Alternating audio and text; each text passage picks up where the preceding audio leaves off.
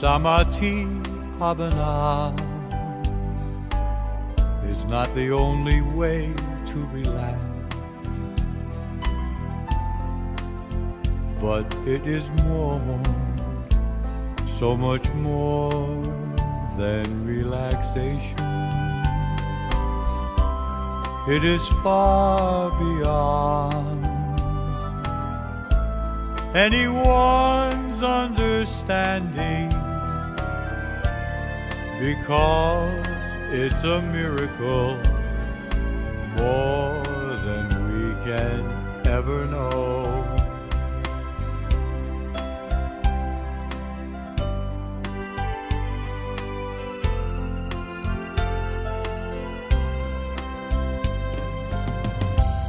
Do you know there is someone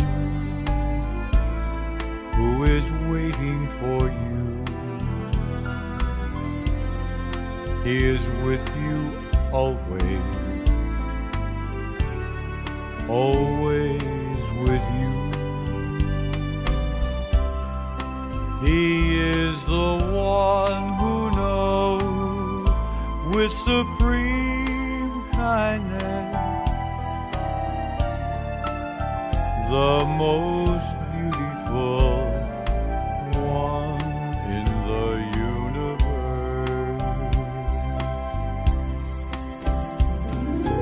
He has the knowledge that you've been searching for, the knowledge to open up your mind to happiness within, the secret of your life that's been hidden for so long. It will be clear when you become one with Him. There is no one can do it for you. Only you can do it for yourself.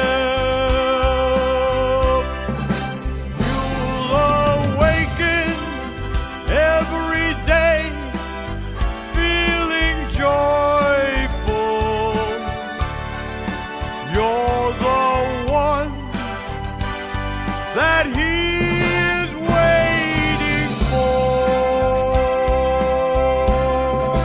You're the one that He is waiting for.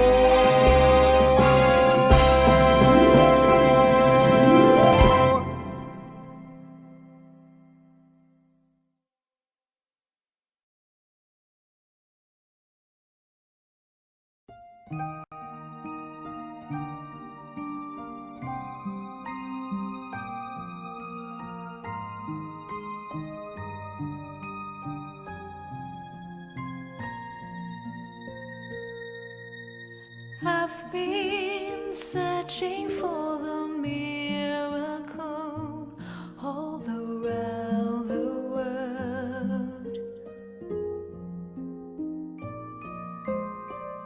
I used to look upon the moonlight and the shining stars as a wonder of miracle. One day I gave up on searching, so I closed my eyes and still my mind. I finally found the greatest miracle inside of me and everyone.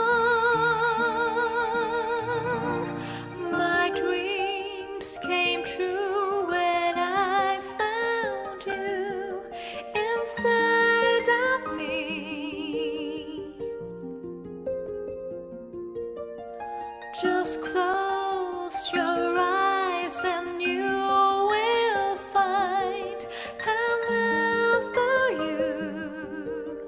shattering inside and shining.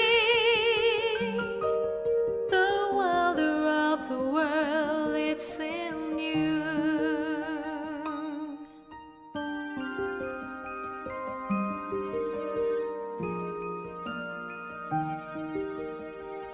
It's in you, it's in you, it's in you.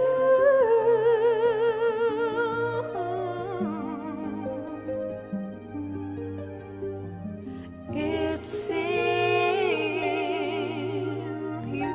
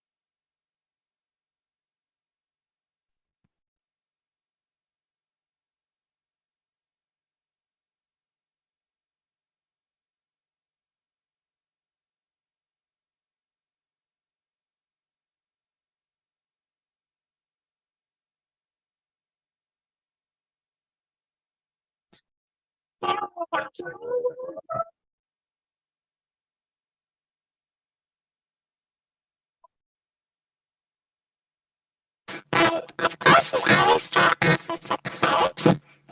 So, at this time, we've been doing this and it's worked really well. So, if I can get some help in terms of just a number from 1 to 200. And then I'll pick the first one that comes up on my screen. Are you okay, Ollie?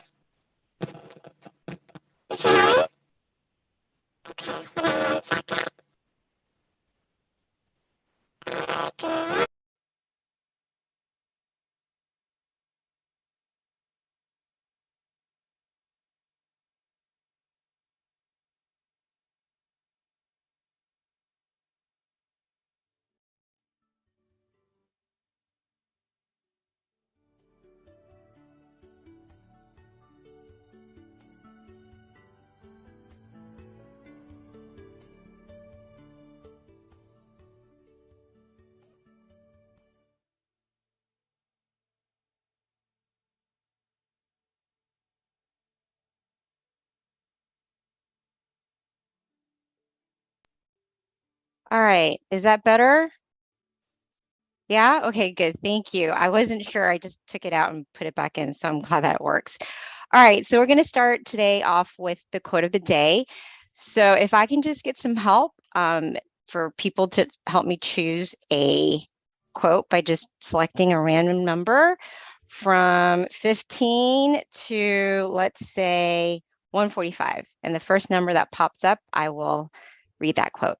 Okay, I see a number 123. Thank you, James. Okay, so let's see, 123, fingers crossed. It goes with today's theme, which is giving thanks or Thanksgiving, essentially. So 123, give me 1 second here to find it. Okay, this is a good one. Centering the mind, which is what we're about to do. So here's the quote. To center the mind means to imagine softly, similar to when you think of things that you love and are familiar with. Imagine easily and comfortably. This is called centering the mind. So hopefully that's going to help us as we begin tonight's session with regards to our meditation. So a couple things, you guys. One of the things that we'd like to ask everyone is if you don't mind to please put on your chat where you're from, because we're trying to kind of find out where our different meditation members are from throughout the country. So if you can just be so kind as to let us know. Another thing is with regards to tonight's session, just a heads up with regards to what we're about to do. First of all, I will give you a little with regards to our teaching monk. After there's going to be a wisdom talk, followed by meditation, and then we'll have a candlelight, which we ask that everyone, if you have a candle, to definitely light it. You can also use your phone as well, and that will kind of help set the pace with regards to our candlelight session, followed by loving kindness, and then a Q&A. All right, so that's going to be our session tonight. A little bit about our teaching monk. This is Monk Jackie joining us today. He's been a monk going on his 9th year. He ordained in 2014 after getting his BBA in international business. And then he found his life purpose, which is to share meditation and to spread inner peace to all. So at this time, without further ado, let me introduce Monk Jackie.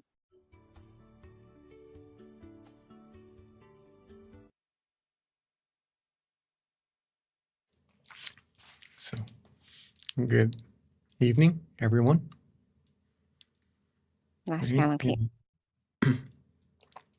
So, good evening, everyone in the US. It's nice to get a chance to come here again to meditate with all of us. Hopefully, you all are staying healthy and staying happy in both your body and your mind. And also, greetings to all of us from all across the world, right, joining. So I'd have to say good morning, good afternoon, and good evening in that sense, right, since everyone's joining here. What we're doing, meditating, is one of the most important things a human could actually do. And I'd like to elaborate on that a little bit more further in our wisdom talk together. But since this month is November, right? It's the month of Thanksgiving, a holiday season that we all love, right? Getting our families together to sit around, enjoy the warmth, the coziness of having our loved ones together, to enjoy the dinner, talk over all the things that we've been through, and just coming together once in a while just to bring that family air, right? That family atmosphere that we all love. And family is a great thing to have. So let's talk a little bit about Thanksgiving and what's it about and what it could be about as well. Okay.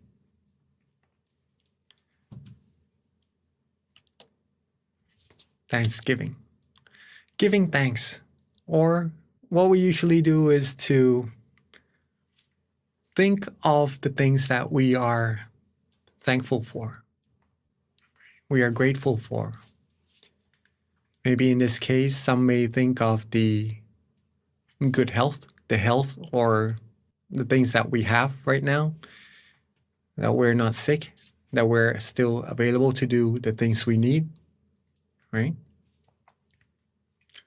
Some may also think about their home, to be thankful to have a place to stay, to be thankful to have the family right here joining together in this wonderful holiday that's coming up soon.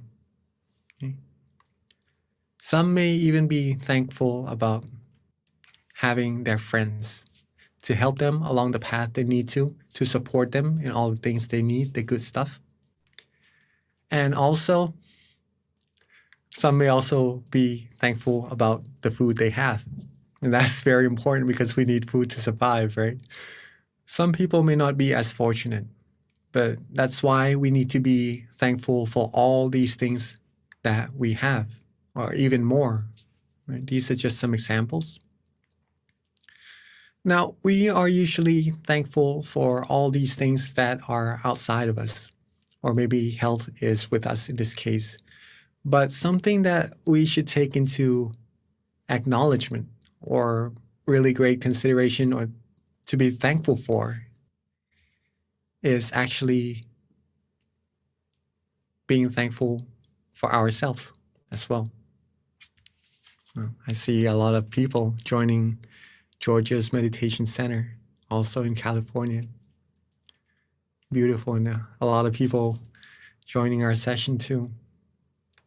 Welcome, all right? So we gotta be thankful for ourselves as well. Why is that? Because it is because that we have this life. We have the time right now, this present moment, that we're able to do good things for ourselves and to do good things for many, many more people around us. We have opportunities to do these good deeds. We have the ability to do these good things, right? All because we are present right here. We have life, right? And we should be grateful for this as well, other than the things we are already grateful for. And just to explain a little bit further about why is this life so important, okay? Being grateful for ourselves. With our life, we could help others, right? But first, we need to be able to help ourselves first, then we could help others. We could also, with this life that we have, we could create wonderful things and give back to this world also. Create very useful things that would help with ourselves and humankind. That's how special human lives are, okay? And we could also give the things that maybe sometimes are precious to us, but by giving, we're giving something valuable. We're giving ourselves first happiness, and we're giving others that happiness as well, and something necessary for them to carry on with what they need to do. And there are many, many more things that we could do with our lives. And humans are very amazing beings. We could put big chunks of metal into a sky and fly it, right? We could put a whole big chunk of metal on water and float it. No other beings in this world could do that. Humans are very, very amazing beings. And the best thing that humans could do, actually, is to take some time and find true happiness inside. Okay, with all the wonderful things that we could do with our lives, this is one of the most important things to do, to find true happiness. We're going to be able to do this by stilling our mind. Practicing to still our mind, we'll be able to find peacefulness first. a sense of relaxation and comfort. Our mind will become purer and purer. Then we will find that true happiness inside. Okay? Some of the things that would help us be able to still our mind is to adjust our body and adjust our mind. This is very, very important if you're seeking to find true happiness. Okay. If you're seeking to find peace or to find purity, to find what is actually important for humans inside of their mind, these two things must be taken into account or acknowledgement very firmly, okay, to adjust the body and the mind.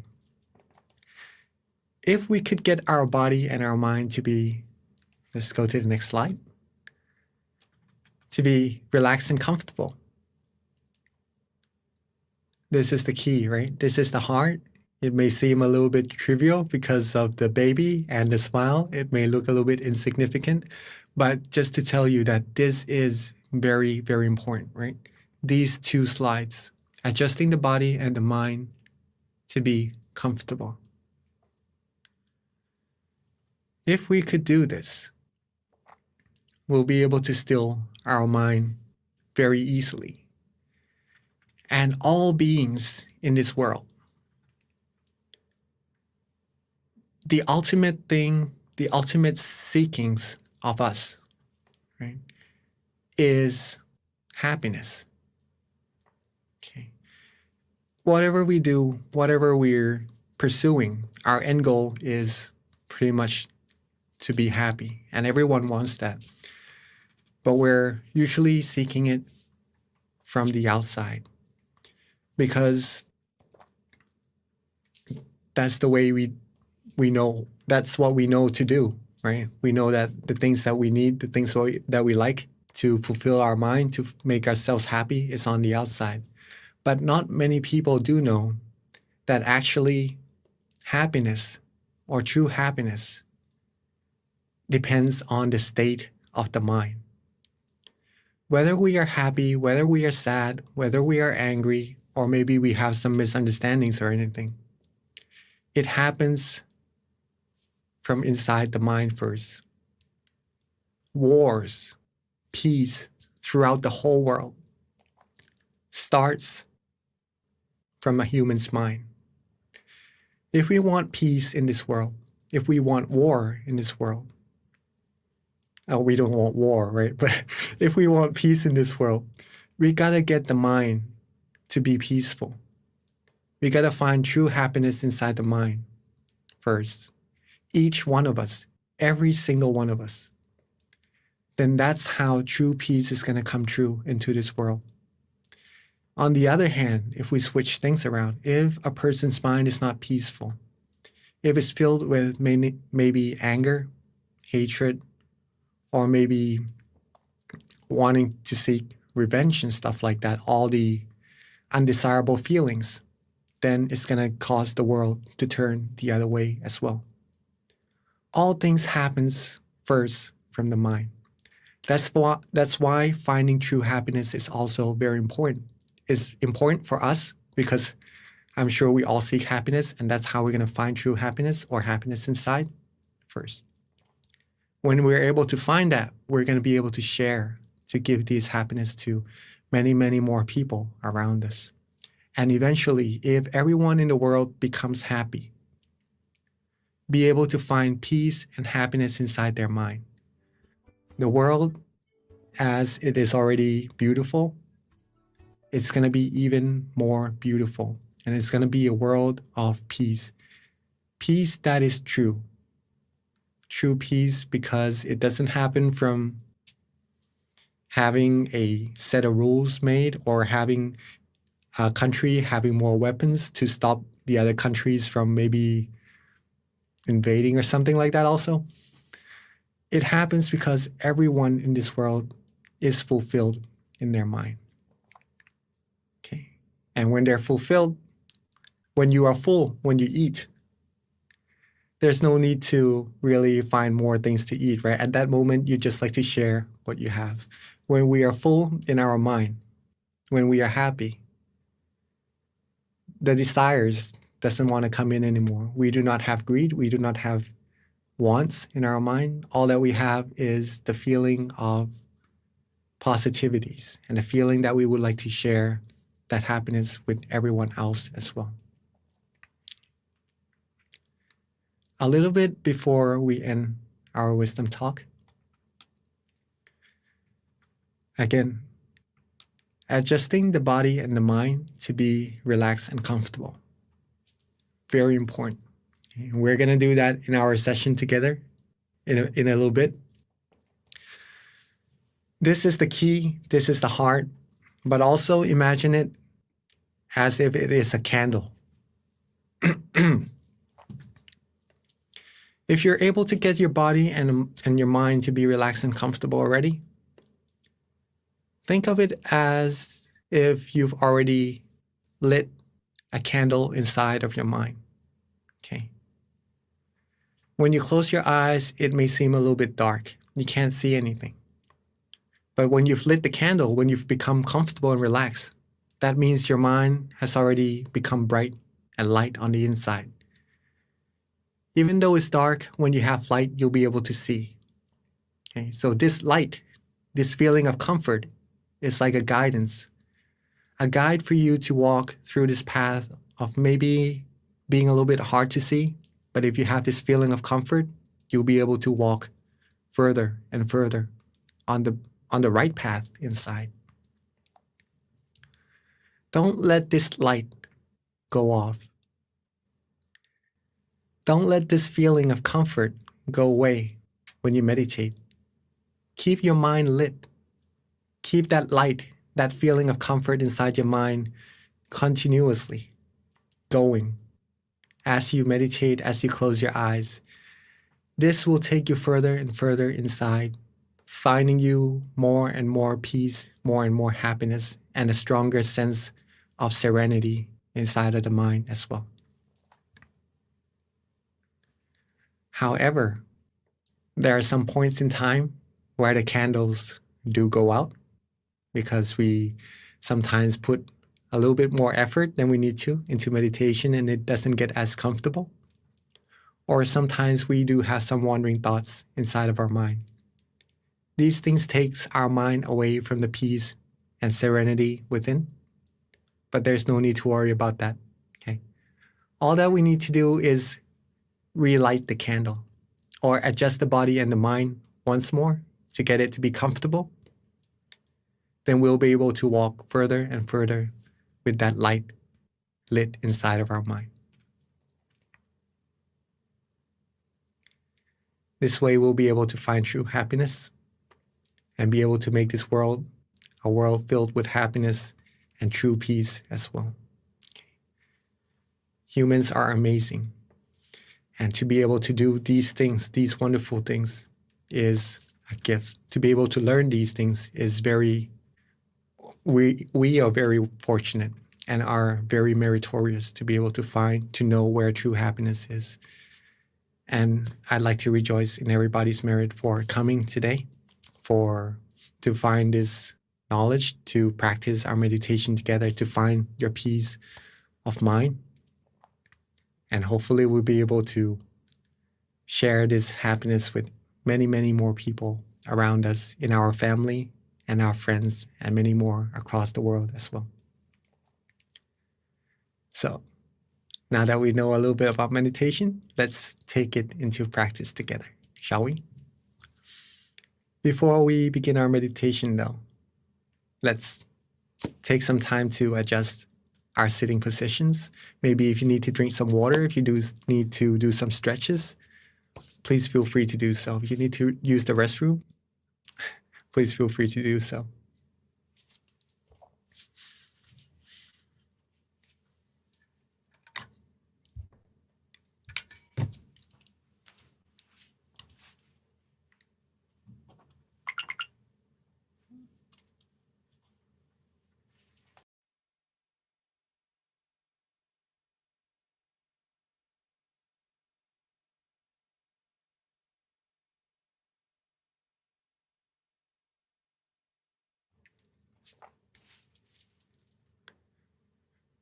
All right.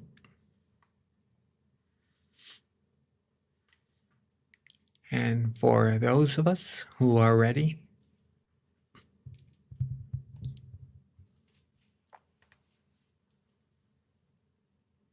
let's begin our meditation together by softly and gently closing our eyes.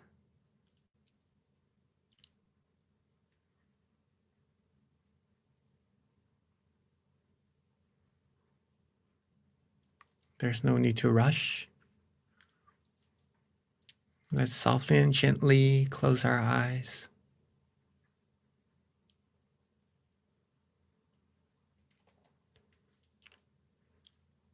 There's no need to close our eyes all the way either. Just enough so that we feel relaxed and comfortable. Leaving our slight room for light to penetrate would also help our eyes relax more. It would help us from putting the extra effort into meditation and to keep our body and mind relaxed and comfortable longer, more proficient as well. So this first step is very, very important. Make sure we close our eyes relaxingly and comfortably, the way we like it and the way we enjoy.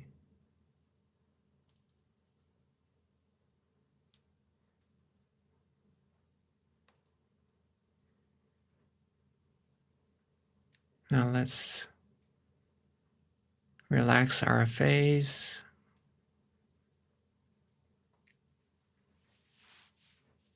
Relax our ears, our cheeks, our chin.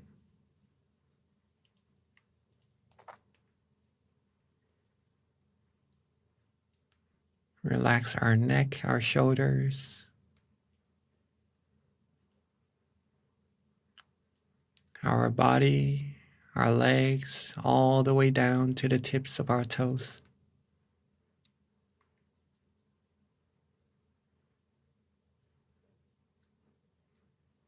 Make sure every part of our body is relaxed and comfortable.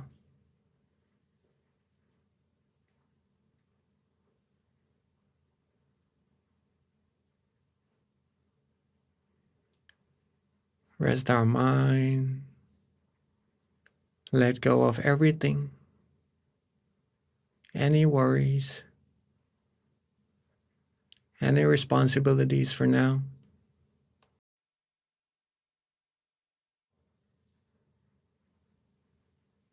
It is a time for us to rest.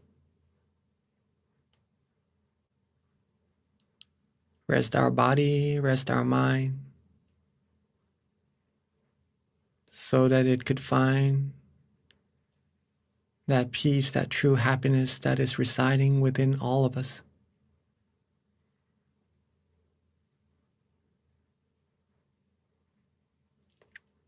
If you are starting to feel relaxed and comfortable, that is a very good indication that you are meditating correctly. And at this moment, your candle inside, the light inside of your mind has already been lit. All that we need to do now is just to relax and just keep this feeling going. Keep on relaxing and don't worry at all about anything.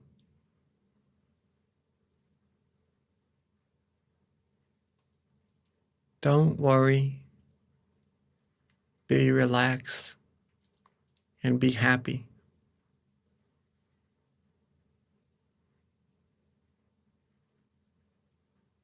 Step by step, little by little, we accumulate more of these feelings.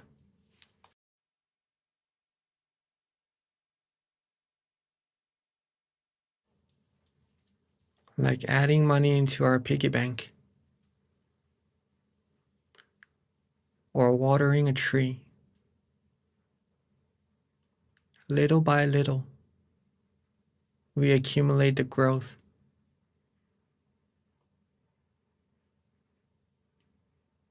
And as soon as we know, as soon as we realize our piggy bank or our tree has already been filled or grown to become big and prosperous,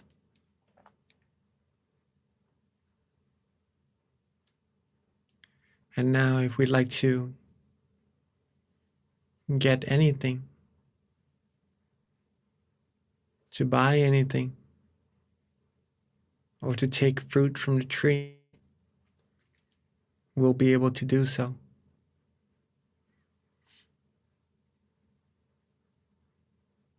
All starts by just relaxing our body and relaxing our mind.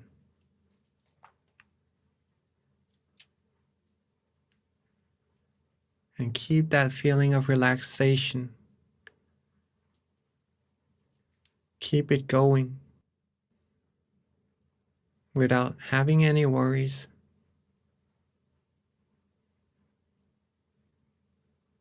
Enjoying the moment. Enjoying the present. Enjoying that feeling of brightness shining from within.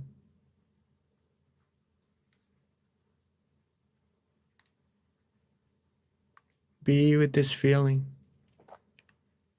It is the most important feeling in this world.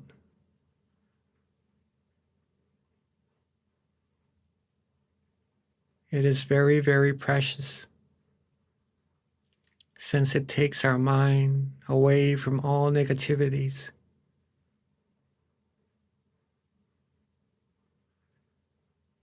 It purifies our mind. It cleanses our mind, and it brings towards us a lot more positivities from the things that we have around us.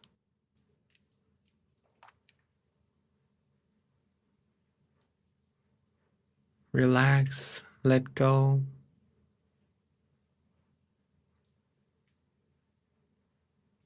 Let the positive energy flow within our mind.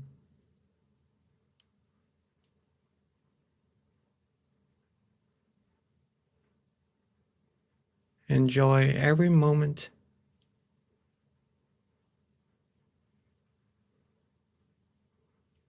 If you're feeling good, if you're feeling right, you feel that you enjoy this feeling of relaxation that you are having right now. And that shows that you are practicing correctly.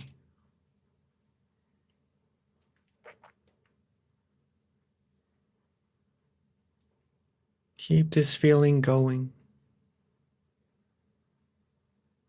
And that's all that we need to do. It is like riding a train to a destination where the road is to be relaxed and comfortable. And whether the train reaches the destination or not, when we sit on it, we do not really think too much about it.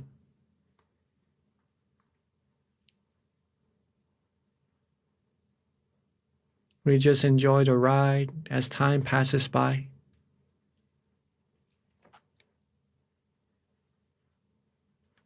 If we're able to do that same thing with our meditation, we just enjoy that ride, enjoy that feeling of comfort inside.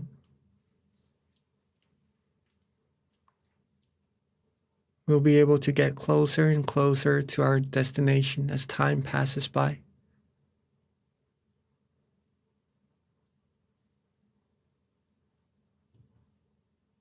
if we do not care much about what goes on inside our meditation,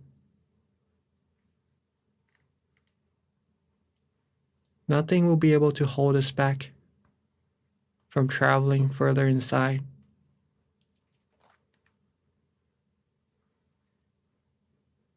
We'll be able to reach our destination easier and quicker.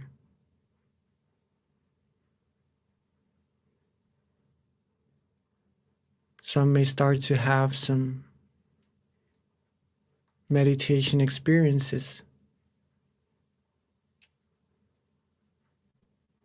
as they're able to be relaxed and comfortable for a longer while.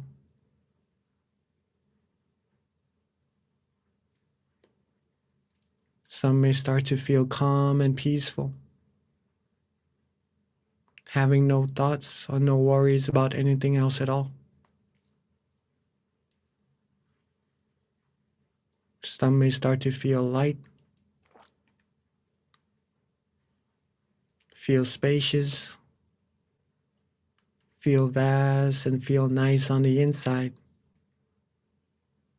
almost as if they're floating in space, or their body has become one with the air, the atmosphere around them.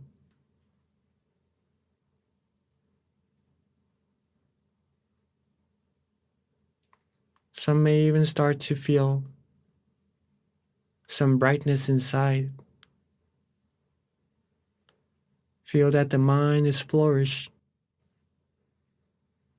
The mind is expanding. It's becoming brighter and brighter, pure and pure inside.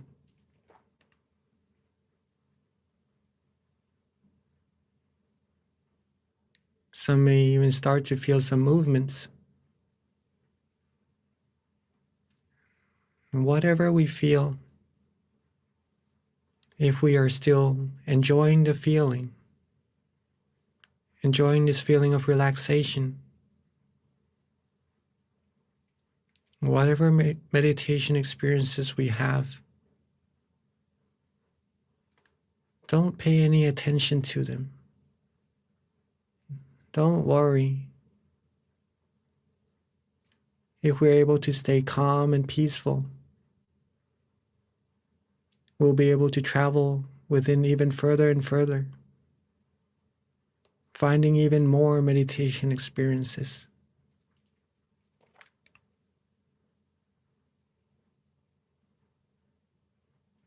If our mind is not attached to anything, nothing will be able to hold it back from reaching deeper and deeper peace.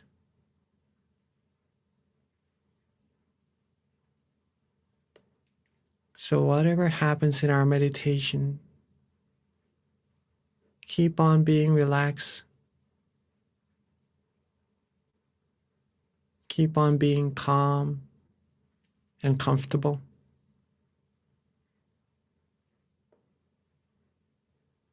Be neutral with whatever happens, almost as if nothing special is happening inside.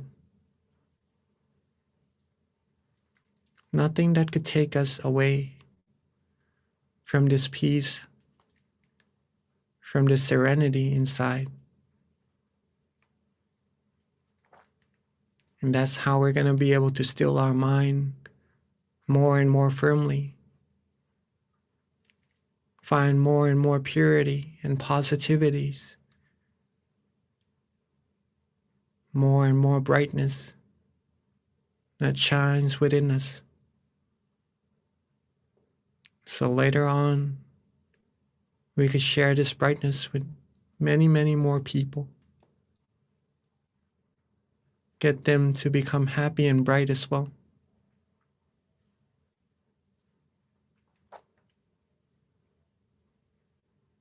As we are traveling, as we are relaxing, as we are enjoying this feeling, of peacefulness. At any moment, if you'd like to, use an object of visualization, such as the moon, the star, or even a crystal sphere. Please feel free to do so. But to make sure that the visualization goes along with that feeling of comfort that you had earlier, so that it takes the mind further deeper within and helps the mind be even more free from wandering thoughts.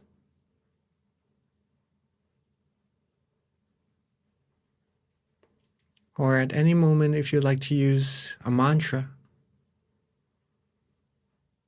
to also help the mind travel further with relaxation and comfort,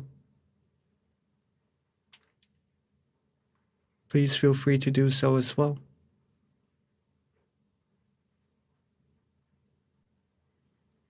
Or if you'd like to just let go and don't worry about anything, be relaxed in body and mind and not use any visualization or mantra,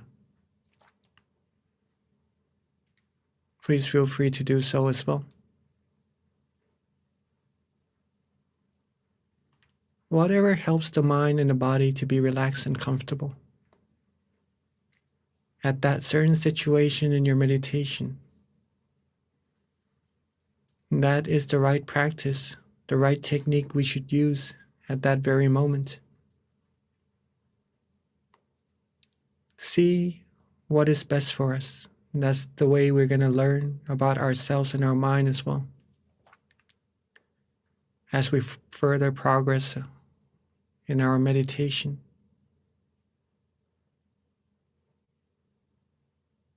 But the heart, the very essence of meditation is still to be relaxed and comfortable in body and mind.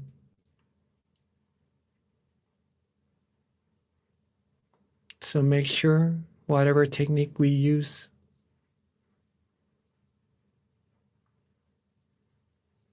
to never lose this feeling.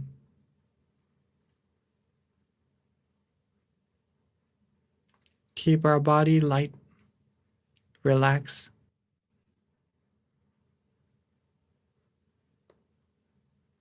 Keep our mind calm and comfortable. Let go of all worries.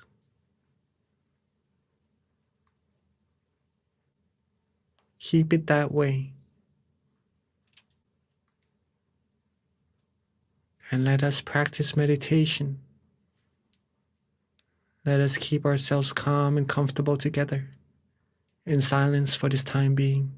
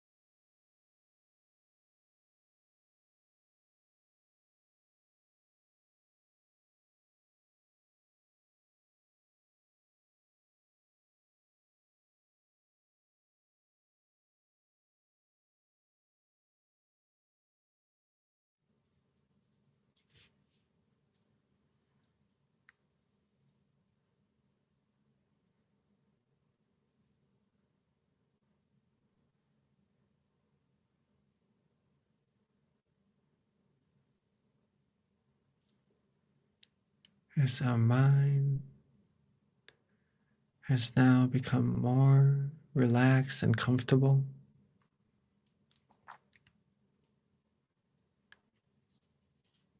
As our mind has now become cleaner and pure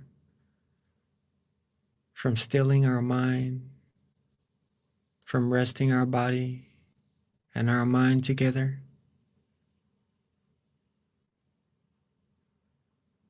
Let's take a glance at ourselves to see if we are still relaxed and comfortable or not.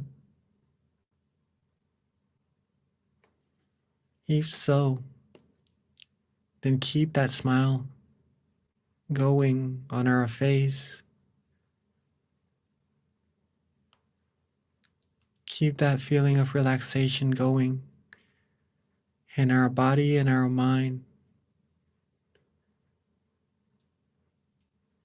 Keep that feeling of expansion or the movement inside of our mind going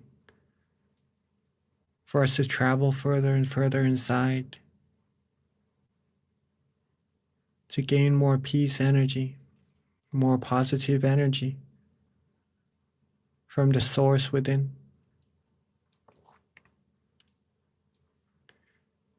And now that our mind has become brighter, become lighter and pure, let's bring that brightness, bring that purity outwards to our world by together lighting our candles that are beside us or in front of us to have it symbolize that brightness, that purity inside of our mind, and to help this world shine brighter and become closer to a world of peace, the world that everyone has true peace inside of their mind. So I'd like to invite all of us, while being relaxed and comfortable, let's light our candles together.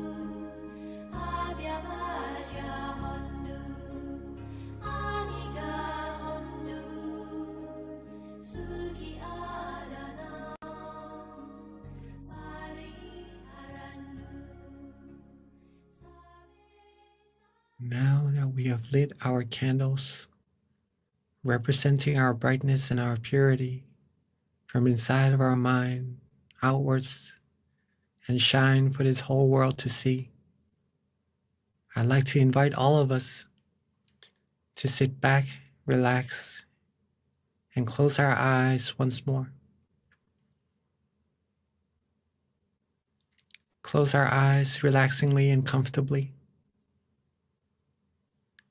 and reconnect back to that feeling of comfort and purity inside of our mind. Imagine that candle that we've just lit,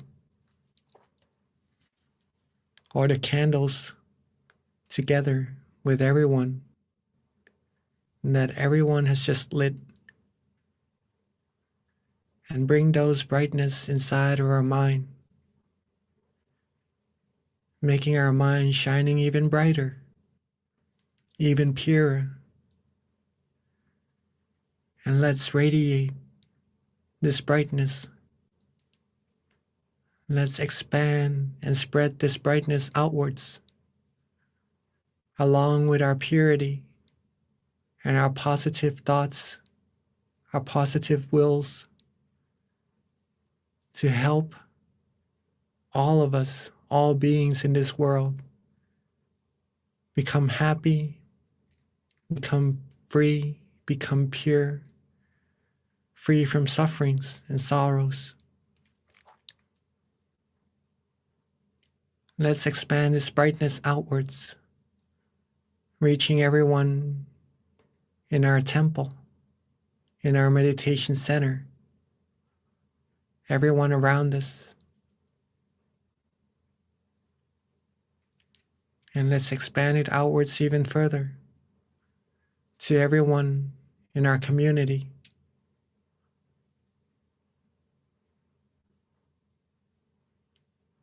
And relaxingly expand our brightness outwards even further to everyone in our city. And expand it outwards further and further until reaching everyone in this country, till eventually our brightness covers this whole world.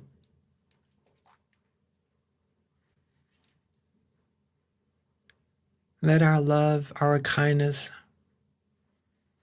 our good wills, our positive wishes cover up this whole world, cleansing everything, all negativities in its path, making this world clean, clear, and bright, free from all impurities. Let's share our loving kindness and wish for everyone, all beings, not missing a single soul, to always be happy, be free from harms, from hatred, from anger, from wars, from diseases. Be free from all impurities, all negativities. Be loved, be respected, and be protected. Be healthy, be fulfilled in all their wholesome wishes. May everyone have the smile in their hearts, have purity in their souls, have positivities everywhere they look, all around them. May this whole world be a world of peace, a world of love, a world of true happiness. May everyone be able to find true peace, true happiness easily and quickly. And may all of us, everyone, reach the utmost of happiness, the utmost of purity, as soon as possible. Let's take a few moments to share our loving kindness to everyone across the world.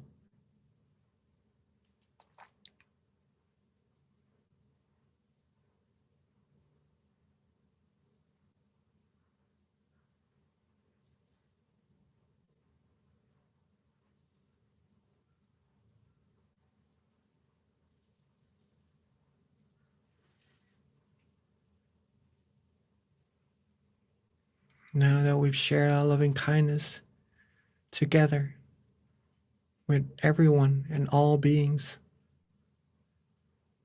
let's softly and gently bring our attention back to ourselves.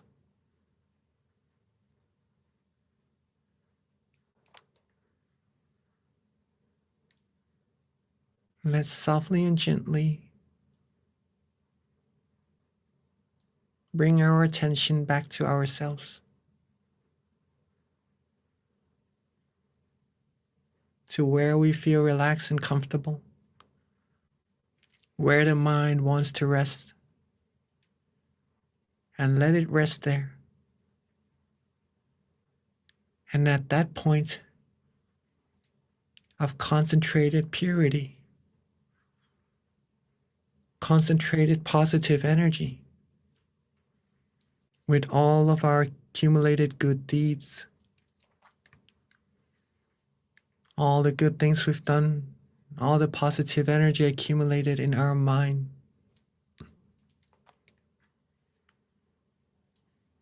let's wish for ourselves to always be happy, always be healthy, wealthy, successful, fulfilled in all our wholesome wishes, free from all harms, dangers, sufferings, negativities, and impurities, free from anyone who would take us onto the path of ruin, surrounded by good, virtuous, wise people that would help support us, help us reach our goal of happiness quicker and sooner, to support us along the road of righteousness always.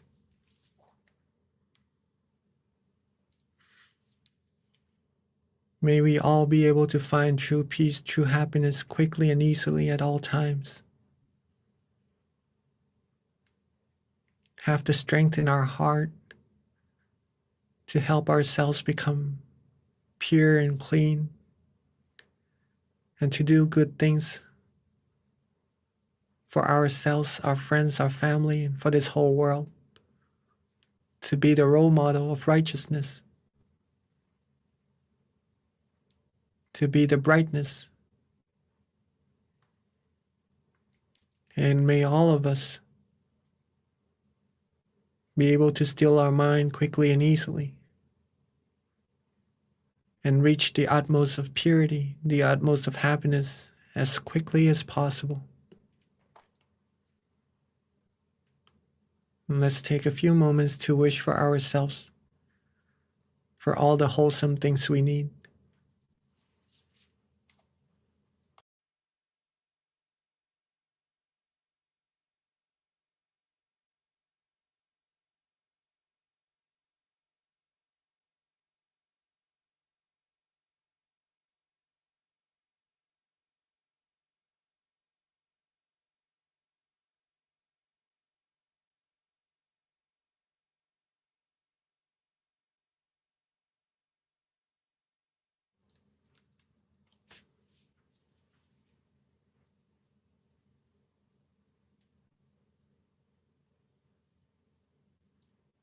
Now that we are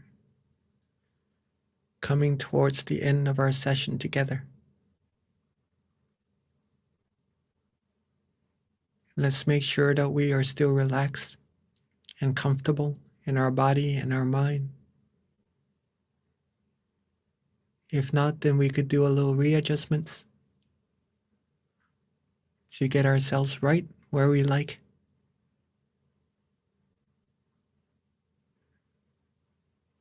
And as we end our session, make sure that we still have this feeling with us. To maintain this feeling as long as possible. And to reconnect back to it as often as possible throughout our days. And if we are ready, let's end our session together. And softly and gently open our eyes.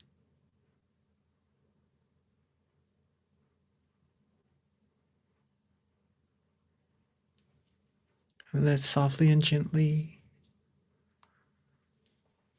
open our eyes.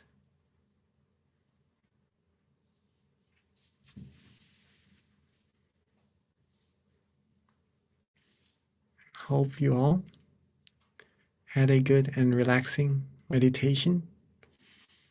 And it's wonderful to get a chance to meditate with all of us. Okay, it's very nice to see all of you. Let me pass the mic back to our wonderful moderator, Miss B.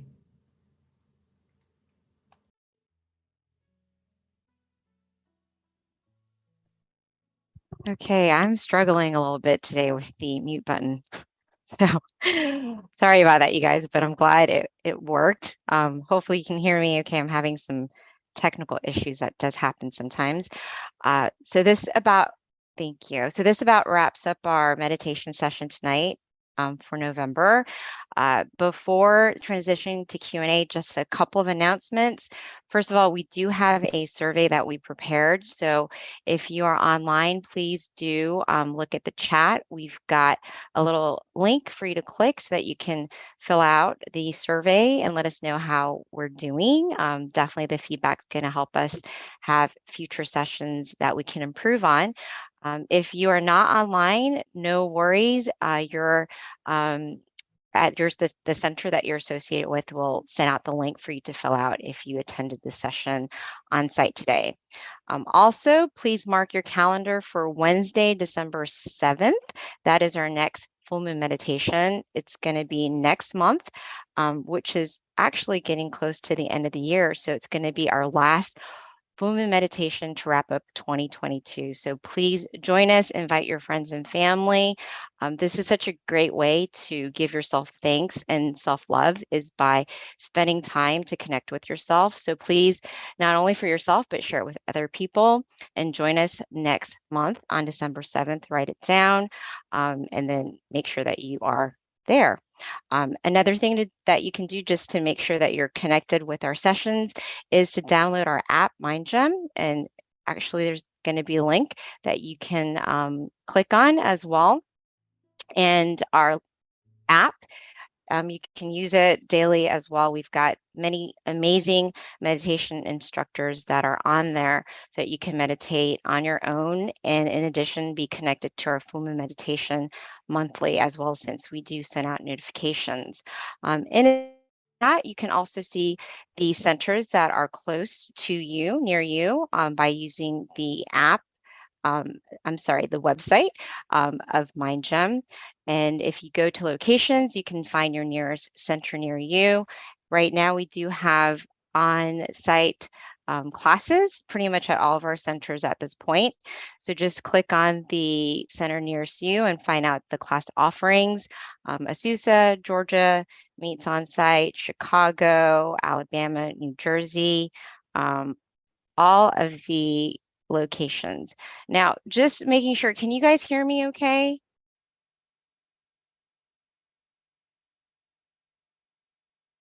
Okay, good. Just wanted to make sure because I can't ever tell. I'm glad that you can hear me because I know I was having problems before. All right, so that about wraps up our meditation session tonight. Now we're transitioning to the Q&A. Do not leave. This is one of my favorite parts because you can learn a lot with regards to just your meditation practice, being inspired by other people, any questions that you might have to be committed to your practice. So this is where we invite Monk Jackie back onto the onto the floor, I guess, onto the portal to ask him any questions that you might have. Again, if you can kind of stick with our theme, which is being thankful, that way we can kind of focus on just ways to better ourselves and stay focused to our theme, which is going to be thankful, which can be very general as well. So at this time, please do follow up with any questions that you might have with regards to meditation, being committed to your practice, or anything that at all that you might want to know. And it doesn't have to be focused on a theme either, so that's totally fine. All right, so Venerable, as we wait for people to trickle in with questions, you know, I know the theme is being thankful, and I think something that a lot of people overlook is themselves, you know, and you had touched on this earlier before beginning our session, is being thankful for yourself. But my question to you, just to kind of start things off, is what are ways that you feel that everybody can be thankful for themselves and give yourself self-love? Because I think it's such a topic that is very common, but people don't always know how to take care of themselves. Hmm. Some of the ways, thanks for the question. And I see that a lot of us are being thankful and just sharing their thanks in the chat box right now. So thank you for that also. Some of the ways that we could be thankful for ourselves is that what I've actually mentioned in the wisdom talk earlier in the session, right, is to be thankful for the opportunities we have at this present moment, right? It's because that we have our lives right now, we have our hands, we have our legs, we could do things with these useful tools, right? We could do great things to others, give help, give necessities, or pretty much invent things, create things that are useful for ourselves or to many, many more people in this world. We have the opportunity right now to do so. And we also have the ability to do so, since humans are very, very capable beings, right? We could do wondrous things. Our master nun, said that humans are amazing beings because they're able to put huge chunks of metal onto the ocean and actually float the metal, right? Some of the things that fascinates me is pretty much putting metal in the sky, making airplanes, and creating all wonderful things for humankind's sake, right? For everyone to live easier, live more happily. All these things shows how very capable humans are, and that we could, if we wanted world peace, we are capable of doing so as well. So these are the opportunities we have, the abilities we have to do so. It's the matter of if we're going to be doing it or not. So to appreciate our lives, to be thankful for what we have, we could use these opportunities, these abilities to do so, to create world peace, to create peace for ourselves first, and for everyone in our family, and then later on to the world. These are some of the ideas that we could do so, could take into account or take into practice if you like to, or if you have some even greater ideas, then please feel free to elaborate on it or maybe to take it into practice as well. Yeah, Venerable. So you do have a lot of people definitely commenting and giving thanks for the session in general. So, you know, there are a lot of thankful people. So with regards to just being thankful in general, Venerable, like what about people who have just a little bit more darkness in their mind? Because, you know, realistically, there are so many different people going through different things, and sometimes it is hard to appreciate that you've got the human form, that you have like everything, because no matter what, it's so easy to kind of compare yourself to other people and then feel like, oh, you know, they seem so much happier than me or whatever.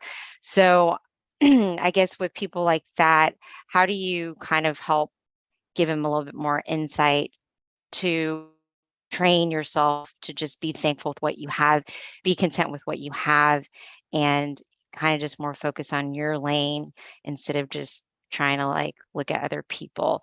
It's always easier, I think, said than done. I do think it's training your mind as well, but it's not always easy to do that either. Mm. These things do take understandings and the openness of the mind also. The person has to be willing to take into their acknowledgement some of the knowledge that we have to be able to clear all these negativities inside of the mind. If the mind is shut from these things, then it is hard to reach in and help to take all these negativities out. So these are where friends, good friends, come into play very crucially, right? Sometimes it is hard. For myself, it took my very virtuous friend, actually, she's my mom, right? Took her over 20 years to be able to open up my mind towards this path of righteousness to clear the negativities out of my mind. And I know it's very difficult, but we can't avoid it, right? It takes friends, it takes virtuous friends, the people who know what to do to clear out the negativities in the mind to help those who aren't yet able to do so. Okay. So first thing first, a friend, a very virtuous friend, as we all could be, as we all are, is very crucial to help out with these people who still has negativities in their mind. If they do wish to take out the negativities, then you could then help them understand that the negativities in the mind comes from basically one thing, which is desire, right? Yes. So if we have this desire, if we're able to get rid of the desire, we're going to be able to get rid of the negativities inside the mind as well.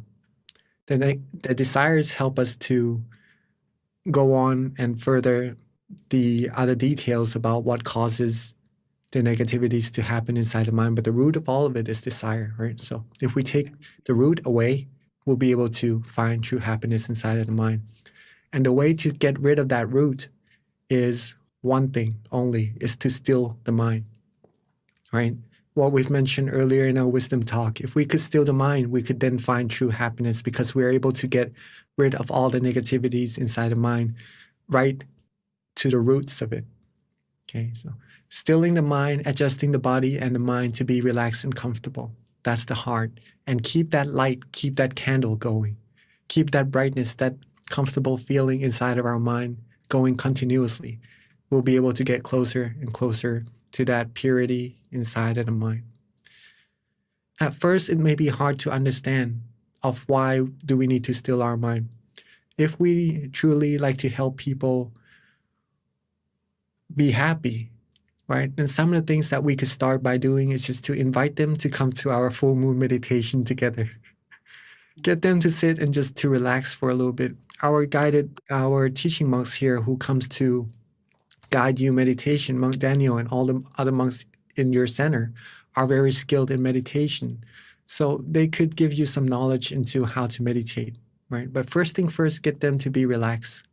And when they're relaxed, when they're able to find peace inside their mind, who knows, they might be able to find even more than just peace inside their mind once their mind becomes still.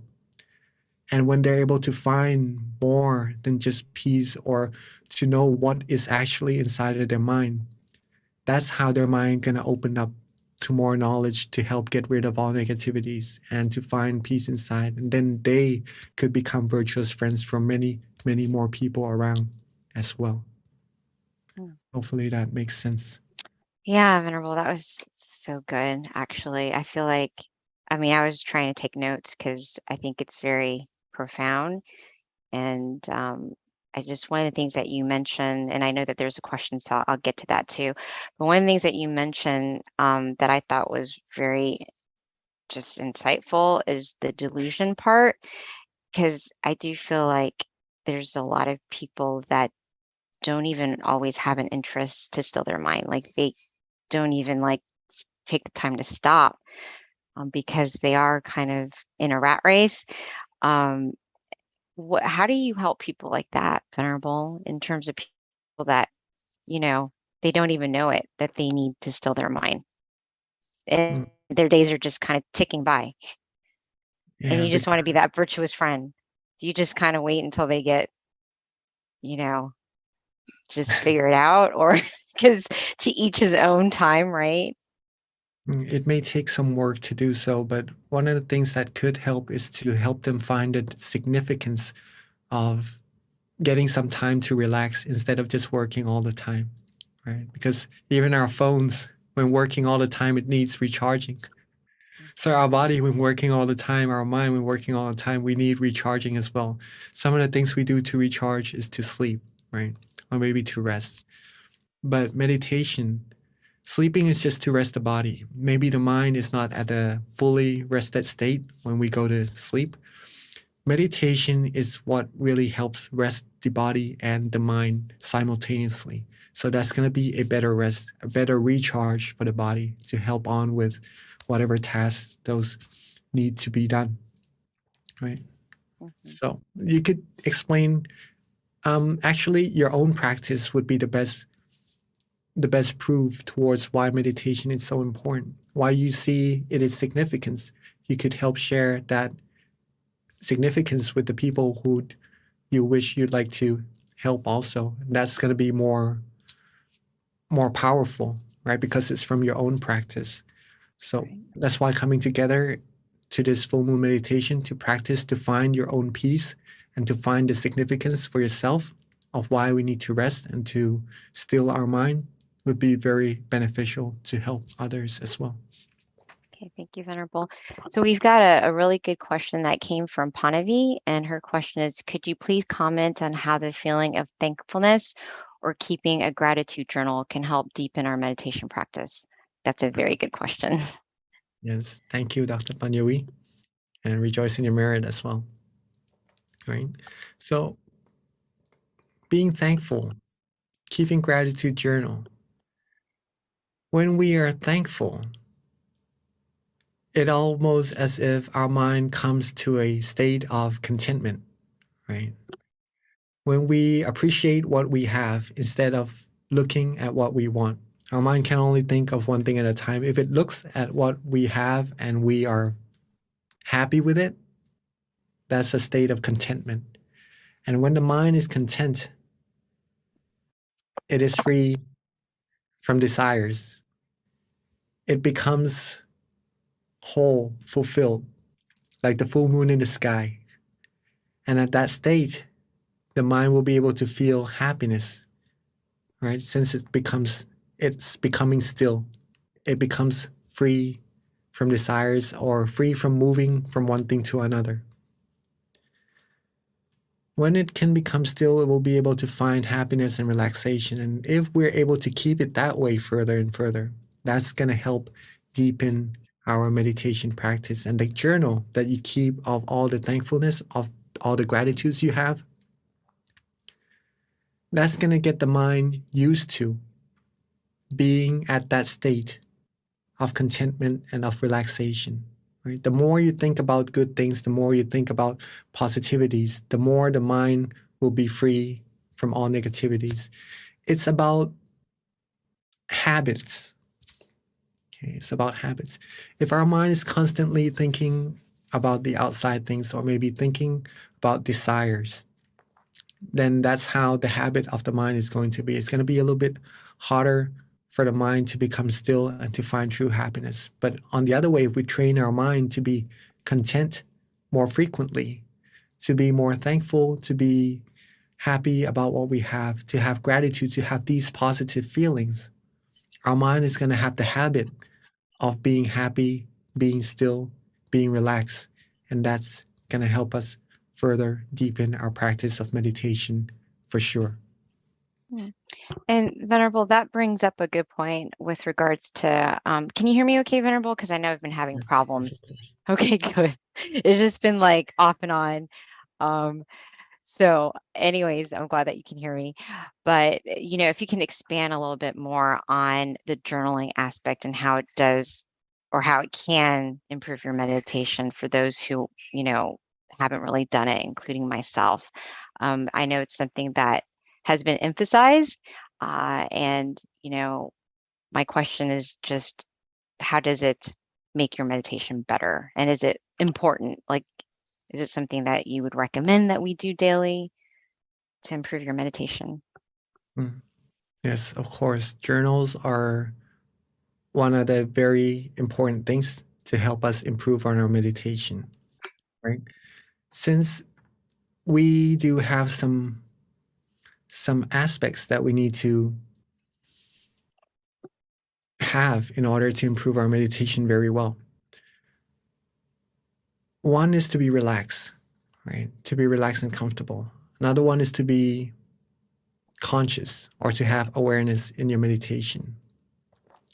Now we have these two things already, and we have consistency to keep this feeling of relaxation going with awareness together. Then that's how we're going to be able to improve our meditation. Okay. Improving the meditation, meaning increasing the refinement of the mind. The only way that the mind is going to be refined is that the mind is happy and relaxed and content. Okay, just the first three things first. The last thing involving journaling is to write down your journal is because it helps us to observe our meditation of what we do in our day that benefits our meditation, that gives us happiness. In this case, maybe Dr. Panjavi says to write a journal of gratitude. That's going to help the mind think of all the positive things, right? And when the mind becomes happy, relaxed, and positive, that's going to increase the refinement of the mind. That could help also. Some of the other things that could help is that you write down what you did that was good for your meditation. Observe yourself. And if that thing helps with your meditation, do it more, right? Do more of those things. And some of the things that you do in your meditation that doesn't help, or maybe that worsen the meditation, or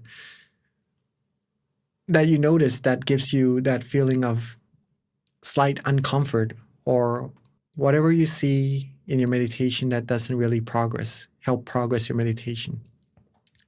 Write these things down as well, right? Do not overlook it, or do not just only write the good things. If you know for yourself what is good for your meditation, what is not, then you'll be able to reduce the things that aren't really benefiting your meditation and only practice more the things that would help improve your meditation. Now, this takes dedication, and it takes a lot of strength in the mind, because sometimes we know some things aren't really good for our meditation, but we still repeat doing it, right? Because it could also be some of the habits that we've accumulated, and it takes a while to change some habits, right? That's normal. That's normal to do so in meditation. It's the process of learning about ourselves, and the journaling, writing down journals will help us to notice ourselves more and to improve ourselves. It's one more step further into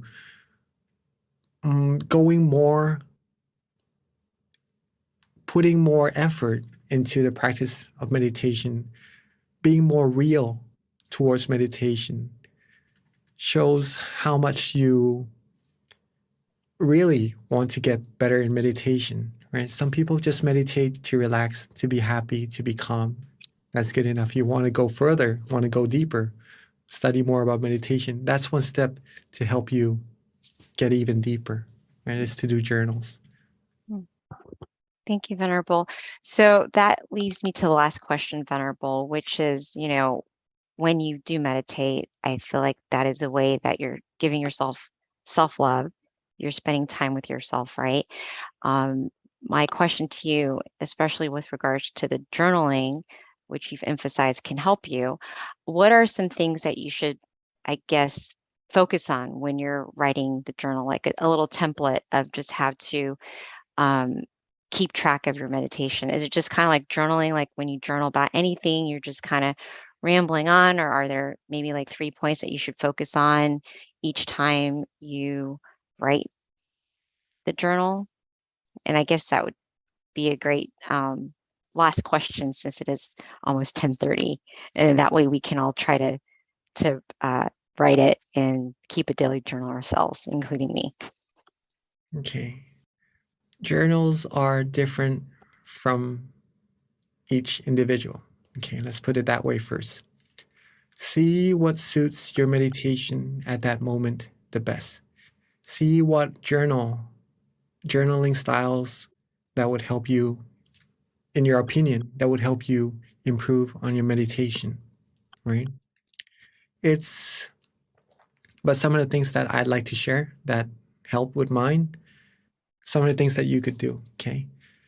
Within a session, maybe an hour session, just to make a timeline and to see how much time we're able to be relaxed and comfortable within that session, and how much time that we have lost to having our mind wander off, or maybe having some tension or some sleepiness in our meditation.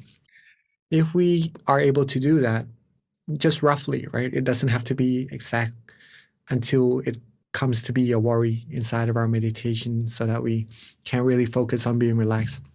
But if we're able to do that roughly, we'll be able to see ourselves of how much time that we're actually refining our mind, or how much time our mind could be still, and how much time we need to improve or lessen the wandering thoughts or the tension inside our meditation. That's one way to write down your journals about. Some of the things that I also do is to write down how many times I'm able to get to the meditation experience inside of my meditation, right? For example, maybe this session, I'm able to go to the meditation experience that is my goal, right? 10 times or 20 times, right? I'll write that down. Or maybe today I have a goal to do it more times. Then I write down the journals that would help me reach my goal, to see where I am and how much I need to do more to reach that goal. That also helps improve the meditation. If we want to go more relaxingly towards journaling, we could simply see in your meditation of what you did. For example, if this time you close down your eyes, you relax and let go.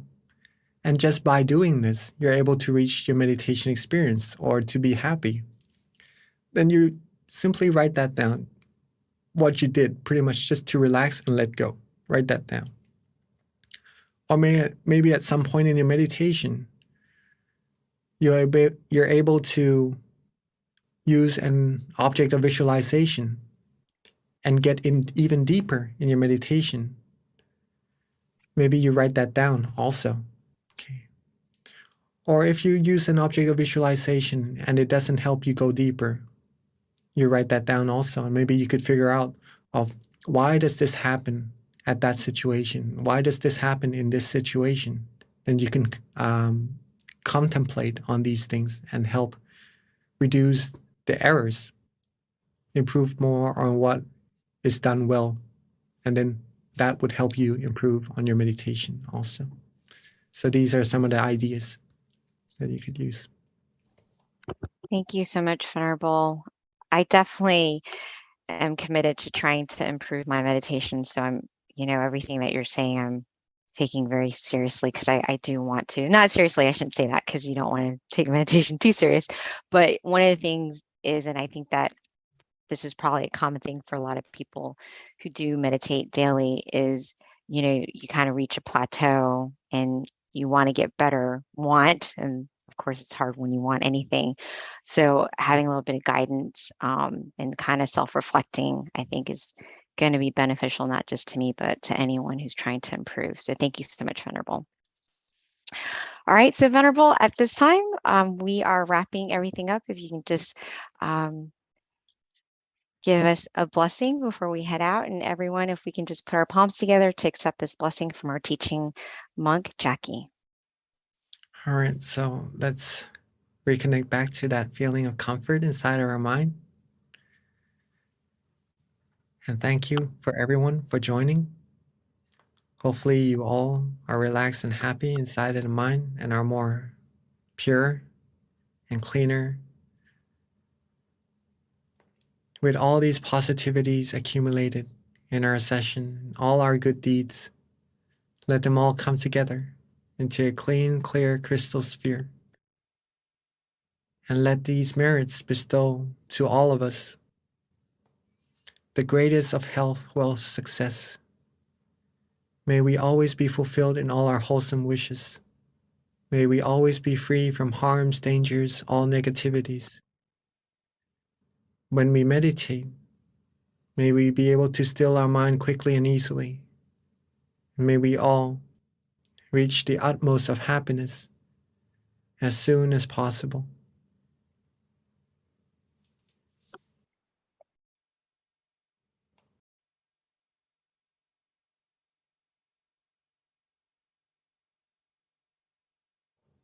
And rejoice in everybody's merit. Thank you again, Monk Jackie, and see you at the beginning of 2023. But for everyone else, don't forget December 7th, Wednesday is our next meditation session. And please don't forget to fill out our survey, which we'll put on the chat one more time so that you can give us some feedback so that we can continue to improve on these sessions, these full moon sessions. Thank you again. And as always, meditate often and meditate well. Bye. See you next month.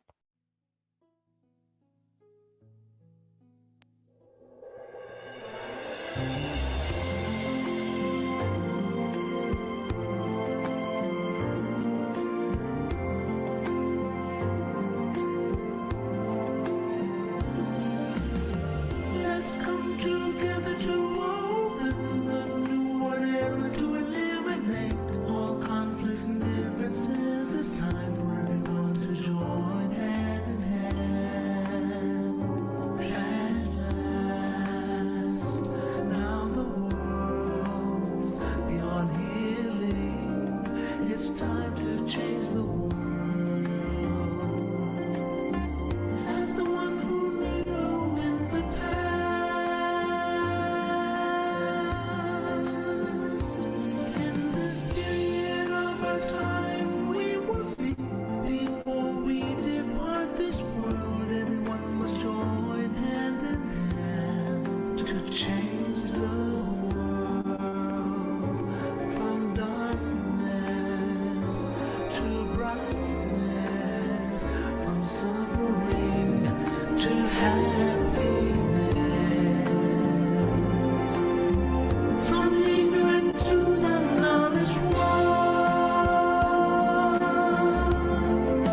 Change the world we have to do an amazing way.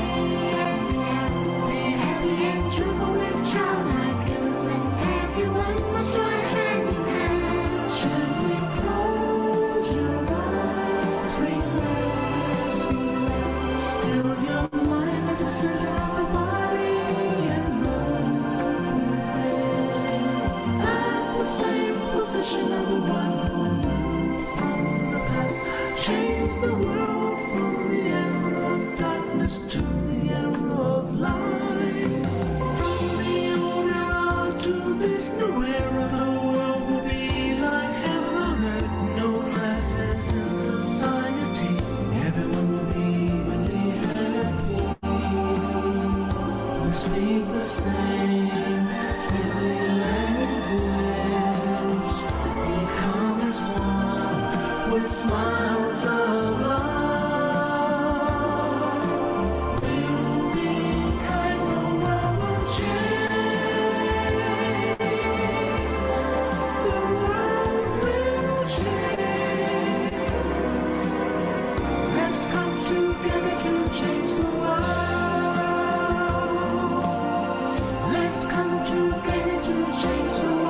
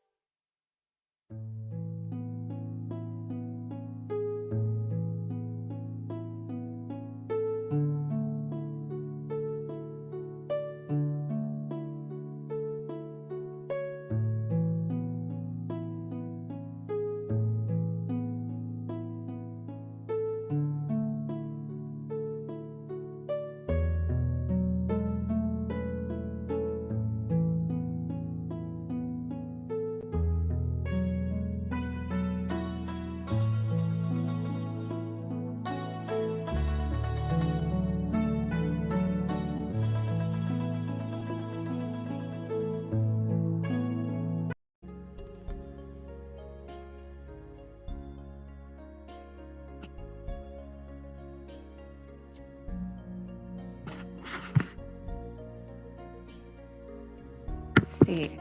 I might wanna.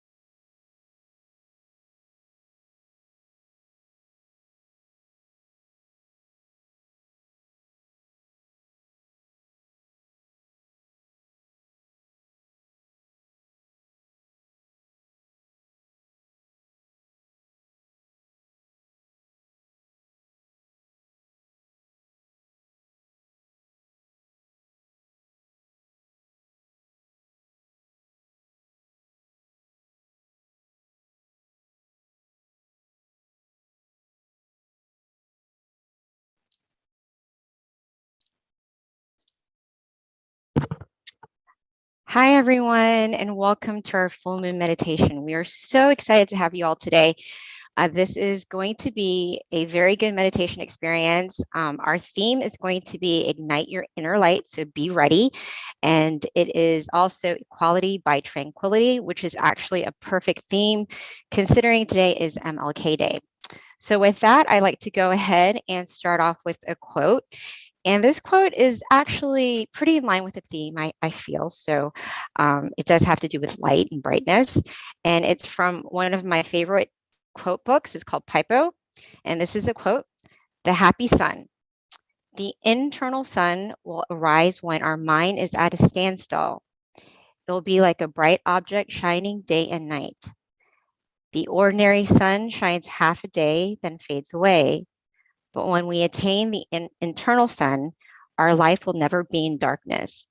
Whatever incident we face, though we cannot change it as we wish, we can overcome it as we connect with the happy sun inside."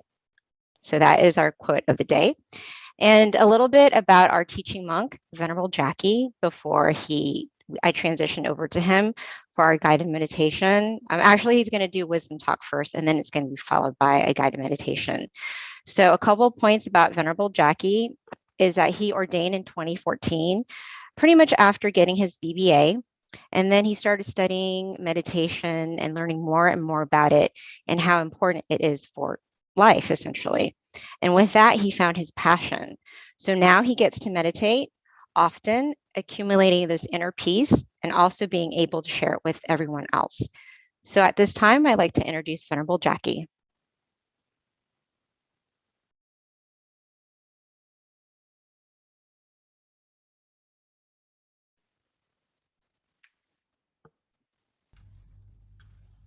Masaka, Pete.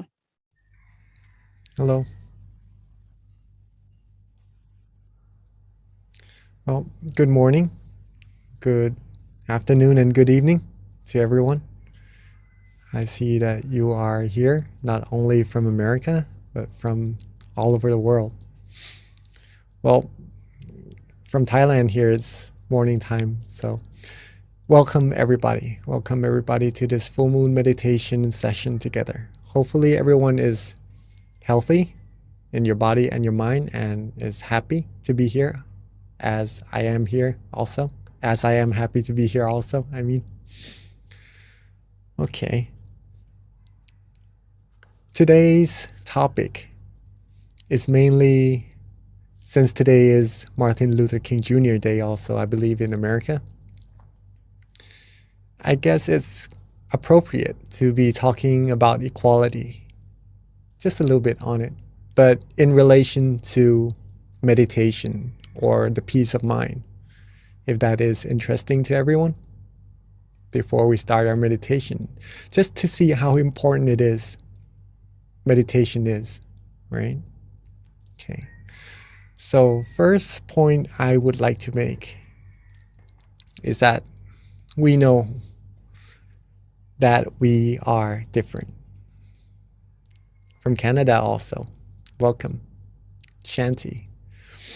We know that we are different, right? We look different. We sometimes speak different languages, right? I speak Thai also as actually my first language. We like different things sometimes. We have different backgrounds. So differences are there. Like, definitely, we can see them. But we do also have similarities, right? We breathe the same air, you know, we are in the same world. We breathe the same air. We have the same sun for light, for brightness. We are under the same moon right now, tonight, right? We all have our own problems as well to deal with in life. Also, as humans, as all beings, we all seek happiness, right? You may see sometimes people might want to suffer or hurt themselves, but it is because they seek happiness for that. In a way. So all in all beings seek happiness. And it is this feeling of happiness, right, that is very important. Very, very important. It is because even though we are different on the outside, right, the feelings we have inside, love, happiness, all the other feelings, are the same. Okay? More or less, they are the same feelings. Different interpretations, yes, for sure, in different languages also, right? But the same thing that we are talking about, universal, is universal. When it comes to happiness, we all know what it is. We all know this feeling. There are two types, though, just to mainly distinguish them. First is the happiness that comes and goes. Okay. This happiness that comes and goes, for example, if someone gets something new, right, from a store, from somewhere, and accidentally it gets broken, we get happiness, yes, from getting the stuff for a while. It stays with us for a while, and then maybe it departs from us, right? If it doesn't get broken anyhow, right? Either us or that source of happiness on the outside, it could be anything, right, will depart from each other sooner or later. And that departing shows that those happiness doesn't really last. Or if you were to rely on these outer objects, other things for happiness, sometimes instead of happiness, once we depart, we'll end up feeling sad. Okay. So this is a form of happiness. Okay. This is a form of happiness. You could say that it's a come and go happiness. Let's put it that way. All right. The second type of happiness is the opposite. How could happiness becomes opposites, right? Well, it's the type of happiness that we could always access at any time at all. It is always there waiting for us. Always waiting, always there waiting for us to grab, right? It doesn't go away. It lasts, right? All we need to do is get to it. And that happiness is inside all of us already.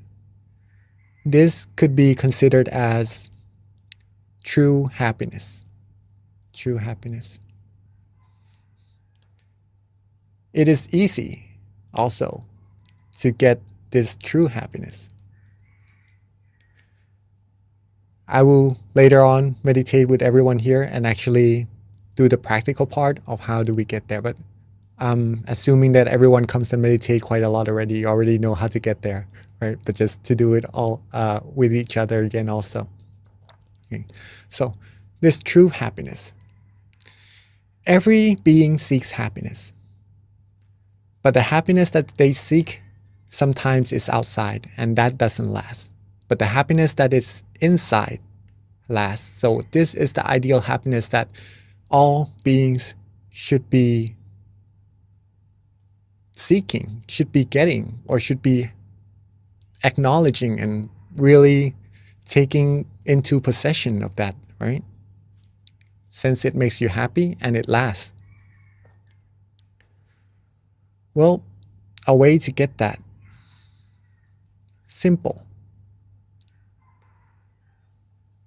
One is to have awareness. Okay? One is to have awareness. Second is to be relaxed, to have relaxation.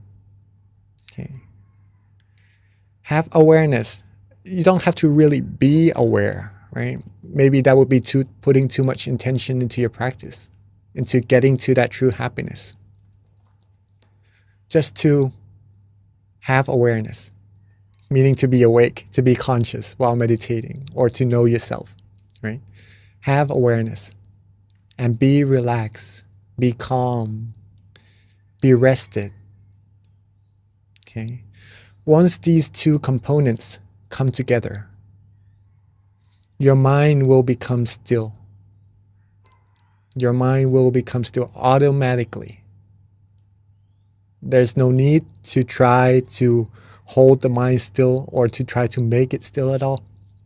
If you are aware and you are relaxed, your mind will automatically become still. And that stillness of the mind is where true happiness will arise. Okay. Right at that moment. Right? Instantly. So if you are relaxed right now, sitting in your chairs, you have awareness, of course. Right? And just enjoying this feeling of relaxation. When you are enjoying it, your mind will become still. Okay. And it keeps getting bigger and bigger.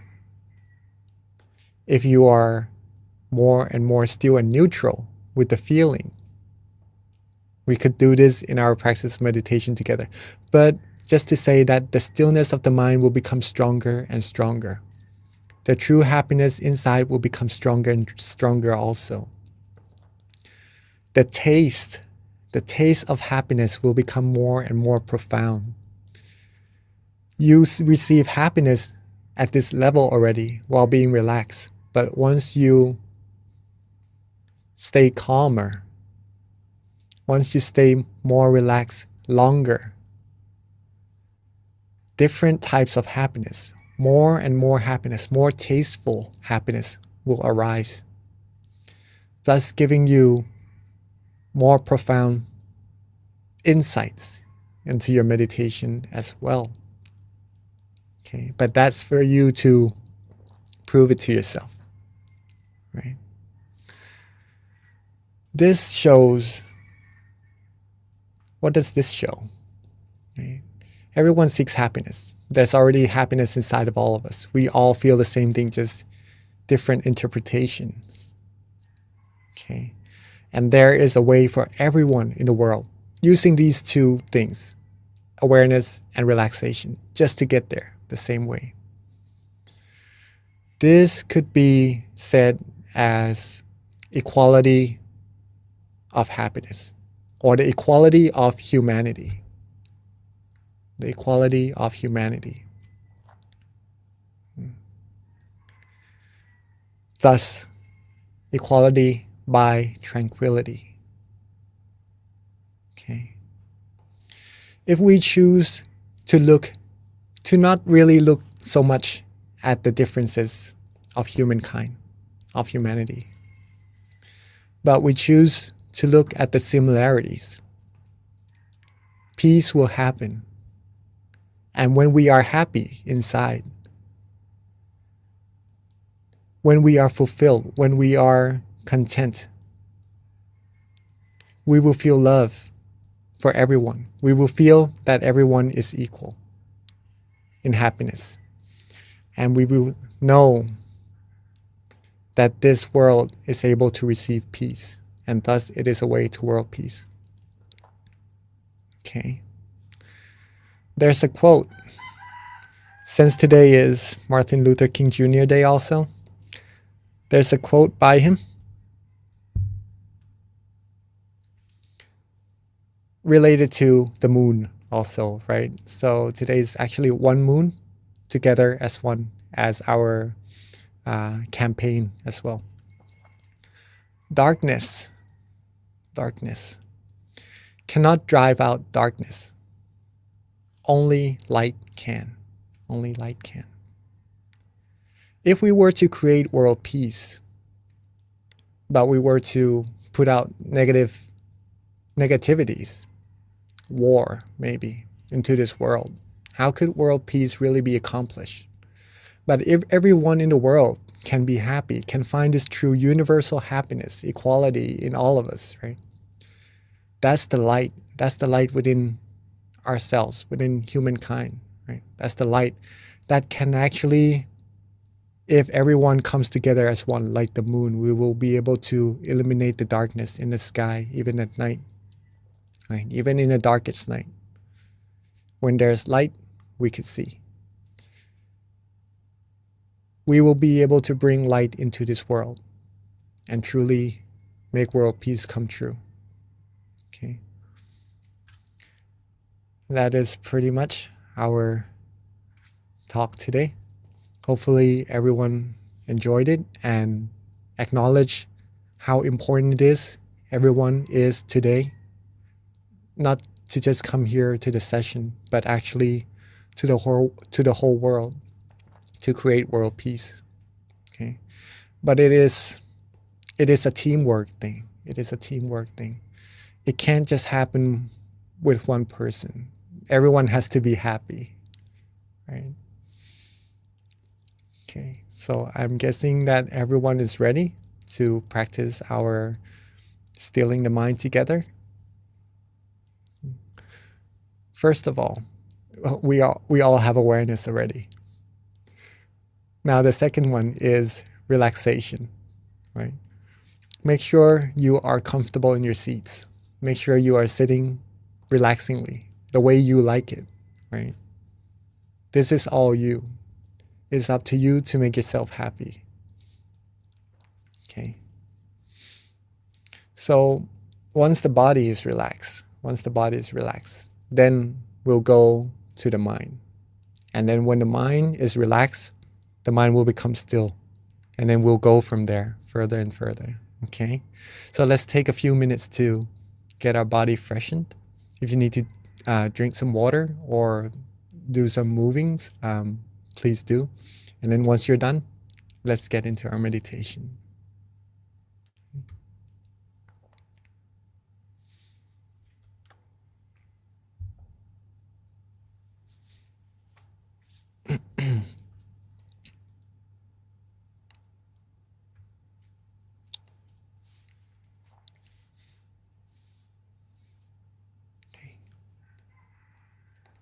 Let's softly and gently close our eyes.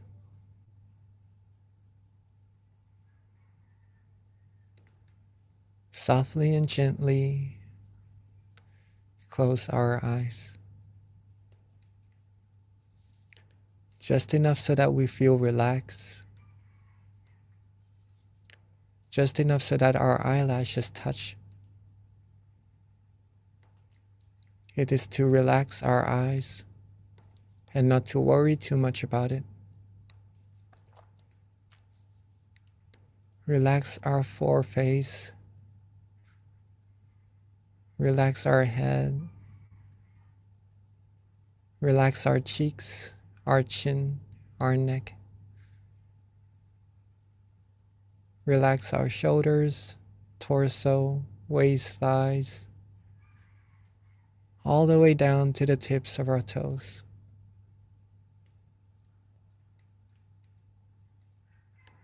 Take our time. There's no need to rush at all in meditation. Relax, rest, be calm, be restful.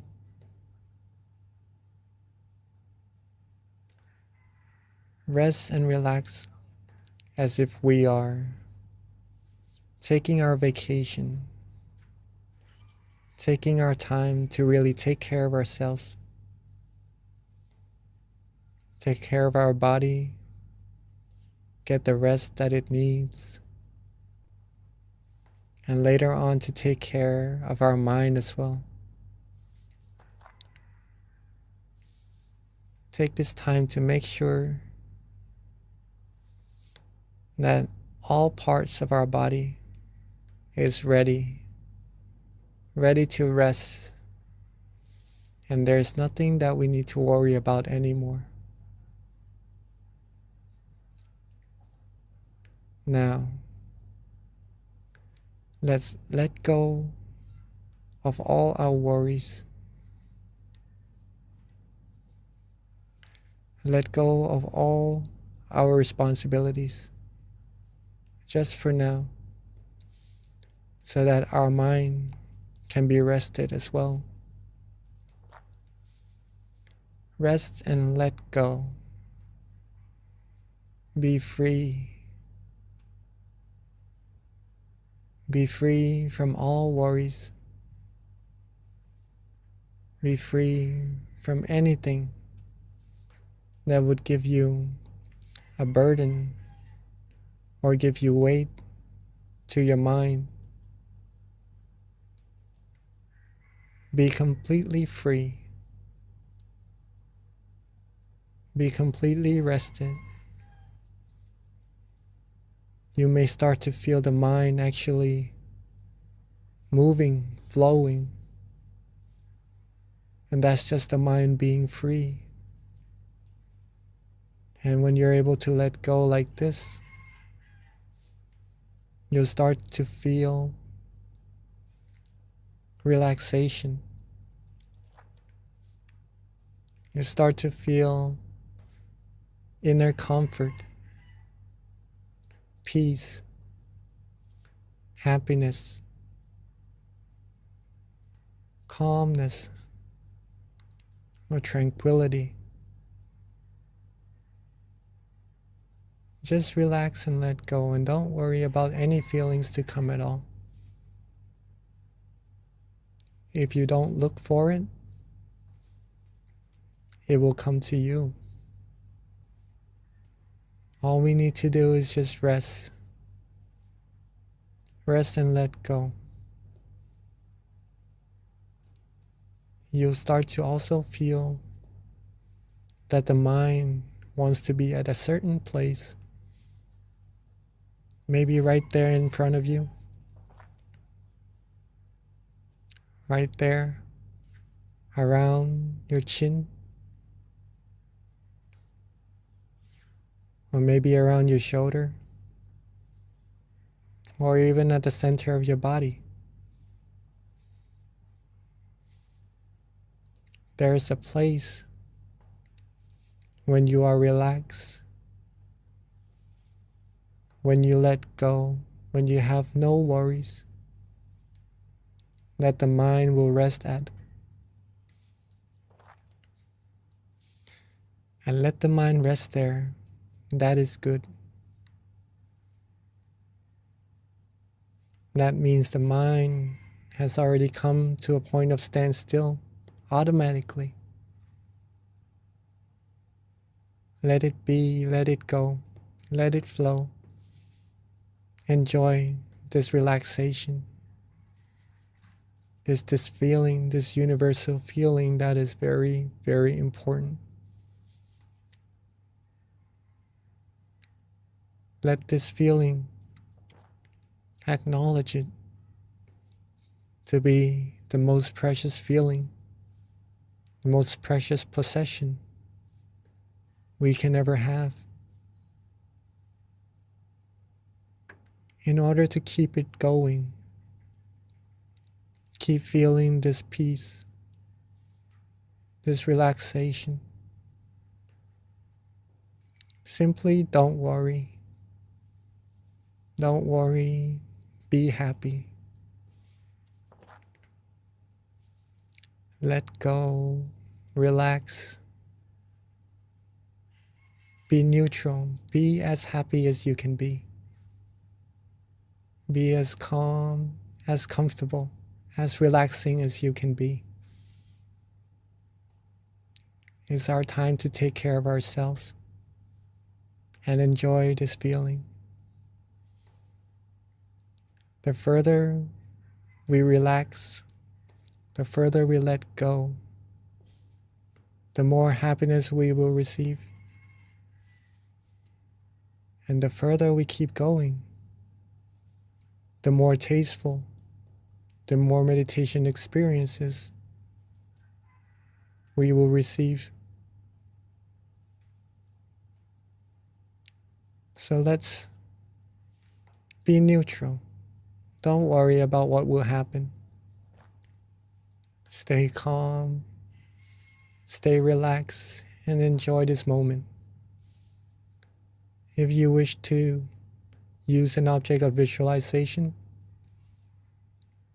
to be a company so that the mind doesn't wander off, then feel free to. If you like to use a mantra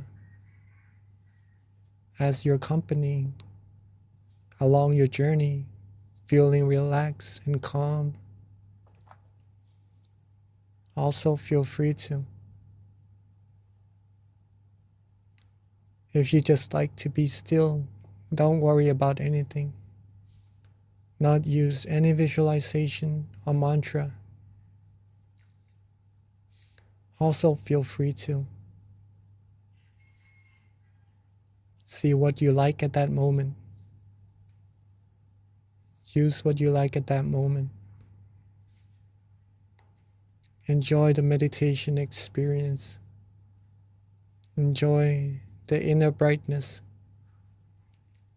Enjoy the flow of true happiness that is being generated from within all of us. Let go. Don't worry. Let the feelings flow. And let's stay still, stay calm. Enjoy this meditation together in silence for this time being.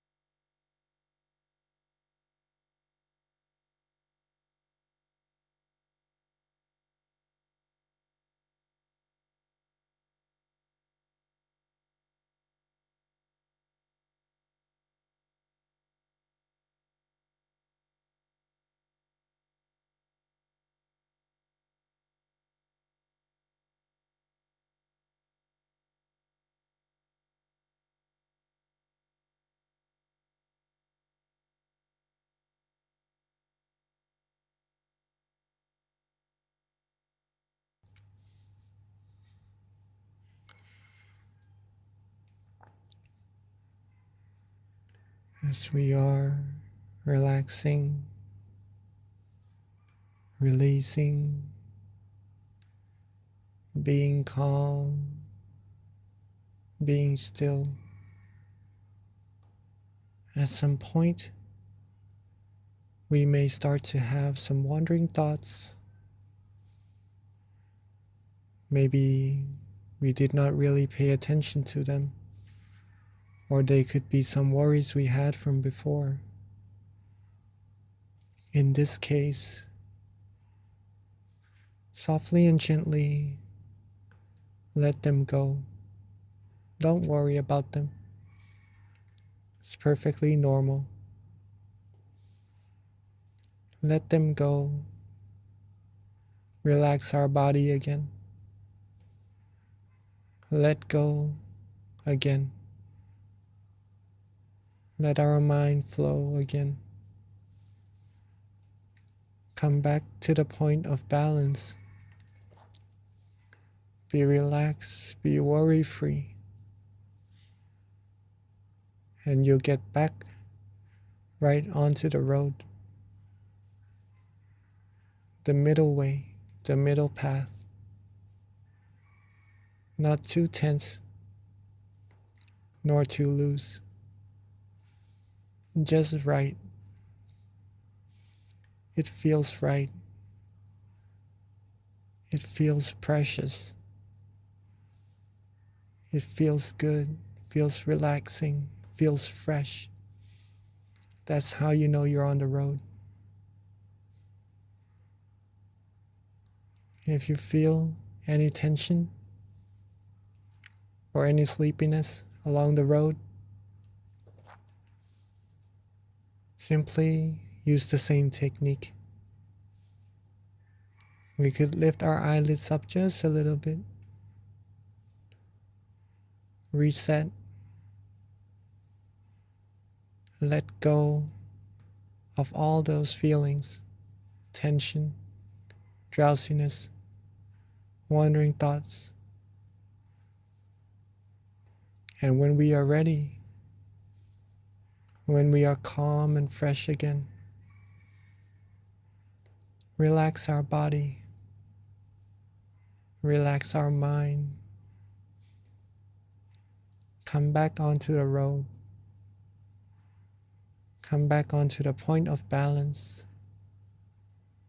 the point of tranquility. Repetition of coming back to this balance point will take you deeper, firmer,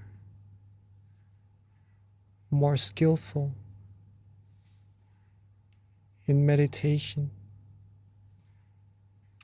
in being still, being on this path to true happiness. So let's take a few more minutes to rest and let go, be free from worries, be free from any thoughts, any anticipations of what meditation experience is to expect it. Let go and enjoy until it's time for us to share our loving kindness together.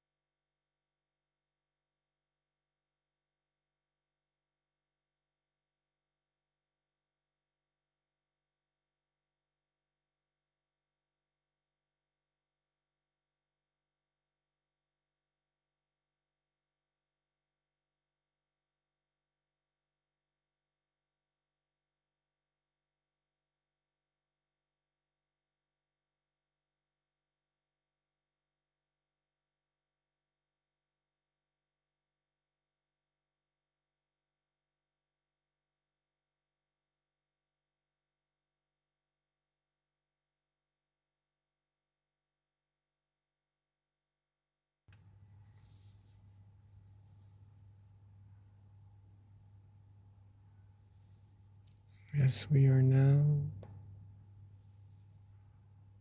being calm, being relaxed, being with our inner happiness, our mind has now gained an amount of purity, whether if we know it or not. Our mind is automatically gaining positive energy, gaining cleanliness, gaining merit. The more we still our mind, the more we'll be able to sense it. And at this moment, some may start to feel the brightness. Some may start to have some meditation experiences. Keep on being still and relaxed. Be calm, be still.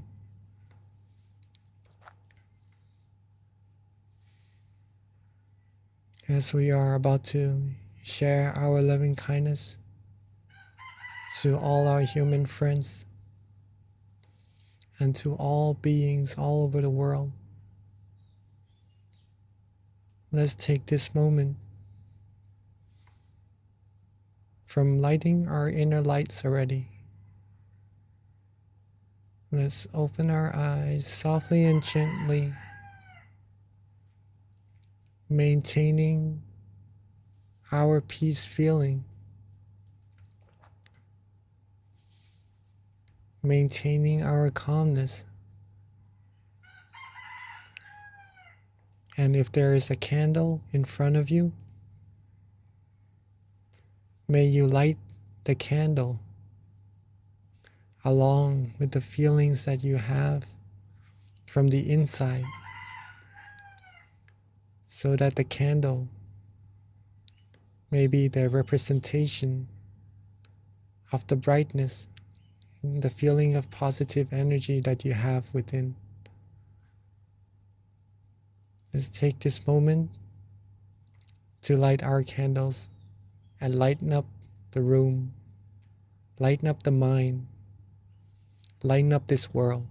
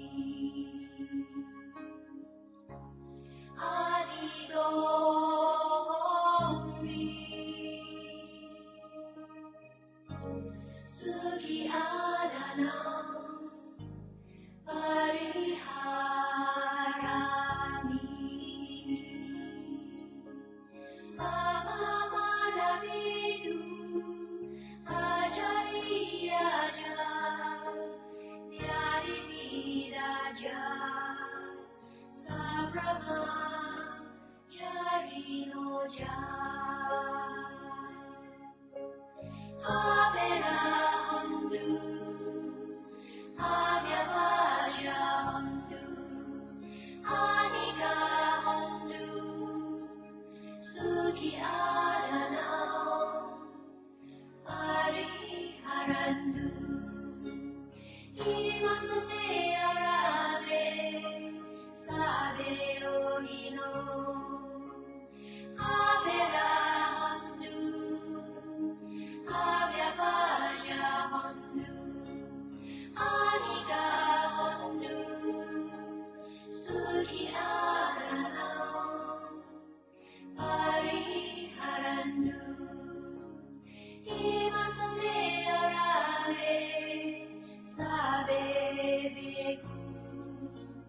Samane Raja Upasana Upasita Yoja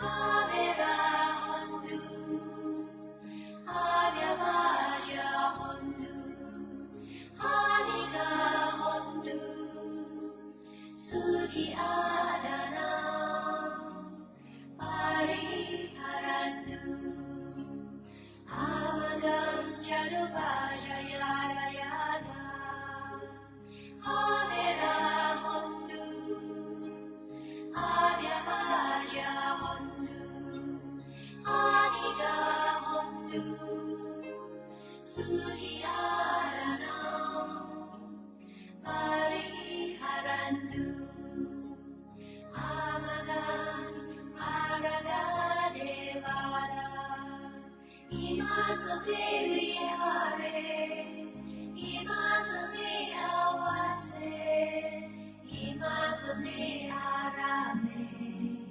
Araga Devada Avera Hondu Avyavaja Hondu Aniga Hondu Suki Adana Pariharandu Save Sada Save Mana Save Buddha Save Buddha Save Arabana Ariyamanaya Savadiyo Save Precise Save Ariya Save Anariya Save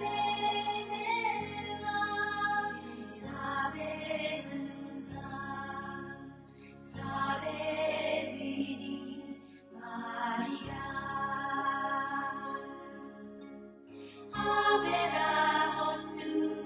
Okay, and for those at home, we ask that you light your candle. If you don't have a candle, you can also use an app to light the candle, or if anything, just imagine that inner candle that is within you. So at this time, we ask everyone to please turn on their camera, and we're going to take a group photo shortly. Here's my candle right here. Again, if you don't have a candle, you can definitely just imagine one that is within the center of your body, and turn on your camera so that we can all see your beautiful faces.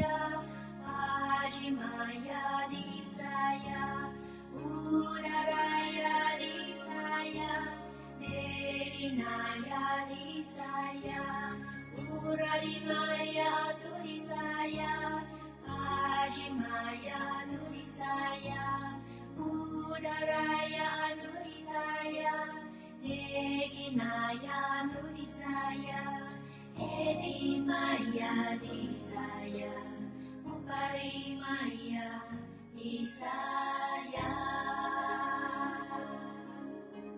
Save Sada, Save Mana, Save Buddha, Save Buddha, Save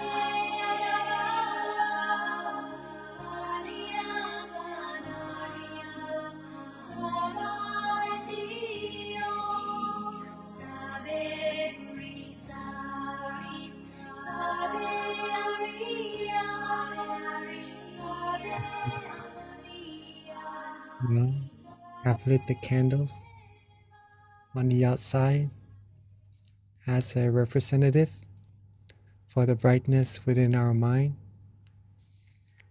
Let's get back to relaxing for a few minutes longer, just to share this brightness from the inside with all beings, all humans, all over the world. Let us relax ourselves back where we were. Imagine our candles right at where we feel most comfortable, most relaxing, seeing it bright, clear, and radiant, along with our mind being bright, clear, and radiant as well. Let's think of all our good deeds, our past practice of generosity, helping other people, giving smiles, giving endearing speeches, or coming together here, cleansing ourselves, cleansing our mind, coming together as a clean, clear crystal sphere, as bright as the sun could be, or even brighter, and share this positive energy, share this brightness with everyone around us sitting in this room,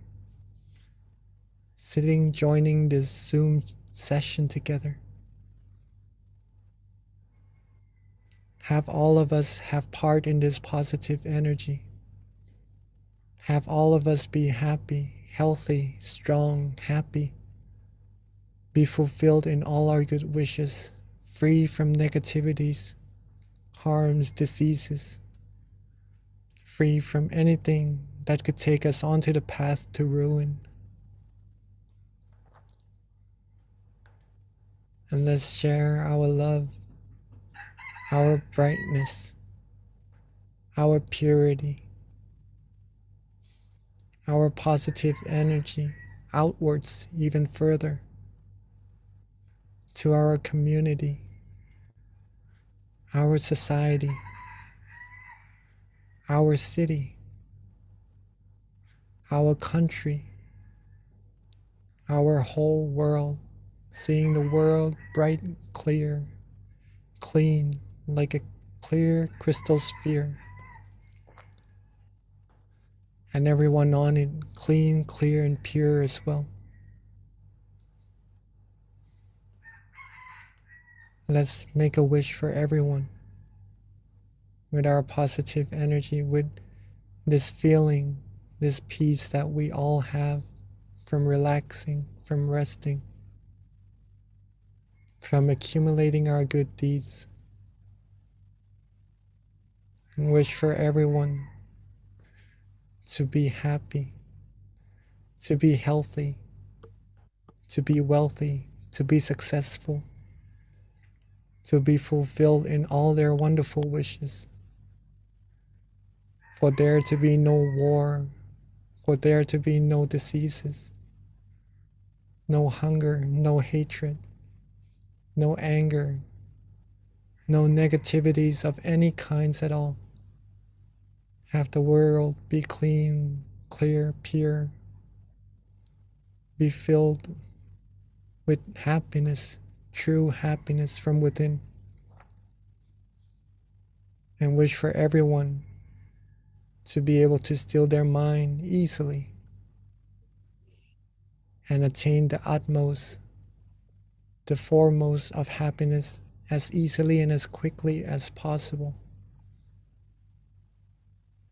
Let's take a few minutes to share our loving kindness brighter and further out into space, into the universe, outwards infinitely, borderlessly, reaching all beings no matter where they are, having all beings, not missing a single one, have part in our kindness, our love, our positive energy as well. Let's take a few minutes to rest and share our loving kindness together.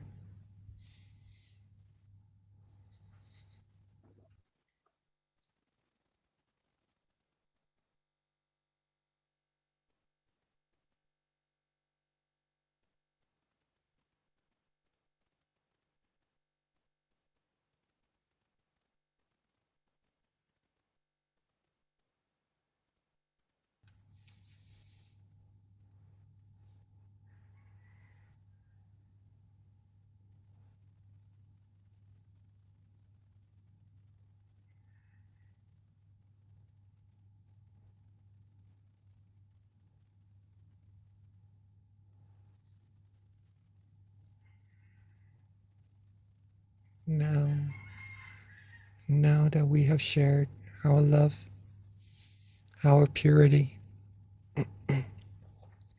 our positive energy to every other beings, let's bring our attention, our awareness, softly and gently back to ourselves.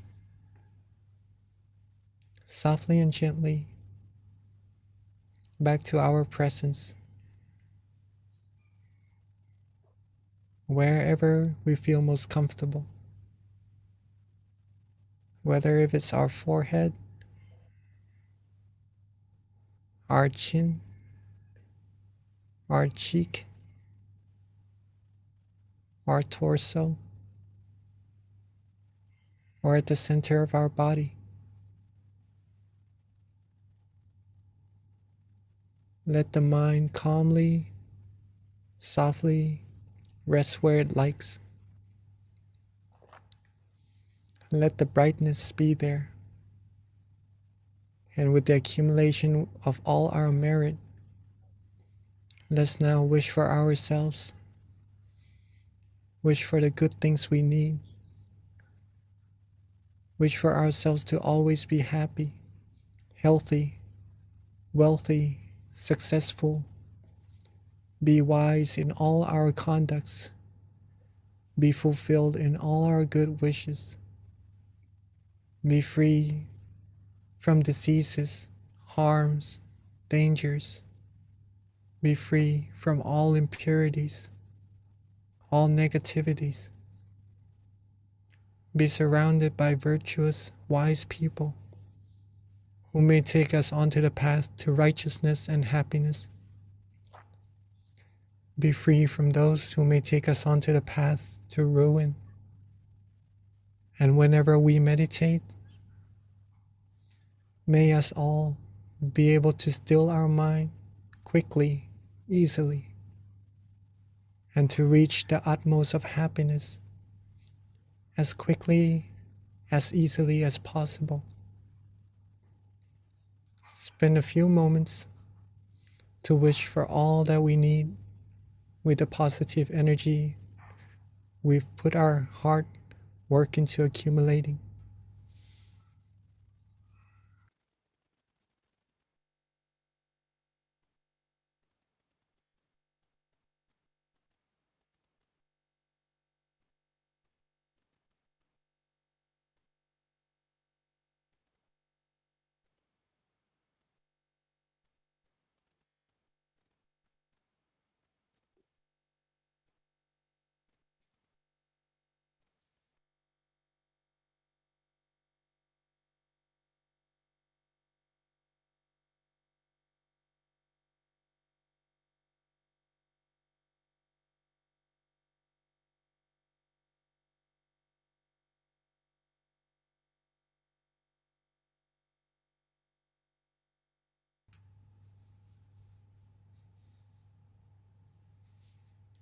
And now that we are reaching the end of our session together, let's recall our calmness. Recall being relaxed, being rested. Recall that positive feeling that we had and are we still having. Let's recall being with this feeling. Let's be with the feeling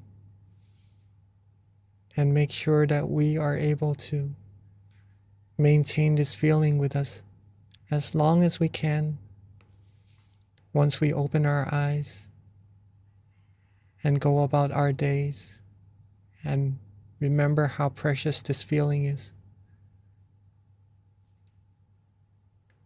And when we are ready, as we are now at the end of the session, let's softly and gently open our eyes. Softly and gently open our eyes while maintaining that feeling of relaxation, that feeling of calmness comfort, true happiness within us as long as we can. And whenever we remember, we could always get back there. It's always there waiting for us. And welcome back to the session, everyone.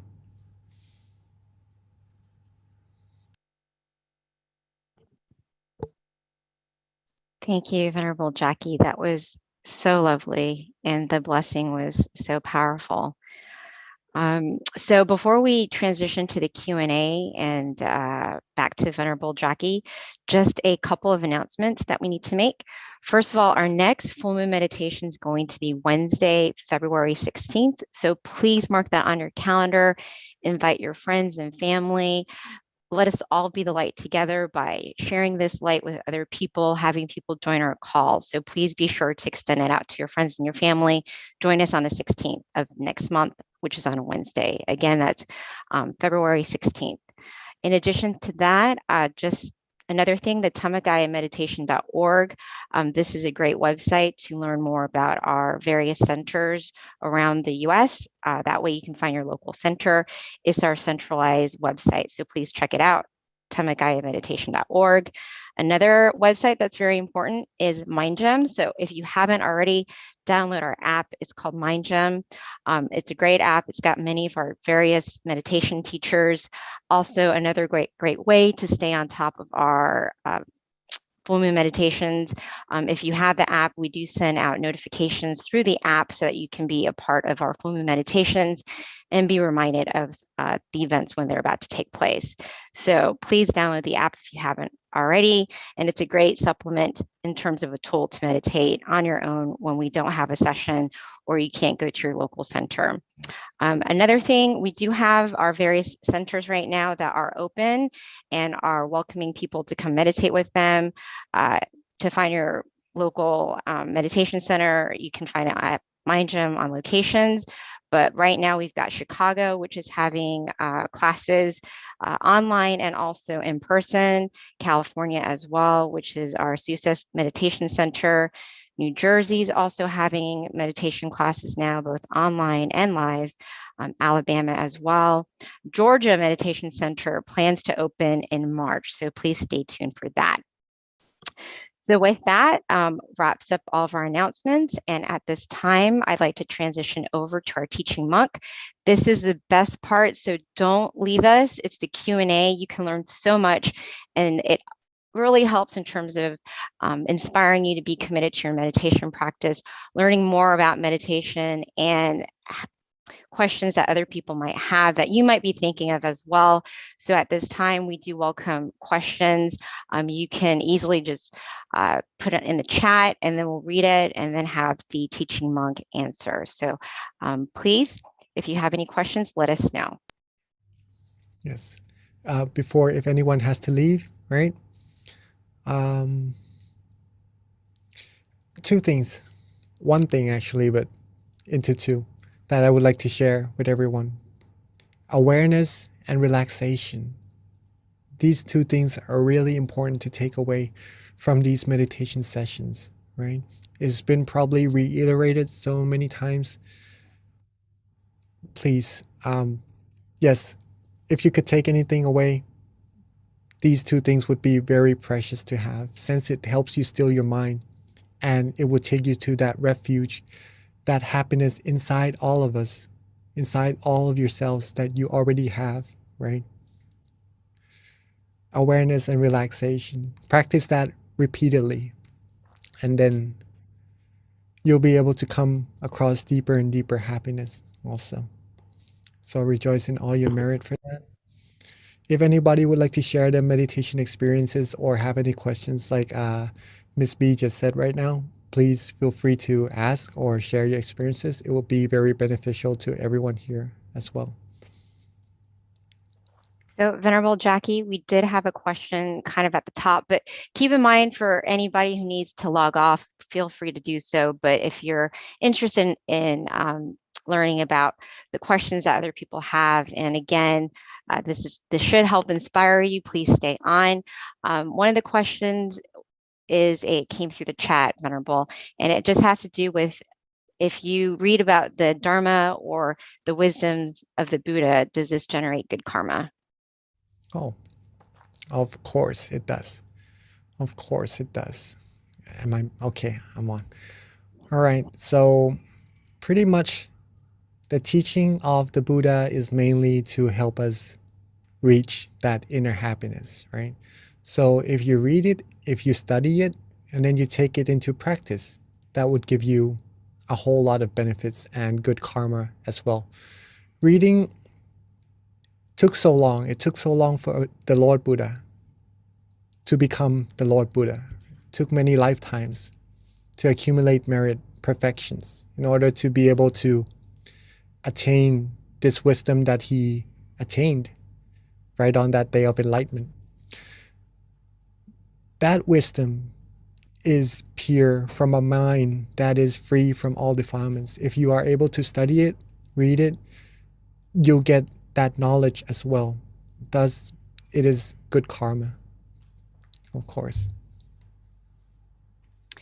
So, Venerable, another question that just came through. This has to do with if you have like childhood trauma, how do you overcome those scars and integrate the wisdom and meditation into your life? Childhood trauma. And this is How do you- from John Upshaw. Sorry, he asked this question. All right, that's all right. Okay. If we have childhood trauma, a good way, it may be easier said than done, right? But if you are able to let go, it may be a specific situation that happened. In that case, we actually might have to discuss it to see further details of how to actually look at it and overcome it in that certain situations, right? But all in all, whatever happens, if we could see that it is something that could happen to someone, it's something that comes and goes, right? This is what comes along with being human from the very first day that we are born. It is suffering, right? It is suffering. And it's because there are, like what Nong P. Daniel mentioned the other time in the full moon session also, it's like we are ill inside with the viruses, anger, greed, delusion, right? And these things cause negativities that project out of either a situation. I wouldn't like to say so much of someone or somewhat, right? But it happens. It happens. If we acknowledge this and we could see it as something being normal, right? It would be much easier to let go. Okay. It may take some time, or some event may be harder to let go, but eventually it is better to let go. It is better to let go. Okay. An example is called a dead dog story. I don't know if you've heard of that. We have some hands up here from May and Katik, right? Maybe we could have some questions from them later on also. But before we get into that, the dead dog story. Okay, I've heard of this story from a teaching monk of mine. There's this one guy who loved his dog really much. One day, his dog died. Okay. But he loved the dog so much that he carried the dog with him, even though it died already. Okay. And sooner or later, the dog it had bad odor coming out of it because it's dead, right? Pretty much. The more days he carried the dog with him, the stinkier it got. And he kept saying that it doesn't smell good at all. It smells really bad, but he still carries it. Okay. The easiest way to deal with it is to pretty much take that very beloved dog of him to bury and get these situations over with, right? Then he wouldn't be able to, he wouldn't have to go on and say how bad of a smell it is and carry that burden with him. Okay? He would be free. A good meditation metaphor that I had from another teaching monk of mine is that when you are carrying oranges in a backpack, right? In a backpack, there are good oranges in there. But what happens if there is a bad orange? Would you want to take that and keep it with you? No, right? You would probably it would be easier to just throw them away. Just keep the good oranges with you. That is related to meditation, but it could be related to situations in our past also that may cause us some distress or some unwanted feelings. Okay. It is better to just let them go. Sometimes it is hard, but seeing it from a perspective that you're able to do so will help you so much. And that maybe needs some help or some friends who could actually comfort us into doing that. Sometimes we do that. If you can do it alone, do it alone. Let go. Keep going. Keep only the good oranges. Keep only the good things in life. Go further. A good way to do it is also practice meditation. If you practice meditation, just what we did just now, if you can relax, be aware, your mind will come to that place of happiness, of purity. When the mind is there, the mind can only think of one thing at a time. If the mind is happy, all the negativities wouldn't be able to come in. Okay? If you think of the negative things, the negativities will come into the mind, thus making you feel sad and maybe sorrows also. Okay? Come back to that place of comfort, that refuge that you have from awareness and relaxation. Right? Come to the stillness of the mind. Be there. Be there. Then you will receive happiness. When the mind goes off again to think of other stuff that may be unpleasant, reset. Cut it off. Let it go again. Let go. If we're able to let go, even though it's hard, I can't emphasize on that too much, but if we practice, we'll be able to do it. Come back to that happiness. The more times you come back to being happy, the easier it will become. The more skillful you will become at coming to be happy. The more firm your mind will become at being happy. It will be like a magnet drawing your mind to that happiness, and thus you will feel happy more than the mind going outside and clinging on to things that may be unpleasant. Okay? Hopefully that helps. Venerable, there's actually a very good question that came through the chat. And this is, I think a lot of people might have this issue, so want to hear what your input is. But how do you overcome sleepiness during meditation? Oh, all right. And okay, sleepiness. And this is from Teresa. Okay. Two things first. Check to see if you had enough rest at night. Okay. If you had enough rest at night. If you do, then maybe in the session you will be more fresh. Okay. Number two is usually, as monks, we usually meditate after we eat. Okay. So meals do sometimes play a big part in drowsiness in meditation also. Resting at night, if you had enough, did you have enough to eat or more than a person should, right? If you eat more than what a person should, then a person usually likely becomes sleepy during meditation. So moderation of food and good enough sleep would help with drowsiness. Surely. Some of the few things that also helps inside the session is to reset. If we close our eyes and we start to fall asleep, we wouldn't go to sleep straight away, okay? We wouldn't fall asleep straight away, but we would notice our mind maybe wandering off a little bit, feeling a little bit drowsy first, and then later on going to sleep. At that moment, before going to sleep, if you notice yourself first, then freshen up. Maybe opening up the eyes, drink some water, do some stretches, When you're fresh again, close your eyes and start from that. Start from being fresh, being calm, being relaxed. Okay. That would help with sleepiness during meditation. There are a few more things that could help also, right?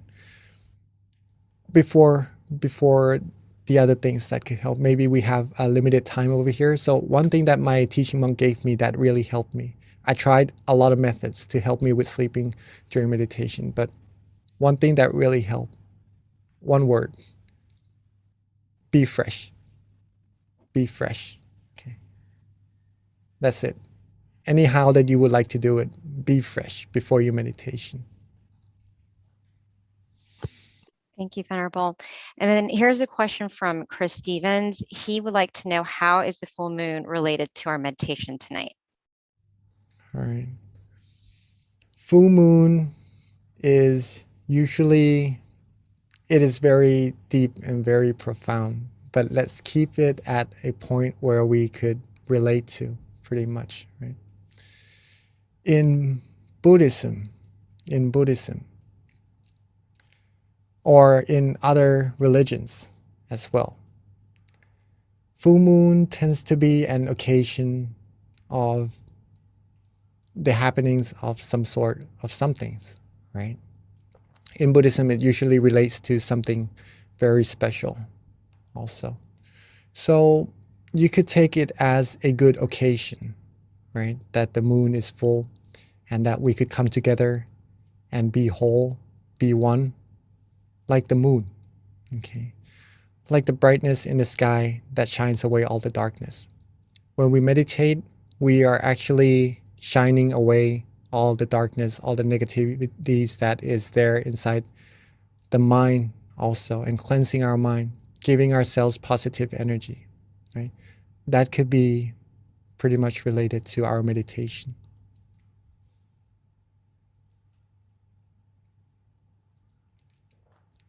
Okay, I think there is a couple of hands raised. May we have some questions from May or Gretik? Yeah, can someone spotlight May, please? Thank you. Hello? Yes. Yes, we can Hello. hear you, May. Go ahead. Yes. Hi. I practice meditation for longer hour, like 5 hours, 6 hours. Then I have more concentration and I can practice deeper. But sometimes when I am in this situation, like I have a lot of changes are happening. Like I can see my sweat poles and all the sweat coming out from each pole, and I can then suddenly there are the blood flowing. I can see that movement, and so there is something like the pendulum here and moving backwards and front and backwards, and I feel all these happenings, and at the time I try to focus back on my tip of my nose, but I still see all these instant and continuous changes, and how can I focus, and where should I focus back to continue my meditation? Beautiful. Very nice question. In case someone else also has meditation experiences that they wonder what is there and what's happening and how to go further, right? As we mentioned in our meditation always, is that this feeling of relaxation, I'm not sure if you are able to sense it when you meditate, May? Yes, I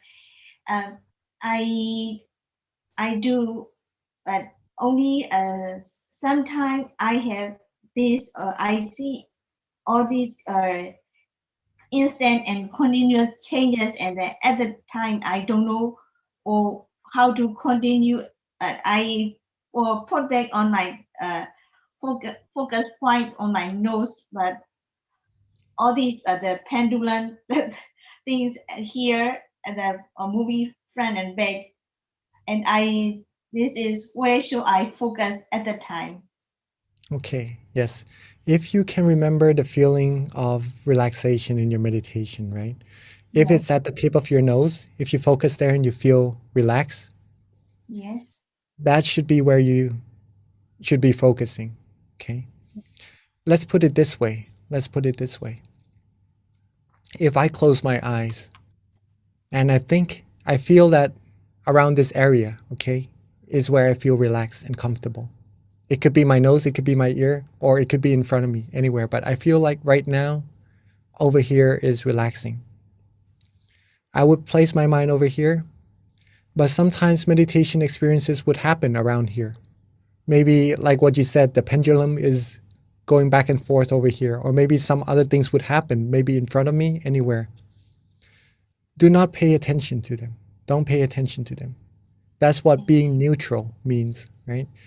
Like if the door opens behind you right now, maybe you would look at it, right? But in meditation, if the door opens right now, what you need to do is just don't bother with it, right? Don't really pay too much attention to it. Be where you feel comfortable. That is the switch. That is what makes the meditation experience happens. If you let go of it, the feelings will go away and the experience will go away also. But if you keep being still, being neutral, you'll be able to go further. Don't mind any meditation experiences. If you go further, you'll reach deeper and deeper experiences. Okay. So in this case, if you like the nose, if you like the area around here, if you feel good, then keep the mind there. Whatever happens, whatever is swinging, don't worry about it. Very nice. Yes. Thank you. Thank you for that question, May. Venerable, there's another question that came through the chat. And this one pertains to a full moon. And this question is just someone wanting to know if there are any special precepts to be taken for a full moon. So maybe you can kind of just go into a little information with it, with regards to what precepts are, because not everyone on the call probably knows. So just a very high level summary of that. I know it's going to be probably more, you're probably gonna need more than 3 minutes, but All right. Okay. So precepts. I'm very surprised that you are keen to know about some more about Buddhism as well. Usually when I go and share meditation with people, they usually would be interested in the meditation itself, but it's nice to have people interested in Buddhism as well, right? I'm trying to be as neutral as we can towards this feeling or happiness within all of us. Precepts are pretty much disciplines, right? Disciplines. They are disciplines basically to not harm ourselves or to harm other people, right? For example, not killing, not stealing, not saying false things, or not taking in intoxications. Okay. These are, and one more is to not have sexual misconducts, right? These are the basic 5 precepts that every human should have, right?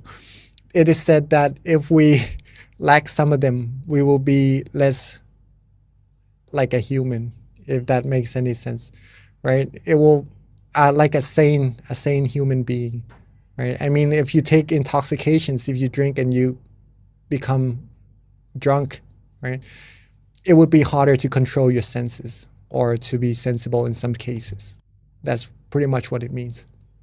So if you are able to hold 5 precepts, 5 things, that's pretty much being a good human being, right? Good, normal human being. Precepts, not to hurt ourselves or to hurt other people. Now, during the full moon, 3 precepts are usually held further, right? As a tradition, right? Actually, the third one, to not have sexual misconduct, is changed to not having anything to do with sexualities at all.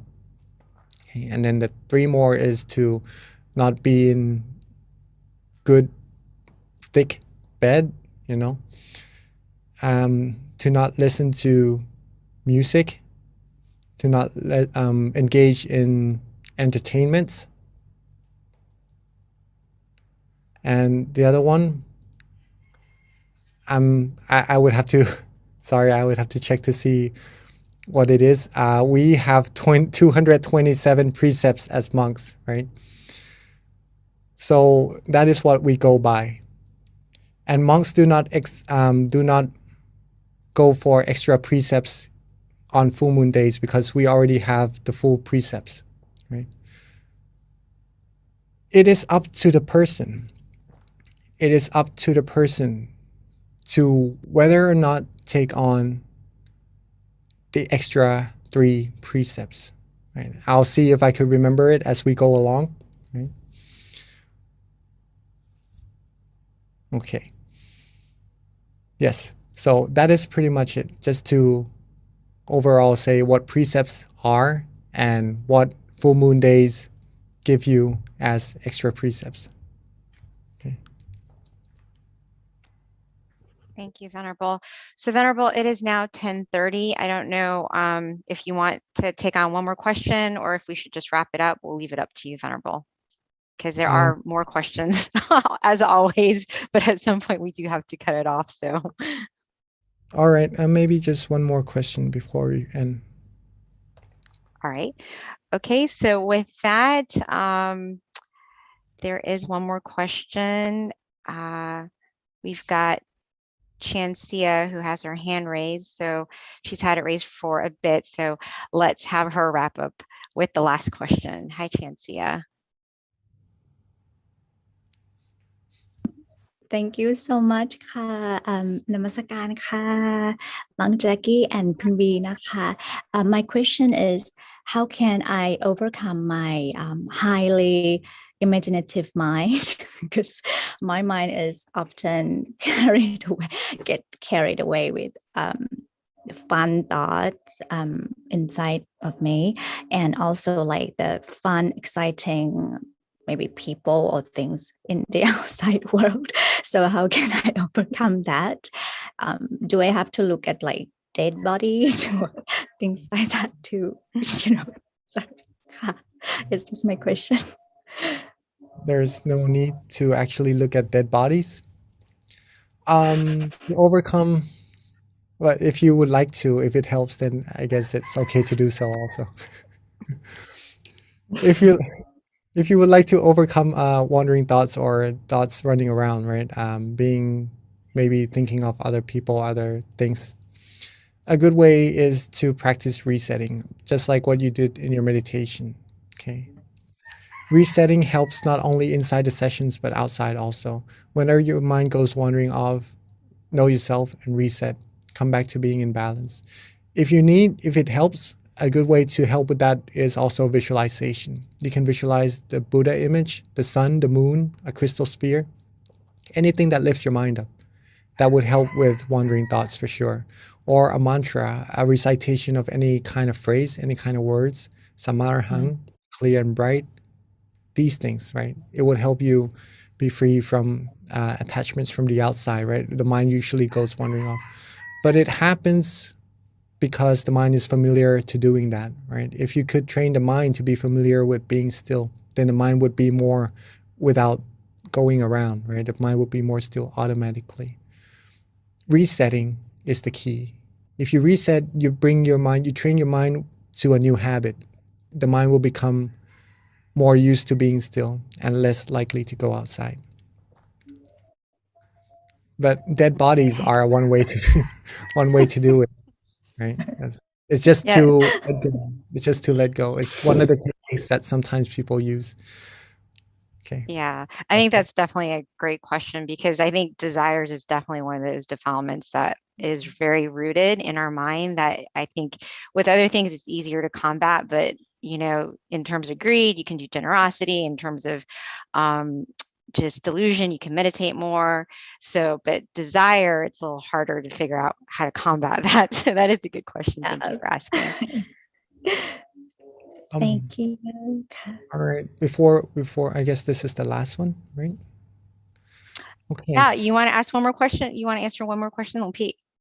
All We right. do have a hand raised. We actually had 3. I saw a couple coming, but I think people were probably not sure if they should hold it up considering, or, it's 10:30.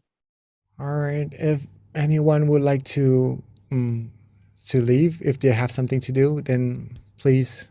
We're not holding anyone back, but I do have some time to answer more questions if you would like Okay. for me to answer them. But before Yeah. that, the other precepts in the 8th precept is to not have meals after lunch, right? That's the same as what monks do. Mhm. Yes. So that's Okay. pretty much it. Good, you remembered before we wrapped up the call. All right, Venerable. Now, there were other questions that were also relevant to Buddhism, since we are continuing to stay on. If you might want to answer, I read it had something to do with consciousness, but I think before that, I don't know if the person's still on. So if they're not, maybe it's moot to ask. But there is a Petra who has her hand raised. So if we can spotlight her or just unmute her so she can ask her question.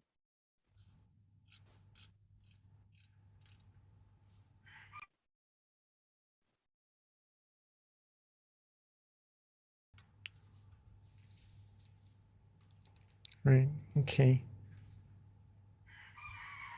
I think we're having problems trying to find that person. I do see the hand raised. Mm. So Venerable, let me go ahead, since this is, that question, if you'd like to answer it. Just has to do with consciousness, and if you can kind of go into a little bit more detail with regards to what happens to consciousness when we're no longer physically here. อ๋อมือไปเลยใครไปเลยแทนของฉันดิฉันเองนะคะ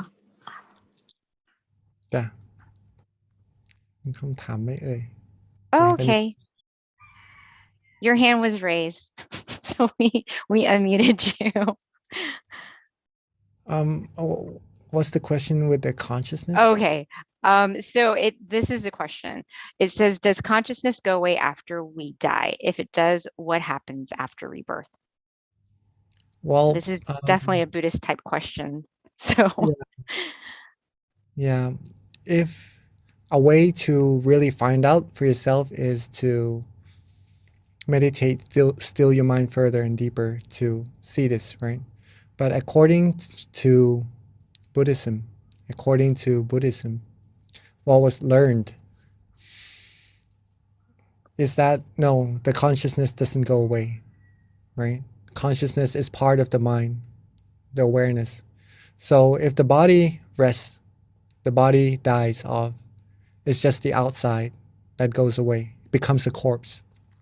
But the mind is still there. Or if the mind separates from the body, the mind may be known as spirits, or sometimes we see it as, in some cases, like ghosts and stuff like that.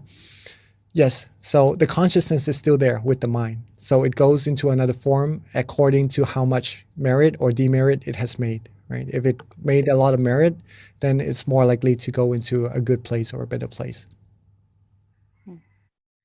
excellent. Thank you, Venerable. So that wraps up our questions. At this time, if you're still on the call, let us accept our blessing from our teaching monk before we wrap up this call. Okay. So I'd like us all to bring our mind back to where we feel relaxed and comfortable, and with the merit that we've all accumulated,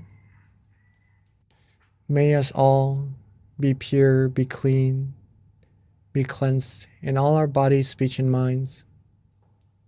Be pure in all our conducts. Always be happy, healthy, wealthy, successful, fulfilled in all our good wishes. Free from sadnesses, sorrows, sufferings, diseases, harms, any negativities. Be fulfilled in our goals towards happiness. And when we meditate, may we still our mind easily and be able to attain the utmost of happiness, utmost of inner peace, as quickly, as easily as possible.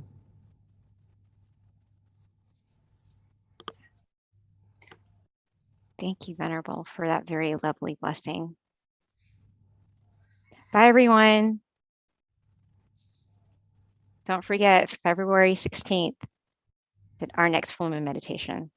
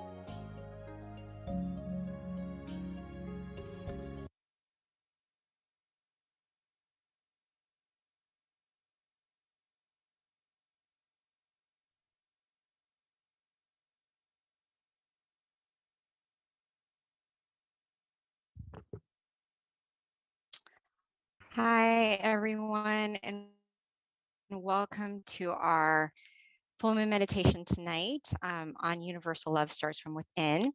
So we generally start with quotes because, quotes can definitely help inspire you and leave you with food for thought. And actually, I have two because they're so good, I couldn't choose between one. Both of them are going to be relevant with regards to our wisdom talk today.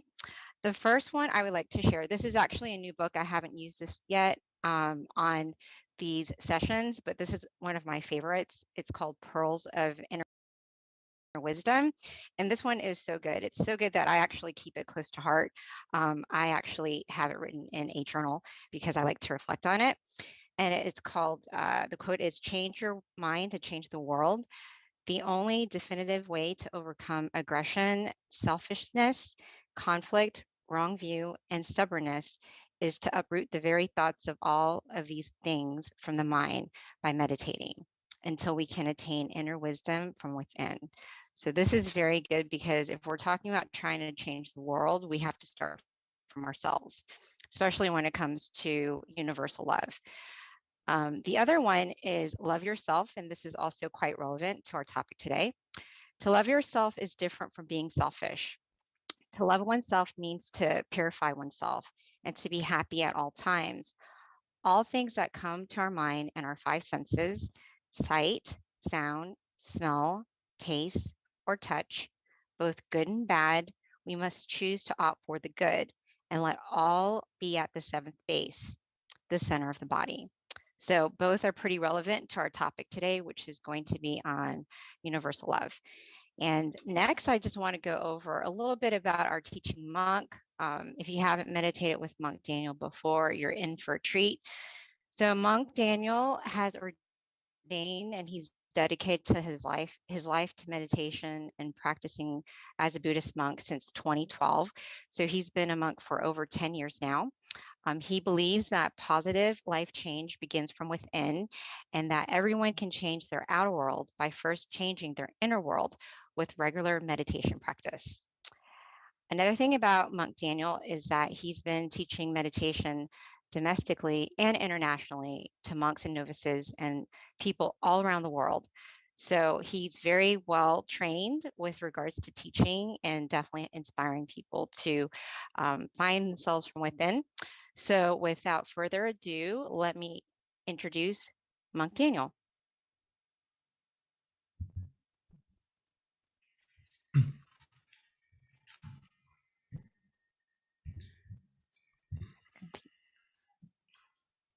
So, good evening to everyone. Good morning from Thailand. To see everyone again on this auspicious night on the full moon, which is a very important, special time actually, if we learn more about it. But mainly it's the most brightest night of the month. So there's a lot of positivity, a lot of good energy on this night. Today, I wanted to talk to you about universal love and how we can connect to it through meditation. Especially, we just passed, 2 days ago was Valentine's Day. So happy Valentine's Day to everyone. Hopefully you had a good time. And today we're going to learn the most important thing is to love yourself, to love yourself, as our wonderful host just mentioned with the quote from Lumpur, is one of the best ways is to love yourself. And how to do that is through meditation. This is something that my master Lumpur Tamachio always tells us, the monks, the community, everyone, that we need to make time for ourselves and make time for us to meditate. Because if you truly love not only yourself, but the people around you and everything around you, actually, it will benefit from loving yourself first, which I'll explain a little bit how is that not selfish, right? It may sound a little bit in the beginning, but let's talk a little bit about it. So as we may see, I want to talk about self-care a little bit. I know this is a topic that you may have heard about. So self-care isn't being selfish. This is a point that we have to get across, that taking care of yourself doesn't mean me first, but it means me too. It means including yourself in your happiness and including yourself and loving yourself as well. Sometimes in life, our focus gets distracted, and out of our good intentions, we tend to put our passion and our love and dedication into everything around us. It's like we are, whether it's our job, our relationships, whatever it may be, we put our passion and love into everything around us. But sometimes we forget to give some of that. We forget to give some of that love to ourselves. And today I want us to remind ourselves that we need to make time for ourselves too, because a better you means a better world. And right now it may seem kind of, how can me being a better person change the world? It may seem kind of big, like a big picture, but if you think of it, if you're a better version of yourself, the first people who are going to impact are the people around you, right? Your family, the people you love, your friends, your community. So it directly impacts the world and the environment around you about if you look after yourself more. So when we talk about self-care ideas, I'm sure there's many ways that we've heard before, whether it's going to the spa, taking care of yourself, taking care of your body. But the most important self-care idea is to look after your mind, which in this day and age, many people are starting to realize that mental health is very important, as we are living in a day and age where we are connected to everything in the world easily, right? Through technology, through our phones, through everything. We are so connected with everything and everyone, but sometimes from that connection to everything and everyone, we forget to connect to something very important, which is we disconnect from ourselves and we forget to look after ourselves. So we're so connected to everything, but we're disconnected from our own happiness and how we are feeling, because we're distracted on the outside. We're so busy looking outside all the time that we forget to spend some time to look inside and look at ourselves. So the most important self-care idea, number one, is to look after your health, your mental health, your mind. How is your mind today? Because life can get pretty distracting, right? We have so many things we need to balance, whether it's looking after our physical health or by exercising, looking after our career, looking after our relationships, or whether it's social or any relationship. It's very hard to balance what's important in our life if we don't look after our mind first, because our mind is the root of everything. Sometimes we tend to forget that, and we don't balance things correctly because life is very hectic, right? So sometimes we focus a lot on exercise, or sometimes we forget to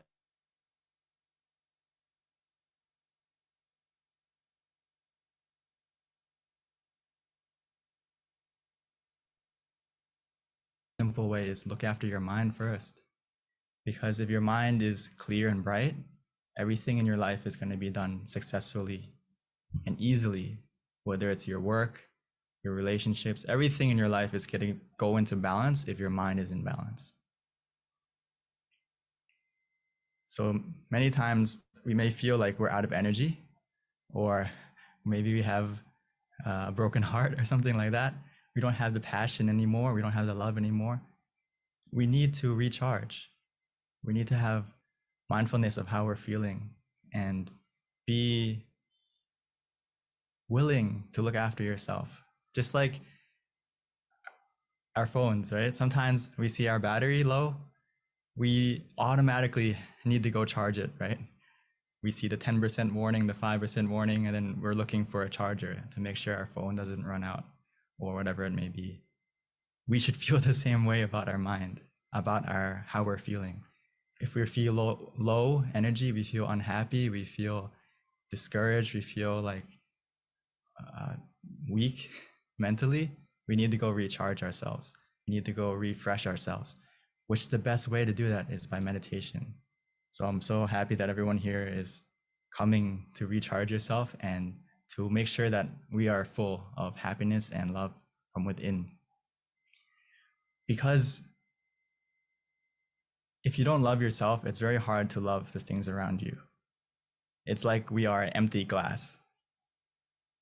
If you're low energy and you're not positive, it's very hard to be positive to other things and other people around you. So by meditation, it's like we are every time we meditate, the more we meditate and the better we meditate, it's like we're filling ourselves up.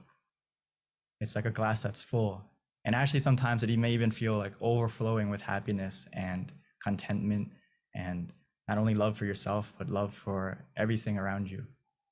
So through meditation, it's like we're a full glass that we can pour and share to everyone around us after we look after ourselves first. So we need to normalize meditation into our life and prioritize, make it one of the things that we make it a daily habit, just like we look after our physical self, whether it's taking a shower, brushing our teeth. We do these things daily, no matter what. And we need to clean our mind the same way as normally as we would look after our health and our body.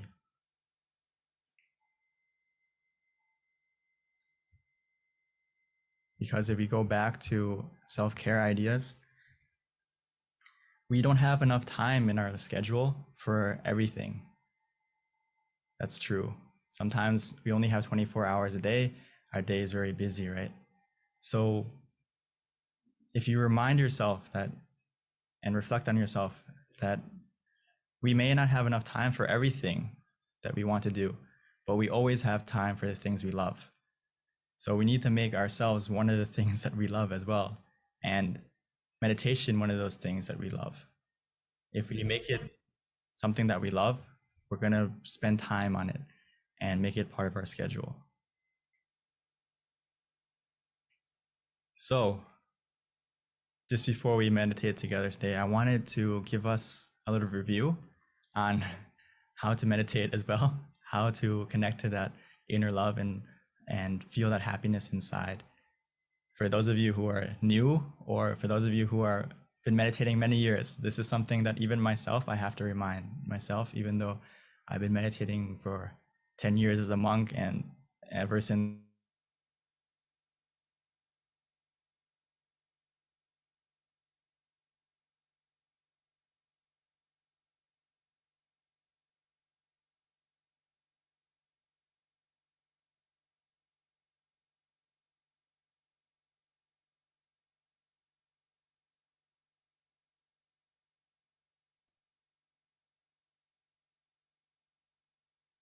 proud of yourself that you have been able to commit to your practice, that you are doing something worthwhile, with your life essentially, because in the end, the only thing that we can really take with us is our actions.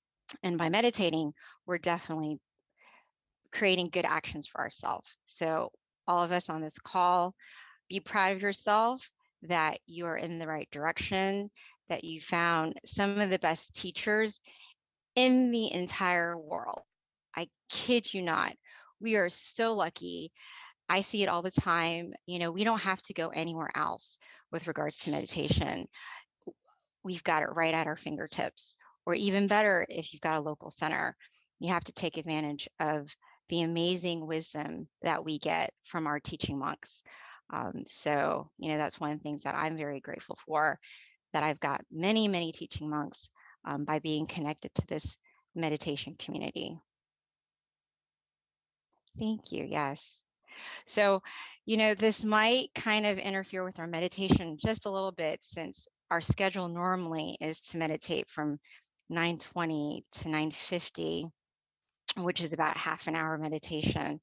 And Monk Daniel is not on the call yet. So we'll have to kind of kill time until he gets on. I don't know if anyone can Thank you. I don't know if anyone can connect with Monk Daniel while I'm trying to inspire our community, and that way we can know kind of what to do.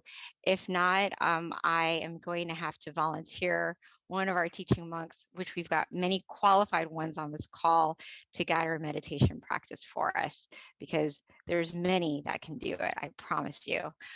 Okay, so a little bit more about me, since we've got a little bit more time, is that one of the things that I'm most proud of is, and this is for anyone in Georgia, because, and this is something I would announce at the end, but I'm going to do it now. I'm really excited that one of our teaching monks from Thailand, he's actually a former member of Georgia. And I'm very proud to say that when I saw him in Thailand in 2019, pre-COVID, he gave me a gift, and I went to a meditation retreat where he was teaching. His name is Venerable Michael, and he was a former student at the Georgia Meditation Center, which is where I volunteer. And when I saw Venerable Michael just before I was about to leave, oh, wonderful. Okay, I don't have to say anything now. I can wait till the end, because we've got our teaching monk back on the call. And now we will start our meditation, and perfect timing, because we start meditation at 9:20. It's now 9:22, so we didn't lose very much time. So at this time, Venerable Daniel, are you there? Wonderful. He's coming on so I can tell my story later. Thank you, everyone, for being patient with us. As we all know, technology, you just never know, it can be fickle sometimes.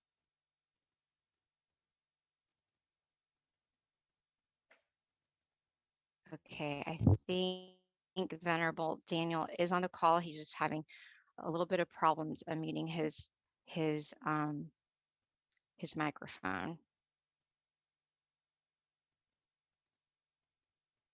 Thank you, Quincy. Quincy's from Canada. He just sent me some positive feedback. Thank you, Daniel. I guess 2 thumbs up for being on the spot, right? These are the things you have to do sometimes. Thank you. Okay, well, Venerable Daniel is joining us. Just give him a couple more minutes. Oh, Deb, I've got all these friends on the call. Thank you, you guys. Thank you. Okay, well, you know what? When Venerable Daniel gets on the call, I will just zip up. But for right now, let me continue, since I was right in the middle of my inspiring talk here. A former member of the Georgia Meditation Center, and like anyone who knows me will hear about him, because I'm so proud of the fact that he was a former student at the Georgia Meditation Center. And when I had the opportunity, oh, never mind, he's back. Thank you, Venerable. I was just creating all these things that I can share with people. I was waiting to be co-host because I can't unmute myself as a participant. Well, we are glad you're back. Go have at it, Longpete. And you guys will hear from me later. Thank you. We left off on how before we meditate, just real quick, the most important thing is making sure that we are relaxed of both body and mind. So I'll continue later. For now, let's get into the meditation, because we are running out of time a little bit. Sorry for the technical difficulties. The main temple.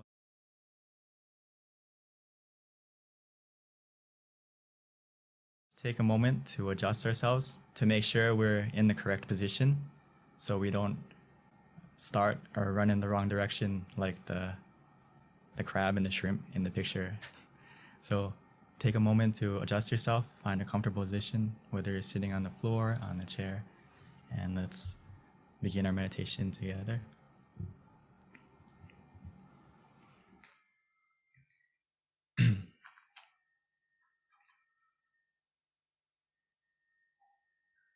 So we should treat every session like it's our first.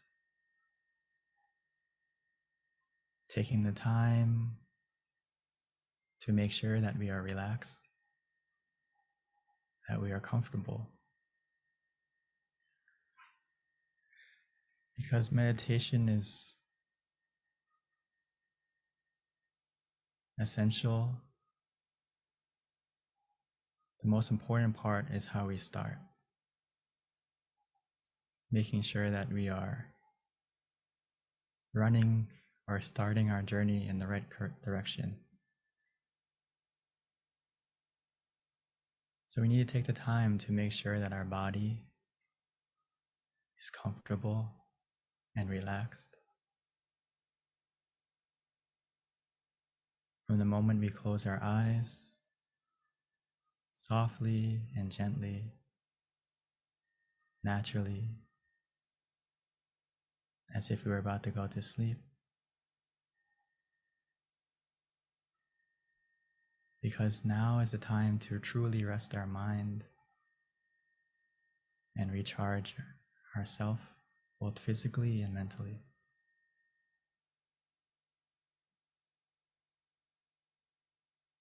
For the rest of the meditation, we no longer need to use our eyes.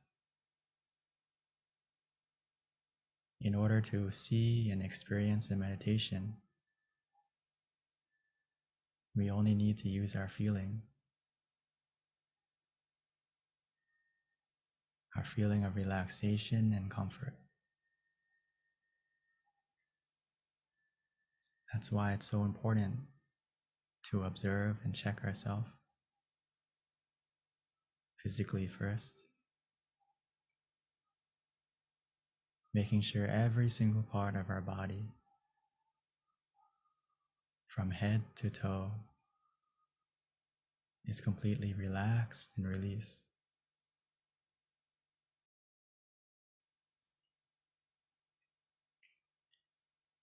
Sometimes the easiest way to do that is just to take a deep breath a few times, breathing in slowly and gently and deeply, feeling the cool and relaxing air, the calmness as it fills our body up with relaxation.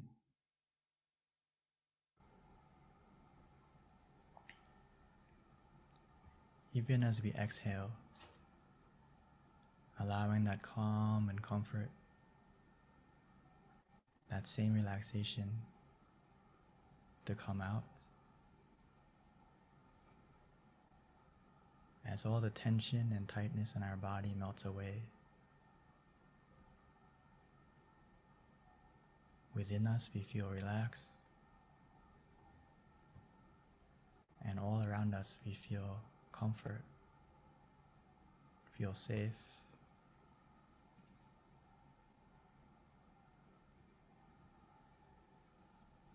The more we relax our body, we may begin to feel that our body is becoming more light, more weightless.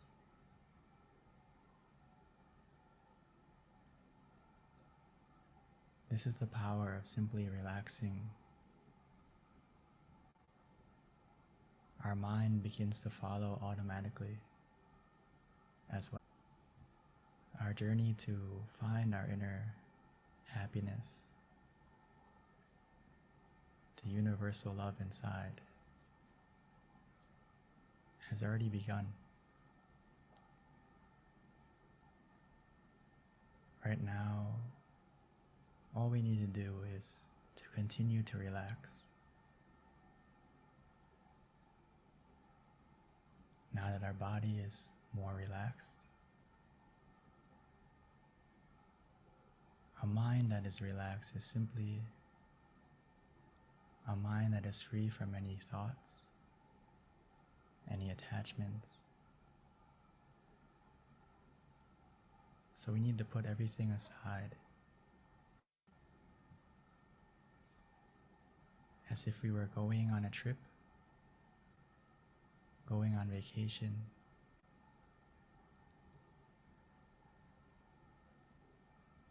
We can put our mind in airplane mode disconnecting all connections from everyone and everything.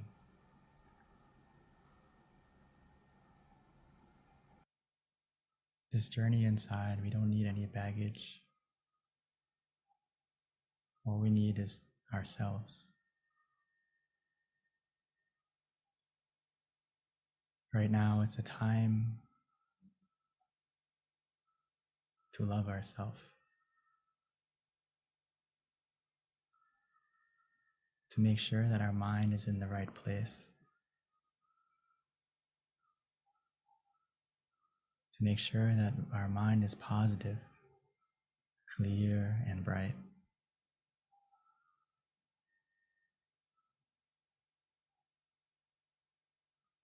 So let's take the time to help ourselves to calm down, to relax, by using whatever method that is easiest for us to use, whether it's to repeat the mantra in our mind softly and gently. Samma arahang, Samma arahang, or clear and bright, clear and bright.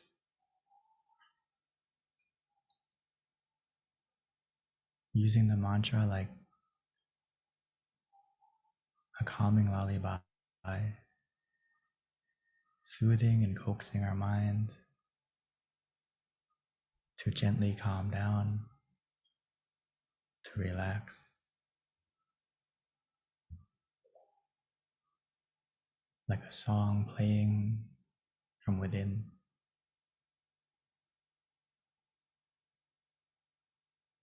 Or some of us may find it easier to just visualize an image,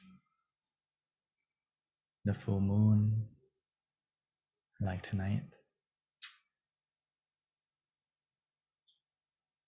We can imagine it however we like, wherever we like, shining inside us, in front of us, however big, however small. As long as we feel relaxed and comfortable, don't worry about the clarity. The more we relax, the more we follow that feeling. Everything we see and experience will change automatically.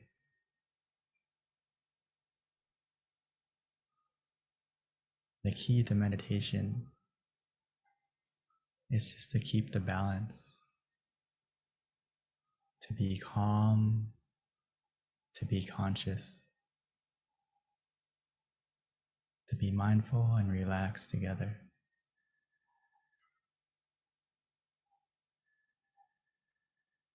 Eventually, we'll get to a point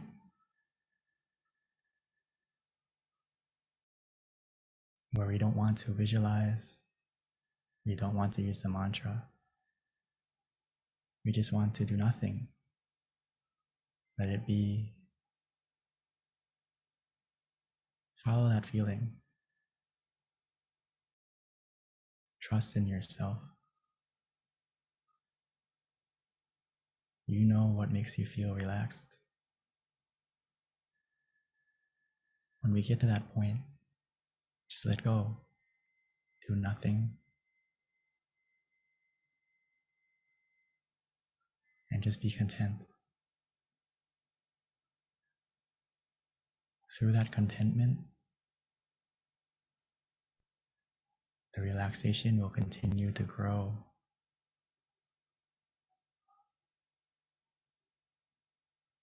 Igniting and sparking our inner happiness within.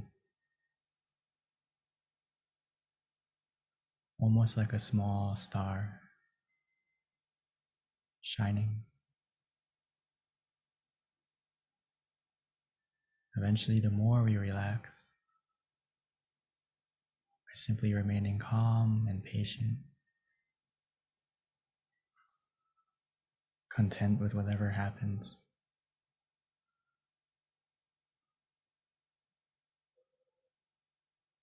that inner happiness will begin to grow and expand, shining from within.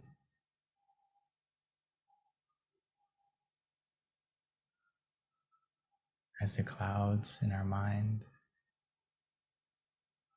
the negativity in our mind begin to disappear,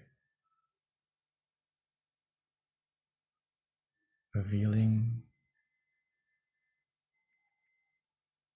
a happiness, a brightness, a love that has always been within us, waiting for us to look within.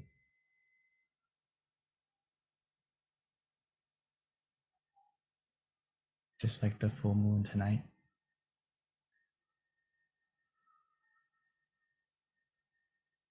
sometimes we just need to wait and let the clouds pass by. Eventually, no matter where you are, who you are, everyone will be able to see the full moon in the sky.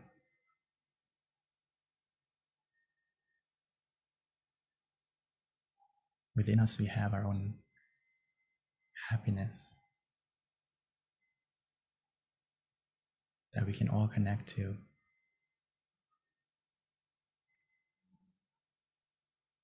We all have a point of peace, a place that is filled with happiness, and most importantly, a universal love that is pure, that is positive.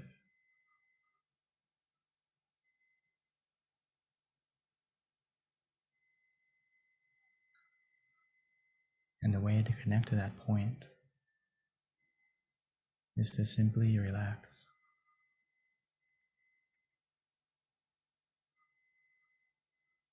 Allowing our mind gently and naturally to go to that place, which it will. All we need to do is guide it by staying relaxed, staying content.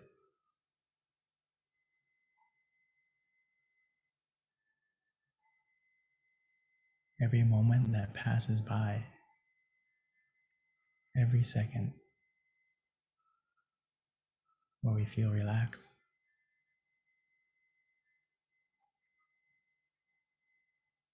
our mind is becoming more still,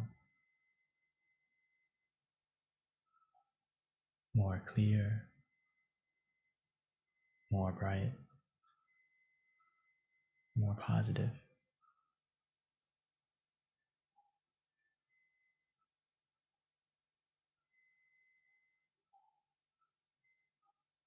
Even though right now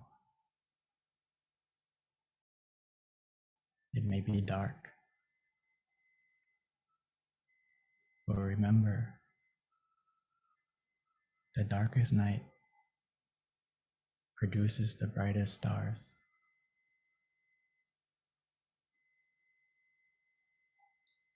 All we need to do is wait, patiently, contently.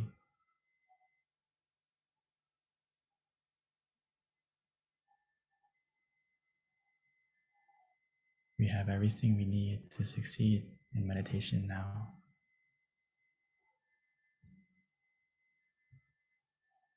key is already in your hands,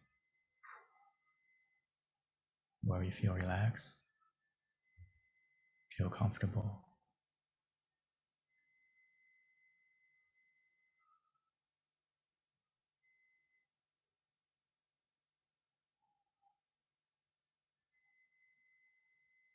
So let's continue to enjoy the meditation together, allowing this relaxation to take us to connect to our inner happiness, where we can truly love ourselves,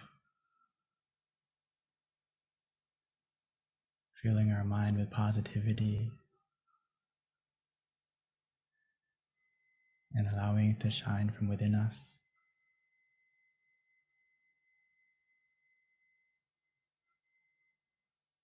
As if we found our inner smile, and that smile will begin to shine onto our face and spread out from within us automatically.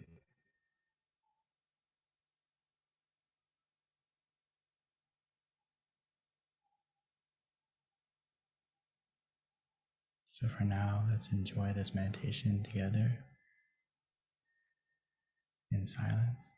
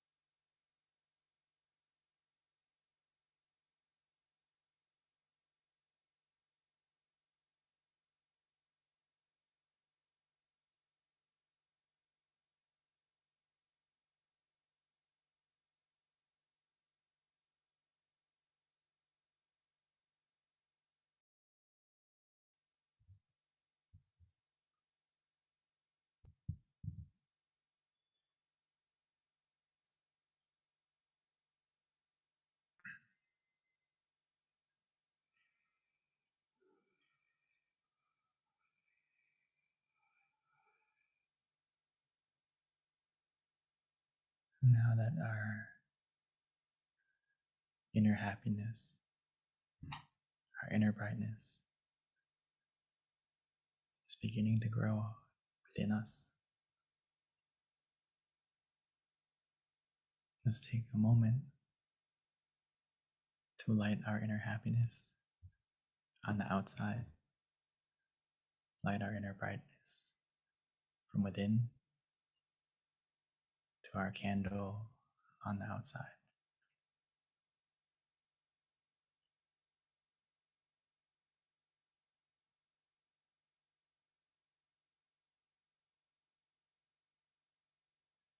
Once you've lit the candle on the outside,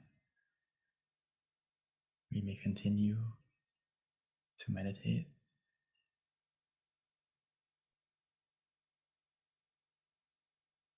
trying to feel and see that inner brightness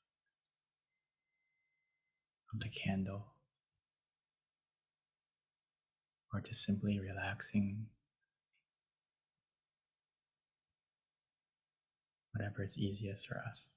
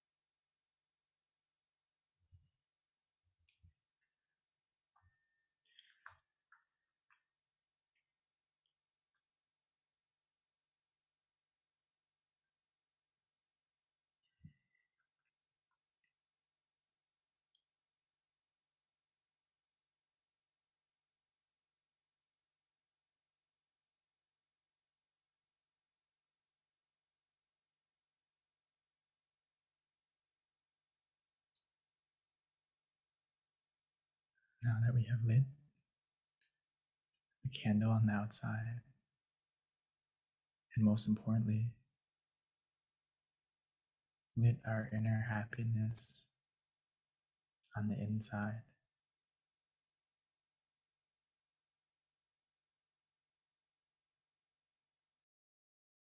now that our mind is full with more positivity,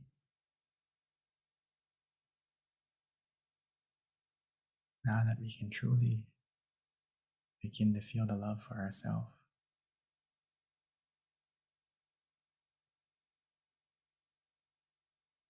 it's a good opportunity for us to now share that love,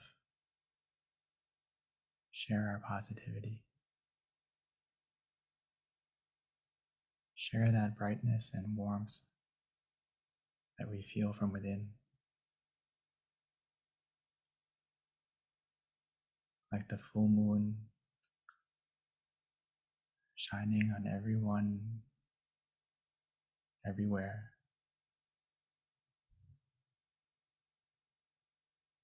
No matter the distance, no matter where they may be,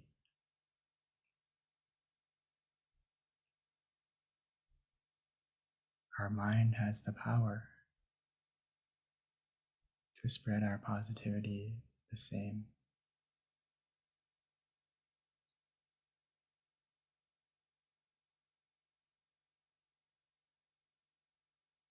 By simply wishing. Because what we think, we can become, not only for ourselves, but for the people we love. So right now, let's take a moment to spread our love by simply imagining the person or imagining their name, whatever is easiest for us, and wishing for yourself and for them to be healthy, to be happy, to be free from any danger, any sickness,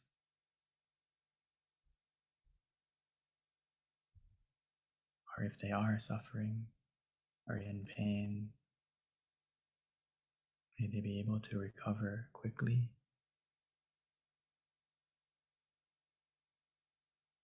And may our life and the lives of our loved ones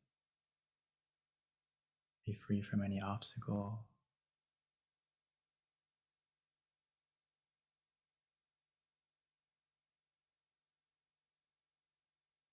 most importantly,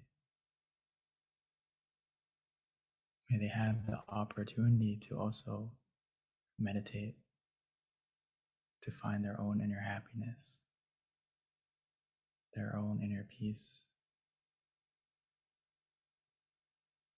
that universal love that's within us, within everyone.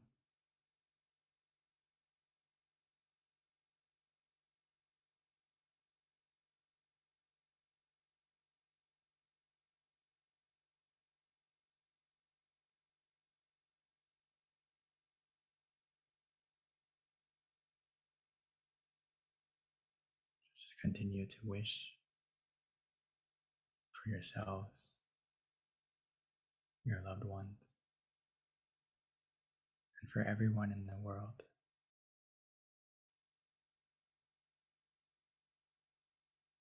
Allowing our positivity and our brightness to shine from within.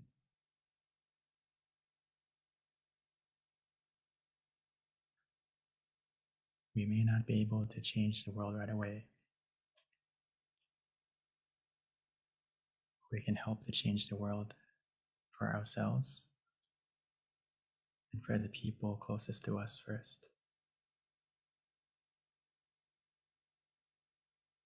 from one moment of peace. That one moment has the power.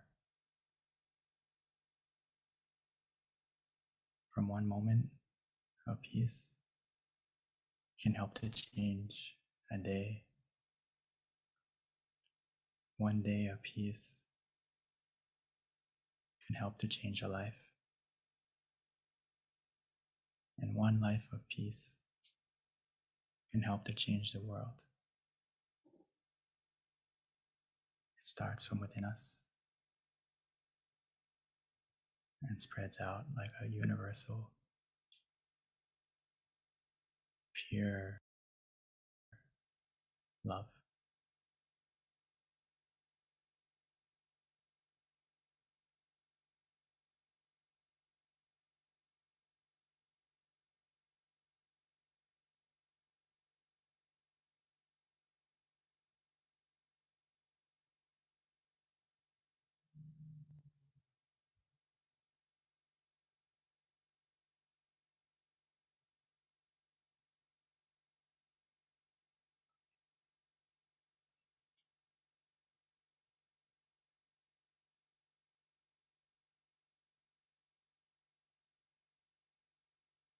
Sapphe Buddha Palapata Pachekanam Chayang Palang Arahantana Te Shirakang Pantami Sapaso Sapaputta Nupavena Sapathamma Nupavena Sapasangha Nupavena Satha Soti Bhavantu Te. By the power of the positivity generated through this meditation and all the positivity in our life, bless our life with happiness and success. May this positivity and brightness overcome any darkness in our life. And may our life continue to be filled with happiness and positivity forevermore. When we are ready, we may slowly and gently open our eyes.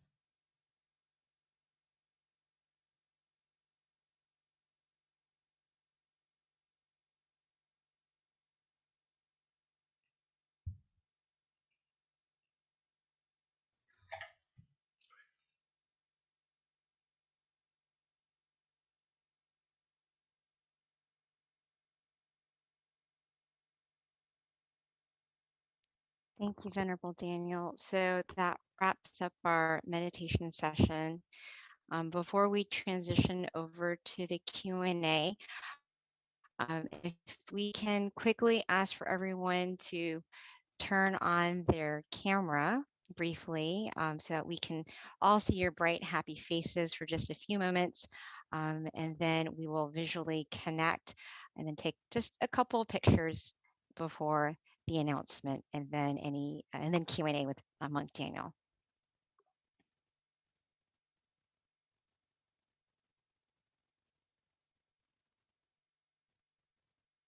All right, happy faces. Again, if you can turn on your camera, bright, happy faces for just a few moments.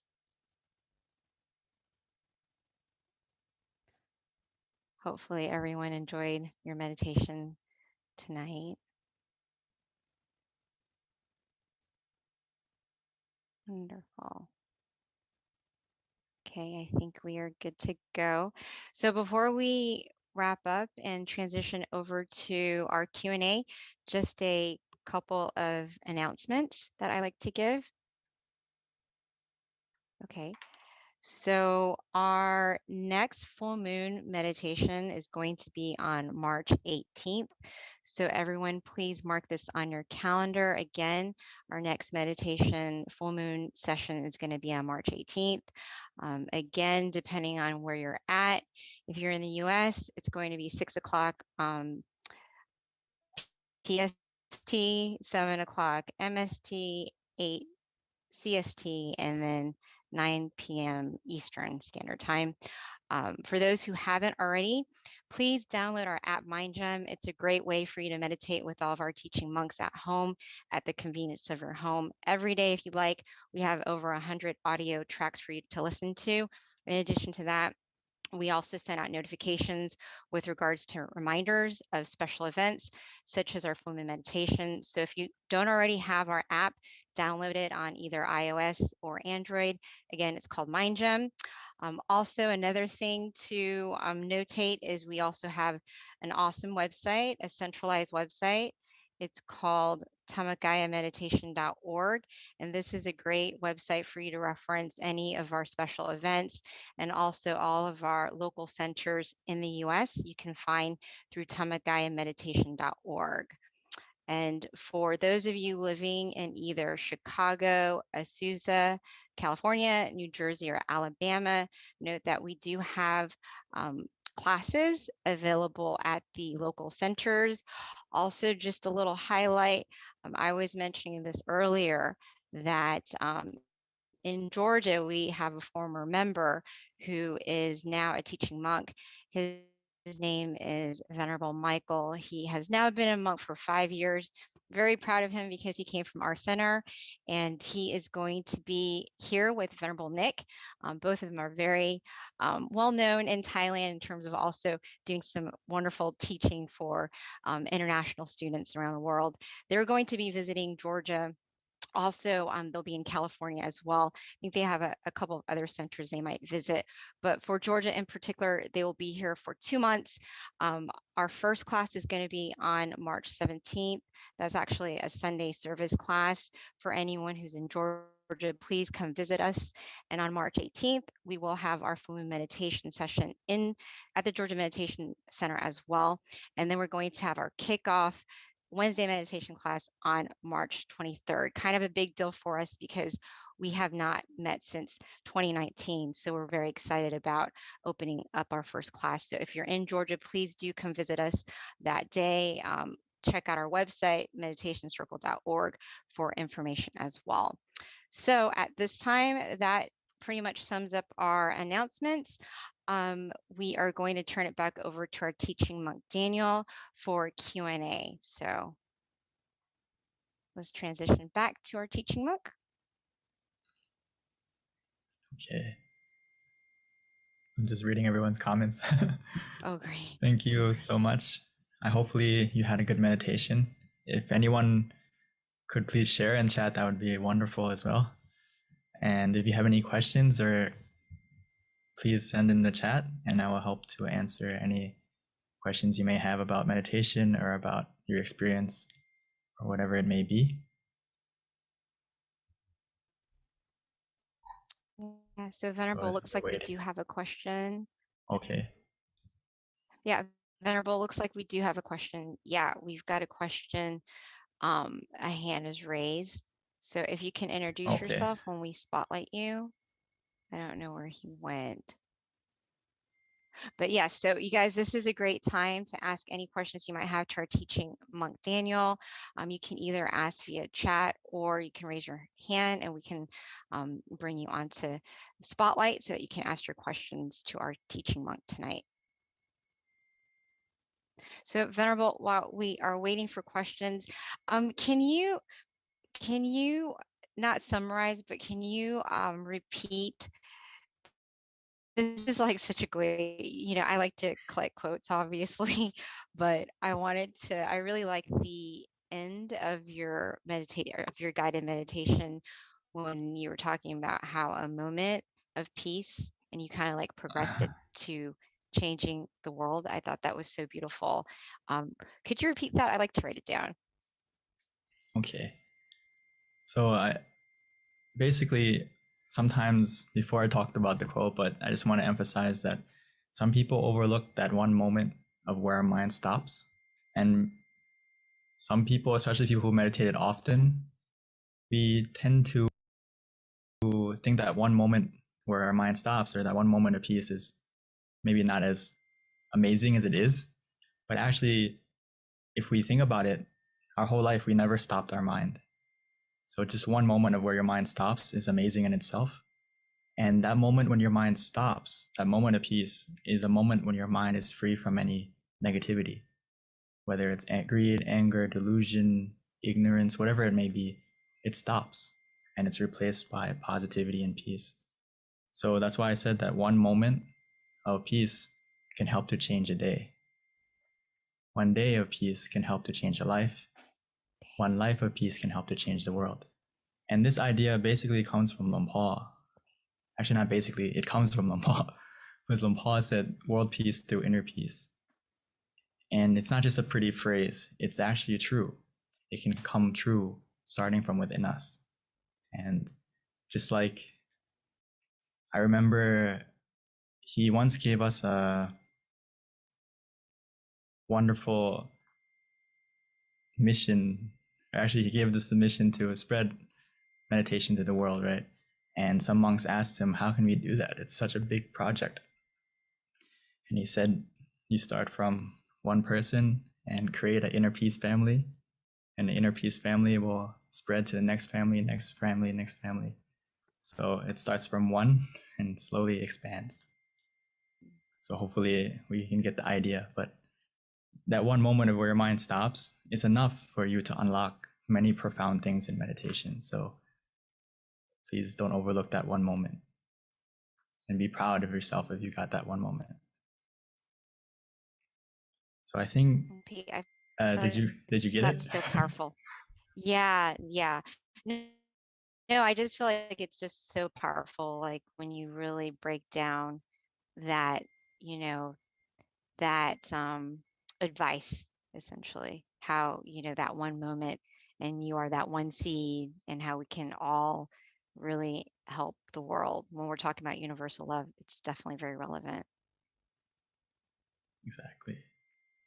And And Lisa that said, one world moment, peace through inner peace. yeah, Lisa. that's Luang Por's famous quote, and it's actually very possible. There's so many people who talk about peace, and I think that if more people focus on changing themselves first, that world peace that seems so impossible can happen. But it starts from everyone putting in the effort to change the things that they can change, which is change themselves first, right? We can't change the environment right away. We can't change policies right away, but we can change ourselves first and change the people. Mm-hmm. We can't change people, but we can change ourselves first. We can change people eventually, but it's harder than changing ourselves. Right. So it's a collective effort.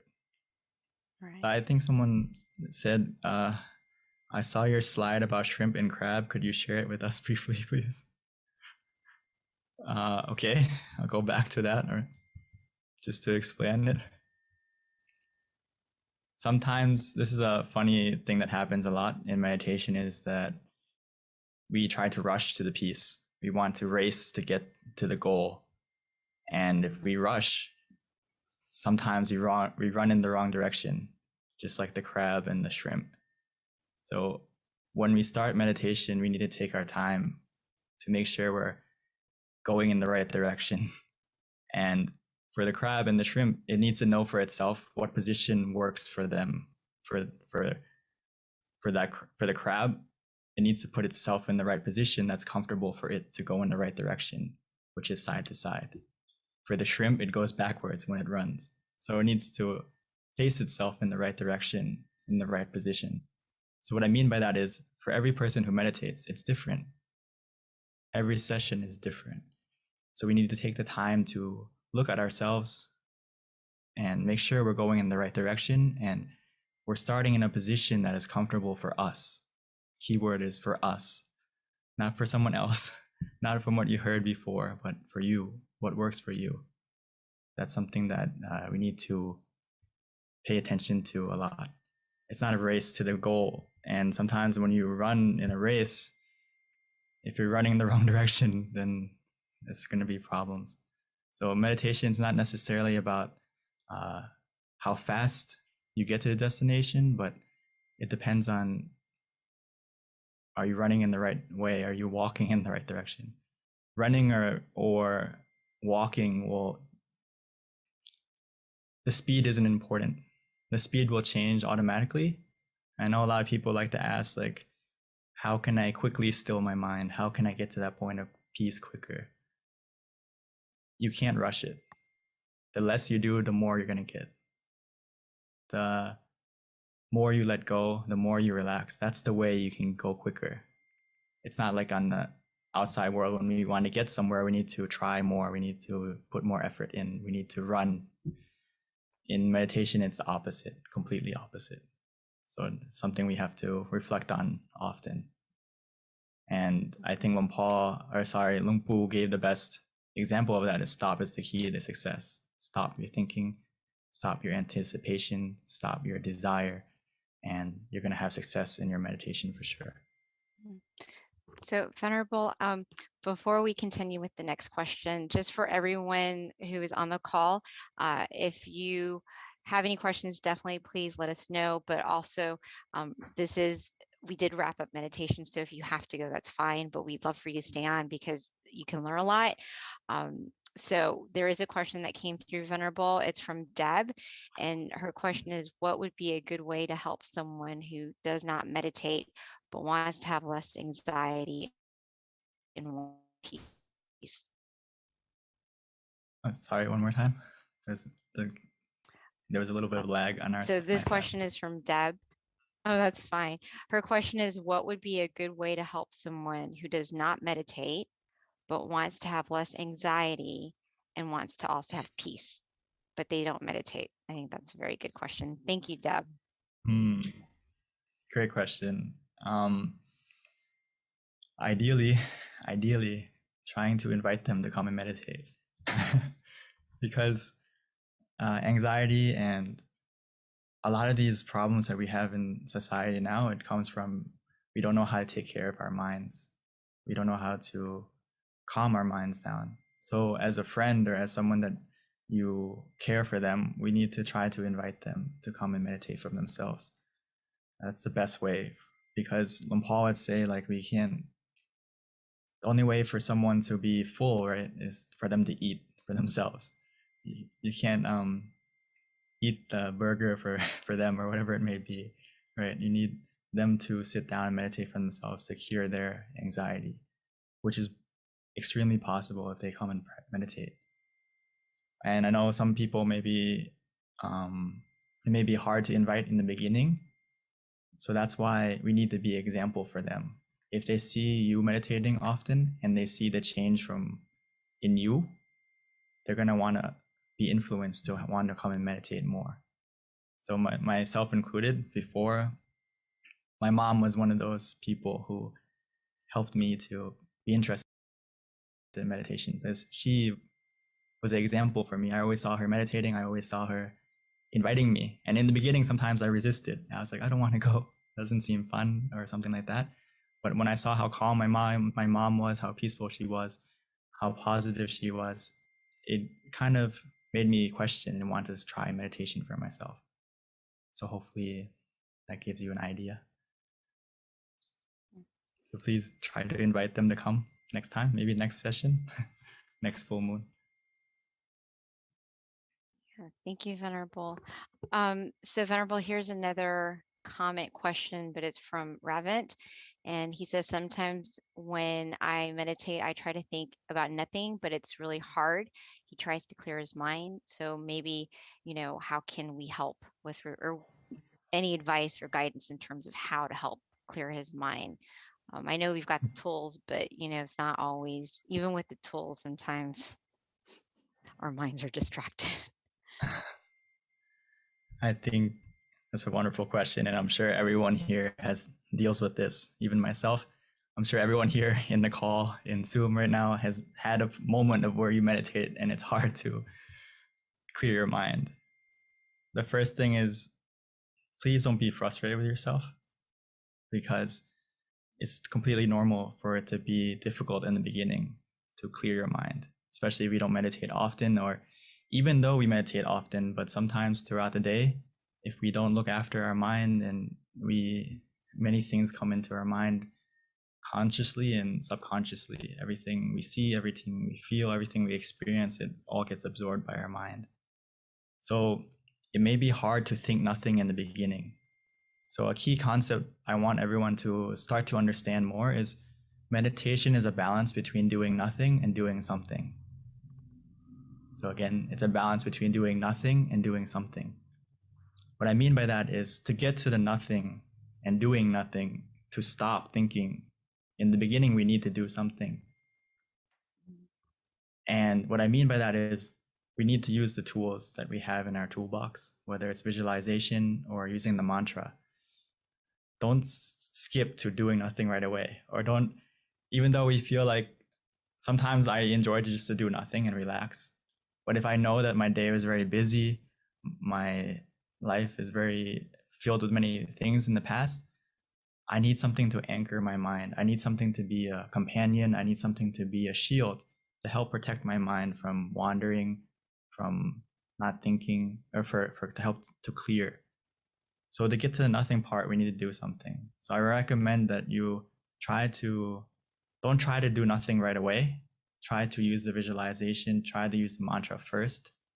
And eventually you're going to get to that point where you don't want to do nothing automatically. So hopefully that answers your question a little bit. But another thing is, it takes time. It takes time. Remind yourself that it takes time. The way to clear your mind, it doesn't happen right away. We need to be a little bit patient. And just like in our computer, or we delete a file, right? Some files that are big, it takes a while to delete, right? It's not right away.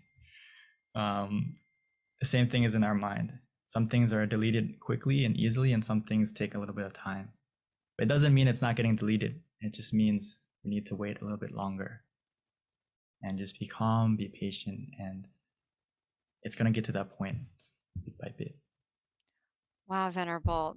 I've never heard anyone put it like that. That is so profound. Like doing nothing and doing something. I actually really, that makes a lot of sense. Thank you for that knowledge. Just to reiterate that everyone throughout your meditation session has to switch between these two things. That's what makes you a good meditator, is knowing when to do nothing and when to do something. Meaning that when you're off balance, when you're in balance, you don't need to do anything. When you have mindfulness and relaxation together, you feel calm, you feel relaxed, you don't need to do anything at that point. But whenever you start to feel that balance is shifting or off, that's when we need to do something, adapt to the situation by using the mantra, by using visualization, whatever it may be, to get you back in balance. Thank you, Venerable. I love that. Another question that we have, and I think this is pretty relevant to universal love as being our wisdom talk today. And this question is, why do we hurt those we love? So I just want to expand that a little bit more, which is true if we're talking about universal love and kind of expanding that out there. But, it's so everyone's hurting everyone, and we've got all these situations, even right now, Ukraine and Russia, things like that. That's a very good question, Venerable. Why do people continue just not, loving each other and trying to find harmony and peace, the world even, on a bigger picture, except for, of course, us on this call?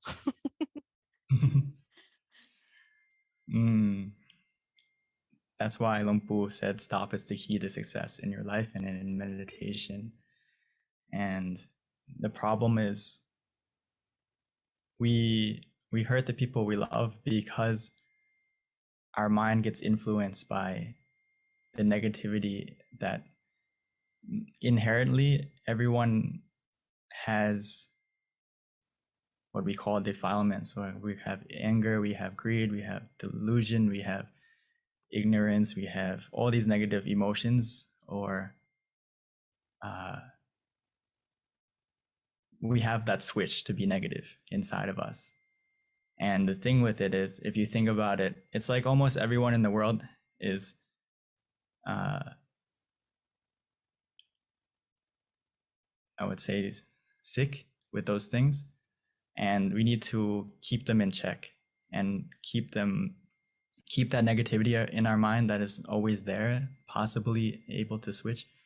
We need to make sure that we keep those negative emotions at bay. which is why we need to stop our mind often. We need to recharge our mind often to connect to those moments of peace more often.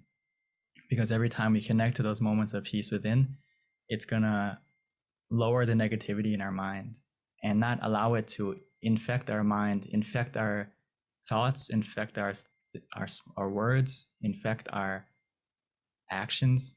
So that's why we hurt people, is because we aren't mindful of our mental health, and that negativity takes over what we think, what we say, what we do to them. So the more often we stop and still our mind, the more easily it's going to be for us to not hurt anyone. That's why meditation is so important, and why Luang Por would say we need to love ourselves through meditation. And why is that the best way? Because directly we're going to be a better person for everyone around us, and we're not going to hurt anyone anymore. And most importantly, we're not going to hurt ourselves, because we are more connected to how we're feeling, both physically, both negatively and positively, meaning that if you practice meditation more often, you're going to be able to know how you're feeling, be more aware of how you're feeling. And a lot of times when we hurt someone, it's because we let our emotions take over. And sometimes, like speech, it takes a second to say something. And that second that we said something hurtful, it can last a lifetime to someone. And the same thing is true for positive things, right? One thing you said, one action you did one time can change someone's life. So we need to meditate and look after our mind to make sure that what we say, what we do, what we think is more positive. And the chances for us to hurt someone we love will reduce automatically. So hopefully that gave you some kind of idea. Well, that was so inspiring. Oh my goodness. I wish everyone could hear what you just said, because I feel like it would motivate. I don't see how it can't motivate anybody who's not interested in meditation to meditate. That question that Deb had, Deb, I think you need to write down what the Venerable just said and share it with your loved one who isn't interested in meditation, because I think it's just a matter of being educated. And, when it's broken down with such wisdom, I think it's very clear, and anybody who hears it would be curious to see what you're talking about. That was very, very a great explanation, Venerable. Thank you. So Venerable, last question before we wrap up, since it is 10:27, gives you enough time to answer this question. Statement slash question, but there is some relevancy in this. And Ravin says that we love 10, we hurt 10. We love 100, we hurt 100. What is your thought on that comment?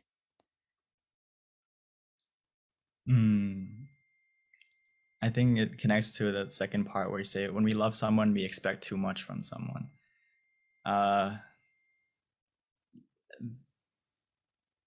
It's a different kind of love. I think if you meditate and the thing is, when we meditate, we connect to a more pure love. Sometimes our love is actually kind of mixed with other emotions, whether it's attachment, over-attachment, obsessiveness, or possessiveness of that person, or expectation from that person. So that's why it's so important and also friends. Yeah, exactly. That's why it's important to be able to have inner happiness for yourself and an inner love for yourself, because you're not going to expect from others more, because you have that happiness for yourself, that love for yourself already. And a lot of times why we expect so much, or we expect something in return, because we feel like we're missing something from others, which in reality, if we meditate and we have that happiness for ourselves already, we don't really need anything in return from anyone. We don't need anyone to make us happy, or anything to make us happy, if you meditate more, because you can access that happiness, that true happiness for yourself, anytime, anywhere, every time you meditate. So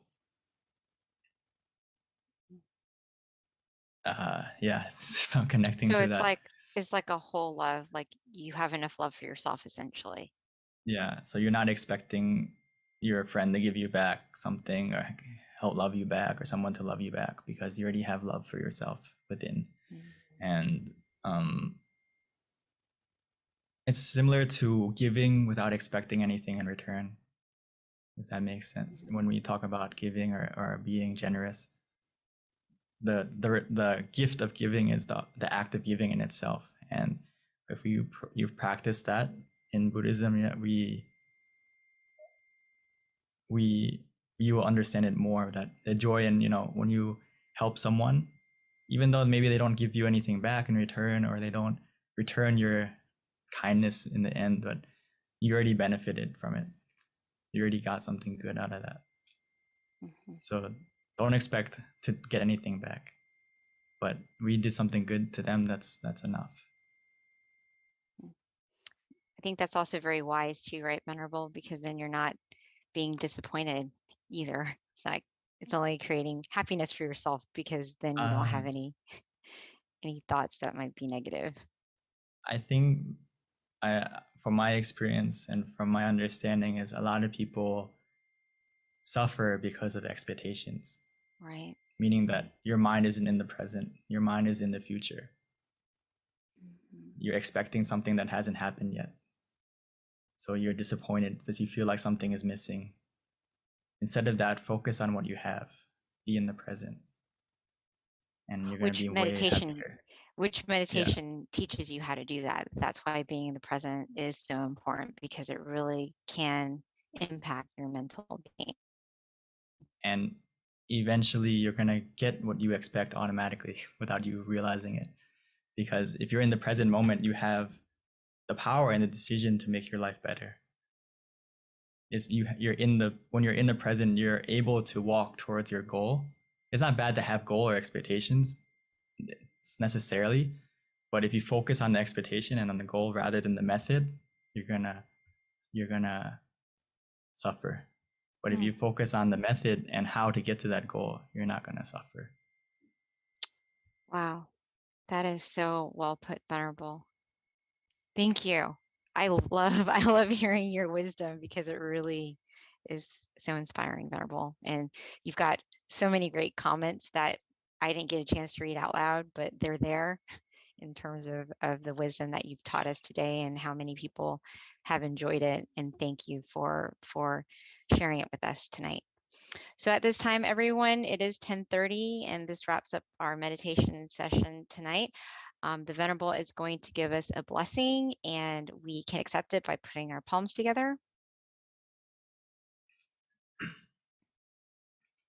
So by the positivity of everyone coming together to meditate tonight, and by your own positivity that you generated by meditating, as well as all the positive deeds you have done in your life that you can remember or that you can remember, may all that positivity, all that pure energy come together within us to cover us, to protect us, to guide us, to be surrounded by positive people, positive situations. May that inner brightness, that inner positivity make our life more clear, more bright, more successful in every way. May all the darkness, all the obstacles in our life disappear and be replaced with opportunities to succeed, to become more happy, both physically and mentally. Most importantly, must we be able to meditate, connect to that inner peace, inner happiness easily and quickly, be healthy and strong of both body and mind forevermore. Sadhu. Thank you for that beautiful blessing, Venerable. Namaste, Venerable. Until we meet again next time. Bye, everyone. Please mark your calendar, March 18th, for our next full moon meditation. Sorry for the technical difficulty problems. It's okay, Venerable. It happens. That's why technology is unpredictable. We're just glad that you're able to come back and we didn't lose you again. So thank you, Venerable. Okay. That was an awesome session. See you next time. Namaste.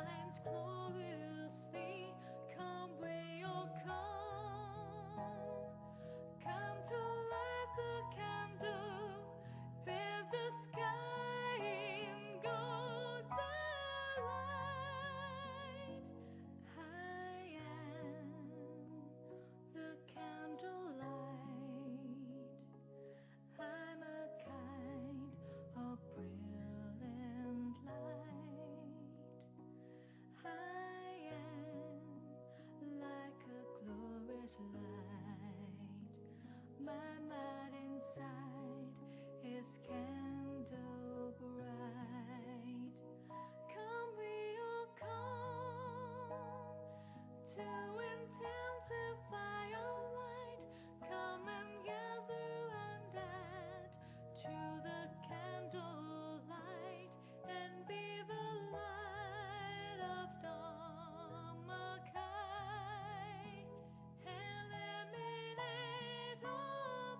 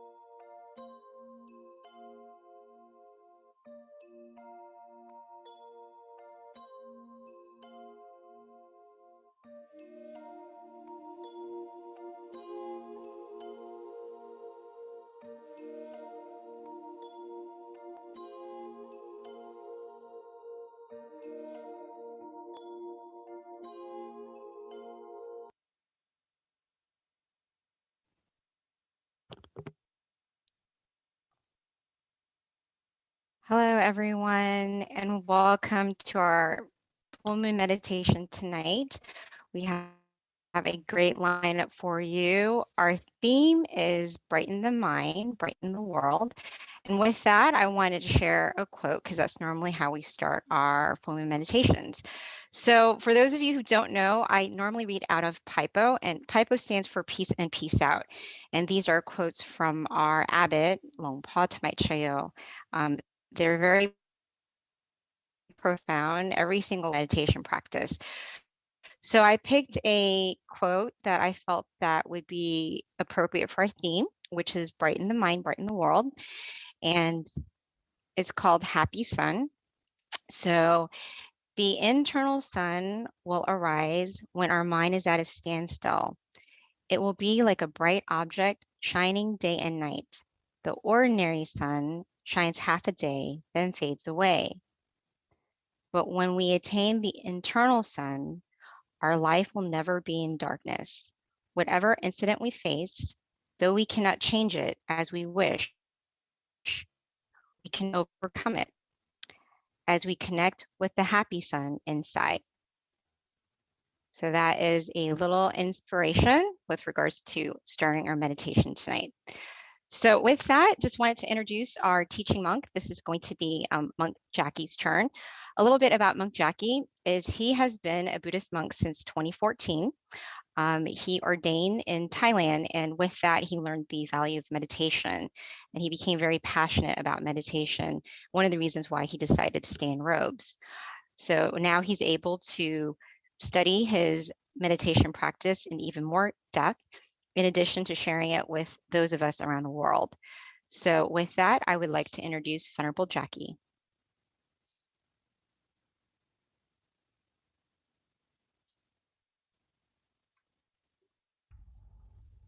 Hello.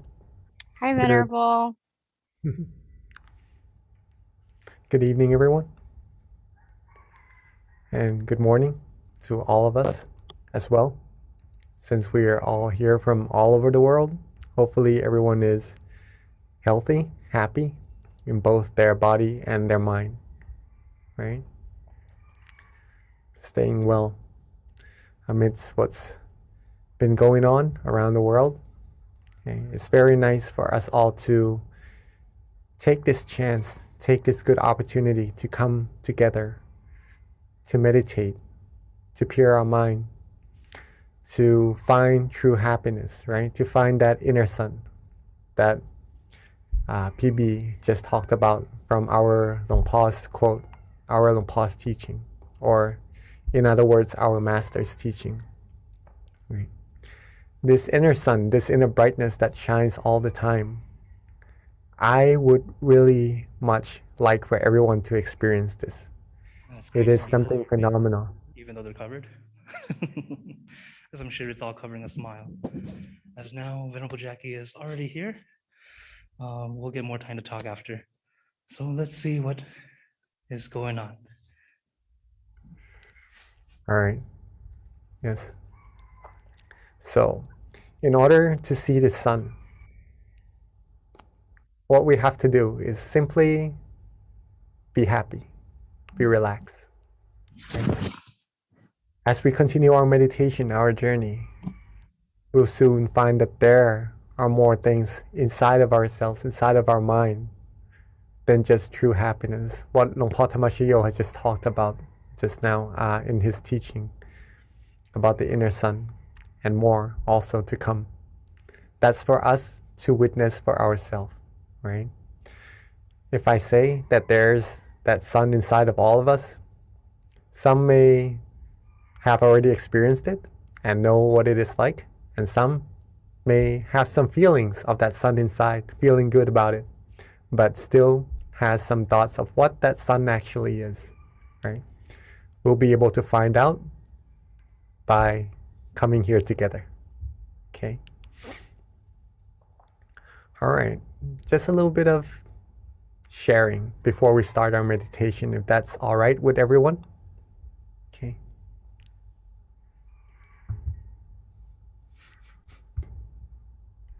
All right. So, war, chaos, disputes, all these things that somehow creates sorrows, sadnesses in our mind, all derives from one same source, right? All derives from one same source. And do we all know what that source is? Weapons? Money? Power? Authority? What is that source that creates conflicts all over the world? Right? Not to be specific or anything, right? Just in general. Well, the source of all these conflicts or these disputes, these commotions, is the mind, right? The mind. The mind of human beings that are involved with pretty much the viruses, not on the outside, but on the inside. The viruses that can't really be seen unless we still our mind correctly and go deeper, having that sun and further on. But that's another topic, all right? But just to show you first that these things, these disputes comes from the mind that is involved with some viruses that's already there inside of our mind, right? To name them: anger, right? Delusion, greed, anger, delusion. The three musketeers that usually creates problems and it's already there inside of our mind. But there is a way to deal with them. We'll go into that later on, all right? So these are the causes. These are the causes. And these things usually bring about the feeling of sadness, right? As a result. Sorrows as a result. Negative feelings to be in general, right? Not what we actually want as humans, or I believe any beings, because all humans seek, what all humans seek, what all beings seek is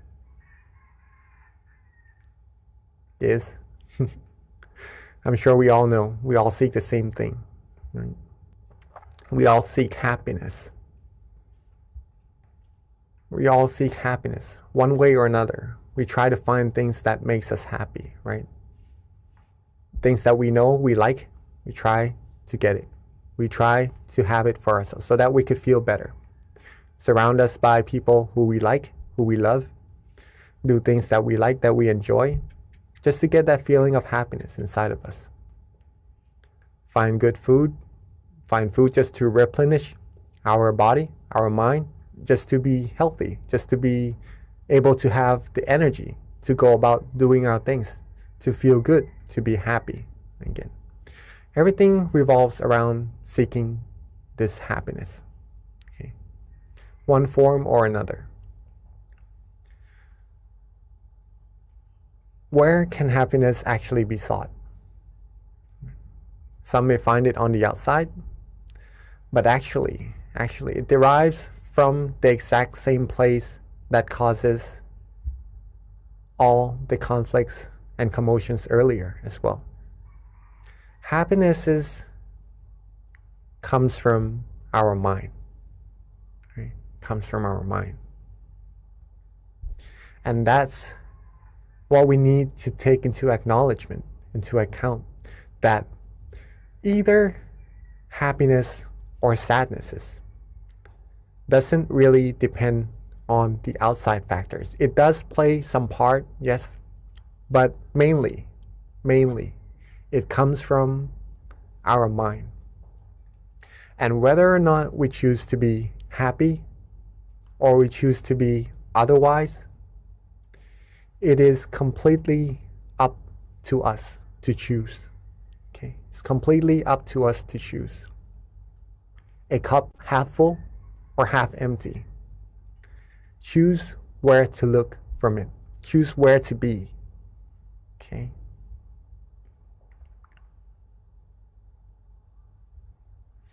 Now, let's go back a bit first. Now that we know that happiness or sadnesses, sorrows, originates from the same place, which is our mind, what can we do to always be happy, right? Because we like that feeling. I'm not sure if anyone likes to be sad, likes to have negativities, but I'm sure no one would, right? I'm sure no one would. What we all seek is positivities in our lives, happiness, good things, right? They all arrive from the mind. Can we control it? Can we control these feelings? Yes, we can. Yes, we can. If we train our mind well, it needs training, right? A mind that is untrained would be more likely to be affected by the outside factors. Thus, these outside factors may sometimes bring positivities into our mind, but sometimes it would take out the happiness from our mind as well. Okay, so training the mind, training this source of happiness within us to always have that feeling of happiness is very, very important. Okay, we can all do it. We can all do it. Right? If we always wanted to be happy, there's a way to do so. That's what I'm implying on this, right? Hopefully this all makes sense and everyone is catching up. How then? How then do we always have happiness? The answer is to practice these two. Okay. Whatever we do in life, wherever we are, whatever state we're in at that moment, right? Our physical body, our mind. If we have these two things together, awareness and relaxation, we will instantly find happiness. Awareness and relaxation. If we have awareness right now, and also if you take a look in the middle of the word awareness and relaxation, I don't know if you could all see, but there is a plus sign, right? So that means that if we are aware and we have relaxation, we simply put our awareness with that relaxation. Have them two go together, hand in hand. And that's when we will receive happiness. An unlimited amount of happiness. Infinite amount of happiness. The happiness that you could always access at any time, anywhere. Whether you're here on Earth or maybe you have the chance to go out in space, if you have these two things together, awareness and relaxation in your mind, in your body and your mind, right? You see? Relaxation in your body and your mind, you will find happiness. Always. Always. No matter if we are healthy or if we maybe in times of sicknesses, right? We always have that point in our mind to be happy, for sure, 100% all the time, right? This is why training the mind or meditation would give us the opportunity or the knowledge or the skills to take us through that source, to that source which is the source of true happiness. Okay, just to keep that in mind, that what we're doing may be simple, just relaxing and having awareness. But the more we practice, the more we'll see how profound it actually is. Okay. This is a teaching from our abbot, our master, Longpo Thamashiyo. When the body is relaxed and the mind is relaxed, it will be very easy. This it means meditation, or finding true happiness, or stilling our mind. It will be very, very easy if you are able to relax your body and relax your mind. That's it. Okay? As simple as that.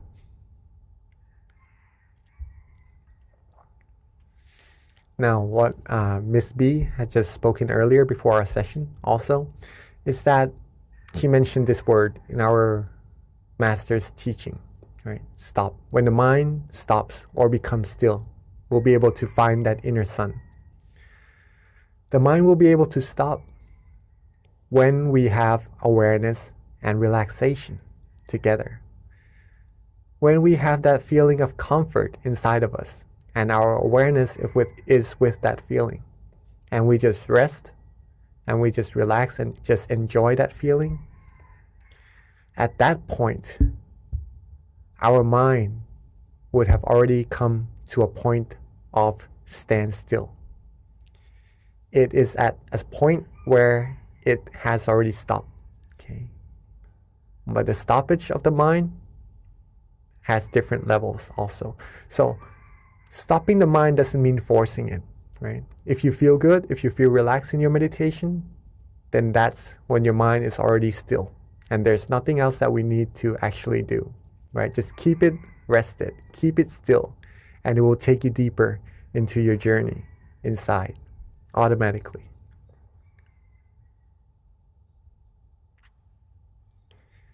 This is a very important sentence from our great master, the one who rediscovered this meditation technique, or rediscovered the middle way, the way to true happiness. He said, stop is the key to success, right? Success in our meditation and success in everything, right? If you want to know what that means, if we have more time, I would be more than happy to explain what it is, right? This is a sentence, a teaching from our great master. Stop is the key to success. If we want world peace, if we want true happiness, if we want to be successful in life about anything, stopping the mind, stilling the mind is the key to success. Okay. Awareness and relaxation in body and mind leads the mind to be still, to stop. And then that stop will bring true happiness and is the key to success. Right?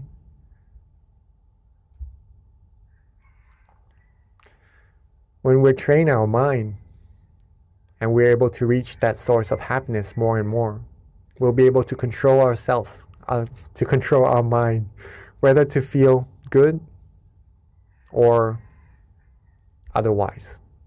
Right? We'll be able to be more in control of what we can, right? Because we can't really control the factors on the outside of what's going to happen.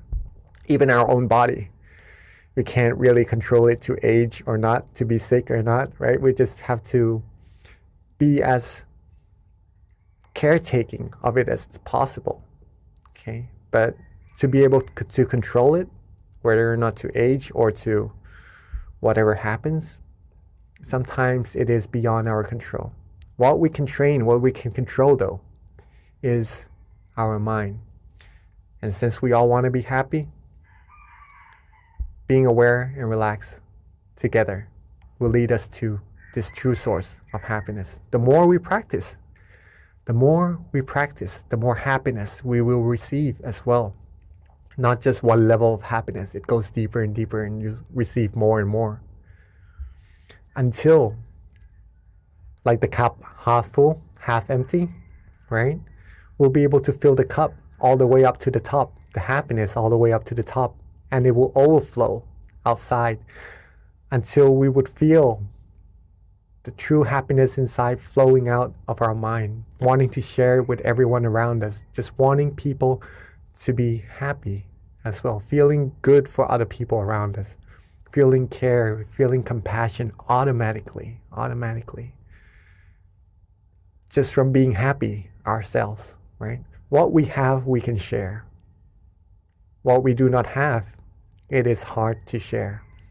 So if we want to have other people around us happy, have the world be a world of peace, it is very important to keep ourselves happy, or to make ourselves happy. Then we can make others happy as well, help others be happy as well. Like the sun, having so much brightness in it that it shares its golden lights with everyone on earth. Right? Like the moon that shines, especially this full moon meditation, right? Shines, illuminating the darkness in the sky and sharing its wonderful, brilliant light with everyone on earth as well. We will be able to be like this sun, like this source of light for everyone on earth, right? And together, it's not a one-man job, right? If we can all find that sun, that happiness, that brightness inside of our mind, overflow ourselves with happiness,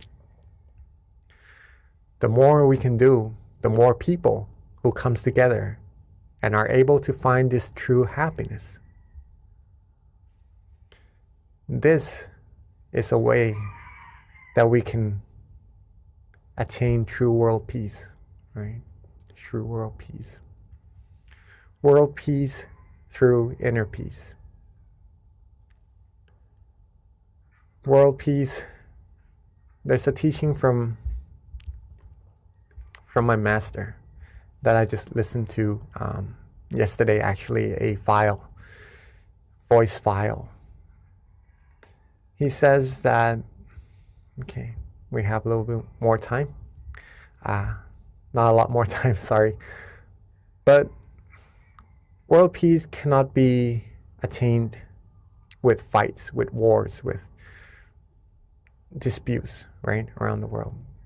The true war is not actually outside, it's actually within us, right? Whether we are happy or not, with that viruses inside of the mind, whether we clear it out or not, the true war is actually inside. If we can win the war inside, we'll always be happy.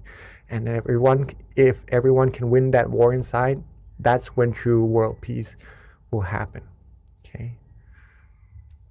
So it's amazing to get to see everyone here come together to practice meditation so we can brighten our mind and brighten the world as well.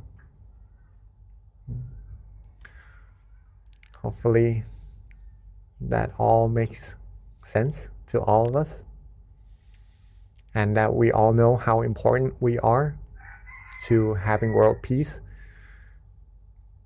And if we are able to do so, once we have our inner peace inside, share it with as many people as we can, our loved ones, so that this world peace can happen as quickly, as soon as possible. Okay.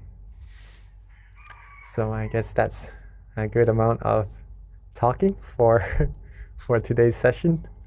Maybe we start our practice of meditation. See that sun, see that brightness inside of ourselves for ourselves. Okay. So we can practice being the light to this world.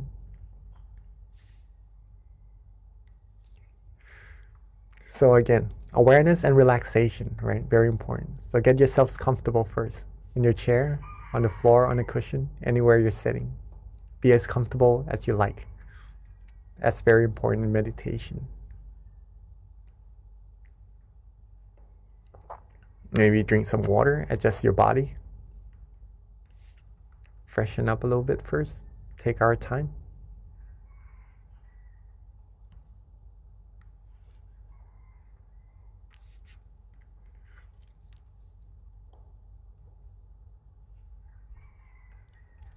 right. It's just amazing to get to meditate with everyone, see everyone come together, so many people.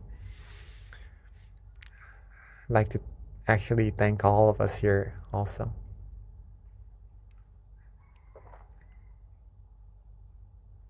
All right, so when we are ready, let's softly and gently close our eyes.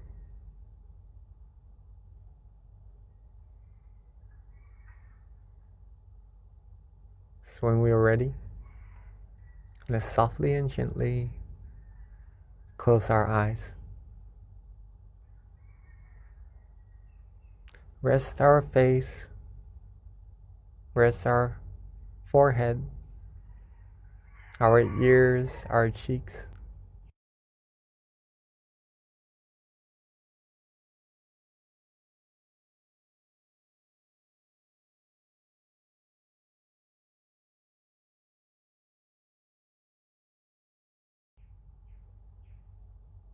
Rest our neck, shoulders.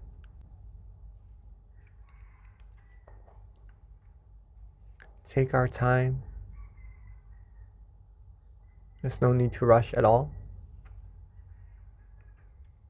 It is simply the time for us to rest and relax. And that's all that it is. Just resting and relaxing, along with being aware.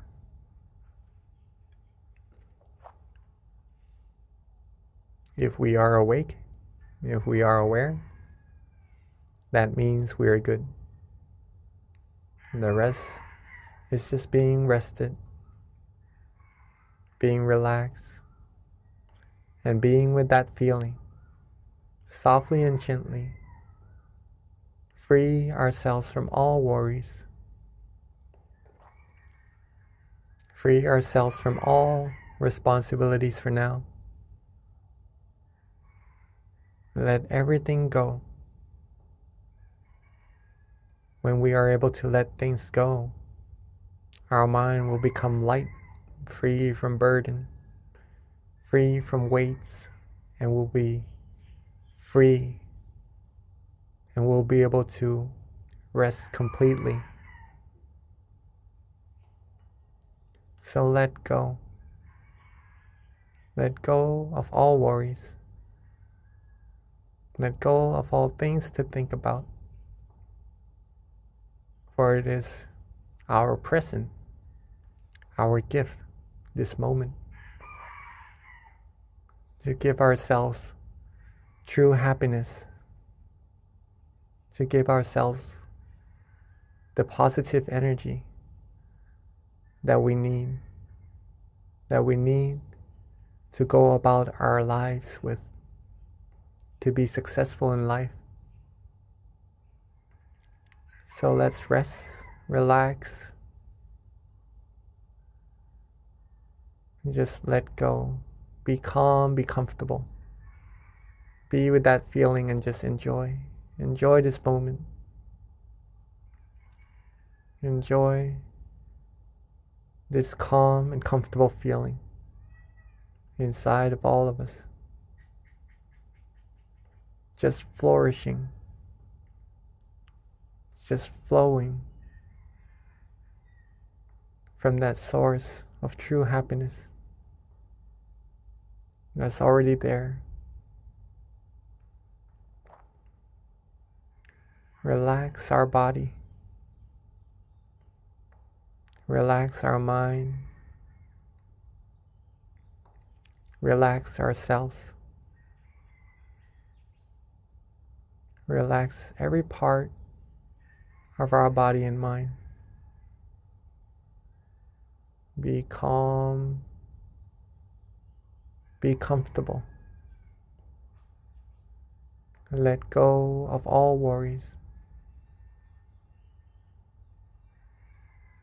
If we are starting to feel good, if we're starting to feel relaxed, if we start to feel cool, calm, gentle, liking this feeling that we're having at this moment, wherever that feeling is coming from, doesn't really matter right now. If we are relaxing and enjoying this moment, being with this feeling, we feel good, then at this point, you are already meditating. You are already stilling your mind automatically without doing anything. The mind has already come to a point of standstill. And at this point of happiness,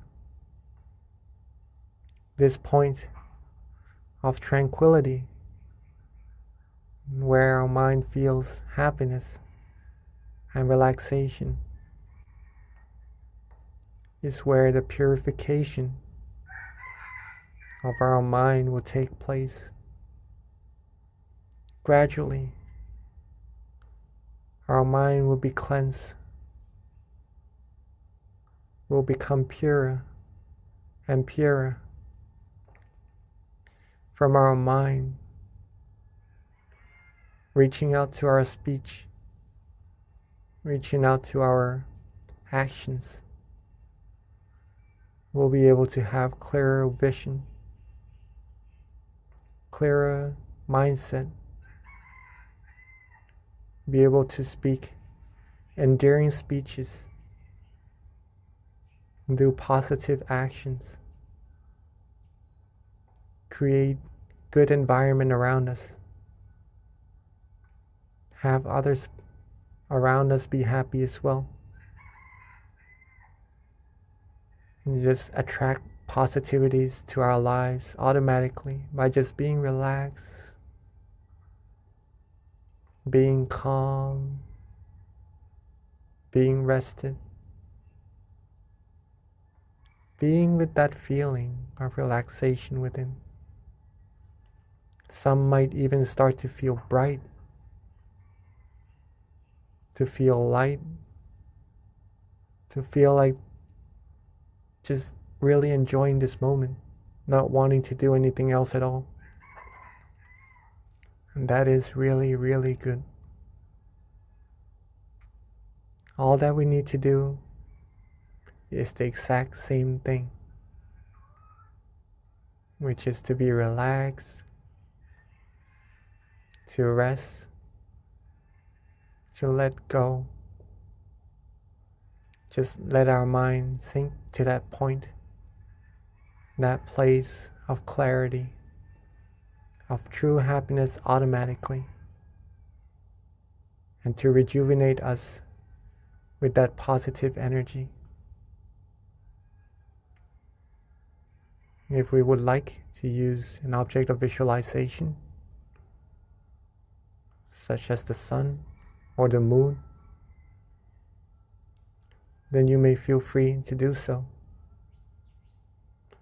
Whatever image that uplifts the mind, that is pure, and you are visualizing it comfortably,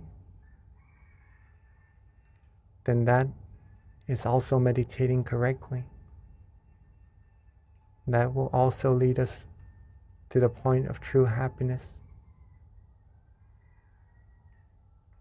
Or if you would like to use a mantra to coax the mind, to relax the mind, to free the mind from wandering thoughts,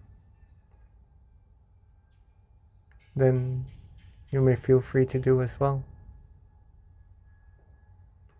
Recite the mantra relaxingly, calmly, at our own pace.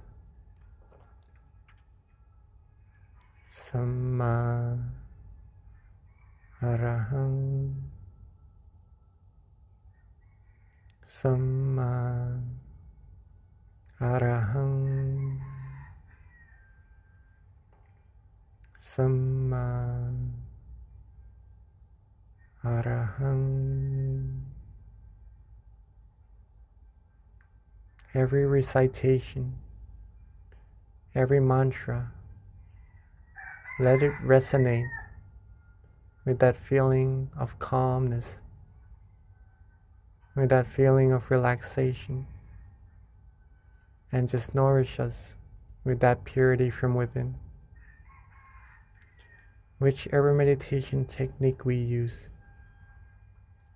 let's make sure that we are calm and comfortable and relaxed using it.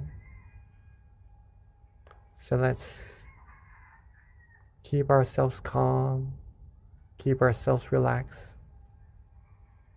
Enjoy this moment. Be free from worries. Let's meditate together in silence for this time being.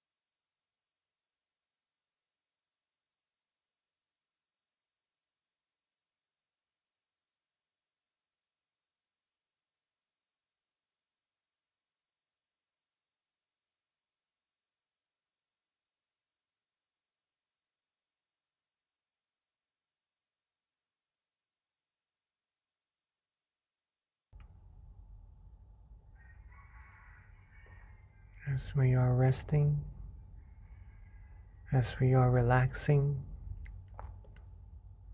as we are letting go. Sometimes we may start to have some wandering thoughts come inside our mind in our meditation, distracting us just a little bit from that feeling of happiness, that feeling of relaxation inside of our mind. In that case, there's no need to worry at all. Don't worry, be happy. Let the thoughts go. Let them flow for just now. And simply relax, rest, and let our mind come to that point of standstill again, automatically. Reset, readjust, and then restart. Relax again, and get back to that point of comfort again. Let the true happiness keep flowing from our mind. Keep the positivity coming. Keep our mind purifying, and keep our journey in meditation going, so we can reach even deeper and deeper happiness, reach a stronger and stronger sense of happiness, train our mind even firmer, even stronger, with that happiness inside of us.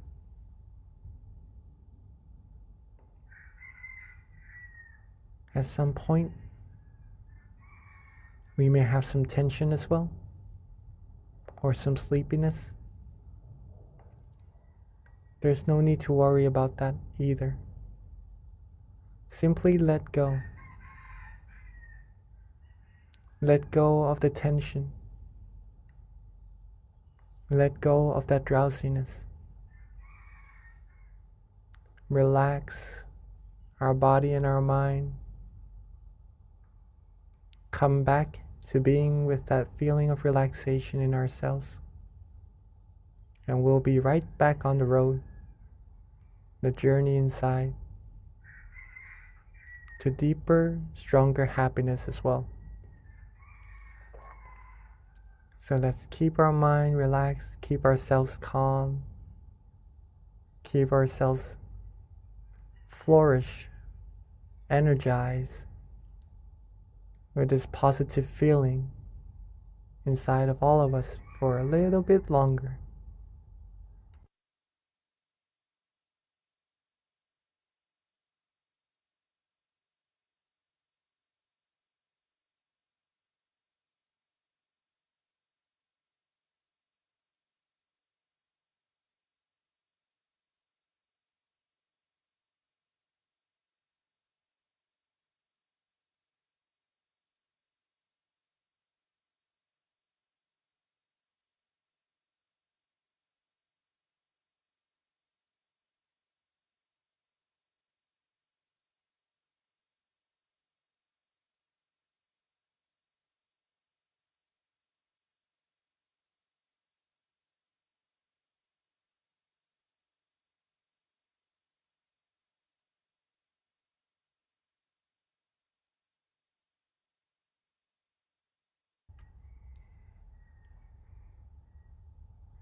Now that our mind is bright, that our mind is filled with the inner light, the inner happiness, from relaxing, from stilling our mind, let us all come together and light the candle to represent our brightness from the inside, shown to the outside, to brighten this world, shine away all the darkness. So while keeping ourselves relaxed, keeping ourselves calm. Let's softly and gently open our eyes. Let's softly and gently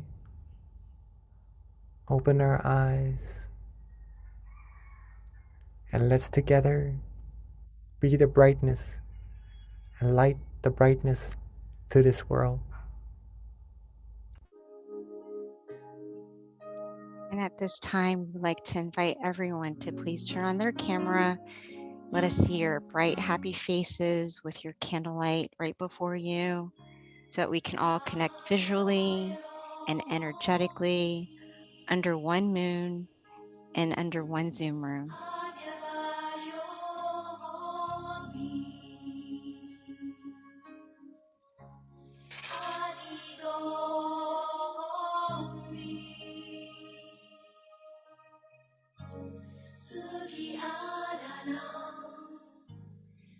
There's my candle. Again, we'd like to invite everyone to please turn on their camera so that we can see our bright, happy faces, connecting visually and energetically, keeping your mind at the center of the body, allowing your mind to radiate with happiness and joy.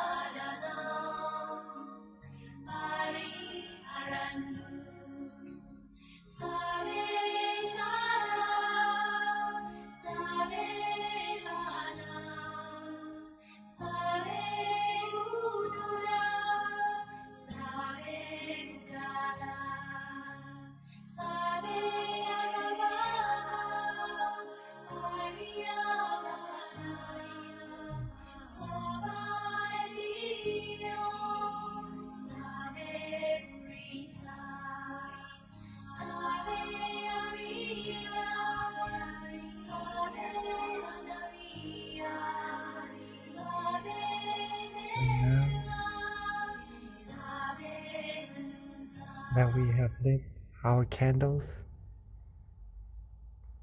on the outside together, let's bring that candlelight, closing our eyes softly and gently, back to being relaxed and comfortable in our meditation again.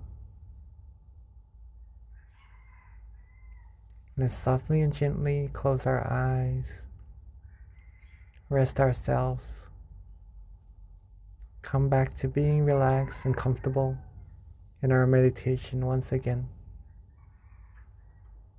Feel that brightness,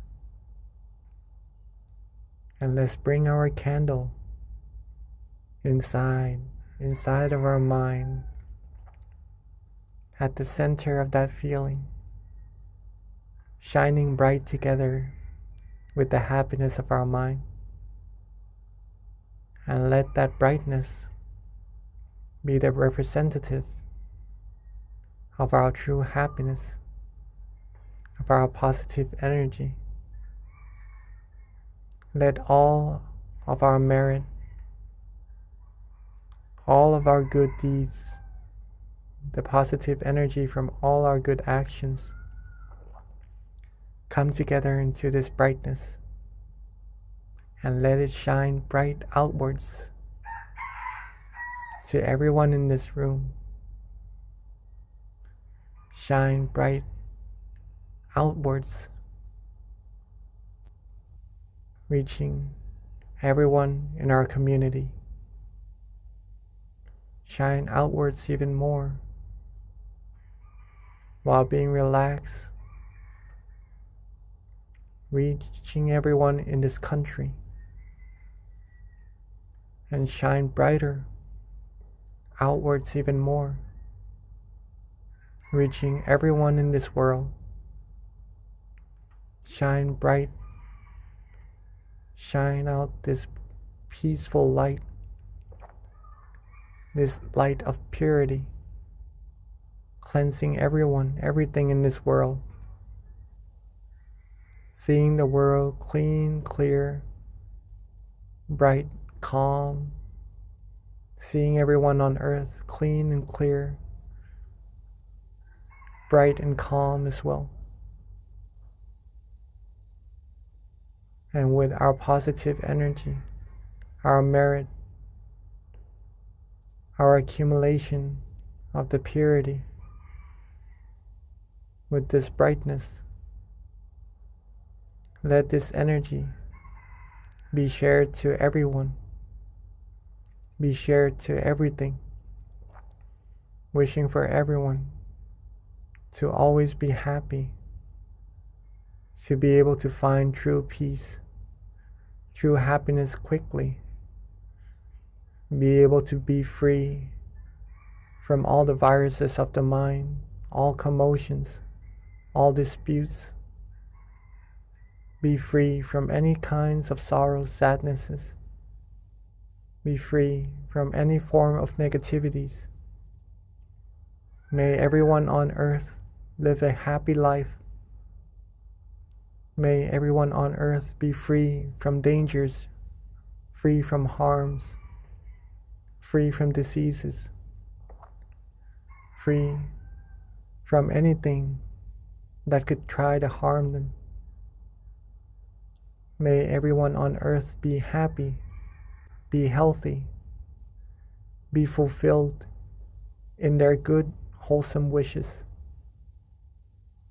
be able to find true peace, true happiness easily, still their mind easily, be able to find that inner peace, inner light easily,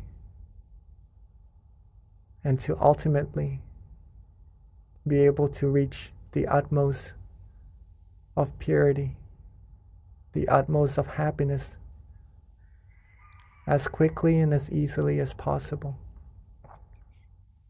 Let's take a few moments to share with the world, share with everyone our positive energy, our good thoughts, goodwill, our loving kindness.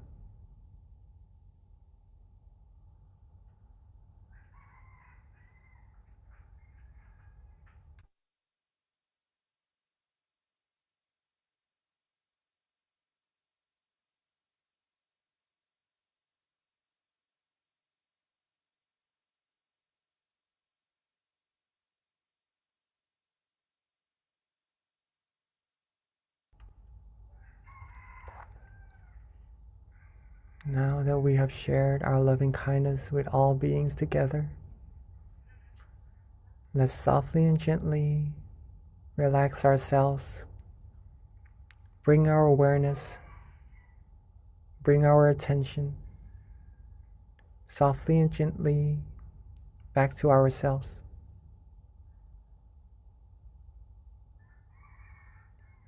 Let's relax, be calm, softly and gently bring our attention, our awareness back to ourselves, where we feel it is easiest, it is most comfortable. And at that point of brightness, that point of restfulness, that point of relaxation, with all our merit, our accumulated purity, our accumulated positive energy, let's wish for ourselves to always be happy, always be healthy, always be wealthy, be fulfilled in all our good wishes, be free from diseases, dangers, harms, be free from all negativities, sorrows, sadnesses, be free from anyone, anything who would try to harm us, be surrounded by good, wise, virtuous people who would take us onto the path of righteousness, take us onto the path of happiness. And at all times, may we be able to still our mind, find true happiness easily, and reach the utmost of happiness as quickly and as easily as possible. And let's take a few moments to wish for ourselves for what we need.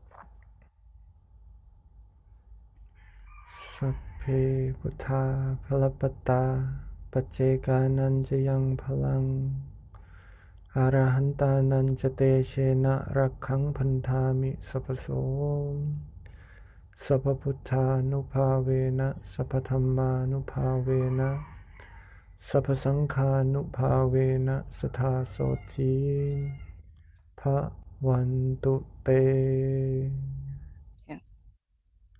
And then when we are ready, let's maintain our relaxation, our calmness, our feeling of comfort, and to keep this feeling with us as much and as often as possible. When we are ready, let's softly and gently open our eyes. And when we are ready, let's softly and gently open our eyes, for we are now at the end of our session together. Thank you, Venerable Jackie. That was a lovely meditation tonight. So everyone, please note that this does wrap up our meditation session. We do have a Q&A, but before Q&A, which of course we recommend everyone please stay on. You'll learn so much information with the Q&A.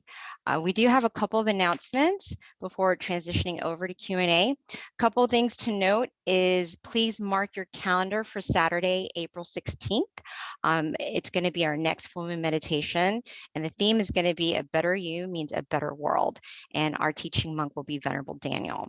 A couple of other additional points to make is that for those who are not aware, please do follow us on tamakayameditation.org. This is where you can find out information with regards to your local center if you want to come meditate in person, or you can also follow us on MindGem as well, on our Facebook, on our Instagram, on our website. If you don't already have our app, you can download it on either iOS or Android. Again, that's MindGem, and we send notifications every month with regards to our full moon meditation. So you'll be reminded and get notified on your phone, which is very convenient and easy. And if you RSVP, you'll also get daily, well, not daily, but you'll get reminders with regards to our full moon meditation. A couple of other things to announce is that we do have our in-person meditation centers that you can visit if you're in New Jersey, Azusa, Alabama, Chicago. Our local centers are open to the public. And a big announcement for those of you in Georgia like myself, please mark your calendar. We are so excited after 2 years of being closed since 2019. We are one of the last centers to open, but we will be officially opening this week. We've got our kickoff meditation classes, one being on Sunday for those who attend service, the other being on Wednesday, which is our regular meditation classes weekly, was on Wednesday before. So we're going to start that, resuming that again. And our kickoff is going to be on March 23rd. And super excited that we've got 2 visiting venerables from Thailand. One of them being our former member, Venerable Michael. He is with us. He flew in the other day. And Venerable Nick, if you aren't aware of Venerable Nick, he's got a huge following on YouTube. He gets, at this point, millions of hits. They're both in Georgia. And what's even more exciting is they've got a book that they're going to be launching, and the book is The Building Blocks of Meditation. So if you're in Georgia on the 23rd, please come to our 7 o'clock meditation class. Anyone who attends will receive a book as a gift from the center. We've got a lot right now in inventory, so please come and get yourself a book. If you aren't in Georgia, it's okay. You can go to Amazon and purchase a book, and all the proceeds goes to donations anyways. So at this time, that wraps up all of our announcements. We would like to invite Venerable Jackie to answer any questions.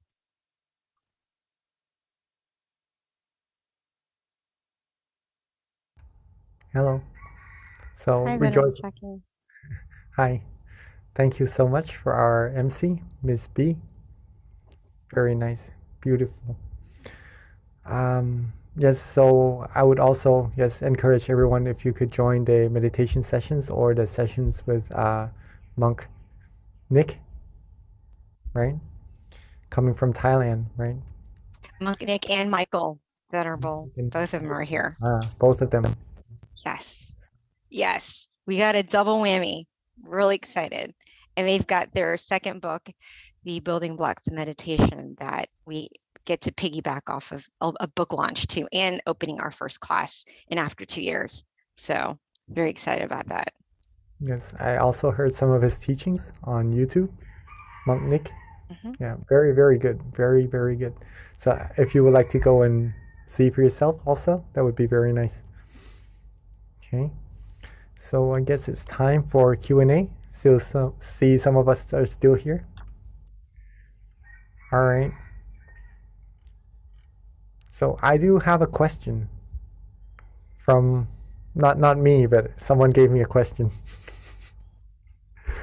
All right, so as we know that meditation can improve mental health, are the people who have some mental disorders able to meditate, or is it recommended for them to meditate? Okay, this is a question from Pini, right, or a participant in a center. Okay. So yeah, actually meditation is really good for mental health. It's really good for everyone actually.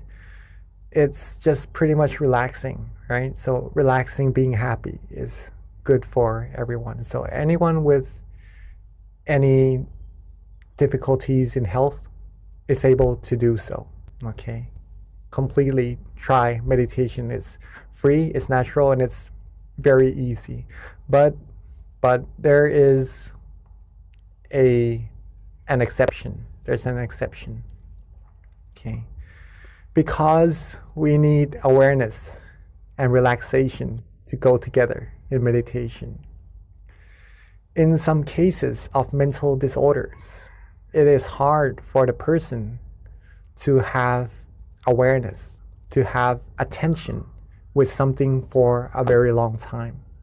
Okay, and in meditation, sometimes we do need that attention, that awareness to be prolonged, to be continuous with the feeling of relaxation, right? To get good meditation experiences, or to be able to go deeper and deeper. But some mental disorders doesn't really allow that person to have such ability.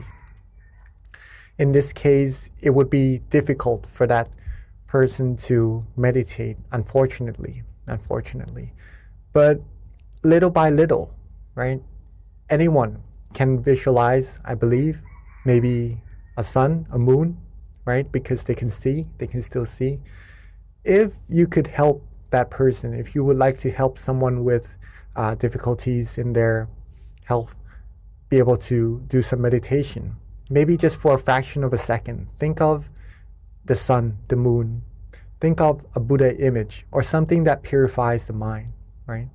Have them do this frequently, a little bit at a time, not forcing them too much, right? It may be quite hard to do so, but I'm sure they'll be able to do so.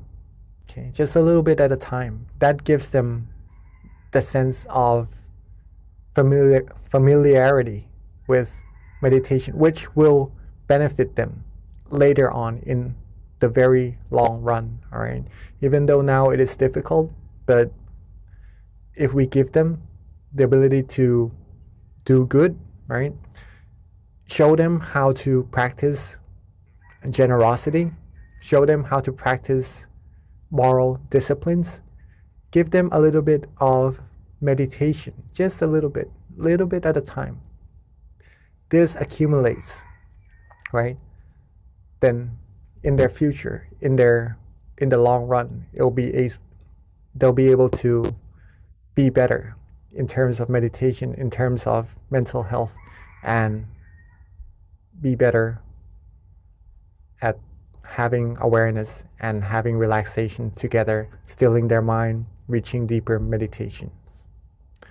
All right, so that's the exception, but all other cases, it's actually very good for everyone. Okay, so that's meditation. Thank you, Venerable. So you guys, at this time, please feel free to ask any questions you might have with regards to meditation or how to deepen your practice. You can raise your hand or put it in the chat. This is a great time to take advantage of our teaching monk being here with us and for him sharing his wisdom.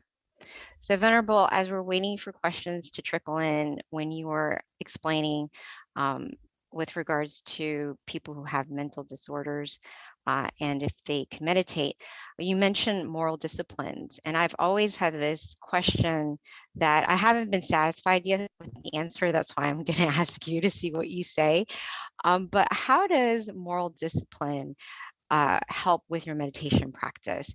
So I understand, especially like the basic ones, but when you start kind of like adding on to the basic moralities, how does that actually help purify your mind even more? Like, to me, just the basic ones that we know of should be enough, right? Does it really do anything when you start tacking on more? In other words, maybe too, you might have to share what they are for people who don't know what they are. All right, so maybe the basic ones are the 5s, right? Mm-hmm. And then the more ones that you mean is the 8? Correct. Yep. Is that correct? Yeah. All right. So the basic 5 precepts, or moral disciplines, pretty much you could put it that way, is that they refrain ourselves. They help us control ourselves, right? To not hurt ourselves and to not hurt other people, right? No killing, no stealing, no sexual misconduct, no lying, and no intoxication, right? That's pretty much helping ourselves be harmless to ourselves and to be harmless to other people. In this sense, we are able to control our actions more to be towards goodness, control our speech more to be towards goodness, and with a good mind, with a clear mind, that gives a sense of no harm to ourselves, right? No danger to come to ourselves, no worries, in other words, no anxiety. Our mind will be able to be more still easily. We'll be able to meditate better easily, right? And the three, to add even more, is to uplift the mind even further, to be pure, right? The extra three, no having dinner, no having meals after lunch, pretty much that. No engaging in entertainments, no lying on big beds or very comfortable ones, right? It's just an incentive. It's just disciplines to help us free ourselves from desires. Let's just put it that way, from desires. When the mind is free from desires, it'll be more calm, it'll be more tranquil, thus easier to meditate. Okay. All precepts are good. It keeps our mind clean, gets ourselves the better sense of meditation, better sense of cleanliness of our mind. Like when we shower, we clean our body. We really don't want to get our body dirty after cleaning it, right? When we have our white shirt on, don't really want to get it dirty, all right? It doesn't feel good. Okay, same with the mind. If our mind is clean, we will get the sense of cleanliness and have better meditation. Moral disciplines. If we have the 5 disciplines, it's like wearing a good white shirt, right? We are clean. We're clean. And makes us feel good. The 8 disciplines, maybe a white shirt also, but an even brighter one, right? It uplifts the mind, makes that brightness, makes that cleanliness of our mind even higher. And maybe even more disciplines, if you would like to take on, then that's like wearing an even brighter, whiter clothes, shirt, right? That's pure in a sense of the mind, feeling better, feeling more proud of oneself in the sense of wholesomeness in the mind. And that gives better meditation as well. Thank you, LP. I like the comparison of the white t-shirt. I never thought of it that way, but that actually is a really good analogy in terms of that question. Yes. Yes, so about just a little bit about, is there any other questions to come? I haven't seen any other questions yet at this time, Venerable. Looks like we kind of have a quiet bunch today. It's kind All right. of the change in time, I think, makes people a little slower. Oh, we have a question from someone in DC who just raised their hand. Can someone spotlight Mr. Rabbit, please? Okay, let me see. All right. If you have any questions or you would like to share your meditation experiences, you may feel free to do so, all right? Or what to do in your meditation when you come to this experience or anything. If you have any questions related to that, please feel free to ask, okay? Yeah, so we do have a question, Venerable, just waiting for our technical lead to unmute the person and spotlight him. But in the meantime, Mr. Raven, if you want, you can also put it in the chat too. They might have individuals within the chat room.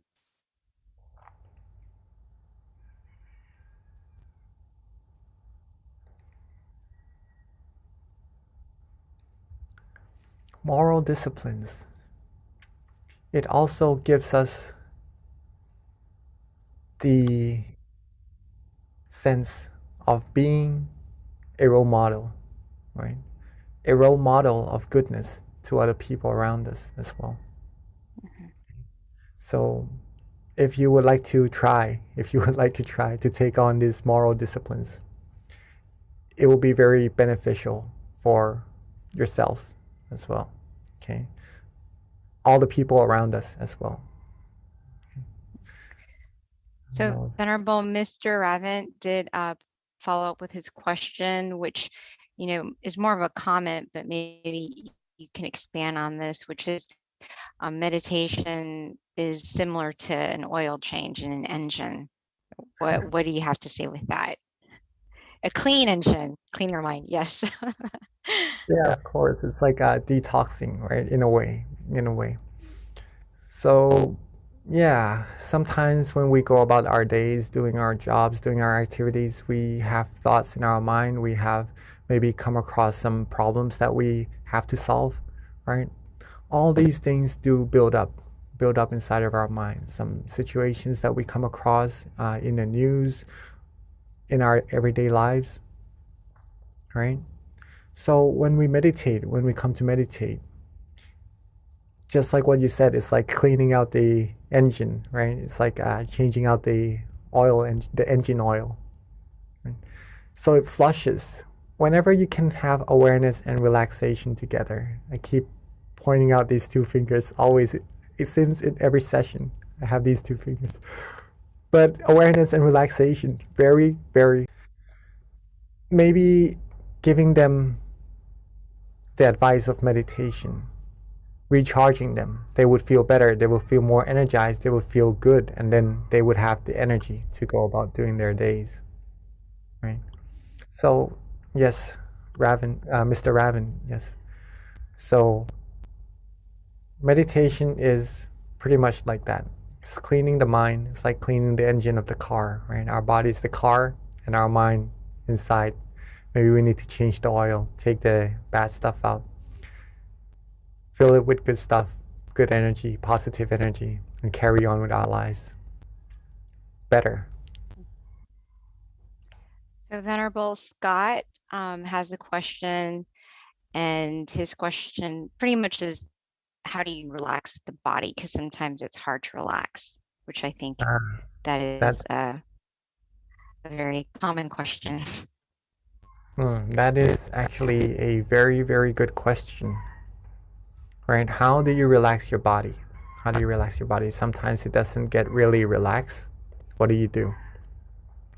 Get your body as comfortable as you can, okay? First of all, if you need to do some stretchings, some exercises on some parts of the body, then do so in order to have a better, more comfortable body, relaxed body in your meditation sessions or in your daily lives, to be general. However, sometimes we do have some pain or maybe some difficulties in relaxing some part of the body, or maybe someone may be sick as well even, and it is really difficult for that situation to be able to relax the body. All right. In this case, be content. Be content. Be happy with what we have, right? Whatever relaxation we have at that moment, it may be different also. Even being healthy, it may be even different in each different session or different days. So whatever we have of a feeling of relaxation at that moment in our body, be content with it. And then once it's relaxed, once it's good, once we accept it, then we go on to relaxing the mind. And then our meditation will progress as well. Okay. Thank you, Venerable. We have another question from Isabella. This is a pretty good question too, which is, how can you tell that you have true self-awareness? How to tell that you have true self-awareness, right? Simply, let's put it this way first.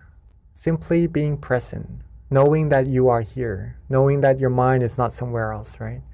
Knowing that you are present, then that's being aware. That's having true self-awareness already. Okay. But it gets even more intense as we go deeper in our meditation, as we become more and more still. Okay. So when your awareness is coupled with being relaxed and you like this feeling, you enjoy this feeling, you know that you are awake and you are aware, then that's when you have true self-awareness, right? But there are probably different levels of true self-awareness in this terminology inside of our meditation. That's where we need to keep going inside, right? That's pretty much that.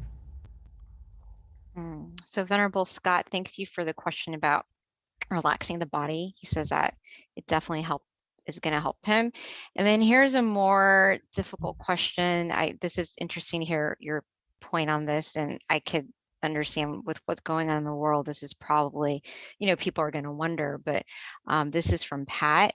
And her question is, how does karma work when someone orders others to kill or do harm for that person?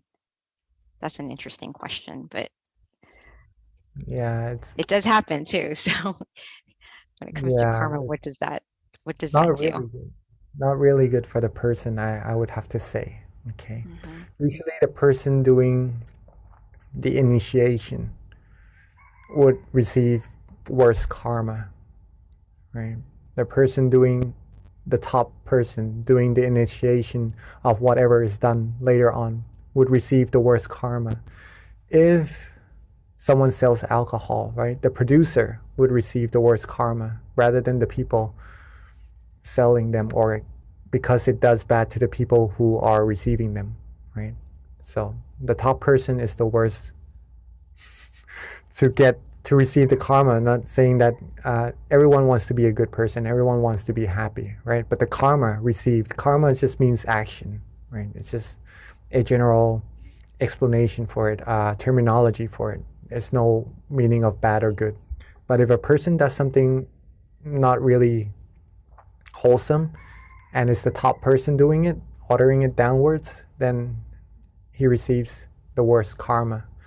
On the other hand, if the top person initiates good actions, wholesome actions, that person will receive good karma as the most as well, right? So if we are practicing meditation right here together, okay, we have the brightness and we share this brightness with people around us, and they go to share with more people around them. They go to share with more people around them until we have world peace. All the brightnesses that you share to that first person and share to the others, the good karma you share to all of them will be unto you. You'll receive all of those good karmas. It's like lighting one candle for yourself. But when you light other candles, all the candles that's lit after that, you'll receive that brightness back to yourself as well. Thank you, Venerable. A very simple answer, but it makes a lot of sense. So, Venerable, there aren't any other questions, and this is a good one that I kind of thought of as you were answering one of the questions, which is on self-awareness, and I feel like it can probably help everyone on the call in terms of seeing what your viewpoint is on this, which is when it comes to self-awareness, and you're aware of your thoughts and your behaviors, how do you take it one step further and try to change that behavior, especially if you know it's not working for you, more against you, right? Like, let's just say you really want that, I don't know, big house, right? This is just hypothetical. You want that big house and it's creating suffering because you're desiring that house, and you're aware that, you're just craving this thing, and therefore that's why you're creating suffering on yourself. So you're aware of that, but like, it's still there, so how do you take it one step further to really penetrate that and try to like detach? All right. So does my if you want to make sense? I guess I'm trying to get a little deeper in terms of how to eradicate some of your bad behaviors and habits, essentially. Pretty much is desires, right? To get things maybe sometimes we need, then it's okay if we are looking forward to get that. It's just good passion, good intention to receive that, and we need it. But sometimes we need to work hard for it. All right. But sometimes just again, if it's something on the outside that hurts us, let's just put it that way, right? Because some things we need, some things maybe would hurt us and be less beneficial. Not the house in this case, right? Maybe sometimes we do need a house and we do need to work for it. In that case, we could work for it from a mind that is happy, and that would reach us that success more easily as well. Okay. But maybe let's just some other example of something that we may desire that sometimes hurts our mind. Okay. How do we get our mind to be happy and to be free from actually feeling any negativity from what we desire? The answer is to practice meditation. How do we go deeper? Practice resetting. Okay. Once we know, our awareness goes out, right, to other things around us. Because if we receive it, if we have it, it makes us feel good. But if we cannot have it, if we depart from it, then it doesn't really make us feel that well, unless we are able to control our mind. If we reset our mind, get our mind away from these thoughts, these desires, right? Come back to being relaxed and aware, okay? Relaxed and aware. Come back to that point of tranquility, that point of brightness inside of our mind. All the bad oil, the engine oil, all the other feelings other than happiness, the viruses, won't be able to penetrate, to come in at that moment. Okay, we will be free from those thoughts that may feel like it hurts us, or maybe isn't really as healthy as happiness inside of our mind at that moment. Does that make sense? Yes, that's great. Thank you, Pete. That makes a lot of sense. So Venerable, we actually have a couple more questions that have trickled through. All right. Okay, let's go on first. All right. So it's, what do you envision when you say world peace, Venerable? A world where everyone has inner peace. Yes. And everyone loves and cares and have good feelings, good thoughts, do good actions to each other. Pretty much that. Right. Thank you, Venerable. And then that comes automatically when we have true inner peace as well. That's why meditation is very, very important. So essentially it is when everyone finds inner peace, then you have world peace, because no one's hurting or harming each other, and we're all trying to elevate our minds. Right, Venerable? Yes. All right, thank you. All right, so here is I guess it's a comment from Josh, and also a question in addition. So he says, during mindfulness meditation, we are told to be aware as if from the third person point of view. During my normal day-to-day, I find myself being aware from the third person as well, but more as if through the judge's eye of another, which brings me anxiety. What can be done to help this? Is this normal, or is this my ego and the solution that comes from within? That's a good question. All right, so mindfulness meditation pretty much helps us observe ourselves on what we're doing actually, and just to try to let go of all things that doesn't really still our mind and go deeper into our meditation. Hopefully that is correct and the same terminology. All right, again, what can be done to help with this? Let go, reset. In mindfulness practice, in any meditation practices, two things must go together. Again, awareness and relaxation, right? If you are having thoughts, if you are having anxiety, maybe the mind is not feeling as relaxed as it should. Okay. In this case, maybe focusing on relaxing the mind would help the mind come into balance. And relaxing the mind in this case is just resetting. Resetting means letting all the commotions, letting all the other feelings besides happiness go. Okay. In this case, it may be anxiety, worries. Let them go. Let go. Let it be. Let it go. Let the mind rest. When we reset like that, the mind gets to rest. We'll be in balance. And at that point, you'll find true happiness again. Oops. All right. Josh? With that. Okay, I think Miss B just got disconnected. All right. So maybe through the judge's eye, we may see ourselves being a little bit anxious, right? If the mind is on the outside, being with other people, being with judgments, being with anxiety, right? Then usually this would happen, right? Feeling a little bit worried. But if the mind is inside of our body, being with that source of happiness, then all the worries would go away. We would have no anxiety. We would have only happiness, and we would be confident of ourselves. We would be calm and go about our days with being confident with this feeling, being able to share this feeling with everyone around us as well.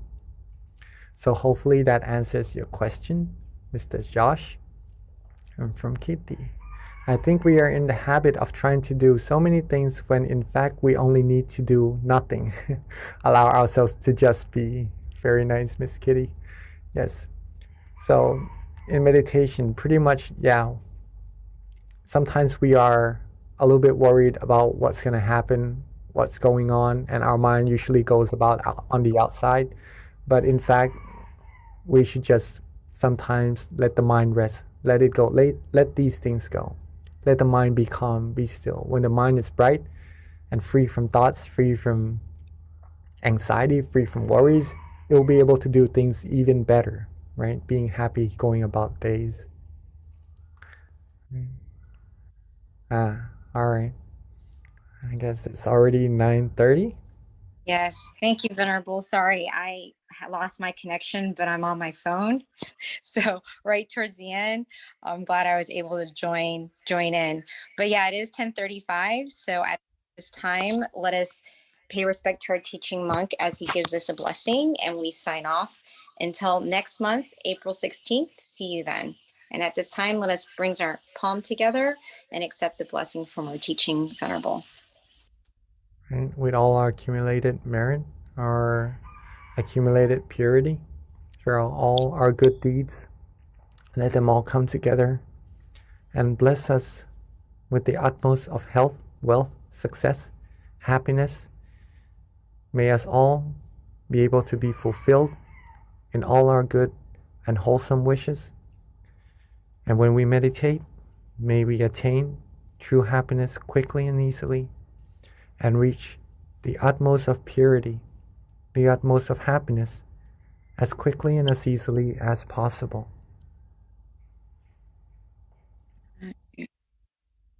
Thank you so much for your great questions and for your guided meditation. Until next time, Venerable. Thank you for everyone for joining as well. Beautiful audience. Rejoice in all your merit.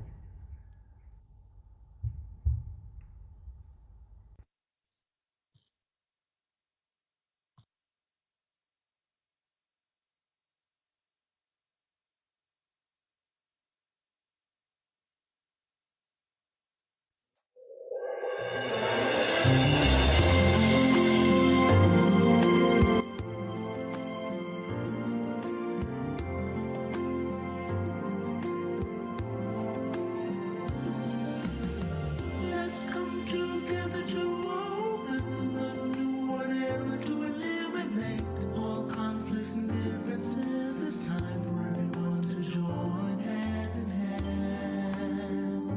At last, now the world's beyond healing. It's time to change the world. As the one who knew in the past, in this period of our time, we will see before we depart this world. Everyone must join hand in hand to change the world from darkness to brightness, from suffering to happiness, from the ignorant to the knowledge one. Change the world, we have to do it the easy way. Be happy and cheerful with childlike innocence. Everyone must join hand in hand. Gently close your eyes, relax, relax. Still your mind at the center of the body and move at the same position of the one who knew from the past. Change the world from the era of darkness to the era of light. From the old era to this new era, the world will be like heaven on earth. No classes in society. Everyone will be evenly happy. We speak the same heavenly language. Become as one with smiles of love. We'll be kind, the world will change. The world will change. Let's come together to change the world. Let's come together to change the world. Let's come together to change the world. Let's change the world. We have to do it the easy way and relax. Each other with childlike innocence. Everyone must join hand in hand. Gently close your eyes and relax. Still your mind at the center of the body and move weirdly. As the one who knew from the past. Let's come together to change the world. Cambiemos el mundo juntos. Let's come together to change the world. Let's come together to change the world. هيا معا نغير العالم. Let's come together to change the world. يا الشناير Let's come together to change the world. 让我们来一起改变世界。 Change the world. Välkommen tillsammans för din Let's bästa. come together to change the world. Vamos a ver podamos mundo. Let's come together to change the world. 一緒に世界を変えよ To change the world. う。เรามารวมใจ Growing, as long as we all take responsibility for ourselves to maintain our mind to get rid of the greed, delusion, and anger and other negativities in our minds.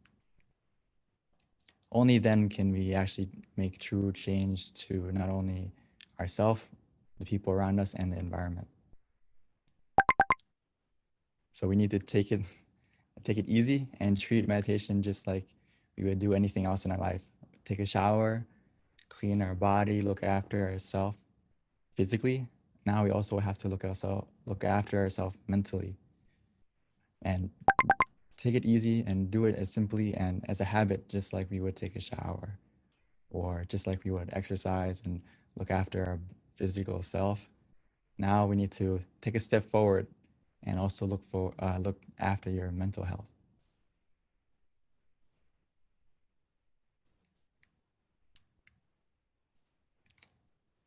And just to remind ourselves that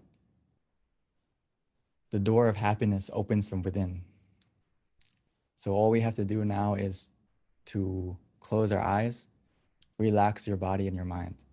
And by relaxing your body and your mind, our mind will calm down, it'll be still, and we will have the key to open the door from within, which is simply just to relax.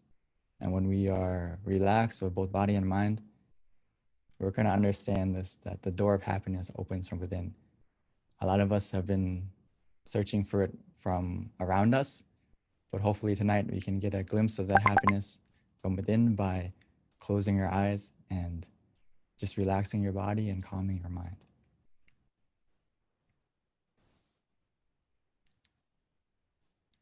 So we can go back and check ourselves right now if we have a low battery or not, or how is our happiness feeling right now? How is our happy meter?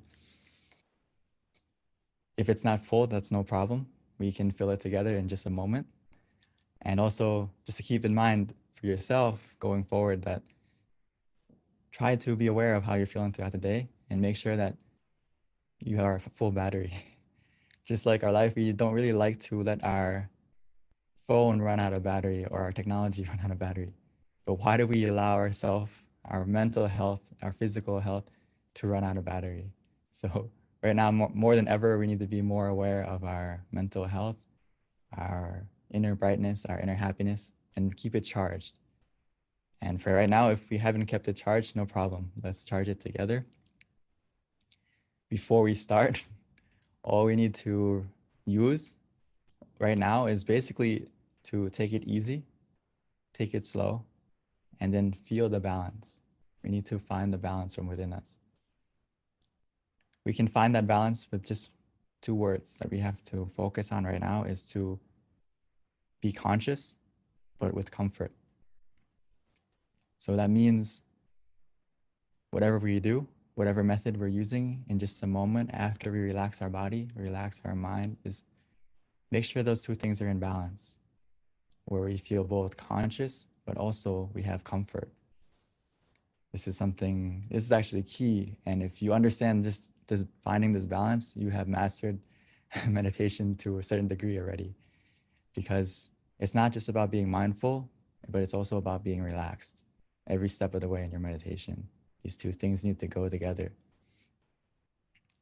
So hopefully together we can practice just a moment now, and we have a chance to be both like the sun and also like the full moon, meaning that the sun creates its brightness from within, making the day bright. The moon receives that brightness and it shares it to the world, making the night bright as well. So we should be both like the moon and the sun, finding our brightness from within. And once we find that brightness, that happiness from within, we need to spread it not only to ourselves, but also to the people around us.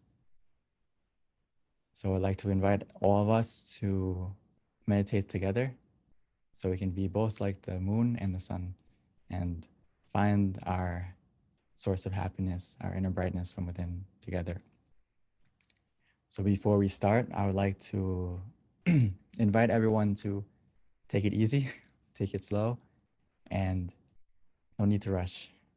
Take a moment right now to adjust your body, make sure that you are comfortable before we switch modes into meditation together.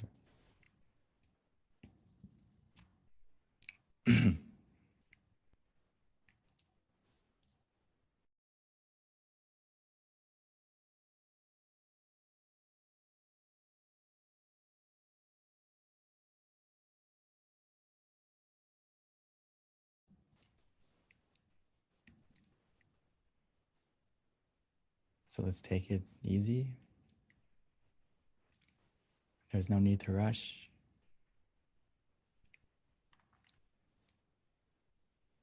Meditation is about finding the balance between being conscious with comfort.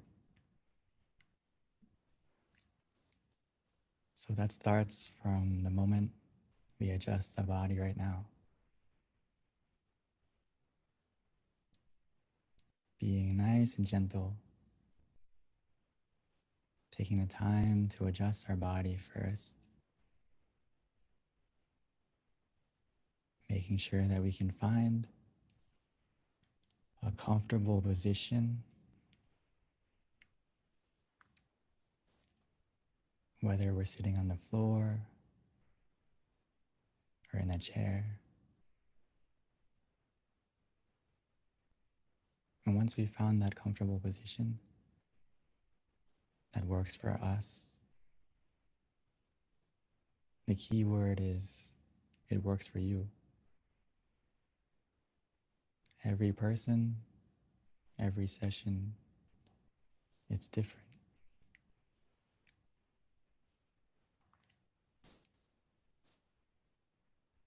Once you feel comfortable, you can slowly and gently close your eyes, naturally, as if you're about to go to sleep.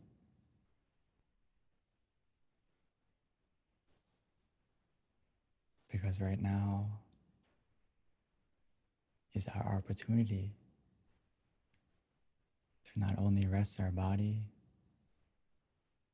but to truly rest our mind.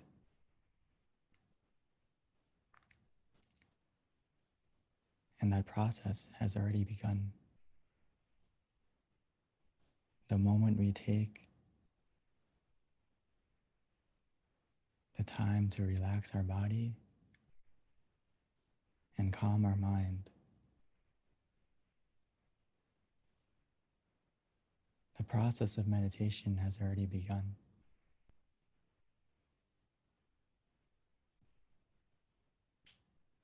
Wherever we feel relaxed, whether it's inside of us, at the center, or anywhere you like, as well as using a method that is easy for you to use,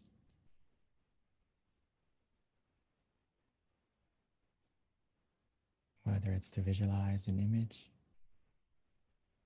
softly and gently, whether it's the full moon, the sun, a star.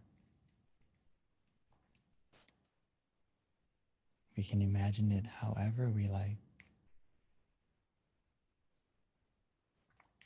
anywhere we like, as long as it helps us to feel conscious as well as comfortable. Don't worry about the clarity, as long as it helps us to stay relaxed.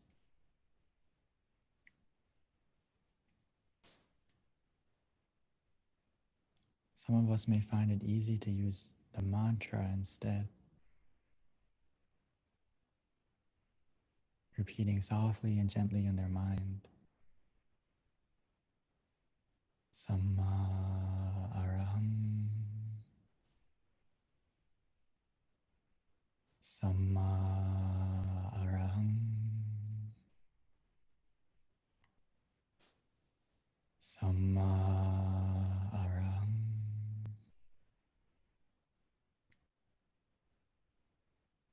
Samma means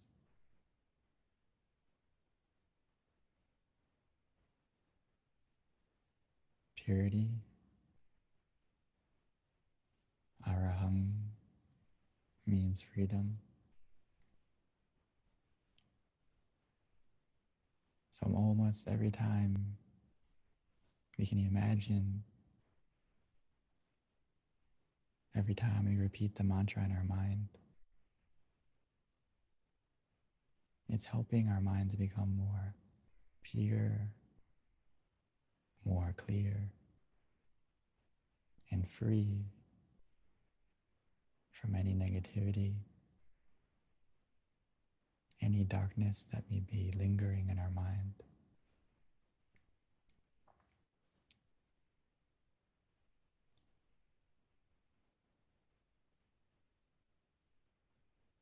Or some of us may enjoy just letting go,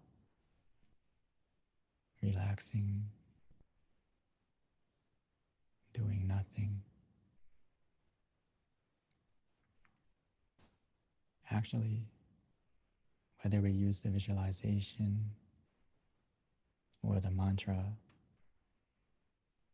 we will all get to this point. We'll get to a point of where the mantra or the visualization will disappear on its own. And that's because we've got to the point of where we feel for ourselves, where we feel that we just want to let go.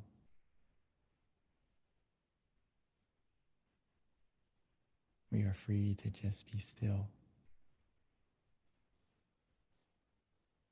to let it be.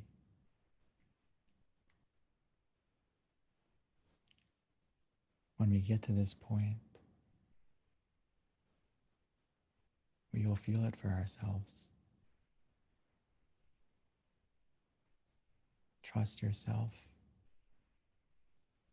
Trust your feeling. As long as you feel relaxed physically and your mind feels more calm, more relaxed,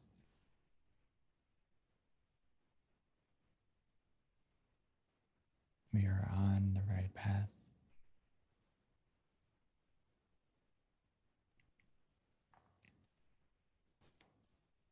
Before we know it, we will get to that source of happiness within us.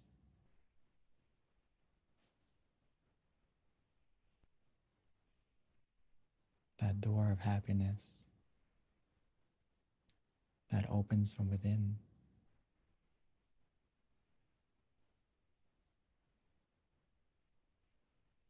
We have the key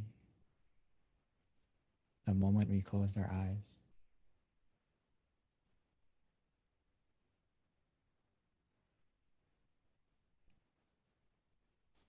The more we relax our body, the more we calm our mind. Our mind will become still. Our mind will stop. And the moment our mind stops, our inner happiness will begin.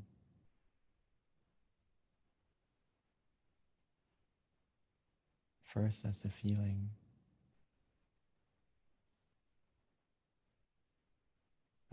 of calm, of contentment.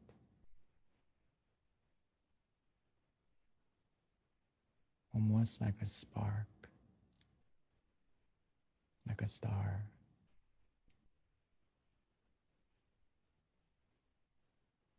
And as we continue to relax, take it easy, that feeling will grow and expand as the clouds of our mind will begin to disappear, revealing the full moon shining within us.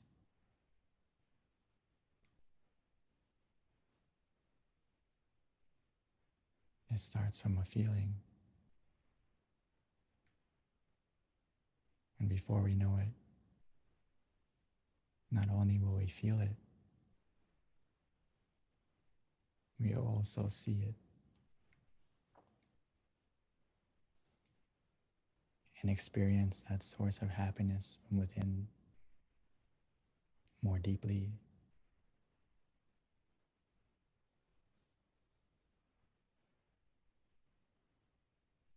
But for now, as long as you feel relaxed, we feel conscious and calm together.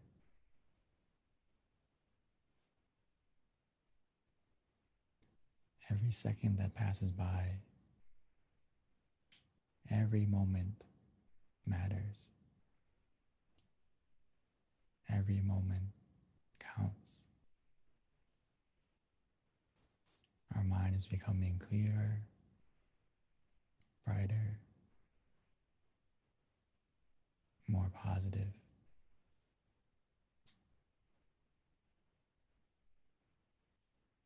We have everything we need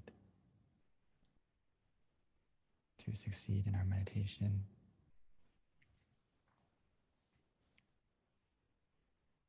Just continue with this feeling, allowing it to grow.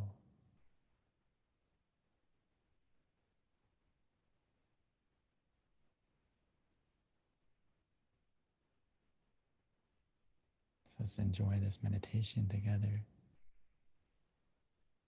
in silence.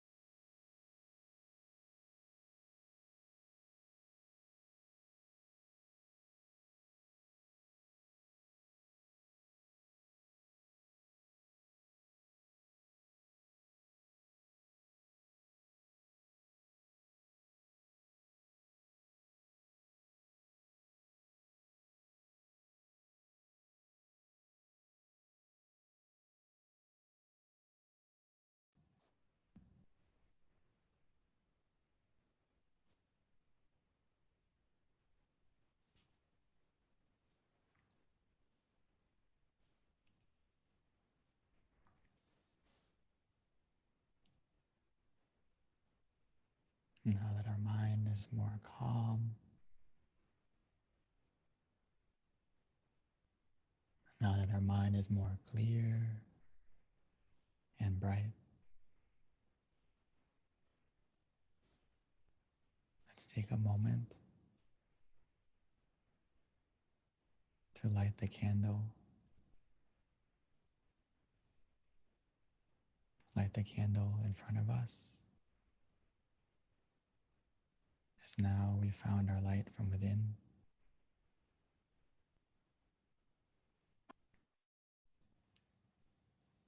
We can slowly and gently light our candle.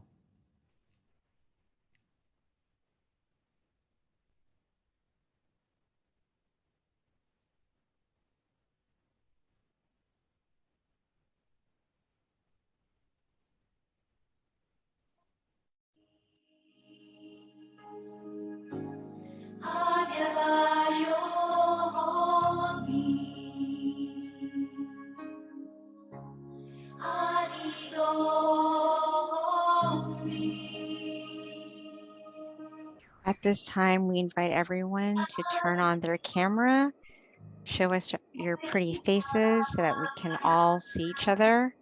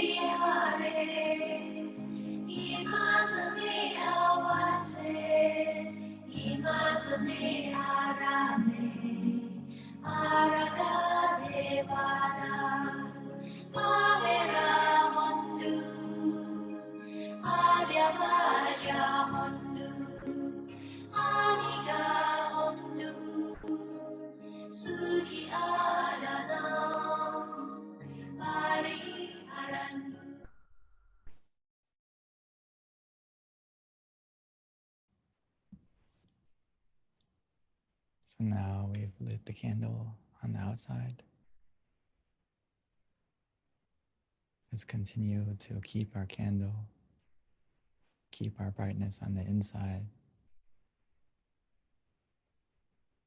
by continuing to relax our body, to calm our mind.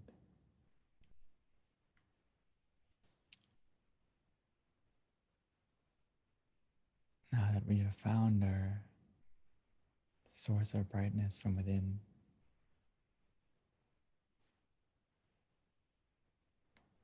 Now that we have taken the time to become more full of happiness, of positivity, let's take a moment to spread our love and kindness, our forgiveness. Spread it just like the full moon.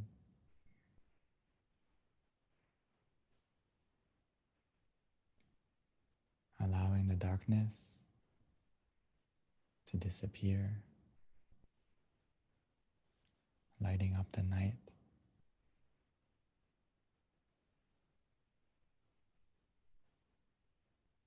Don't let the ugliness of others or of the world destroy the beauty within us. Now that we have found our inner smile,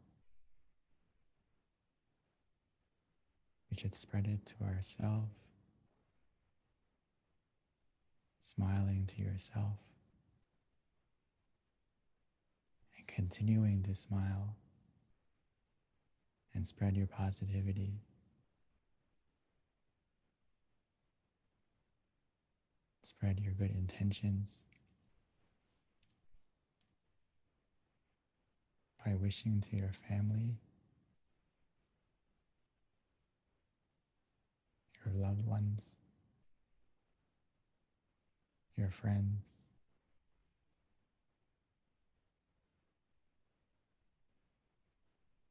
wishing for everyone to be healthy, to be happy,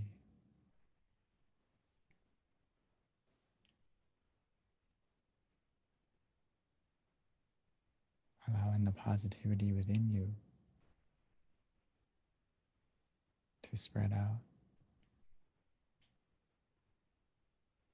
to everyone and to everything.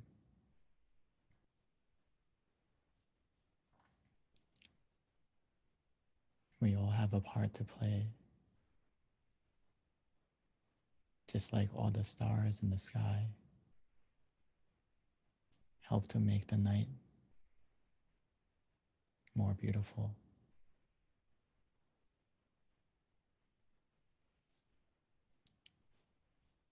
Every moment of peace within you right now, every moment that you share it, will help to light up and brighten this world, both in times of darkness and in times of brightness, to become even more and more bright.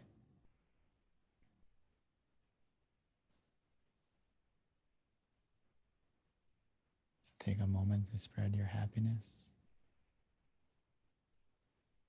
your love and kindness to everything, to everyone.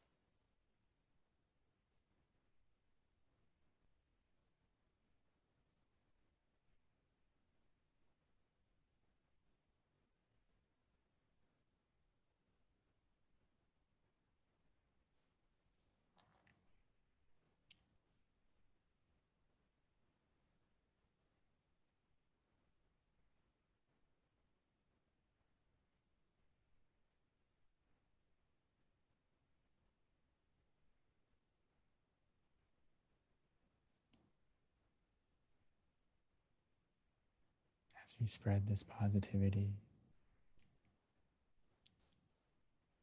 we may not see the change right away, but we'll feel it within us first. And now that our mind is positive, now that our mind is clear and bright, now that our mind is in the right place, everything else in our life will fall into place more easily and more smoothly.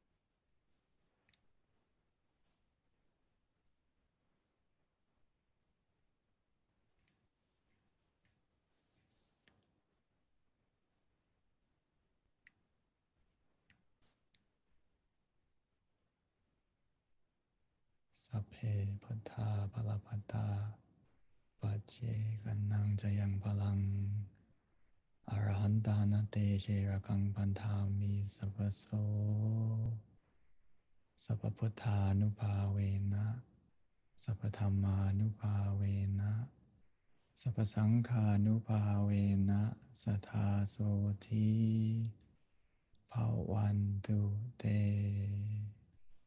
By the power of our clear and bright mind and the positivity generated within us in this meditation, bless our life to be more happy, more peaceful. And when we are ready, we may slowly and gently open our eyes, opening our eyes to a more better version of ourselves and a more better world.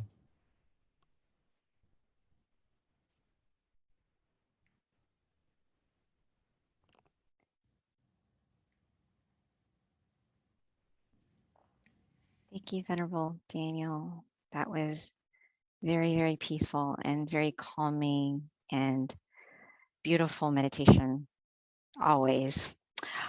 So before we transition over to the Q&A, Venerable, did you have something you want to say before I do announcements? Okay. Yeah, just before we continue, as you're also announcing, but as well as I would also like to check everyone, if you are at home or if you're available to, if you can check yourself, how do you feel? And please share it not only as a word form, but as an easy form, maybe 1 to 5 on a scale for yourself. How do you feel from the meditation? And please share it into the chat, as well as if you have any initial or any further comments or experiences, please also share. Thank you so much. And I would like to pass the mic back to Ms. B. Thank you, Venerable. Yeah, that's a very cute slide. I like that. Okay, so yeah, if you can share your experience for Monk Daniel there, and also we'll transition to Q&A shortly as well, if you want to talk about your experience or if you have any questions.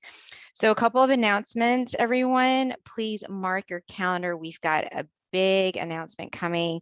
April 22nd is Earth Day, and it is actually a recognized day around the world. It's also our Master Abbot Longpa Tamachayo's birthday, which falls on the same day, amazingly enough. So there are no such thing as coincidences. There you go, April 22nd. Please join us, as it is a very special day for all of us, not only appreciating the earth, but also for our community. It's a great way to give back to the world in our own way, or the earth, and also a way to show gratitude for our teacher who's given us this meditation practice. So we are hoping to have as many people on the call as possible, because, you know, it's really world peace through inner peace, and with all of us coming together in different parts of the world, it's even more power, and it's a great way of just thanking the earth. So please join us on April 22nd. And 2, you can always download our app as well, MindGem. which you can get on iOS or iPhone, and we send out notifications and reminders so that you're definitely up to date on all of our activities and our meditation events. So with that, another event that I want to go ahead and just share with everyone so that you have it way in advance is our next full moon meditation in May. I know that's a long time away, but time goes by so quickly. That's one thing that's for sure. And so we'll quickly be getting to May 16th. Right around the corner. So that's going to be Monday, May 16th, again for Earth Day meditation and the May full moon meditation as well. It's the same time zone. We don't change it. So if you're in Pacific, it's going to be 6 o'clock.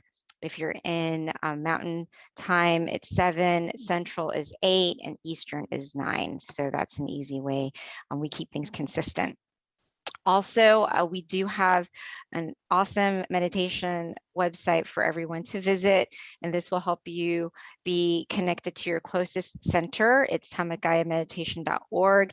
In addition with just learning more about our meditation technique and meditating with your closest center, and you can find out that information with regards to location from that website as well.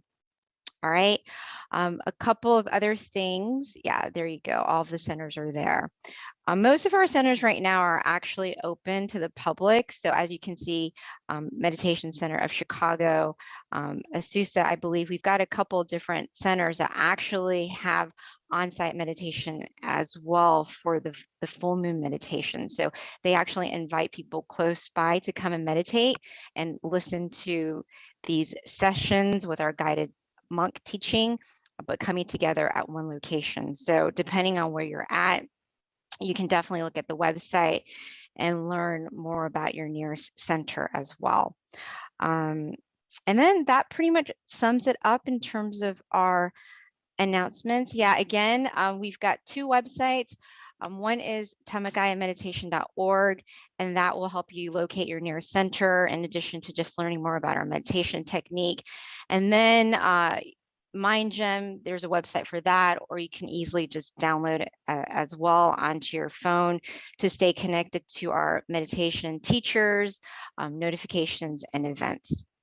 So yeah. And then in addition to our upcoming events, everything can be found on our website and our app. All right, so with that, let's transition over to Q&A with Monk Daniels. We're gonna ask him to come back on. And it looks like we might already have a question, which is awesome.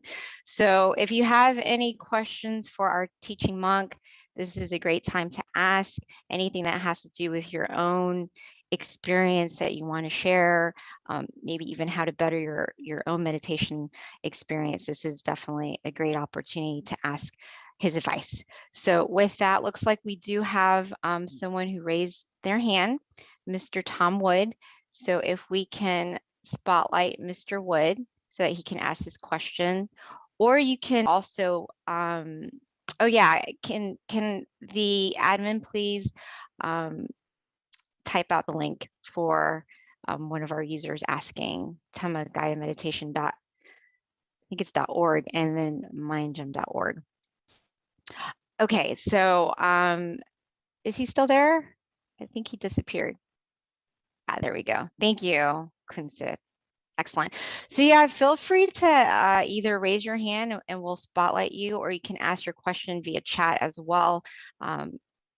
This is a great time to take advantage of our teaching monk who has a lot of inner experience and guidance for any question you might have.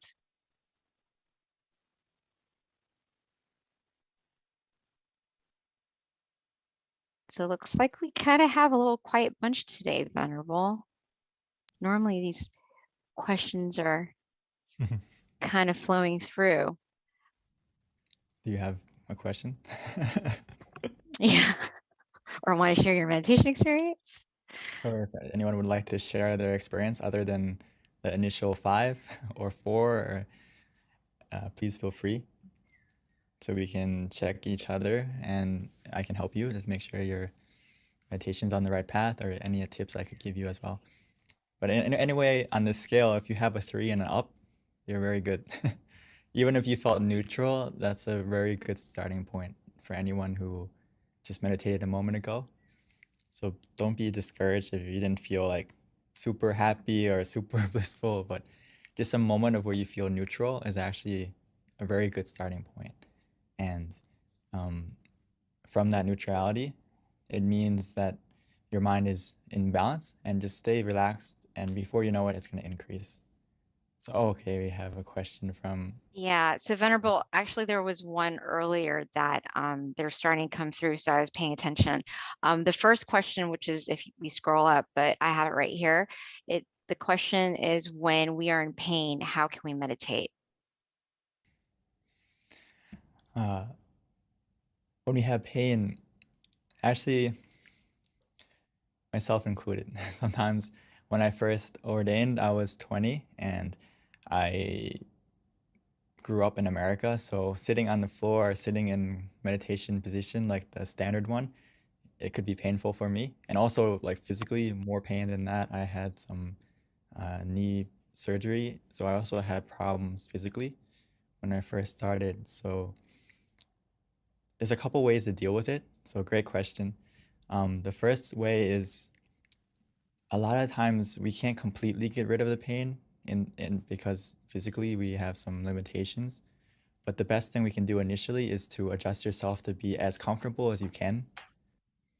And when we meditate and close our eyes, it's like a race between the pain and the calmness. So if we can get to the calmness first by using the mantra and using the visualization to kind of take our focus off, it can help us to win over that pain that we may feel like. It depends on the level of pain too, okay? And another thing is, if you feel pain throughout the meditation, like where it's distracting to us to a big degree, I would recommend you just to adjust your position. And sometimes if I felt like a really overwhelming pain when I'm sitting, sometimes I just get up and walk around and still meditate, but in a walking position or in a different position until you feel that pain kind of dissipate, and then you can continue again when that pain goes away. So actually, it depends a lot on the level of pain. I don't know if I could ask you how severe it is, and it can also give you some more tips. But if it's not super painful, we can adjust the way I just mentioned. Hopefully that gives you an idea. It doesn't. If you have, everyone has. It doesn't mean that if you feel pain, you can't meditate well. You can. It can be a little bit difficult, but we can overcome it in different ways. So Venerable, there is a comment that I feel like is definitely something I wanted to share with you. It's from Jesse. Jesse states that beginning session was awesome for a short time. This person saw brightness within, and yeah, so it was very lovely. That's what came from Jesse. Are you ready for the next question, Venerable? Oh, thank you, Jesse, for sharing. And yes, you can.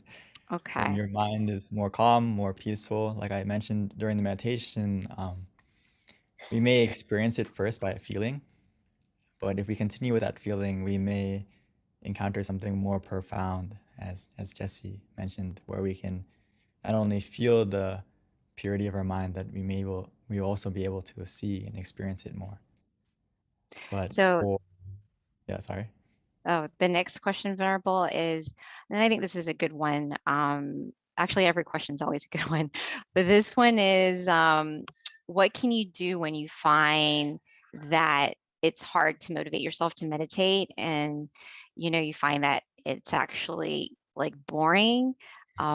What can you do to motivate yourself? The thing that I find that if we practice when we practice in the right method, the word bored will disappear.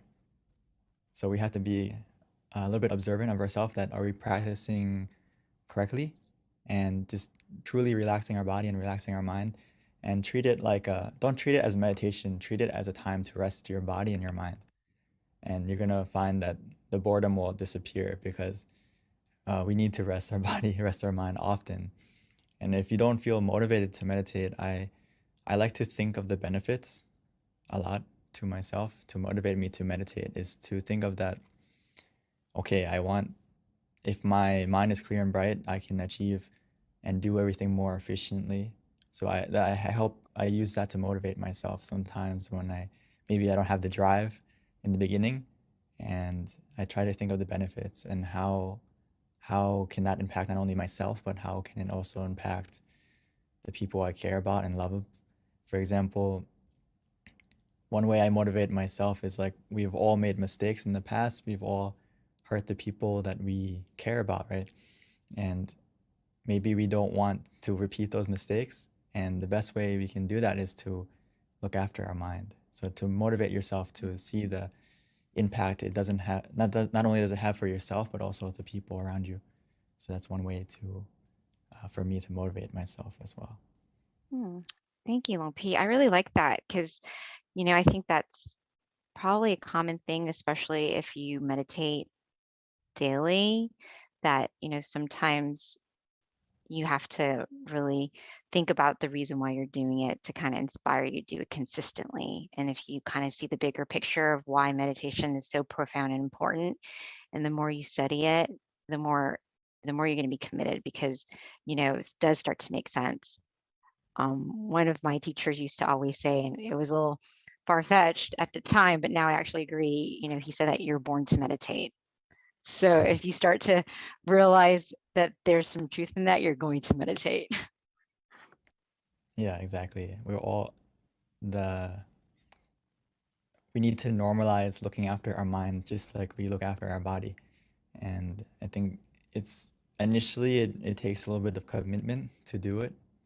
But once you study the benefits and also feel the benefits for yourself, you're going to realize that, okay, it's something I need to do.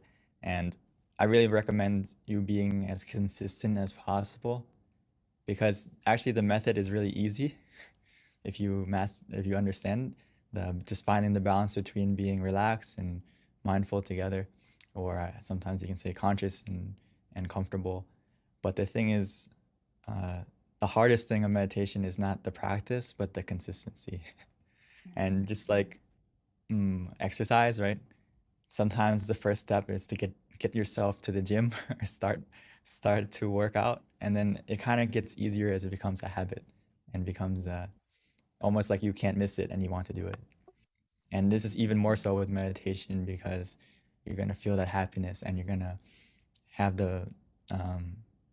you're going to not only see the happiness within yourself, but the impact of yourself around other people. So. Thank you, Venerable. All right. And then the next question is, why do I always feel sleepy when I meditate? So maybe like how, this can be what this person can do to prevent the sleepiness. Great question. I'm sure everyone here has felt sleepy sometimes during meditation, myself included. So it's not something to be annoyed about. It's just you practice correctly, and one of the side effects is you feel really relaxed. So it's very easy for us to fall asleep sometimes in meditation. So there's a couple of things that generally cause you to feel sleepy in meditation. And a lot of it is physical, meaning that how did you prepare yourself to come to the meditation? Physically, as we go throughout our day, a lot of things that we've measured it down to is basically how late you sleep, how much physical activity you do can have a huge impact on when you come and meditate, are you going to feel sleepy? Also, as maybe not tonight, or maybe some of us, if you had a heavy dinner and you come to meditate, it's very easy to fall asleep as well. So these are physically has a huge impact on if you're going to fall asleep, if you feel sleepy. So there's a couple of things I would like you to go and check. Is physically, how is your sleep? Are you sleeping later than 10 o'clock, maybe 11 midnight every day, maybe even later than that? If you sleep late, when we come to meditate, there's a good chance you're gonna feel sleepy as well. As well as how much you eat can have a big impact, or how much physical activity you did. But in the case where you can't control those factors and you come to meditate, what do? We have 3 techniques, right? Visualization, mantra, and just relaxing.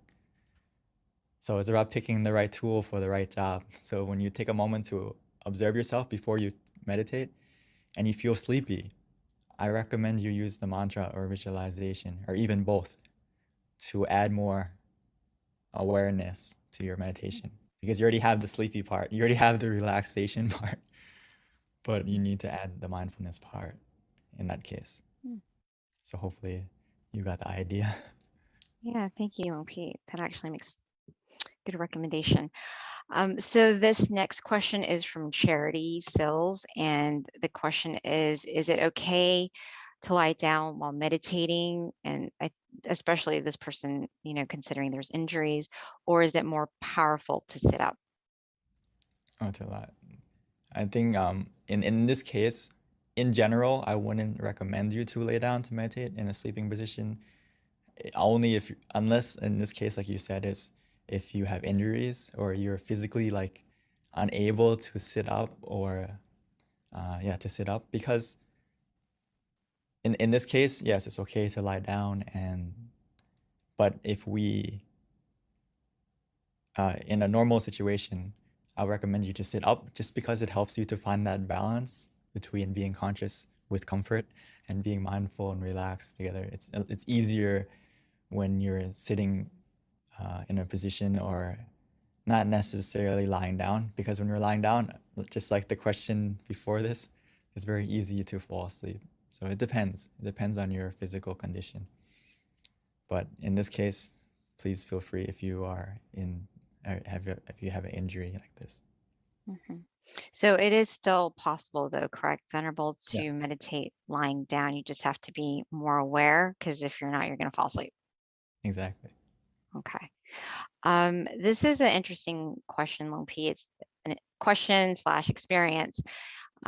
So this person felt very cold, like chills on the arms, but it was very blissful in meditation, and wondering if this is a cleansing of energy or just relaxation, like the temperature dropped. This has happened a few times during meditation. Very good example and question. I would like, for those of us in Thailand right now, it's very hot. So if you can get that experience, that's great. You can feel cool and have your own personal air conditioning. Right now it's very hot. But anyway, it's a very good experience, okay? If you feel, the key thing is not only with any sensation, whether it's a cold feeling, some people feel warm, some people even feel hot. But the key thing I would like to ask you back is, other than that sensation, is how did you feel? Which in this case, if you felt, in this case where you said that you feel blissful, you feel, and you have relaxation, that is the key, that to check yourself, that is it a good experience or is it a positive experience? So you can say it's similar to what's actually cleansing you is not necessarily just the sensation, but also the feeling of relaxation, and that you have the blissfulness too. So I would say that it's a result that you're practicing in the right method, and just keep going with that sensation and see where it's going to take you. It's definitely the feeling of relaxation, the feeling of blissfulness, as well as the product of being cool and feeling more cool. It's all in the right direction. So please keep going and spread your coolness and your your coolness to not only yourself, but the people around you.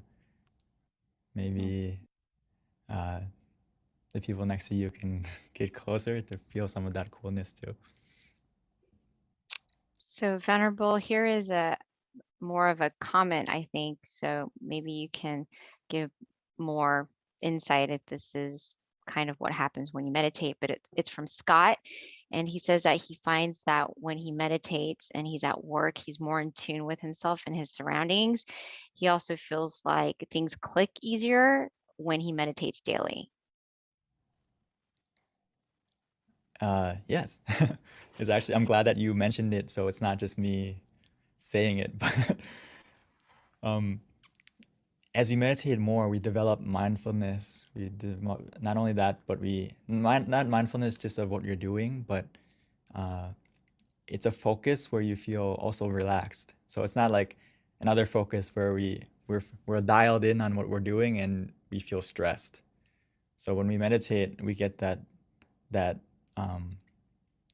we develop the skill to observe things relaxingly, but also be in you can call it like neutral observation, where you observe something, but you can be in the right position to observe it correctly with a good perspective, with a clear perspective.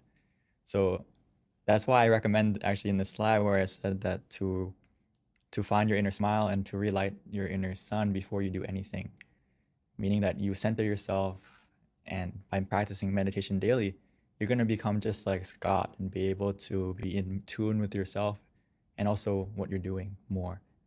To put it simply, you become more present. A lot of us, we live our life in the future and in the past, and we aren't present of what we're doing. We're not fully present. So when we meditate, we are able to stay more present and, like you said, be in tune with how you're feeling and realize and how to adjust correctly. So yes, that's why I recommend everyone to please practice daily, and you're going to see many more profound benefits just like this. Thank you, Venerable. Looks like that was our last question, unless anyone else has anything they want to share before we wrap up today's session. Someone said, should you face east with meditation? Ah, Evangela. I would say that you can face any direction. I mean, face this direction that you feel comfortable in, and it depends on where you are. Sometimes it depends on the feeling you have. This is the most important. It doesn't necessarily have to be a certain position. In, like, for example, when I am in the temple, there is a big jariya, or a big stupa, that we pay respect to. So sometimes I like to face in that direction because mentally I feel more comfortable, but it doesn't mean necessarily that I have to face that way, but it depends on you. And you can face the direction. but Venerable, isn't there some benefit to sitting in the lotus position? I mean, ideally you want to be comfortable, but is there a benefit essentially to sitting in a lotus position versus like a chair? There's benefits, of course. It's a standard position for a reason. And if you can train yourself to be able to sit on the floor and sit in the lotus position, there's benefits, for example, increased awareness, and if you can really keep your back straight comfortably, it helps to reduce the stress on your back to almost be zero if you can stay in. But for a beginner, or perhaps when you first start out, it's always important just to find a position that works for you and gradually work towards that if you really want it to be a goal. Mm-hmm. And yeah. Yeah. For me, I couldn't sit on that way for a while, but it took a while to adjust. Right. I'm always very stubborn. Like, I like to kind of test things that I'm told. And I did try the chair, and I'm like, yeah, I could sit in a chair just as well as sitting on the ground in a lotus position. And then I tried it, and then I learned why. You have to try it for yourself for you to figure out what works for you. Because after 40 minutes, my head kind of like went down and I almost fell off the chair. So I was like, oh, that's why I should sit on the floor. Okay, so Venerable, another question that just came through. The question is, what are the different type of levels of meditation, and how can we tell if we've reached the next level of meditation? Very good question. Save the best for last. Great question. To put it simply, there is many levels of meditation that we can attain, but for now, I would treat meditation not necessarily are we there yet. It's not like a race to the destination. If we treat meditation that way, we might feel bored or we might get dissatisfied with our experience. And what I've been practicing and what our master would tell us is that we will know for ourselves when we get to the end, right? So, but we shouldn't sit there waiting like, are we there yet? Are we there yet? Because if we sit like that, we're not gonna enjoy our meditation. So when we practice, treat meditation like harvesting happiness, meaning that your goal for meditation now and every session when you start should just be to relax so we can feel happiness from our meditation.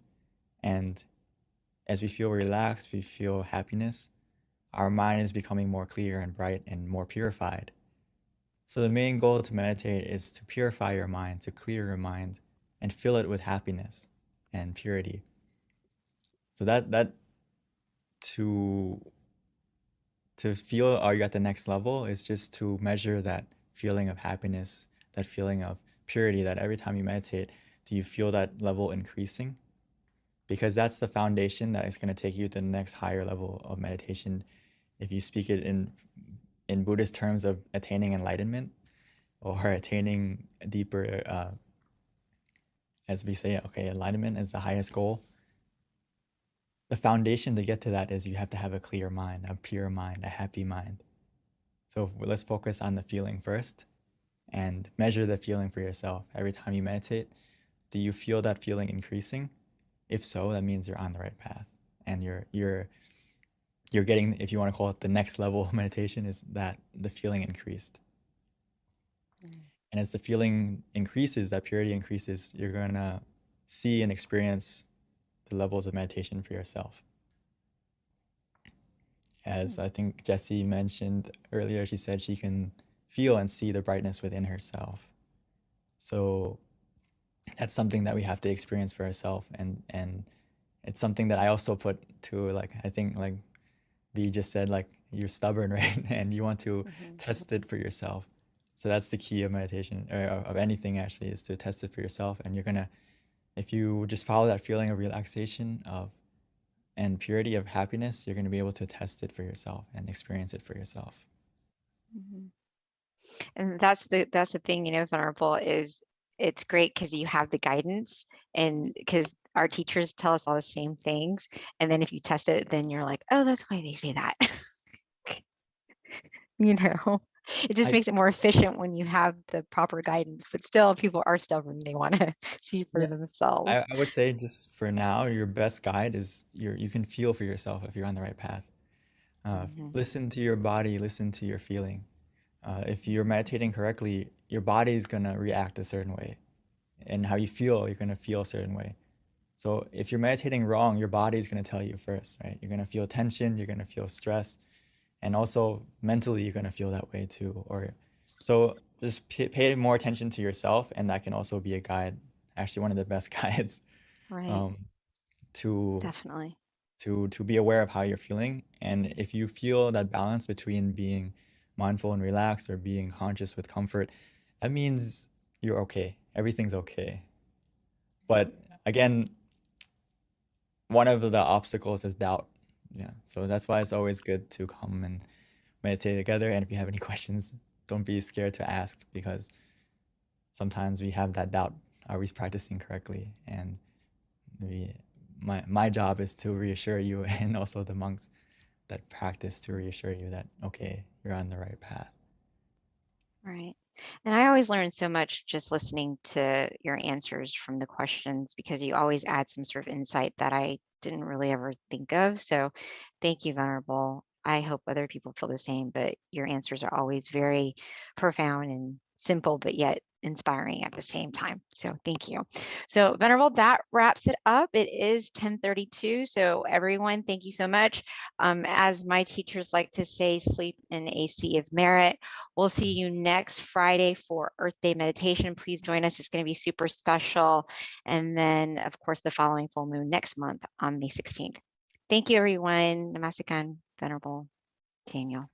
Thank you, everyone, and hope to see everyone in the next full moon, and also on the 22nd. Yes. Namaskaran, Pete.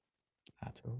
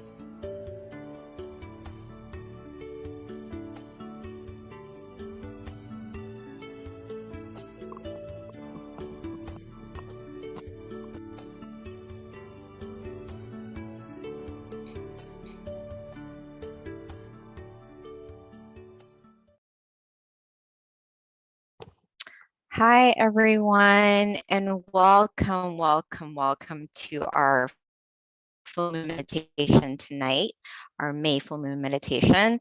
The theme today is Wesak Day, which is a day of inner peace. So I found a quote that I felt was very appropriate, not only to honor the Buddha being our ultimate teacher, but all of our teachers, because this definitely is a representation of all good teachers. And the quote is, "A good teacher is like a candle. It consumes itself to light the way for others." So I feel like that's very appropriate, and that's definitely in honor of all of our teachers. So that's a quote of the day.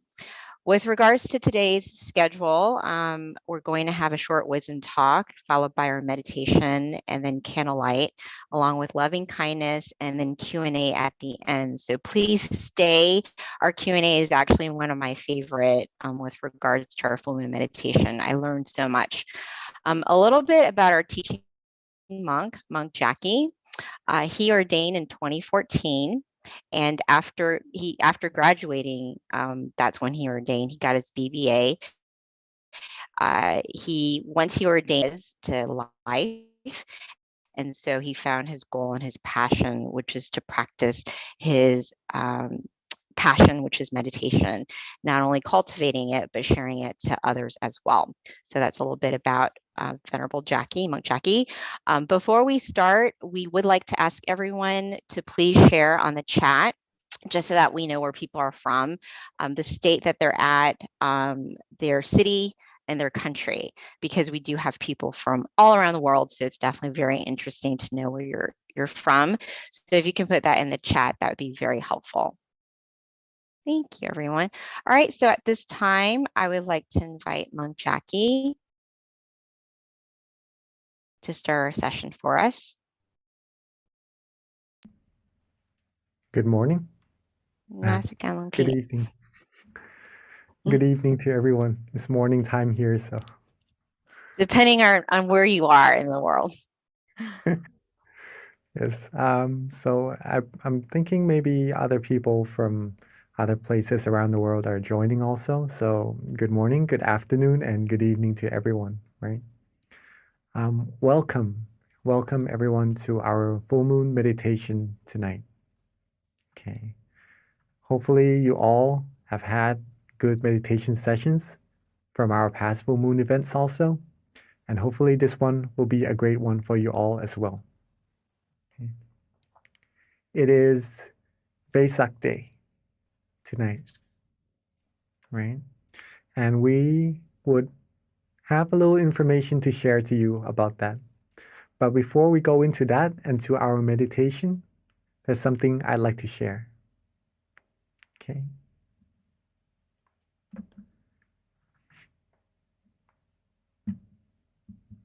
Relaxation is universal. Would you all agree with me on that? Everyone in the world can relax, right? Okay, so that's that. If relaxation is universal, and meditation is actually the same thing as relaxation, okay? They are the same thing.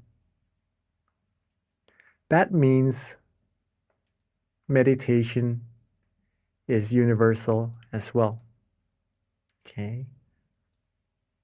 Hope you all agree with me on that. All right? Okay. Now let's keep this in mind for a second, that meditation is universal, just like relaxation. It's just a feeling, it's just a practice. Okay? Everyone on earth can do it, right? We can do it. We have been doing it for many times already as well, I believe. And for those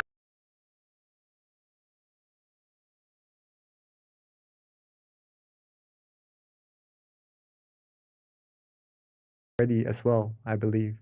And for those who are new, meditation is relaxation. It is very easy to do. But the result is more and more profound once you practice it more and more. Okay?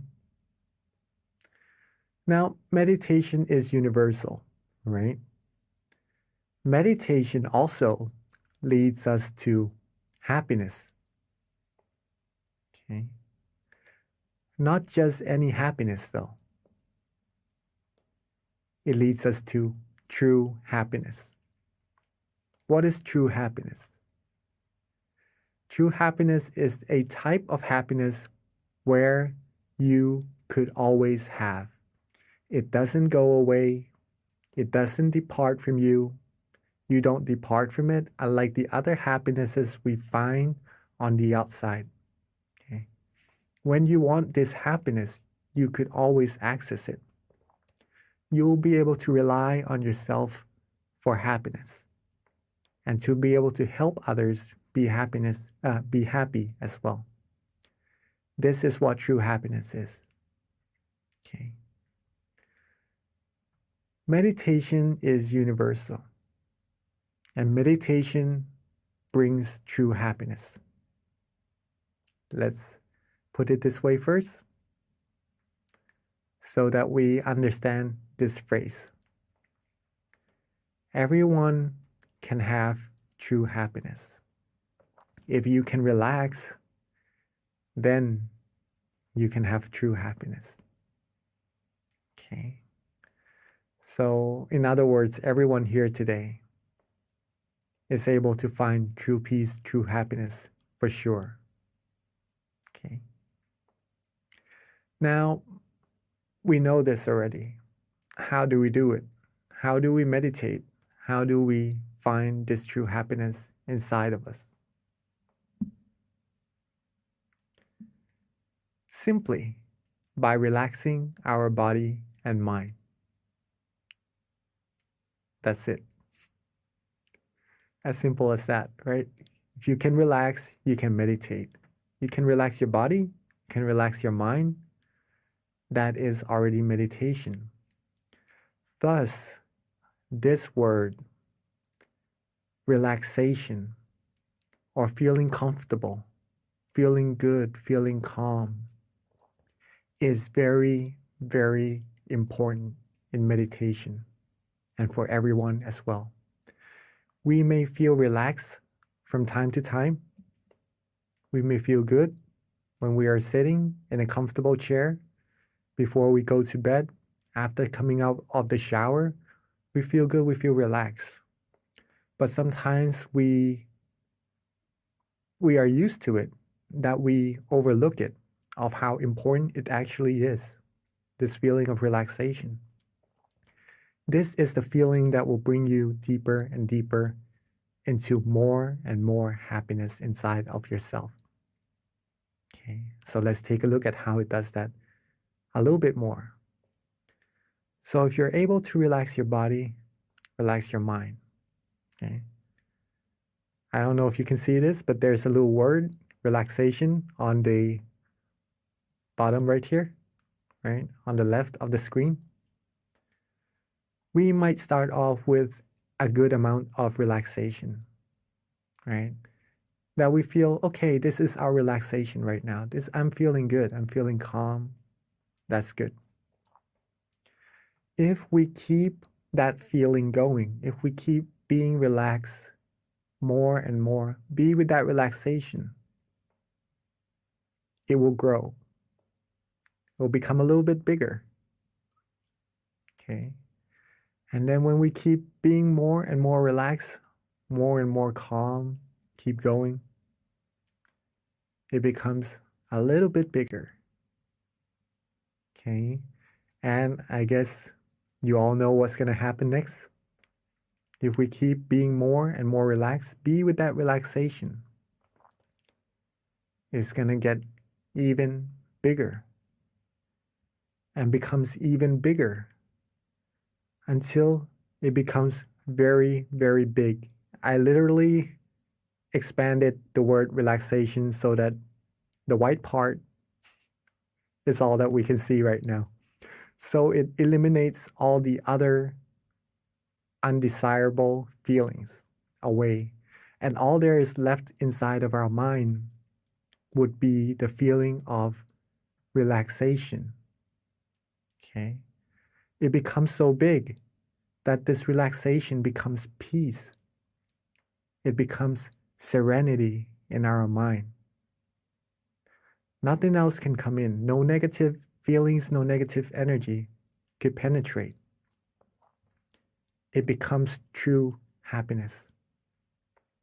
Okay. This is the power of relaxation. This is the power of meditation.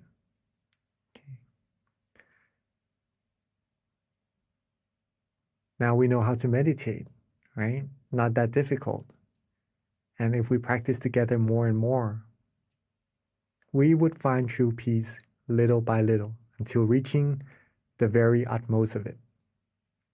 Nothing can penetrate, and that's the ultimate goal of meditation. Okay. Now this was discovered. This technique was discovered a long, long time ago. It doesn't just happen. It didn't just happen recently. Okay. It was discovered actually on a full moon day. The same type of day, the same type of night that we are meditating together right now. Interesting enough, it is on the 6th lunar month also, which is tonight, right? The 6th lunar month. This full moon day, over 2,600 years ago, actually, was when it was discovered, this knowledge. It is a day called Vesak Day. Vesak Day. Okay. On this day, just for information for all of us also, when true happiness was discovered, when a person like us, right? A person was able to discover true happiness inside. It is actually on the same day that this person was born, discovered this true peace, true happiness inside, and passed away, right? It's on the same day, but on a different year, just so you know.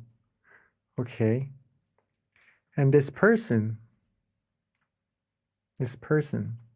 we all know who this person is already, actually, from seeing the picture, right? Is the Lord Buddha. On this Vesak Day, over 2,600 years ago, he sat down and vowed that if he doesn't attain true happiness or the knowledge to eliminate all negativities from the mind, right? If his flesh or blood were to vanish, if his flesh and blood were to vanish and all there's left is his skin, his tendons, and his bones, he would not quit until he reaches true happiness, until he was able to eliminate all negativities from the mind. And so he did. And he passed the knowledge down to many, many people, and so they did also. Okay. Until generations after generations, reaching us here in the present day. We too can find this true happiness by just relaxing, by just meditating. Now, along his years of teaching, there is this one phrase that he said, Nati Santi Parang Sukham. It is in Bali, right? An old language. It means there is no happiness greater than the peace of mind. So for everyone here, if you are seeking happiness, are you all looking for happiness? Do you all want to be happy? All beings do seek happiness, and that's pretty much what we aim for, what our goals in life will bring us. It brings us success, and that success, it's what will fulfill us, give us happiness, right? So all of us seek happiness. I'm sure no one would want to be sad or to feel bad or anything, right? We all want happiness. And if we want the greatest of happiness, it is where the peace of mind is. Okay.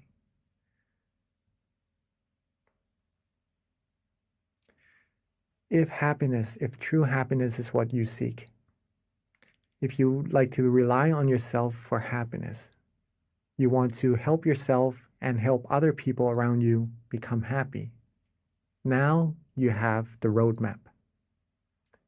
Now you have the roadmap. You know where your destination is, right? You know where your destination is. You have the compass, you have the tools, which is meditation. And how to get there is just to be relaxed. Keep being relaxed more and more until we reach our destination. We have all the necessities we need to go further and further through this path of happiness. Now, there is still one factor that has to be taken into account for us all to reach our destination. That factor, can anyone guess?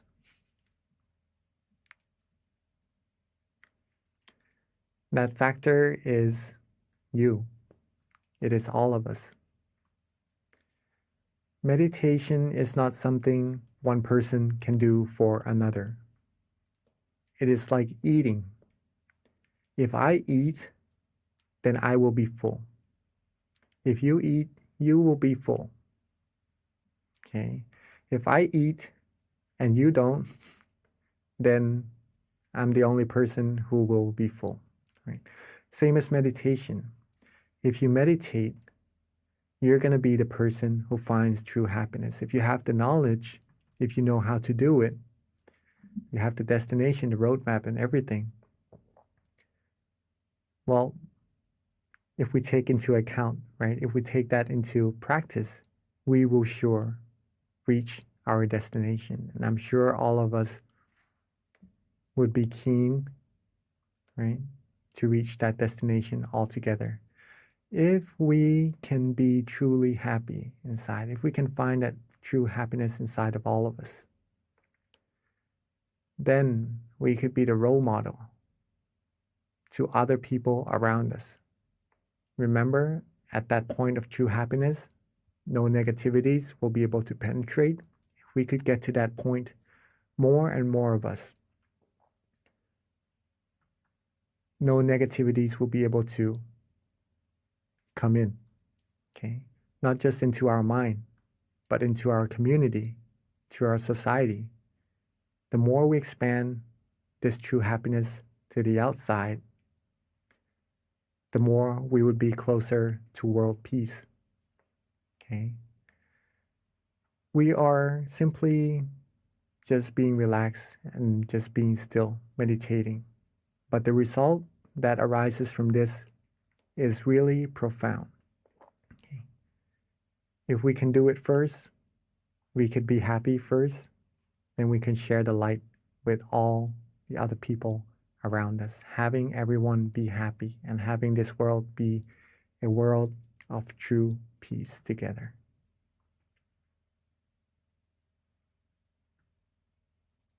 All right.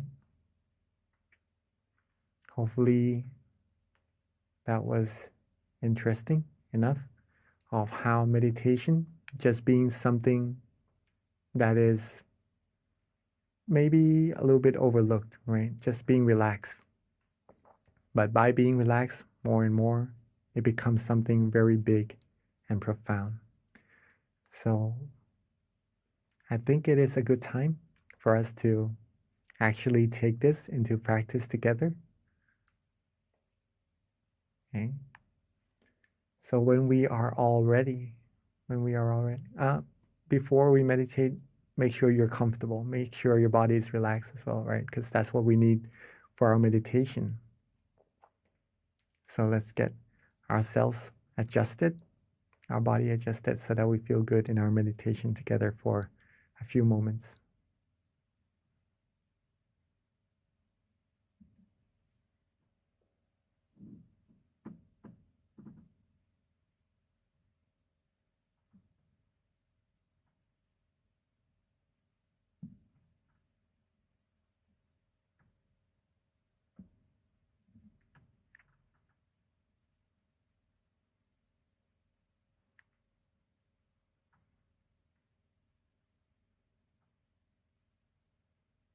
Okay.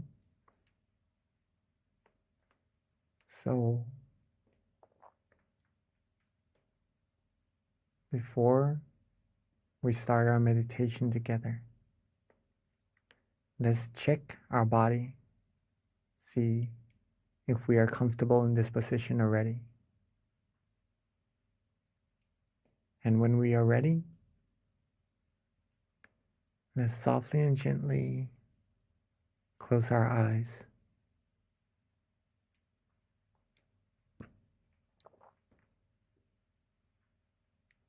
When we are ready, let's softly and gently close our eyes.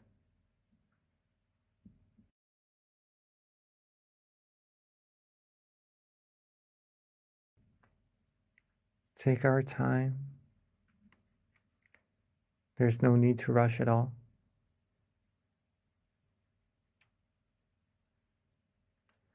Relax our foreface. Relax our eyebrows, our cheeks, our chin, our jaws. Relax our neck, our shoulders, our waist, our thighs, our legs, all the way down to the tips of our toes.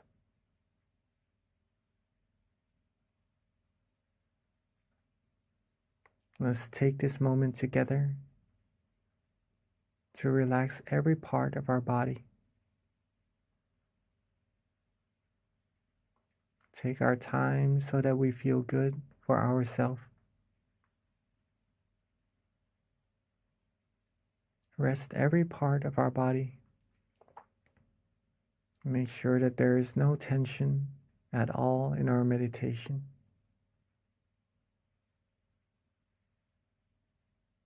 If we feel good, if we feel relaxed, then we are on the right path.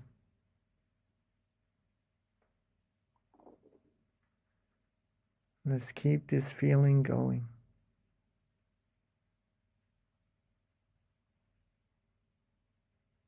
Keep ourselves calm. Keep ourselves relaxed.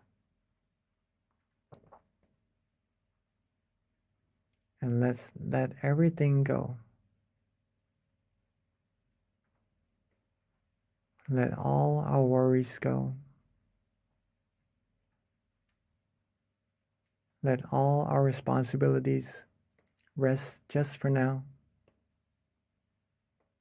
so that we can have time to find true peace and true happiness all together.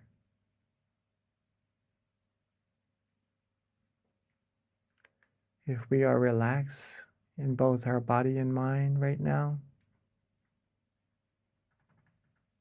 if we feel good in our meditation right now, keep that feeling. Keep that feeling flowing. Keep that feeling alive. Just like our heart that is beating.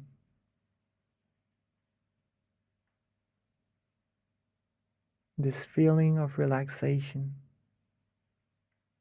is the heart of meditation.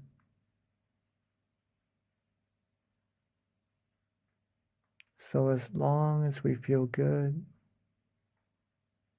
as long as we feel calm,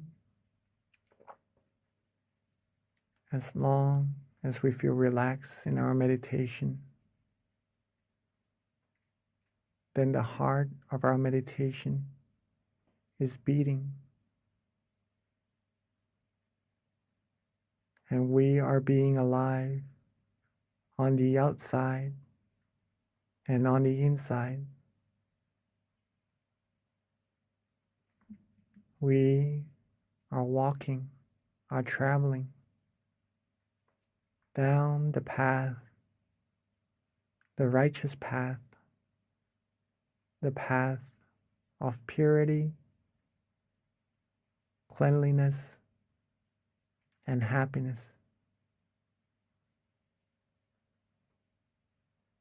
It may be a path that we cannot see right now, but to find that we are on the right path, there's a way to travel, which is to feel.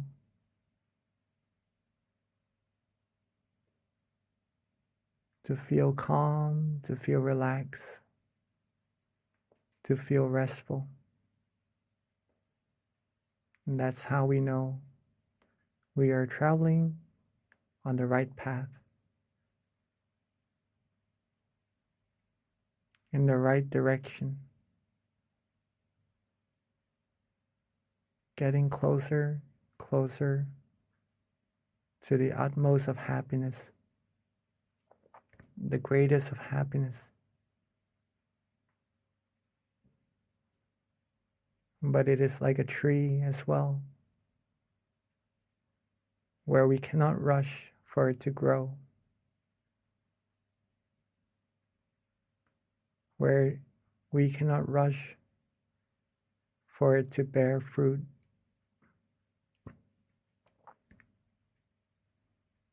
So being calm, being patient,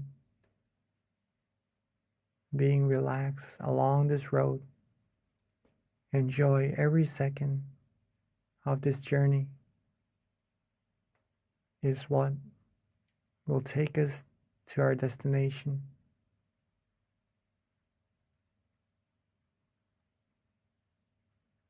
The more we can be calm,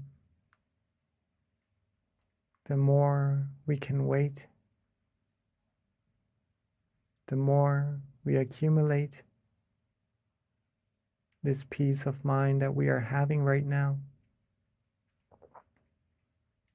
the closer, the faster we will be to reaching that destination of ours.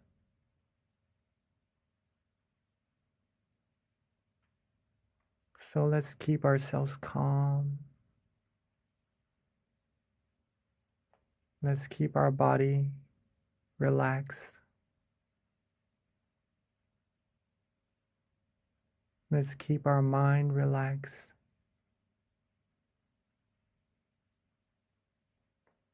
Let's be worry-free.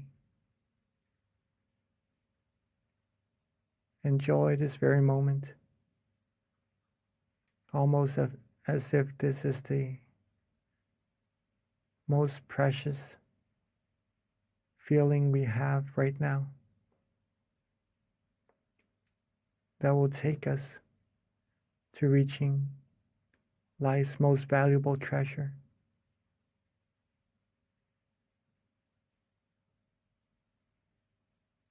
Keep our body relaxed.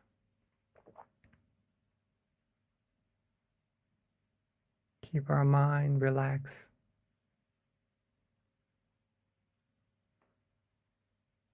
Soon the brightness, the feeling of brightness will shine. We will find that from closing our eyes and all that we can see is darkness, it will start to slowly dissipate, and gradually we will feel lighter, brighter.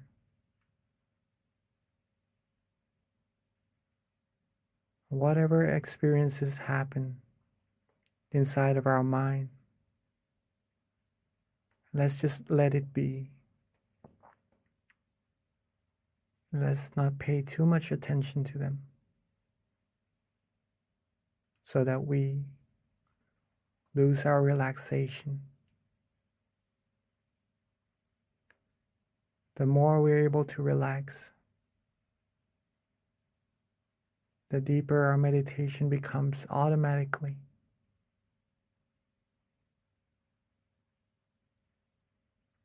This is our vehicle.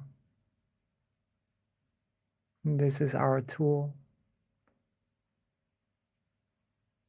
At any moment that we find ourselves maybe wandering off,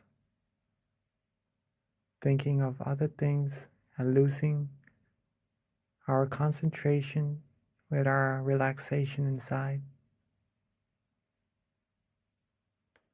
feel free to reset.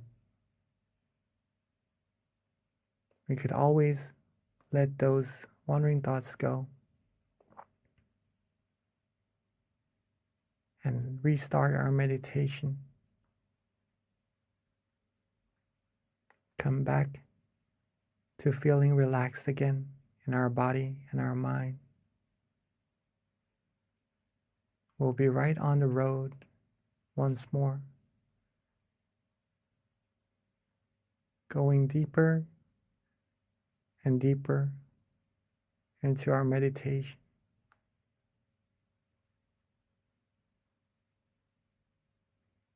And if we start to feel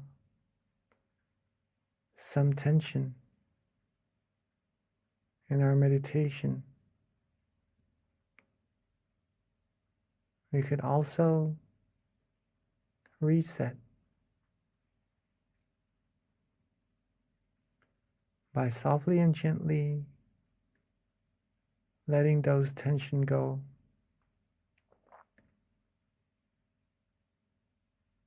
Relax our body. Relax our mind once again, so that we could come back right onto the road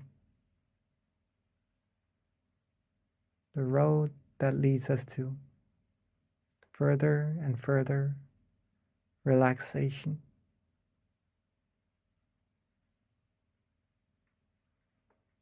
At this point,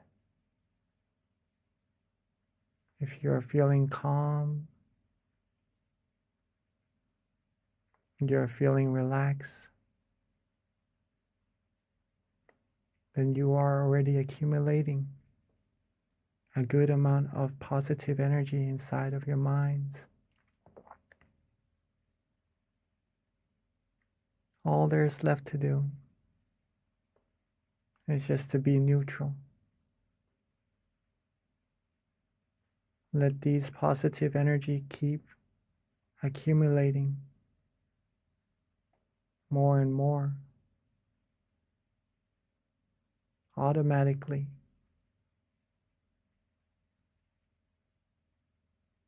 All the wondrous things,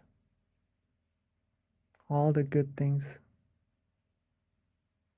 are being bestowed to us right now, just by relaxing, releasing, letting go, whether if we know it or not. You're a being, you are receiving a great amount of positivities. So let's keep ourselves calm, keep ourselves relaxed. Keep receiving these positivities to our lives, to our mind, and to later share with everyone else in the world. Let's keep these things going. And let's relax, enjoy our meditation together in silence for this time being.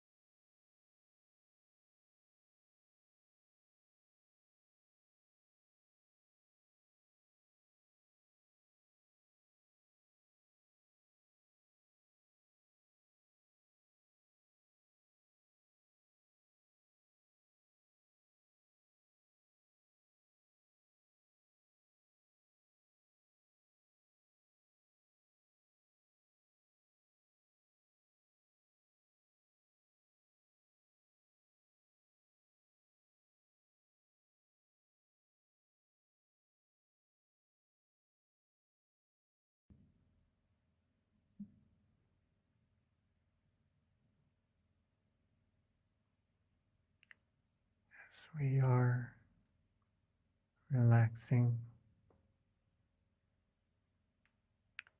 as we are letting go, feeling our relaxation, feeling our body resting,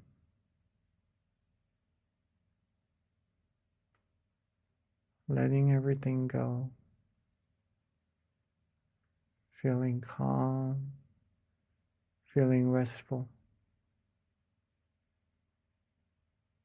We may start to feel the flow of energy inside of ourselves.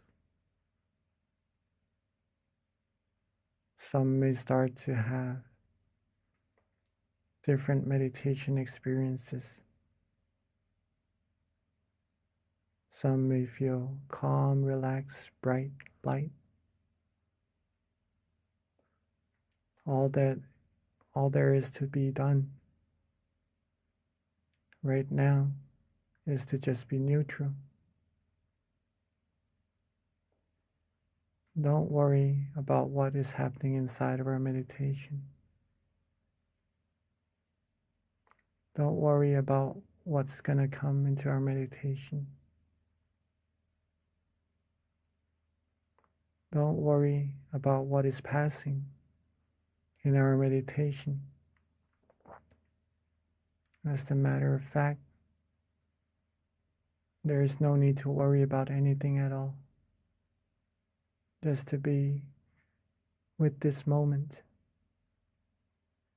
with this feeling of relaxation, is what is all that we have to do.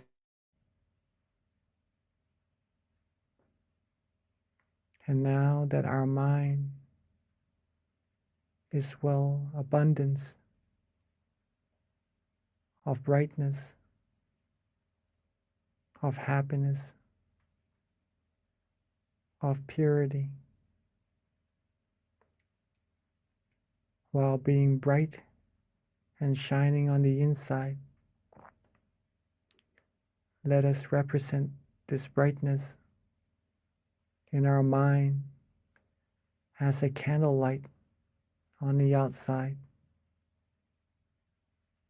by lighting our candles all together. So at this moment, while being calm, being light, being bright, let's maintain that feeling and let's all together light our candles at this moment.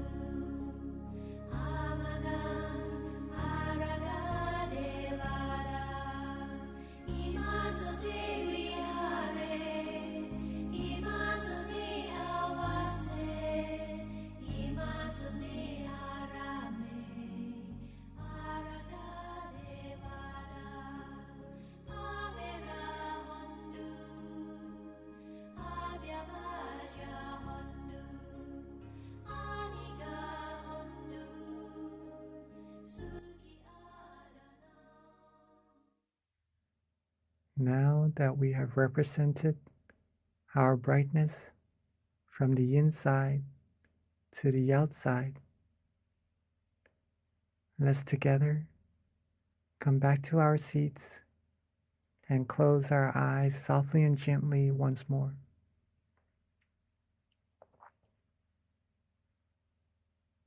Let's relax our eyes, our body, every part of our body,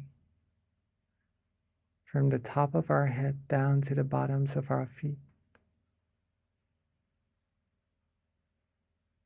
Let's take our time. There's no need to rush. Get back into that feeling of relaxation we had earlier.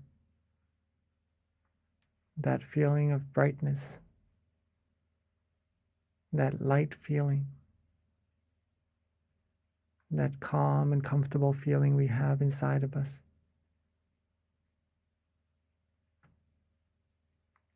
And let's softly and gently bring our candle lights inside of our mind.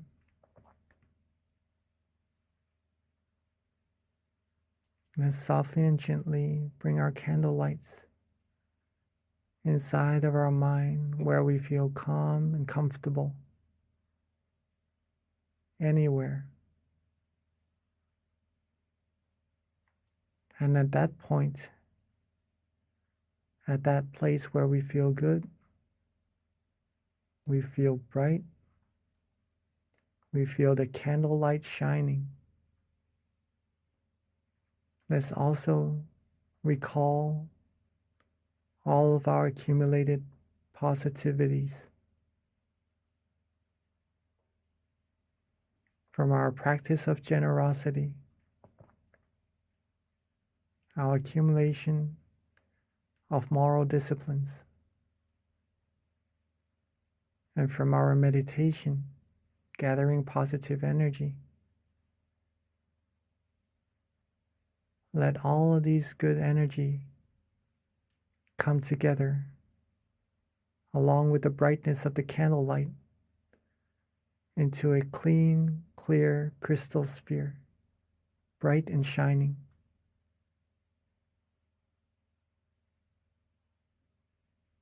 Let's think of our family and friends. Let's recall our loved ones. And let this crystal sphere, this sphere of merit, radiate its brilliance outwards,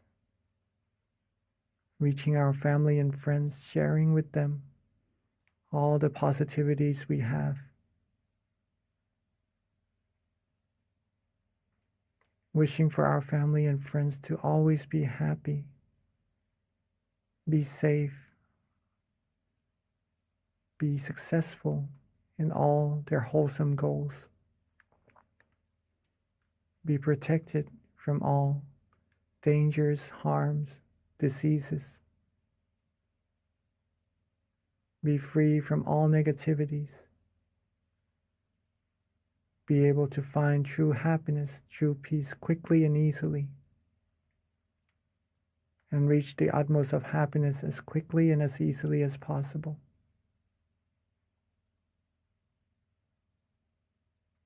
And let's share our brightness, the brilliance of our mind outwards even further. Outwards, reaching everybody here in this room. Outwards, reaching everybody in our community. Reaching everybody in our city. Outwards further, reaching everybody in our country. And outwards further, reaching everybody in our world. Seeing this world clean, clear, and bright and shining. Seeing everyone on it clean, clear, and bright as well. And wish for everyone to always be happy, always be healthy, be fulfilled in all their wholesome goals, be free from all sadnesses, sorrows, sufferings, all harms, dangers, diseases, wars. Be free from any form of negativity.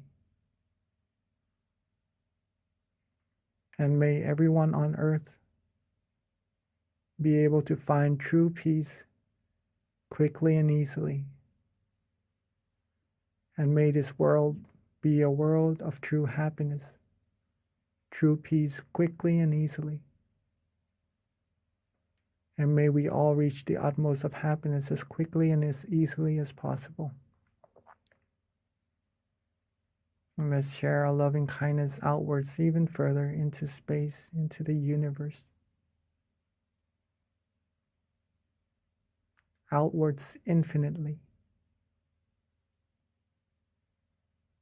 Outwards unlimitedly, reaching all beings no matter where they are. Wishing all the good things for all beings as well. And let's take a few moments to share our loving together, our loving kindness together in silence.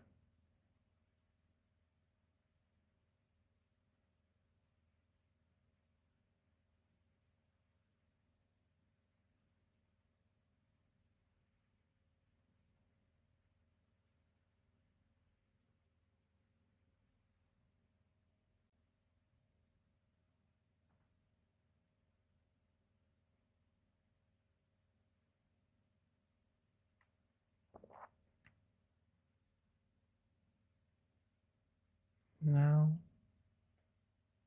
we have shared our peace, our love, our positive energy outwards to all beings together. Let's softly and gently bring our attention back to ourselves.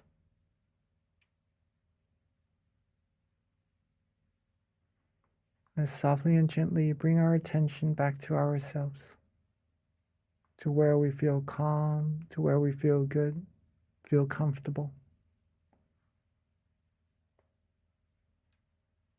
And at that point, with all our accumulated merit, let's wish for ourselves to always be happy, to always be healthy, always be happy, always be wealthy, free from diseases, harms, dangers, free from all worries, all negativities, free from anything that would be able to harm us. And when we meditate, may we be able to still our mind quickly and easily. May we reach true happiness quickly and easily. May we be able to be happy and share our happiness with everyone around us, having our loved ones and all the people in the world be happy as well. And may all of us always walk on the path of righteousness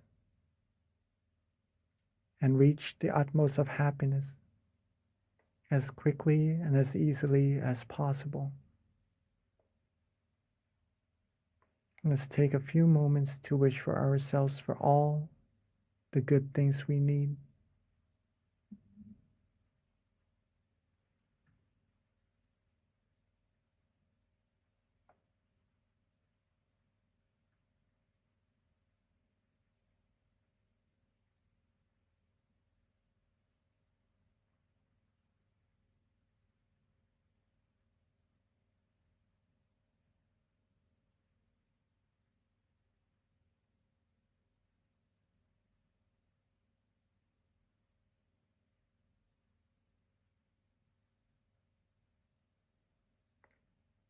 Now that we are coming towards the end of our meditation together, Let's recall ourselves being calm, being relaxed. Let's recall that feeling of relaxation we have in our meditation. And let's recall how important this feeling actually is, and that it will grow into a big tree bearing us the fruit of true happiness one day. Let's keep this feeling together with us as much as possible, as often as possible. And then when we are ready, we can softly and gently open our eyes. When we are ready, we could softly and gently open our eyes. Sapphe Buddha Palapata Pajeka Nanjayang Palang Arahanta Nanjate Shena Rakhang Pantami Sapaso Sapabuddha Nupavena Sapathamma Nupavena Sapasangha Nupavena Sathasoti Bhavantu Te.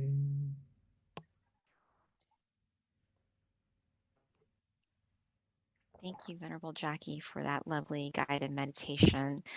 So before we transition over to Q&A, a couple of announcements. First of all, if you didn't join us earlier in the beginning when we started, if you can share your country and your city, we just like to know where everyone's coming from as we have people meditating with us from all around the world. It's just very interesting to know what city, country, state you're from.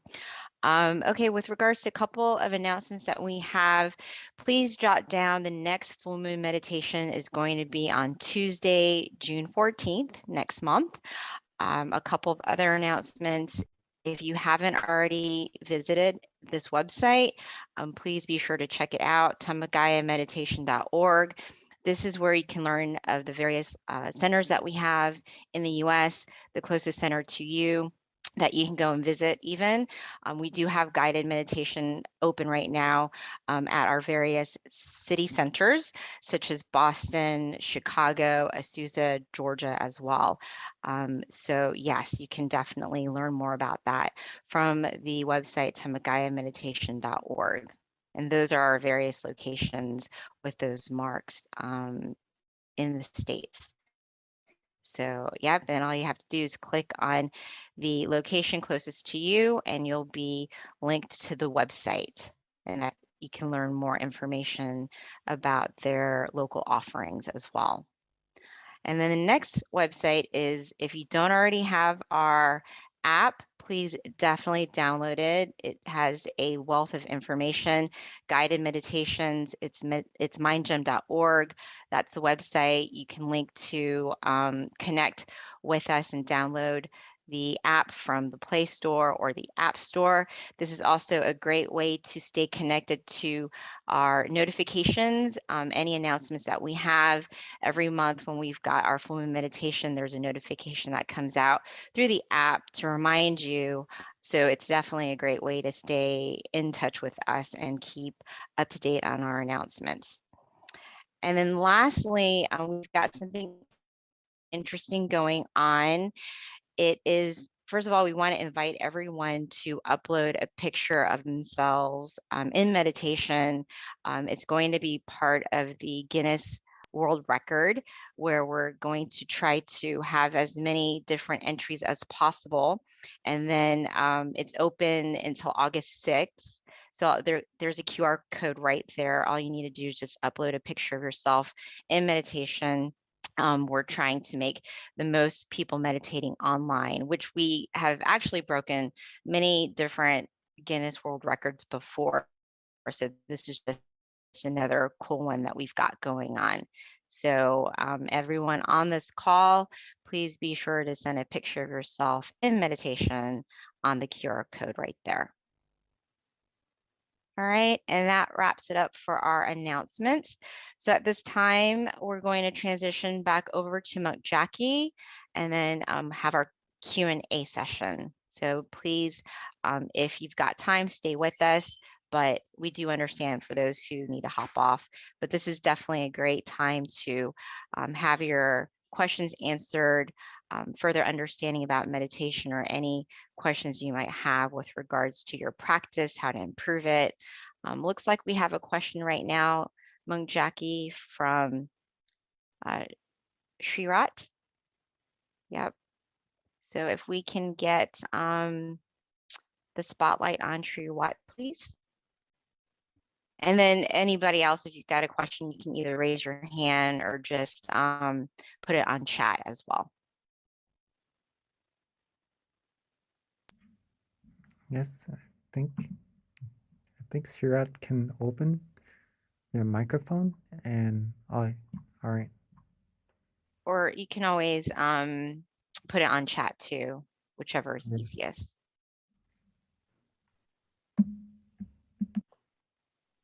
So Venerable, while we're waiting for Shriwat to ask the question or get on spotlight, I do have something that happened to me just as early as today that I think might be interesting to find out what your advice is, or other people might benefit from it too. But yesterday in meditation, I meditate every day, and when I was meditating, I felt very calm and peaceful, and like I was floating, which was really cool because I hear that this is kind of a typical experience in meditation. But then today, when I meditated earlier, I felt like a heavy rock, like a rock. And it was weird because in my meditation, I felt like the rock was round and was like right on my lap. So I don't know if that's, an experience that's typical, or if that's just me overthinking. So I wanted to get your input on that. Does it feel heavy or does it Yeah. feel light? The rock Feels felt light. heavy today. Yesterday felt very light and floating, and today it was like a rock on my lap. Right. And I was like, this is new. Okay. I That think is that was kind of actually odd. quite normal in meditation. Oh, Okay, first of all, very beautiful that you are meditating every day. That is actually what is needed to progress in meditation. No matter what meditation experiences we have, right? Sometimes good, sometimes we feel not as good as the day before. If we keep meditating, we are progressing no matter what. The only way we're not progressing in meditation is that we do not meditate. Okay. Now, sometimes when we have good meditation experiences one time, right? The next time we may look forward to getting the same meditation experience. And there are many reasons, right? That rock is there. Okay. There are many reasons for that rock to be there. So one reason is that maybe we are anticipating a same meditation experience. Maybe we're anticipating that we're doing the same thing, so maybe the same experience should happen to us. And that anticipation from before not having any, right? Now there is a little bit that may cause a slight tension in our meditation. Okay. And that is what is causing that feeling of heaviness, or maybe we could interpret it as a round rock, right? Another thing is that we may have accidentally put some effort into our meditation, And it may be a slight effort at first, but if we keep that effort going, it may be bigger and bigger as well, right? Like the feeling of relaxation. If we start off by being just a little bit relaxed and we're content with it, it will grow and grow and become bigger relaxation as well, right? Same thing with the tension. It may be a little bit, and then it becomes more prominent. What we can do with this is that once we notice ourselves being a little bit uncomfortable in our meditation, it feels a little bit different. It feels skeptical in our meditation. We're not sure if we're doing it correctly or not at all in our meditation. If we have this feeling, reset straight away. Reset straight away. Okay, don't hesitate, don't go further to see whether if this is correct or not, because once we have doubts, that shows that we are maybe going a little bit off course already. Reset straight away, come back to relaxing, do what we like, do what we enjoy. And then when we have that feeling of relaxation, we are certain about that is the right path, that is the right way, and that will bring you further and deeper down the middle path, down the path of true happiness for sure. Okay, hopefully that answers your question. Yeah, thank you, Venerable. Yeah, the rock and knowing it was round sitting on my lap was a very weird experience I haven't had before, but thank you. So yeah, we do have a question from Ashley that just came through, and Ashley asked if you recommend writing down your meditation experience every single day. Yes, yes, if that is possible, please do. That will help you observe whether what you did today that benefited you. All right.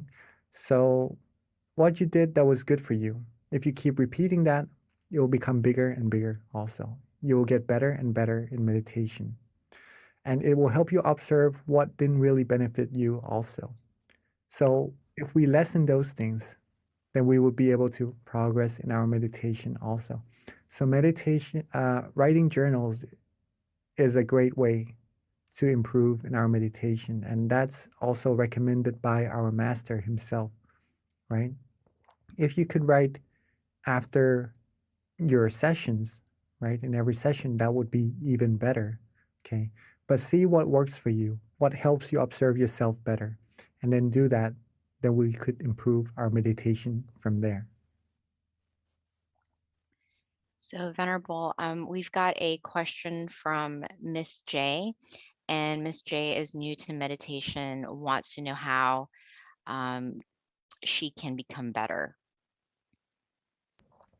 To become better in meditation is very easy, but it takes consistency, pretty much that. Meditation is very, very, very easy, right? We're just relaxing and just keeping that feeling with us. Sometimes we have tension, sometimes we have some experiences that we are not certain whether we're on the right path or not. And sometimes we are sure that we are on the right path, okay? Whatever happens in our meditation, accumulate more of those feelings that you like. Okay, this is how we improve. When we are certain that we enjoy meditation, that feeling, that relaxation, accumulate more of that. Maybe it could be 1 second, 2 seconds, 3 seconds, 1 minute. If it goes away, reset, come back to do it again. Accumulate like putting money into a piggy bank. One day it will become full. We'll have like a bigger piggy bank and we keep accumulating it. It will become full again. It becomes bigger and bigger.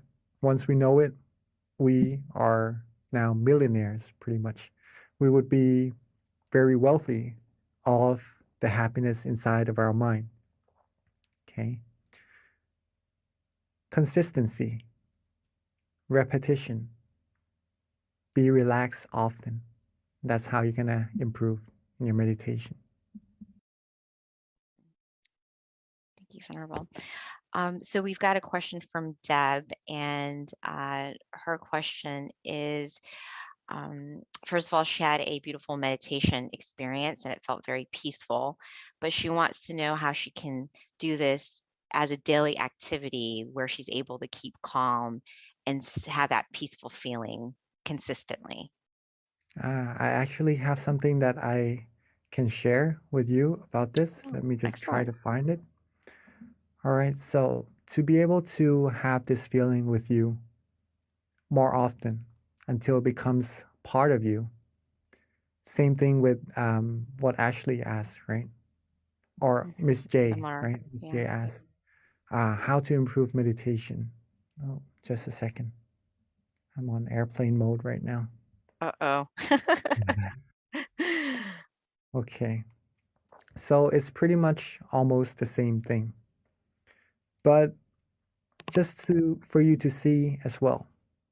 Just a second. Right? We have the 3 things for us to improve now, which is consistency, repetition, sorry. So we have consistency, repetition, and be relaxed often, right? Now, what would happen to our meditation is this. At first, the first sentence, right? When we start practicing meditation, we would have the question of what is relaxation, or we aren't certain what relaxation is. But the more we practice, the more we will be certain that this feeling in our meditation is truly relaxation. Okay? And the more we practice, the more repetition we put into meditation, the more times we become relaxed. Then we become familiar with that feeling of relaxation inside of us, right? It keeps growing and growing. And then at one point in your meditation, instead of trying to be relaxed, practicing relaxation, it will become so easy that it automatically wants to be with you. Right? Your mind wants to be relaxed automatically. When you eat, when you sleep, you just want to be with that feeling without trying to want to be there. It becomes automatic, it becomes natural. It becomes like breathing, right? You don't have to try to breathe. You just breathe normally. It becomes like that. And the way for this to happen is that we have time to meditate in our days. We have to schedule time for it. There is a set of chanting in monkhood, right? There's a set of chanting that is really, really long, the longest set of chanting that we have. And people who are able to do that must pay a lot of attention to memorize this thick amount of chanting, this thick book, right? And there was this one monk who I met, and he was able to do this, okay? He told me, I still remember it, it's a really good saying from him. He told me that if you have passion, then you will have time, okay? If you have passion for something, you'll make time for it for sure. Okay? So if you like meditation, if you want to improve on meditation, you will definitely have time for it. And a good way to have time for it is to actually prioritize it and make time for it in your day. Maybe Miss B, she meditates every day, right? She would probably be a good role model to how we can meditate every day and incorporate meditation sessions into our daily practices as well. Yes. So that's how we do that. So that's how we do that, and how we improve our meditation until meditation becomes part of our life and becomes like breathing. Mhm. Thank you, Venerable. Yeah, one of the things I feel is very key, and you hear this from every single teaching monk, so there's some truth in it. And not only that, you experience it for yourself, so it's always nice to have monks confirm what you're already doing, but it's definitely little by little. So, the recommendation of meditating initially 5 minutes a day, don't overdo yourself, and then increase it with time to 10 minutes. And before you know it, little by little, at some point you get to an hour, and that's, but you accumulate it slowly. So it's just something that I've heard many times from different monks in terms of your own self-development as well. So Venerable, we've had several questions kind of trickle in. The next question is from Casey, and she wants to know if it's normal that your body feels cold after you meditate for a while. Usually we will feel calm and comfortable. Unless the room is cold, then you maybe feel a little bit cold after the meditation, right?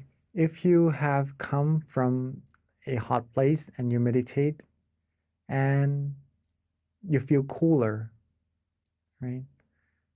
Then that the physical part of meditation pretty much deals with the outside factors, right? But if you feel cool in your meditation from inside, that is part of the meditation experiences that we would have when we are able to relax ourselves, right?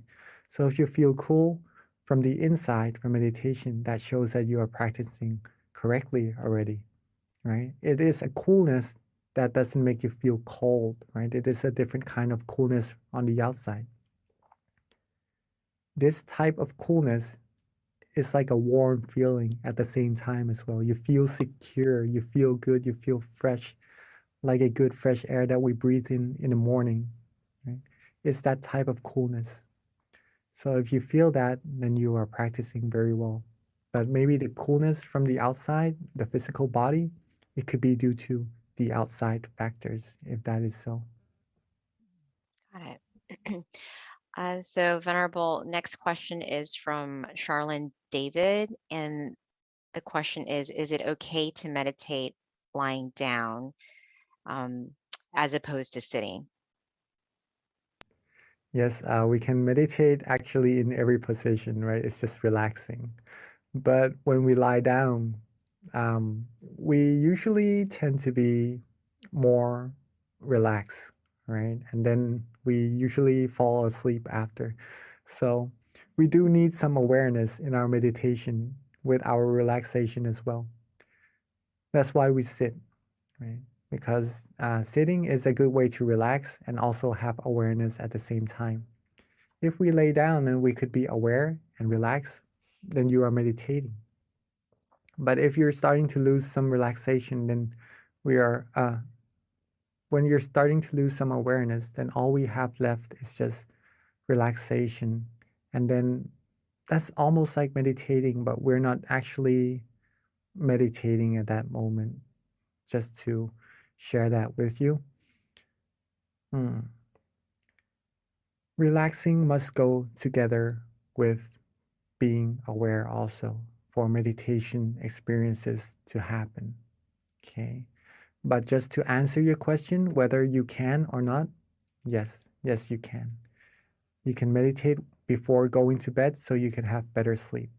Okay. But if you want good sessions, good awareness, good relaxation, good meditation experiences in your sessions, then sitting down, being quiet, closing our eyes, isolating ourselves from all the distractions would be of a recommendation. Okay. Hopefully that answers your question. Thank you, Venerable. Another question that came, and this kind of ties into something you were saying with the question you just answered, but it's from Annie, and her question is, what exactly is relaxing when it comes to meditation? So for her, she says that she keeps thinking that while she's meditating, she's supposed to focus. So if she's focusing, then how do you relax too on top of that? It seems like is her confusion. Focusing is good, but you need to have relaxation as well, or else it will be focus and no relaxation at all. If we have no relaxation, it is hard for the mind to become still. And the reason why we want to be relaxed in our meditation is that we want our mind to become still. When the mind becomes still, that's when our mind will travel inside and reach deeper and deeper happiness inside of us. Okay? If we focus and there is no relaxation, we would start to have some tension in our meditation. And that tension doesn't let us meditate for a very long time. Sometimes it would give some people some aches around the eyes or maybe some headaches even, and it halts those from progressing further in their meditation, pretty much that. So balancing between focus or awareness or attention, okay, same thing pretty much, with relaxation is what we need to do in our meditation. This is also known as the middle way, the middle way. Not to focus, not too tense, right? And not to be too relaxed, not to be too loose. Not too tense, not too loose. That's the middle path. That's the path that leads you to true happiness. Thank you, Venerable. So last question is from Kitty. And I guess her question is along the lines of the same thing with regards to being more familiar with relaxation until your body becomes like the body of relaxation. Yes, I think I understand this. Okay, so let me try to explain. Be familiar with relaxation until your body becomes the body of relaxation. Maybe in your words, you may mean the body of Dhamma or something like that. If that is so, that is the path. Yes, until your body becomes the body of relaxation. The more we can be relaxed and focus, right, have awareness in balance, the more our mind will become still. When we are more used to that, the less our mind will want to travel from this point of relaxation. It just wants to be there, right? It's familiar with that point. Then it travels further, further, further until reaching a certain meditation experience. Let's put it that way. Okay. And then when we are used to being at that point, then we would be used to being with that body of relaxation. Let's just put it that way first, right? And then we become the body of relaxation. So, yes, I would have to say yes. Okay, thank you, Venerable. So it is a little past 10:30. So at this time, there are no other further questions. So let us all pay respect to our teaching monk by just putting our hands together as he gives us a blessing. And don't forget our next month full moon meditation, Tuesday, June 14th. Thank you. Namaste Kalompi.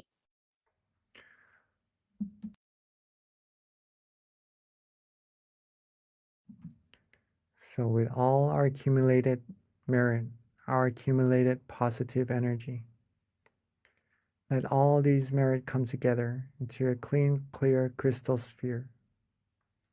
And let this merit bestow to us, bless us with the utmost of happiness, the utmost of health, wealth, success. And may we all be fulfilled with all our wholesome wishes. When we meditate, may we all be able to attain true happiness quickly and easily, and reach the utmost of happiness as quickly and as easily as possible.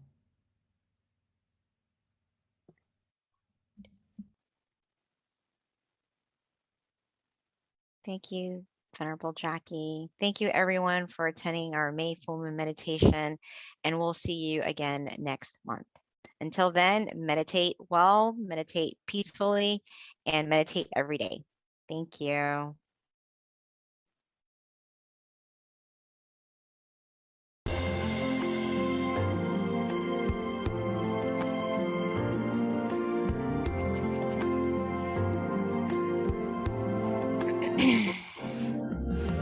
Let's come together to open the new whatever to eliminate all conflicts and differences. It's time for everyone to join hand in hand.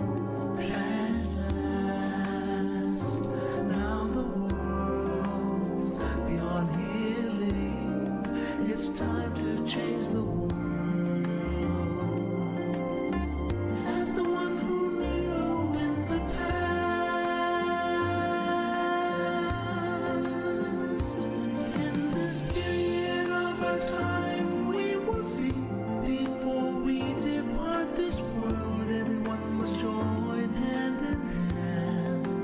change the world from darkness to brightness, from suffering to happiness, from ignorant to the knowledge one. Change the world, we have to do it the easy way. Be happy and cheerful with childlike innocence. Everyone must join hand in hand. Gently close your eyes, relax, relax.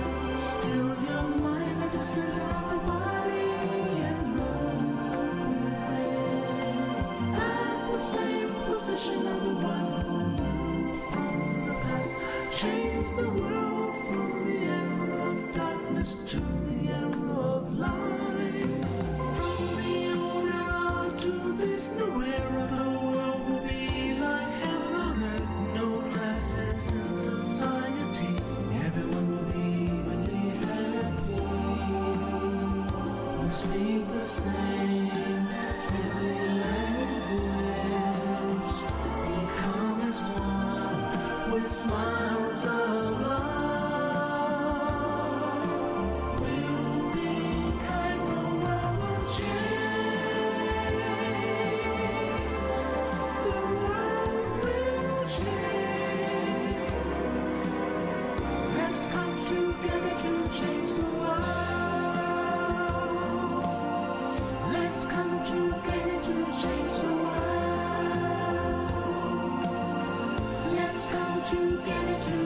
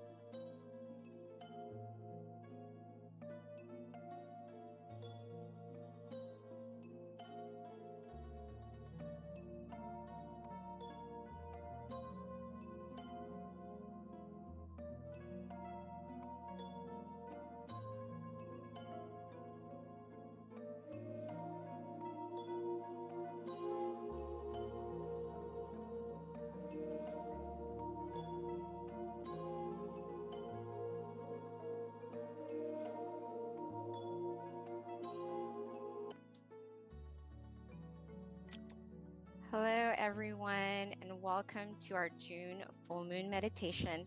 So excited to be here today and to have you join us. So, first of all, can everyone hear me okay? Before we start? Yes? Okay, excellent. Thank you. All right, so before we begin, we always start off with a quote and then an intro with regards to our teaching monk, which is Monk Daniel. So I'm going to read one of my favorite quotes for you. It's just such a profound quote. It's very simple. It comes from this book, Paipo, which is actually Peace In, Peace Out. So this is one of my favorites. It's called See Yourself. And I think it goes with our theme, which is gratitude. Because, you know, the most important person really to have gratitude for is essentially for yourself, because we have to be kind with ourselves. We have to love ourselves and nurture ourselves. So seeing yourself is very important.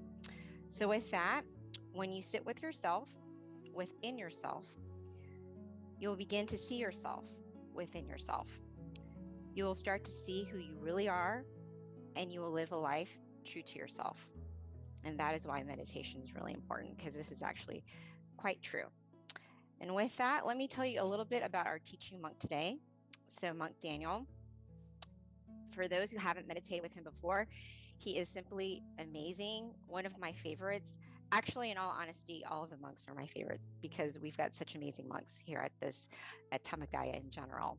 But Monk Daniel, he actually ordained in 2012. So he's been teaching Buddhist monk for over 10 years, going on to his 11th year. His goal is to pretty much help with any peace projects that he's assigned with his greatest potential. And he's been training monks and staff and people from all around the world to find true inner peace. And he has a wealth of wisdom. I actually had the opportunity to meditate with him and meet him for the first time in 2019 with a whole bunch of staff and volunteers in Thailand. And you guys are definitely in for a treat. So I'm so excited to welcome our teaching monk, Monk Daniel. But before we transition over to him, a couple of announcements or a couple of things to keep in mind.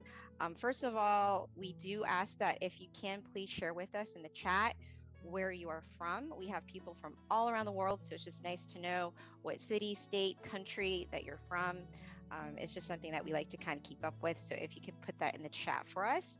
And then also we do have a candlelight meditation as well that will be done later after our guided meditation. We do ask that you have your candles ready. If you don't have a candle, that's fine. Simply, you can use your phone. There's an app in terms of a candlelight, and you can use that as well. So at this time, let me transition over to our teaching monk, Monk Daniel. Okay, good evening, everyone. Welcome, Venerable. Good morning from Thailand. Nice to be back on the full moon of June as we go into, the halfway mark of the year. Before we know it, it's already the 6th month of the year. So time really flies by, right? So true. So it's a very good time to reflect as we're halfway through the year. How's it going, right? As today's theme is about gratitude, and also in June, there's a special day that we have, right?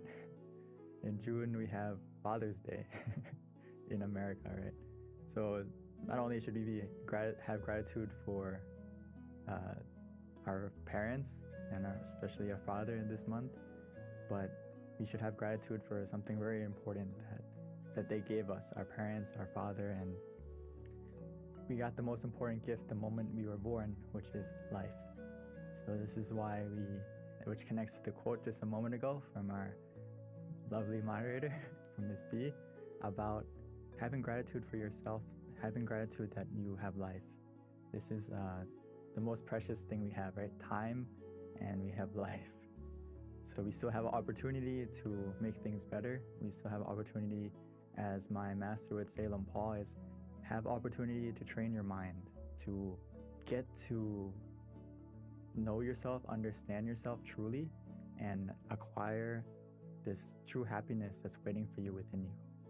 So this is something that is so precious, even though not everything is perfect, but we still have life to make things better.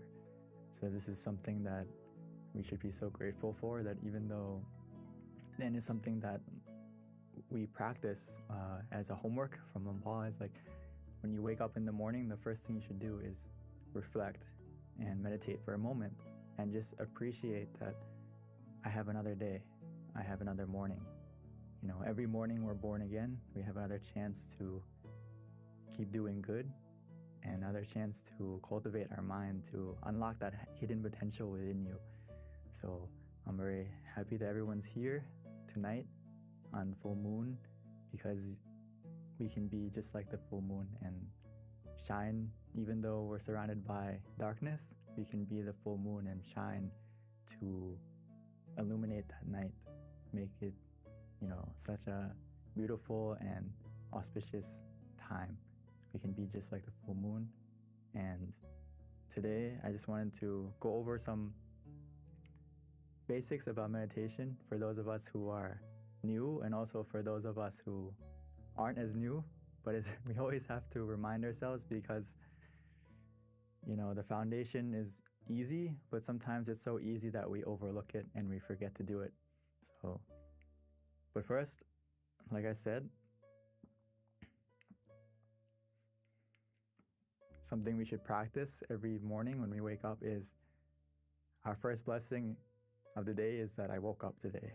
So instead of hurrying up to, you know, turn off the alarm clock and rushing to get ready to go to work or to start a day, start your day peacefully and calmly, and just sit up, and before you get out of bed, start your day in a positive note and reflect on how lucky you are to have another chance, another opportunity.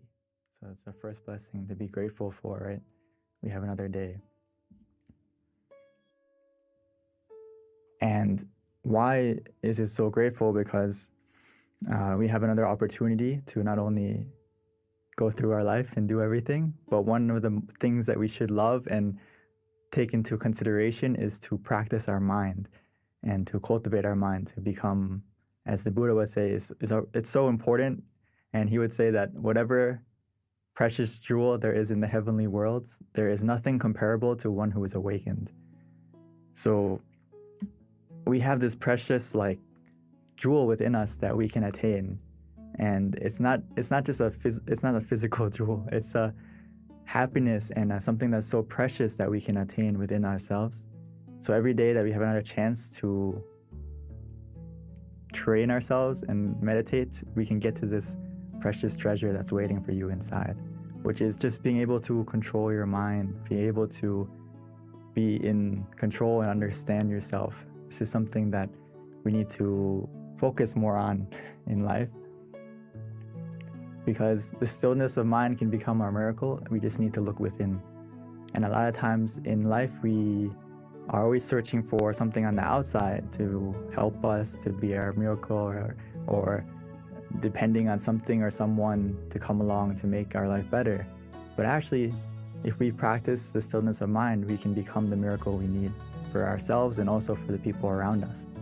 We just need to look in the right place. So for all of us here, all almost 300, 400 of us, you are looking in the right place. You are starting in the right place to meditate and to still your mind so you can find that unlimited potential that's waiting for you inside. So just like today, it's the full moon, right? The full moon is a good example, because when we meditate, it's very important to do something, which is what? To adjust your body and adjust your mind. That is this foundation that we have to always do, and sometimes we kind of rush through it. So I can't emphasize enough that we need to always adjust our body, adjust our mind to be relaxed and comfortable, suitable to meditate further. So just like the full moon tonight, if you want to see it clearly, we can't focus on the moon and move it to get it clearer to us, right? We can't get the moon close to us so we can grab it and try to get close to it to see it clearly. We need to use the right tool and we need to adjust the telescope correctly so we can see the moon clearly. If you want to, look at the details and see it more clearly, then we can see with our eyes. So the same thing is true in meditation, is we don't adjust the picture or we don't adjust the experience that we see. We adjust our body and our mind so that the picture we see or the experience that happens will become clearer not just visually, but also the feeling will become clearer. Does that make sense? So don't try to skip the steps. If you want to see the full moon, we need to use the right tool. Use the telescope to see it clearly and adjust the telescope to see it clearly. So every time we meditate, it's the same. We need to adjust our body and adjust our mind, not skip that step. Otherwise, the experience or what we see or what we feel is not going to get clear. The feeling and also the image isn't going to be clear. So we always have to adjust at the right place. Adjust your mind, adjust your body. So Luang Por would always say this, and I can't, if you understand this quote, you basically master meditation because this is the heart of it. Is Luang Por says that meditation practice is about finding the point where one feels just right, where one feels comfortable, where one feels content. This is something I use all the time in meditation, and that we have to remind ourselves is that where is that point for you? It doesn't necessarily have to be just a point, but also what is the method that works for you that helps you to feel comfortable and that you feel content with? So that's the key. When you adjust your body, you adjust your mind, and then what method are you going to use? What technique are you going to use that helps you to stay comfortable as well as being content with that feeling?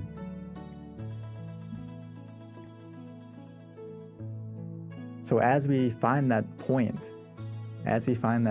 of where we feel comfortable, where we feel relaxed, where we feel physically and mentally comfortable, and we stay at that point contently, what's going to happen is your mind is going to slowly declutter itself.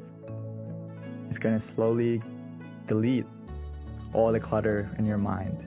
And it's going to take some time, but as long as we stay there contently, calmly, patiently, and just enjoying the feeling of relaxation, every second that passes by, it's deleting the bad files. It's deleting the negative emotions in our mind, bit by bit. So just stay at that point calmly and contently, and your mind is actually healing itself every second that you stay at that point. It's actually doing two things at once. It's deleting the bad, removing the clutter, and also it's uninstalling all the bad emotions, all the negativity within us, the greed, the anger, the delusion, and also everything that is negative. It's going to slowly get deleted, as well as at the same time it's downloading a happiness within you and making your mind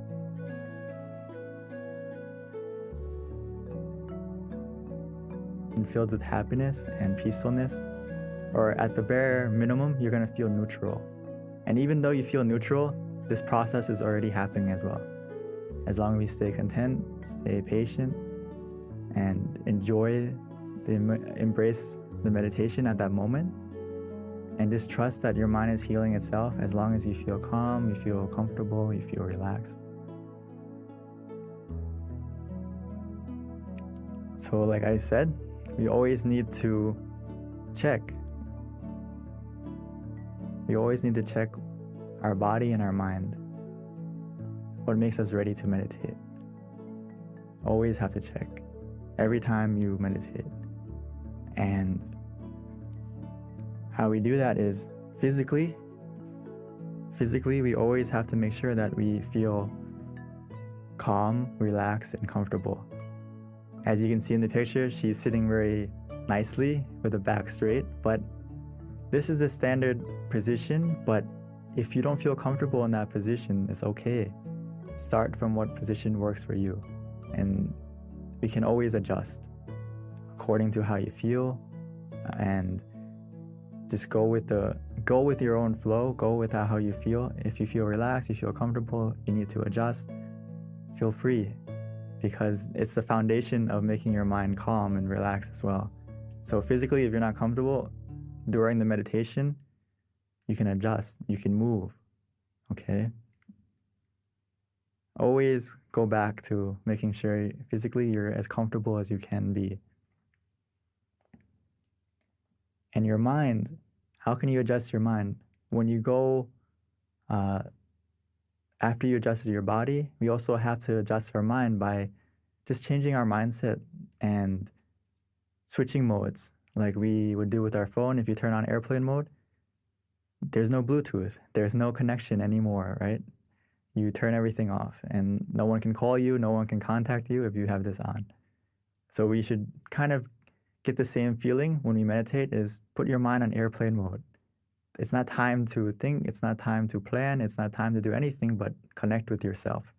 Disconnect from everything so you can connect with yourself, recharge yourself, recharge your mind.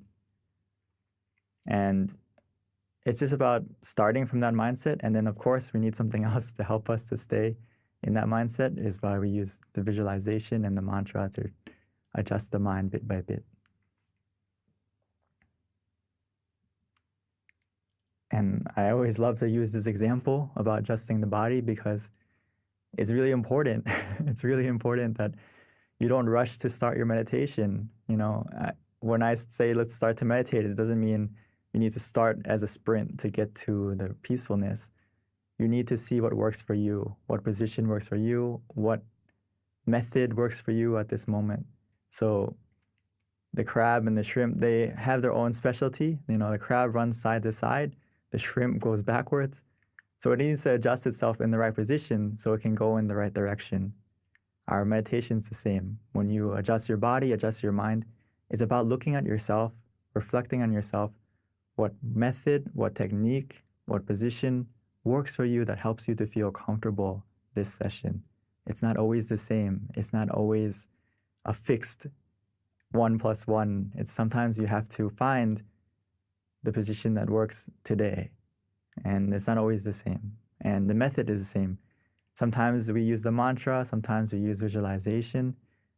Sometimes we just relax and do nothing. It depends on you. It depends on how you're feeling now. That's the key thing. So just a small checklist to check when you're meditating is, and when you start, is what's easy. If it's easy, it's going to be the next bullet point. It's going to be calm and relaxing. So do what's easy for you and helps you to stay calm and relaxed. And if you do these two things, it's obviously going to make you feel like the time passes quickly because it's easy, it's relaxing. And what happens? You feel happy, you feel content. So just like anything in life, if you have fun with it, if you're enjoying it, time is going to pass quickly. And you're going to feel eager to continue to meditate. You're not going to be like, oh, when is it going to stop? When are we going to get to the end? You're going to be feeling these 4 things. So this is the only thing we need to observe is, do you feel easy? Does it feel calm and relaxing? And then just allow the time to pass. But at any moment, if you feel that it doesn't feel easy, it doesn't feel relaxing, it's just like driving. It's like you're about to go off the road. You're off the middle way. If you fall off track, we just simply restart. If you feel that balance is off, you don't feel comfortable, you don't feel relaxed, physically or mentally, always be ready to restart. Restart in this sense doesn't mean going back to zero. It means just coming back on the road, coming back on the path so you can continue going in the right direction. But if you don't reset, if you don't readjust, you're still meditating, but you're still sitting, but you're not actually meditating. You're going in the wrong direction and yes, you're sitting, but your progress isn't going anywhere if you don't come back to the right path where you feel in balance, like Paul said, where you feel content, where you feel comfortable again. So the sooner you readjust, the sooner you restart, the better. So just keep that in mind, that it's okay to reset, restart as many times as you need.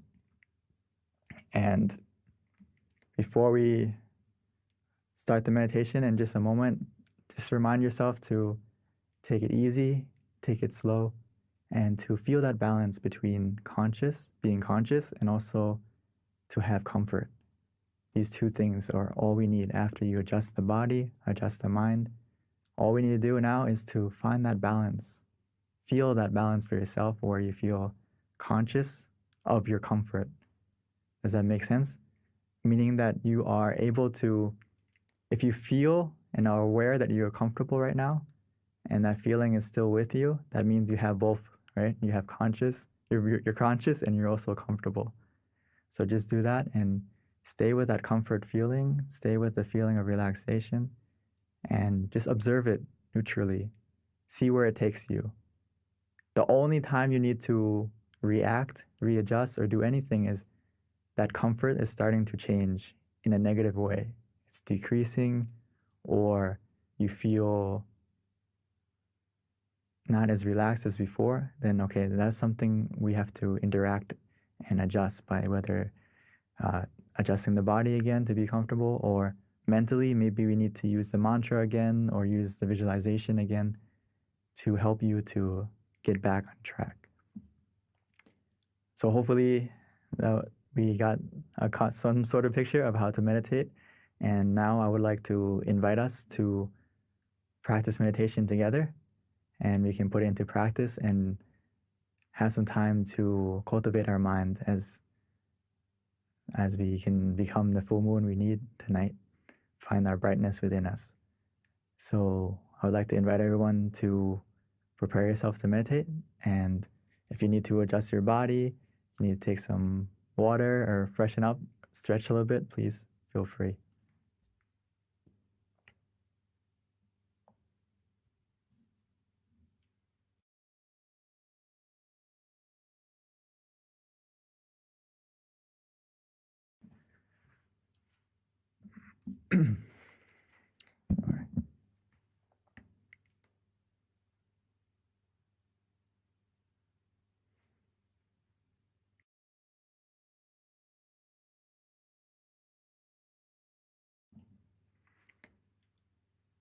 So let's take some time to switch modes. Now it's time for us to meditate. Time for us to find the miracle waiting inside. All we need to do now is to look within, easily and simply.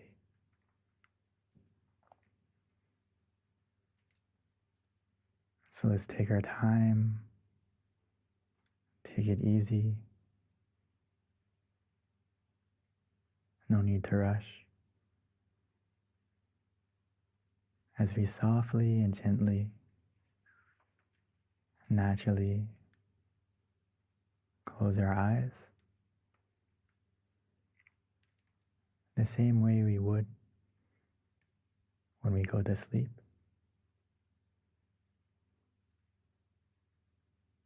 Because now is a time for us to rest, to reconnect, to recharge,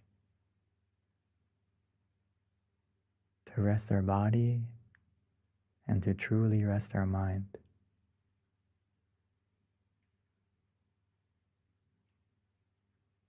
And we can do that easily and simply by first taking the time to adjust our body,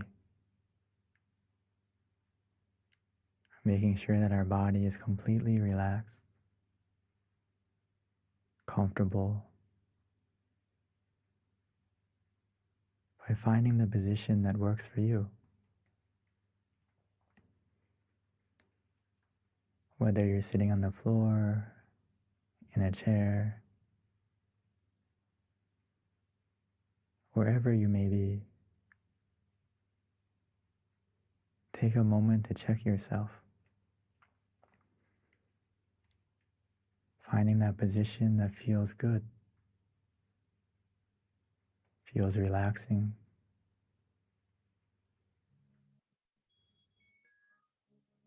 As you continue to relax and release every single part of your body,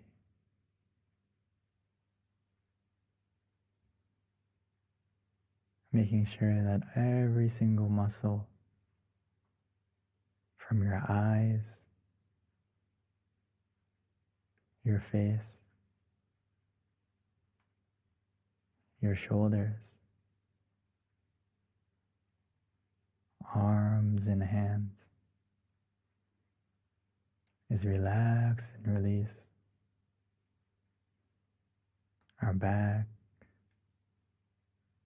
our legs, all the way down to your toes.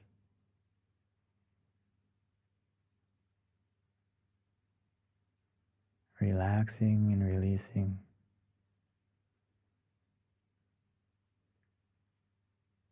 Sometimes it's easy to relax and to let go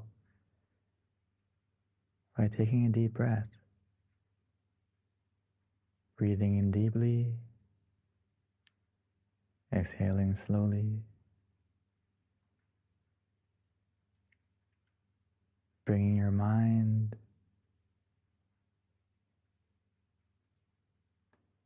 to the attention of your breath, feeling the relaxation, the coolness as it enters your body, filling up your lungs and spreading to every corner, every part of your body.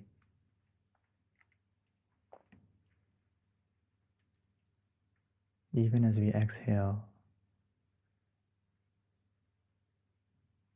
allow all the tension, all the tightness to leave, to melt away, to fade, leaving only relaxation and comfort within you, around you, as if we're embraced, surrounded in a cloud of comfort where we feel safe, where we feel free.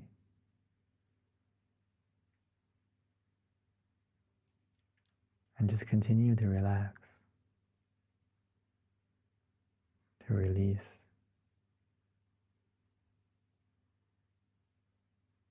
And gradually our body will begin to fade away, almost as if it's not there.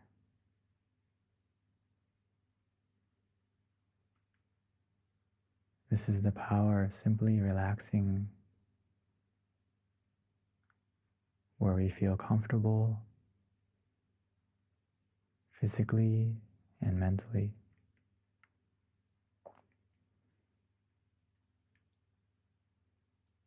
Now that our body is more relaxed and comfortable, we just need to continue with this feeling, allowing our mind to also let go, to relax, to release. Allow your mind to let go.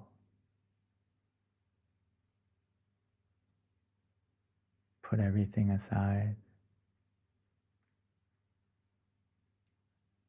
whether it's from the past, because it's the only time that we can truly control. It's not time to do anything. It's just time for us to relax, to release.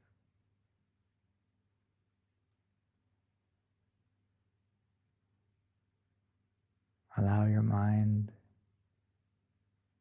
to be free.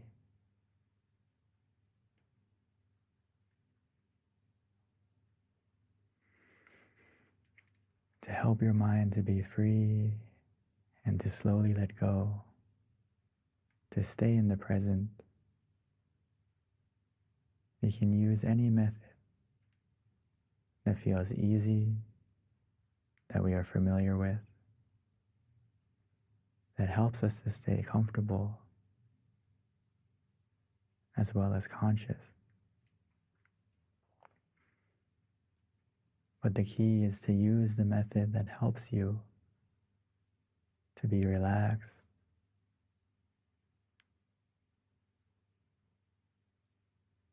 so whether we use the mantra Samma Arahang,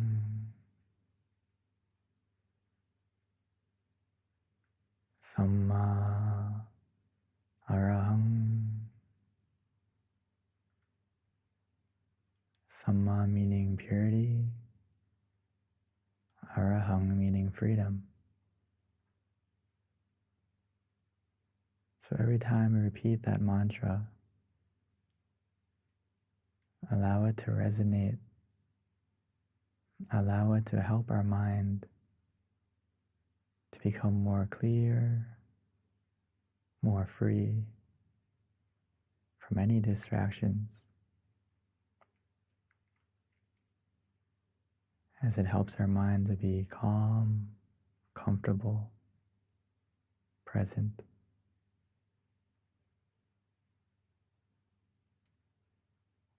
Or some of us may enjoy to visualize, especially tonight. We can imagine the full moon, however small, however big. We can imagine the moon shining, even though it's not clear, as long as it helps you to be calm and comfortable. It's not about the clarity of the image that we imagine. It's about the feeling. You can imagine it anywhere, any way, as long as it feels easy, feels relaxing.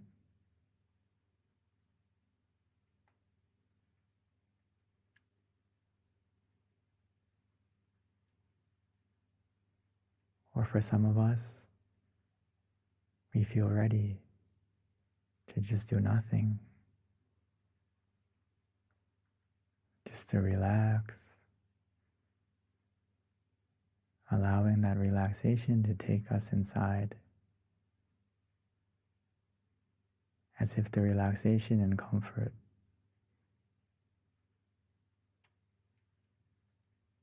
is carrying us like a wave, like a current, pulling us softly and gently to the point of peace within us.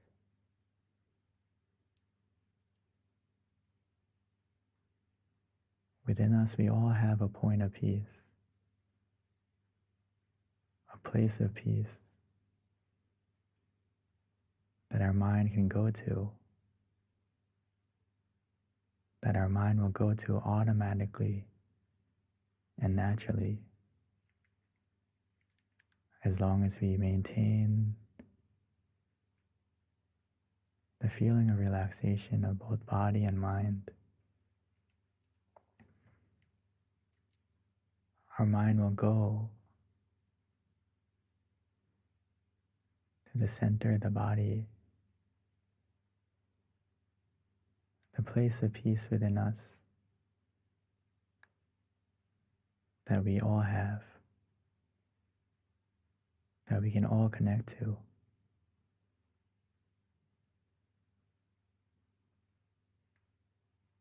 It's located within us. at the center of our abdomen, 2 finger widths above the navel.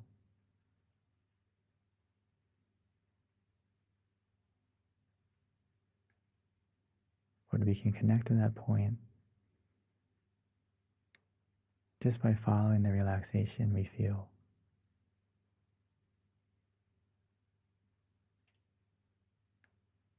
The relaxation of both body and mind will be our guide.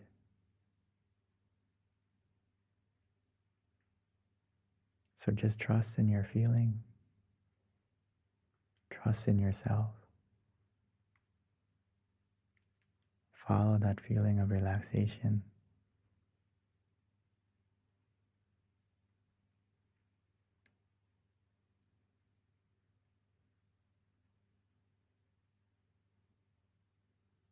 As long as we stay in balance,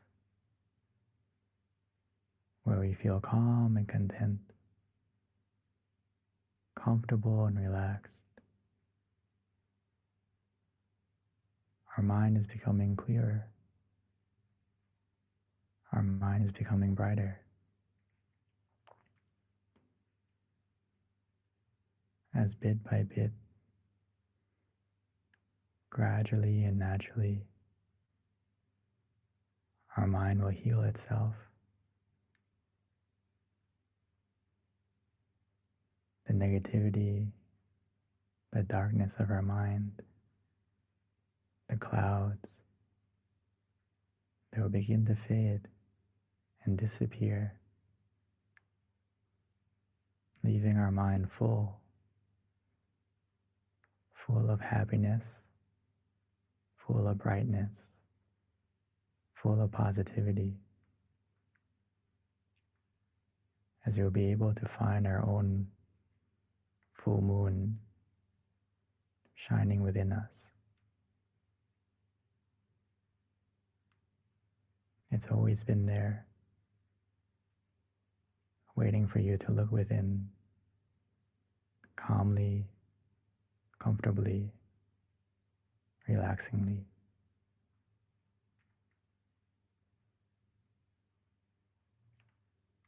So let's enjoy this relaxation together, allowing it to grow, allowing the meditation to be the wind of clarity, pushing away the clouds so we can be able to see our full moon. Not only see it, but most importantly, feel it. The happiness within us, the contentment that can only come from a mind that is still.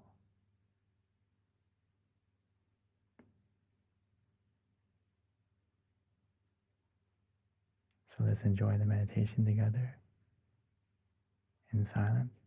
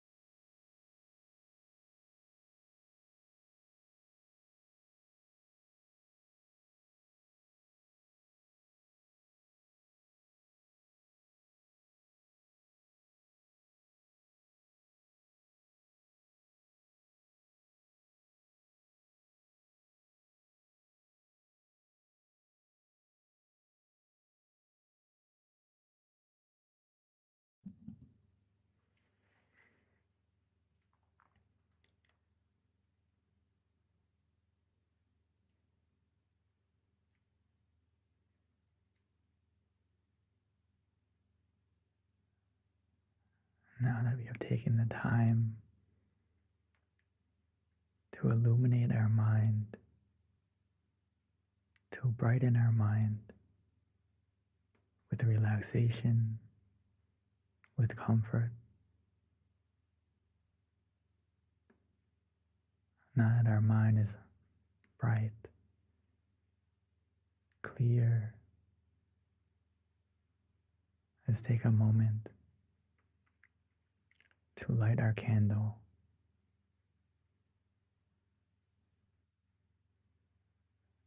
Now that we have found our light within, with the positivity that we feel. And once we've lit it, we can slowly and gently close our eyes and continue to meditate.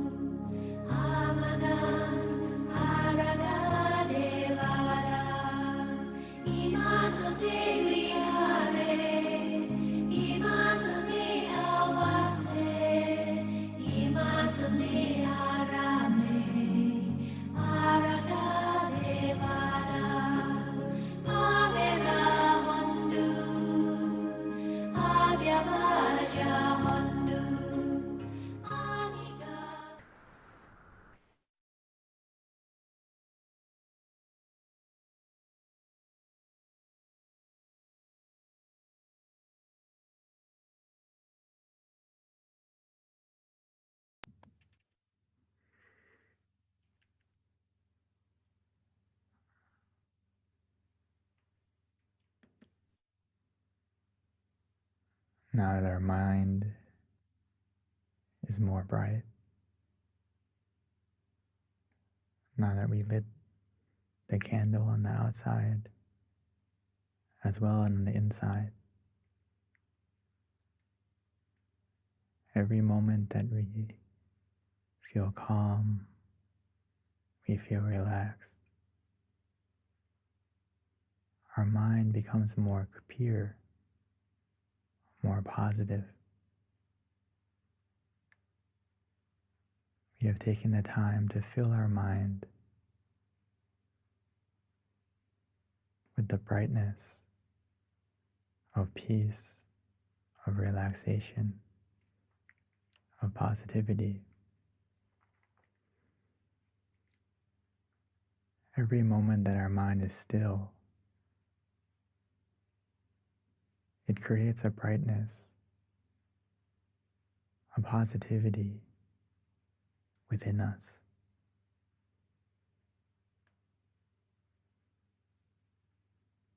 Because every time our mind is still, it becomes more pure. It stops the greed, it stops the anger, it stops the delusion. So now that we have taken the time to fill our mind with positivity, with brightness, let's take a moment to share it, to spread it, to send it.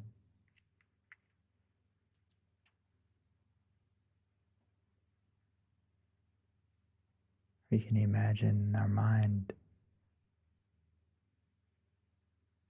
is shining like the candle we lit. And we can spread our positivity, our love and kindness, our good intentions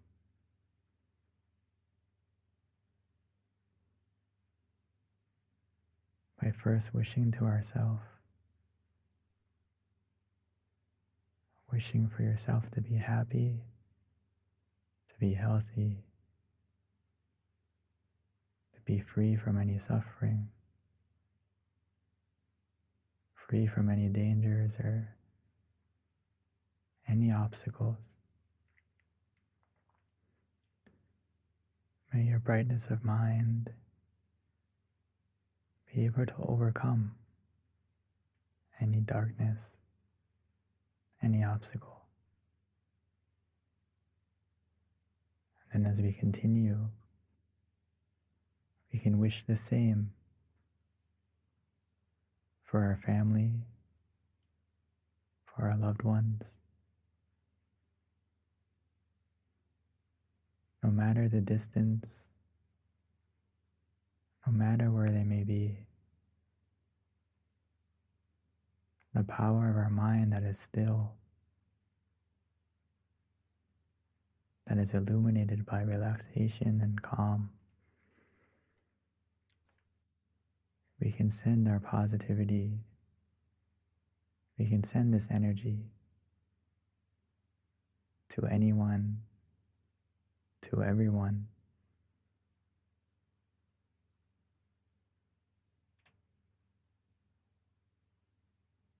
So take a moment to wish, to spread your love and kindness. Like the full moon shines its brightness to everything, to everyone.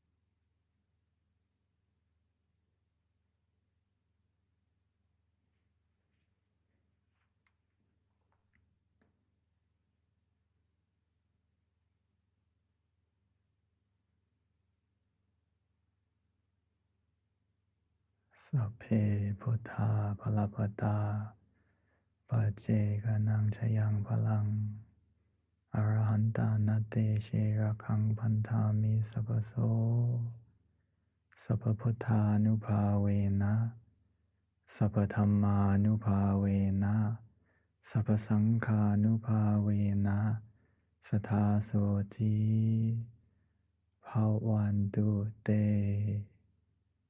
By the power, the positivity generated within us from our meditation and from all the good things we have done that we can remember, that we can recall, or that we can't recall. May all that positivity bless our life to be more bright, to be more positive in every way. And when we are ready, we can slowly and gently open our eyes.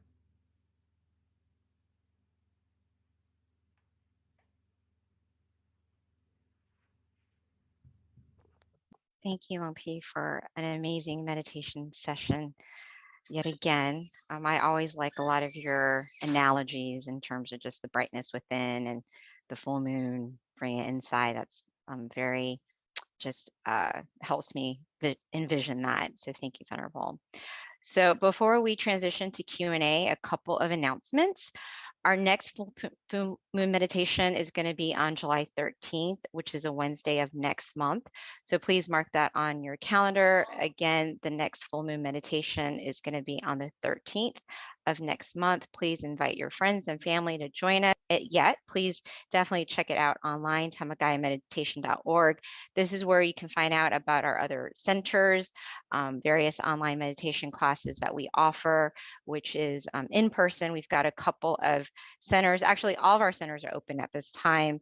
So definitely visit your local center. You can just look at the locations to find out the center nearest you. Azusa has a couple of events going on as well. So check out their website, peacepointmeditation.com. Chicago has online courses, and so does Georgia. We have classes every Wednesdays from 7 to 8:30 and Sundays at 12:15. One other thing, MindGem, if you haven't downloaded it yet, please do so. We are available on iOS and Android. This is a great way to stay in touch with us and get notifications on our upcoming Zoom sessions, on our upcoming full moon sessions. We also have Zoom sessions as well on the calendar that you can check out on our website. In addition, it's really nice to have the app because you do have a selection of some of our amazing teachers. We have over 100 audio tracks as well that you can listen to in terms of guided meditation at the convenience of your home. So please download it if you haven't already, MindGem on iOS and Android. And then one other thing, we have something that we're doing that's going to get us exposure. We're trying to get into the Guinness Book of World Records with the most amount of people meditating online. So if you can, please upload a picture and send it to meditationphoto.com. And that's the flyer right there. All right. So with that, I think I have given all of our announcements that we have. We are now ready to transition over to Q&A with Monk Daniel. So, Venerable, we are ready for you. So this is where we invite everyone to join us and ask questions. The more questions you have, the more engaging it is, the more you're going to learn. So this is actually one of my favorite part of our online meditation sessions because I learn a lot and it's just very inspiring hearing some of the answers that the Venerable gives us. So with that, if you have any questions, you can either raise your hand and we'll spotlight you, or you can ask it through the chat and I will read it out loud to the Venerable and then he will answer it accordingly. So at this time, the floor is open. And sometimes I have to start it out, so I always do have a question in mind if I need it. Yeah, please.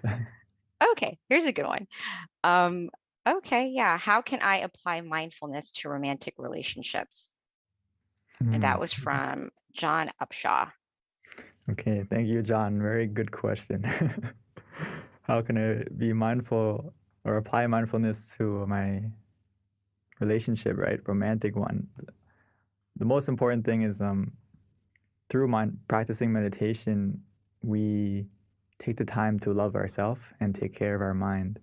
And Paul Tamachio, my master, would always say, you need to love yourself first before you can love anyone else. So if you can find and not only that is that all our positivity, our true love, is the source of it comes from within you, right? So if you meditate and apply mindfulness to find that happiness and positivity within you, it fills your heart, fills your mind with compassion and understanding, and you will be more present as well in your relationship. So by meditating, it's going to help everything, whether it's your romantic relationship, it's going to help you to be more peaceful, loving, and caring, and most importantly, understanding, which you need a lot of, right, in a relationship. And also, more than that is you're going to be more present, right? A lot of times when we don't practice meditation, we're not present and we, as often as we want. And sometimes when we're not present, we miss the important things or even the small things, right? So if you practice meditation, practice mindfulness, it's going to help you. And how you can apply it is basically just meditate more often. And from meditation, it's going to automatically change the way you think, the way you act, and it's going to come out into your relationship automatically. So hopefully that you get some kind of idea how you can apply it. I think it will be applied naturally as from your practice of meditation, you're going to be more mindful. So hopefully that helps. Thank you, Venerable. Actually, the next A lot of questions question, coming up. yeah, I've been notating them so I can been keeping up with them. So the next question for you is from Shannon, which is how can we deal with the evil in the world? That's actually a very good question. How do you deal with the evil in the world? The first thing is to deal with the evil within yourself first. And we can't really, how do you say, get rid of or control the evil outside of us right away. But the thing that we can conquer and get rid of and control is the evil within us first. And we have evil inside of us. Think about it. We all have anger. We all have greed. We all have delusion, some more than others. And especially if we don't practice meditation, those seeds of evil that can be inside of us, they grow and they get stronger. And that's what happens is it controls our thoughts, our actions, our words, and we become the evil in this world. We become part of that evil in this world. But if we practice meditation, it helps to get rid of that within us. And by doing that, we do our part to make this world a better place, bit by bit. And how we're going to deal with the evil now is that once you have that purity within yourself, you have that positive mind, your brightness of mind can overcome and help to be that barrier or filter to deal with the evil in the world. And also, the positivity that as we generate collectively, as we come meditate here, it helps we're all putting our effort in to make ourselves more bright, more positive within us. So right now, we are doing exactly that is we're helping to deal with the evil in this world by starting from within us, getting it out of us. And you will be that beacon of peace, that light of peace that can shine to other people and make this world a more bright place. Just like the sky right now, tonight, if there was no stars in the sky, right, it wouldn't be as bright and beautiful. But everyone here is like a star that is practicing your meditation, practicing your peacefulness. You're helping to make the darkness a brighter place. And it only takes a little bit of brightness to make the room bright, right? So keep that in mind. You're doing it right now. How do you overcome the evil? Thank you, Venerable. So the next question is, how does one overcome fear?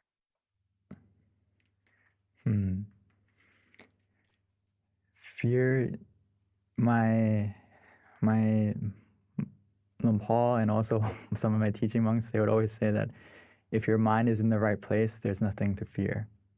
If you can bring your mind back to the center of the body and keep your mind there, you're not going to have any fear. So I think the first step is to conquer your mind and bring your mind back to that point of peace within you. And you're not going to be scared of anything because you have that peace of mind within you. It's kind of like you are the eye of the storm, right? You're the calm in the middle of the chaos, and you can connect to that. And if you continue to meditate, you can be able to harness that calm, and you can harness that peacefulness, because I like the quote I saw before that inner peace isn't about having everything to be, peaceful and calm, but it is being able to remain peaceful and calm in any situation. So we can attain that from meditation, and you're not going to be scared of anything anymore, because the scariest thing, you know what the scariest thing is? Your mind is your mind that's influenced by greed, anger, and delusion. That's more scary than anything in this world, because it will make you do things that you will regret. So if you can come back and take over your mind, control your mind, and be in control, you have nothing to fear anymore. Thank you, Lumpy. So the next question is by Ashtari, and the question is, how can meditation help us to take better care of the earth and all beings? It's actually so important, actually. It's weird, like, how can me meditating help to change the world? But if we don't deal with the root of, as you can think about it this way, it's hard for people to really consider the world and want to make the world a better place if their mind isn't clean and bright, if their mind isn't free from that greed, anger, and delusion. It's very hard to want to fix the world if people don't want to even fix themselves. So if, for example, if people in power or people who have the ability to, make policies, make change, we have to help each other to change ourselves first from within, so that they can get rid of the greed, anger, and delusion, and they can make the right decisions to make the world a better place, and it's also to make the world and the environment a better place, right? So first, similar to the other answers, is start from yourself and encourage others to meditate too, because that will directly and indirectly help to make this world a better place in every way, whether it's the environment and not just like the physical environment, but also the atmosphere would be better from everyone meditating together. Mm-hmm. Thank you, Venerable. And then here's a question from Sumana. And Sumana had a very calm session today, but hasn't felt like this Sumana actually has gotten happiness yet. And the question is, what should I do? So I had so much calm with this session, but I haven't gotten happiness yet. What should I do? Oh, it's okay. As long as you feel neutral, that's already successful meditation. So if you feel calm, that's a little bit more better than neutral. It's also good. Whether you feel neutral, you feel calm, the happiness in meditation, it's a subtle happiness. It starts from a subtle happiness. It's not like a overwhelming, like blissful happiness right away where you're just shining and beaming with happiness. It slowly gets to that point. As long as the key thing is to be content with that calm that you feel. And sometimes what happens to a lot of us,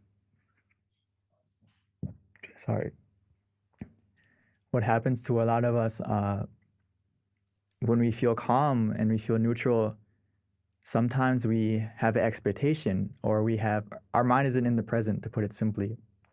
Our mind goes to the future expecting something more, or wanting something more to happen, or why is anything happening yet? So if you feel that way, we have to come back to the present and just be content with that feeling of calm. And if you can stay content, that calm is going to slowly bring the happiness. It's going to come automatically. So you don't need to go searching for the happiness. When is it going to come? it will come as long as you stay content. And just ask yourself, are you truly in the present, or are you thinking of, why am I not there yet? Where is the happiness? If you're thinking that way, that means your mind is in the present. So you just have to come back, and to help you to stay content or to help you get off those thoughts, you can use the mantra, or you can visualize to keep your mind present. And the calm will change to the happiness slowly. Actually, you'll be quickly if you can stay content truly. If the key is about being content with what you have and not worried about what's missing. So sometimes we fall into that trap where we're like, hey, I am calm, but I kind of wish, like deep down inside, that it was more calm than this. And actually, we're already in a good spot, but our mind thought that way. And if we find it thinking that way, no problem. Just come back and use the mantra until you forget about wanting something else. Or use visualization to bring your mind back. Hopefully that helps. Thank you, Venerable. All right, we've got lots of questions, Venerable, so I think we're going to keep you busy until the end. So, and this next question is an interesting one. I'd like to hear how you respond to it too. And it's from Sylvia. And the question is, when we are born, we do have a destiny already, correct? Can we change any actions or events in this destiny through meditation, and how? There's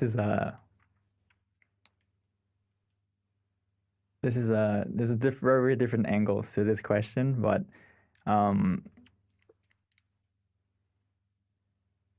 we can change. There are certain things that we have a destiny to have happen because of the things we've done in the past that we can remember or not. And in the sense of Buddhism, if you talk about past lives, that has impact on our life now. But if you just think about this life, we have control of our destiny in the sense of we can't undo the things that we did in the past, but we can make the future, we can decide the steps we're going to take now by the present. So if you meditate, it's going to help you to make the right steps in the right direction because you become present. And when you meditate and make your mind clear and bright, it's obviously going to help you to make the right steps. You're going to know for yourself what's the right thing to do from the clarity of your mind. But a lot of times when we don't meditate, we don't have that clarity. We don't have the wisdom within us to do the right thing. Because a lot of times we are clouded or we are cluttered or we're distracted by our mind is scattered. Our mind isn't still. So if you want your destiny to get better, we can change it by what we do now. And the first thing to do is to make sure that your mind is clear and bright. So that can help you to make the decision now, to make yourself better or to do the right decision now. And that's why Paul would always say, if you make your mind clear and bright from what you do now. And yeah, hopefully, I think that's basically the main sense of it. I don't want to go into too much super detail, but I think you can control your destiny. And I know you can control your destiny and change it from what you do now, from your purity of mind. Thank you, LP. That's always, I can see how that can be a complicated answer, but I really like your input on that. Okay, we've got plenty of questions. So are you ready for the next one, Venerable? Yeah. Okay. All right. So the next question is, we've got a person who's planning on becoming a monk. So the question is, I'm planning to become a monk. Do monks have evil in them too? When you are a monk and hopefully you have no evil in you, then how do you deal with the evil in the world? Can meditation stop this evil?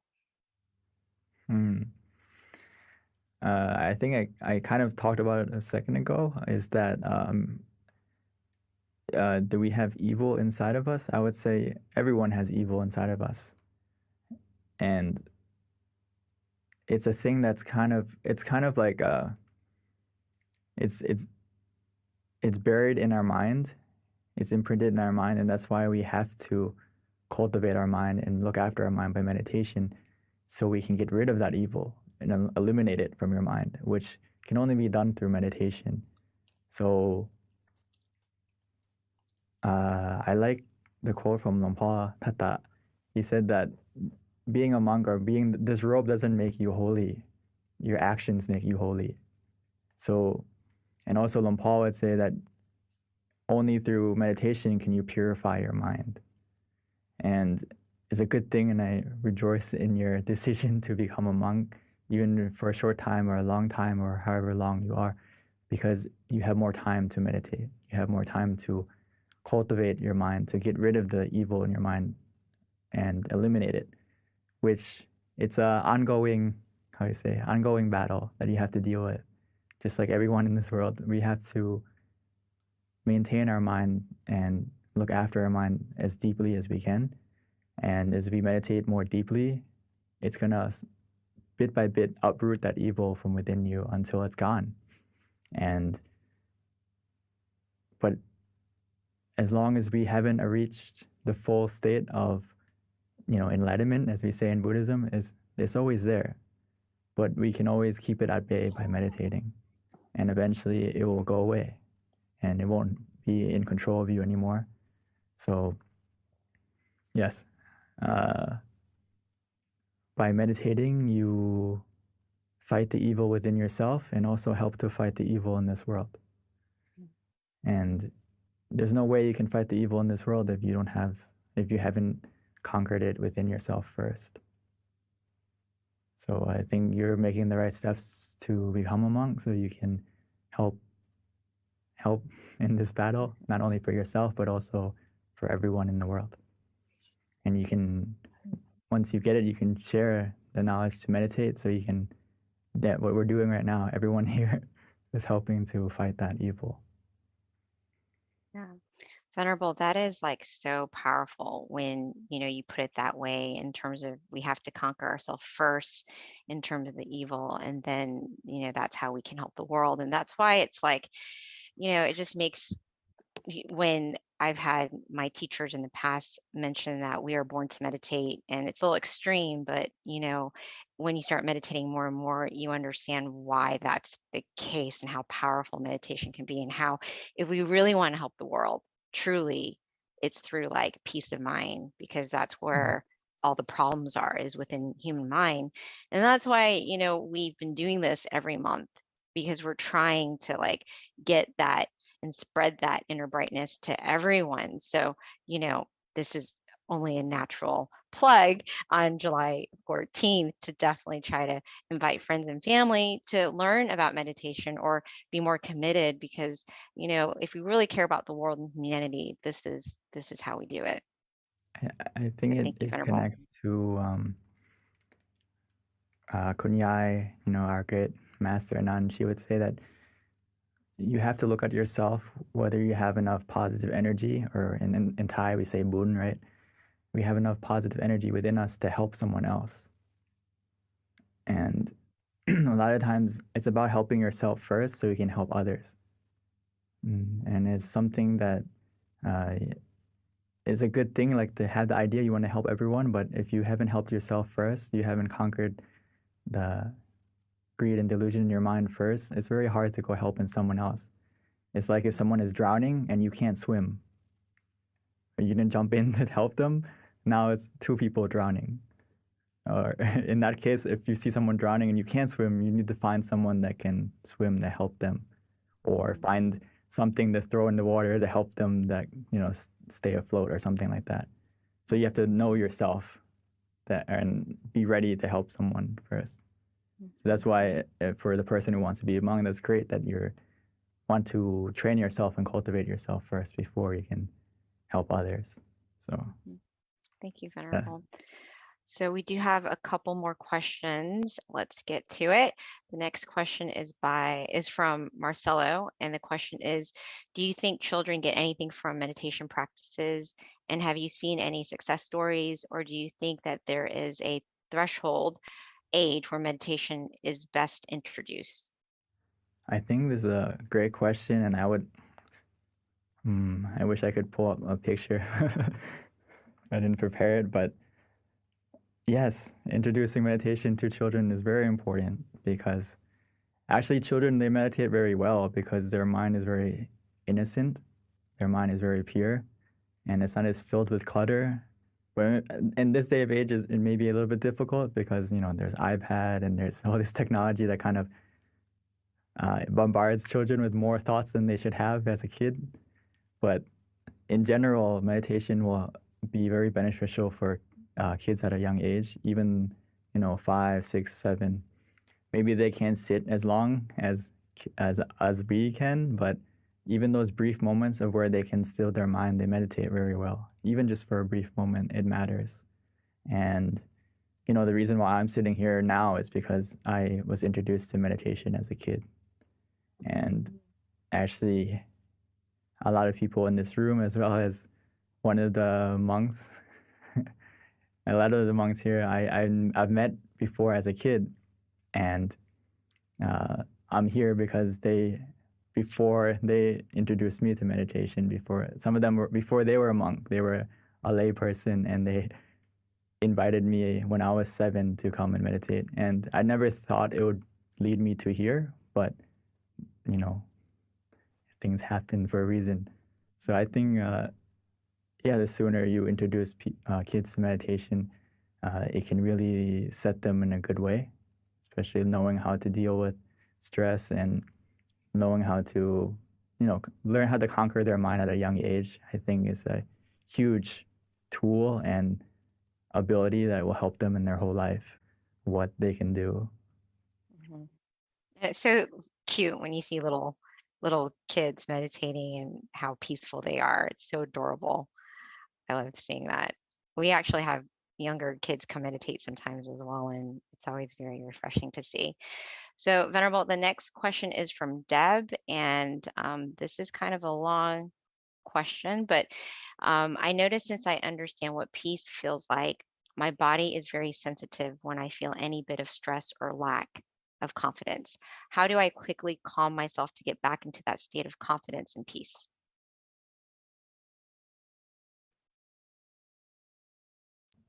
I think it's just, it's usually a side effect of when we start practicing meditation more and more that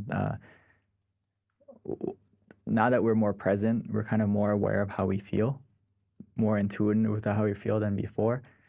So sometimes it can be like that where you're more aware that, okay, now I feel uncomfortable, now I feel stressed out, but you can use it as a benefit that, okay, now that you feel that way, you need to kind of, that you need to reconnect and recharge to where you feel comfortable again. So throughout the day or throughout the activity, if you start to feel stress, you start to feel that lack of confidence, you're just more aware of it than before. Before you just let it happen, and now you're aware that it's happening.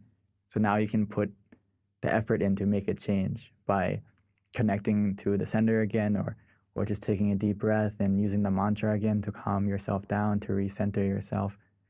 So it's a good thing that you're more aware of how you're feeling, and now just apply the meditation into it. When you feel that way, you feel off balance. Just like in meditation, when we say that you don't feel comfortable, you don't feel relaxed anymore, we tell you to open your eyes or to readjust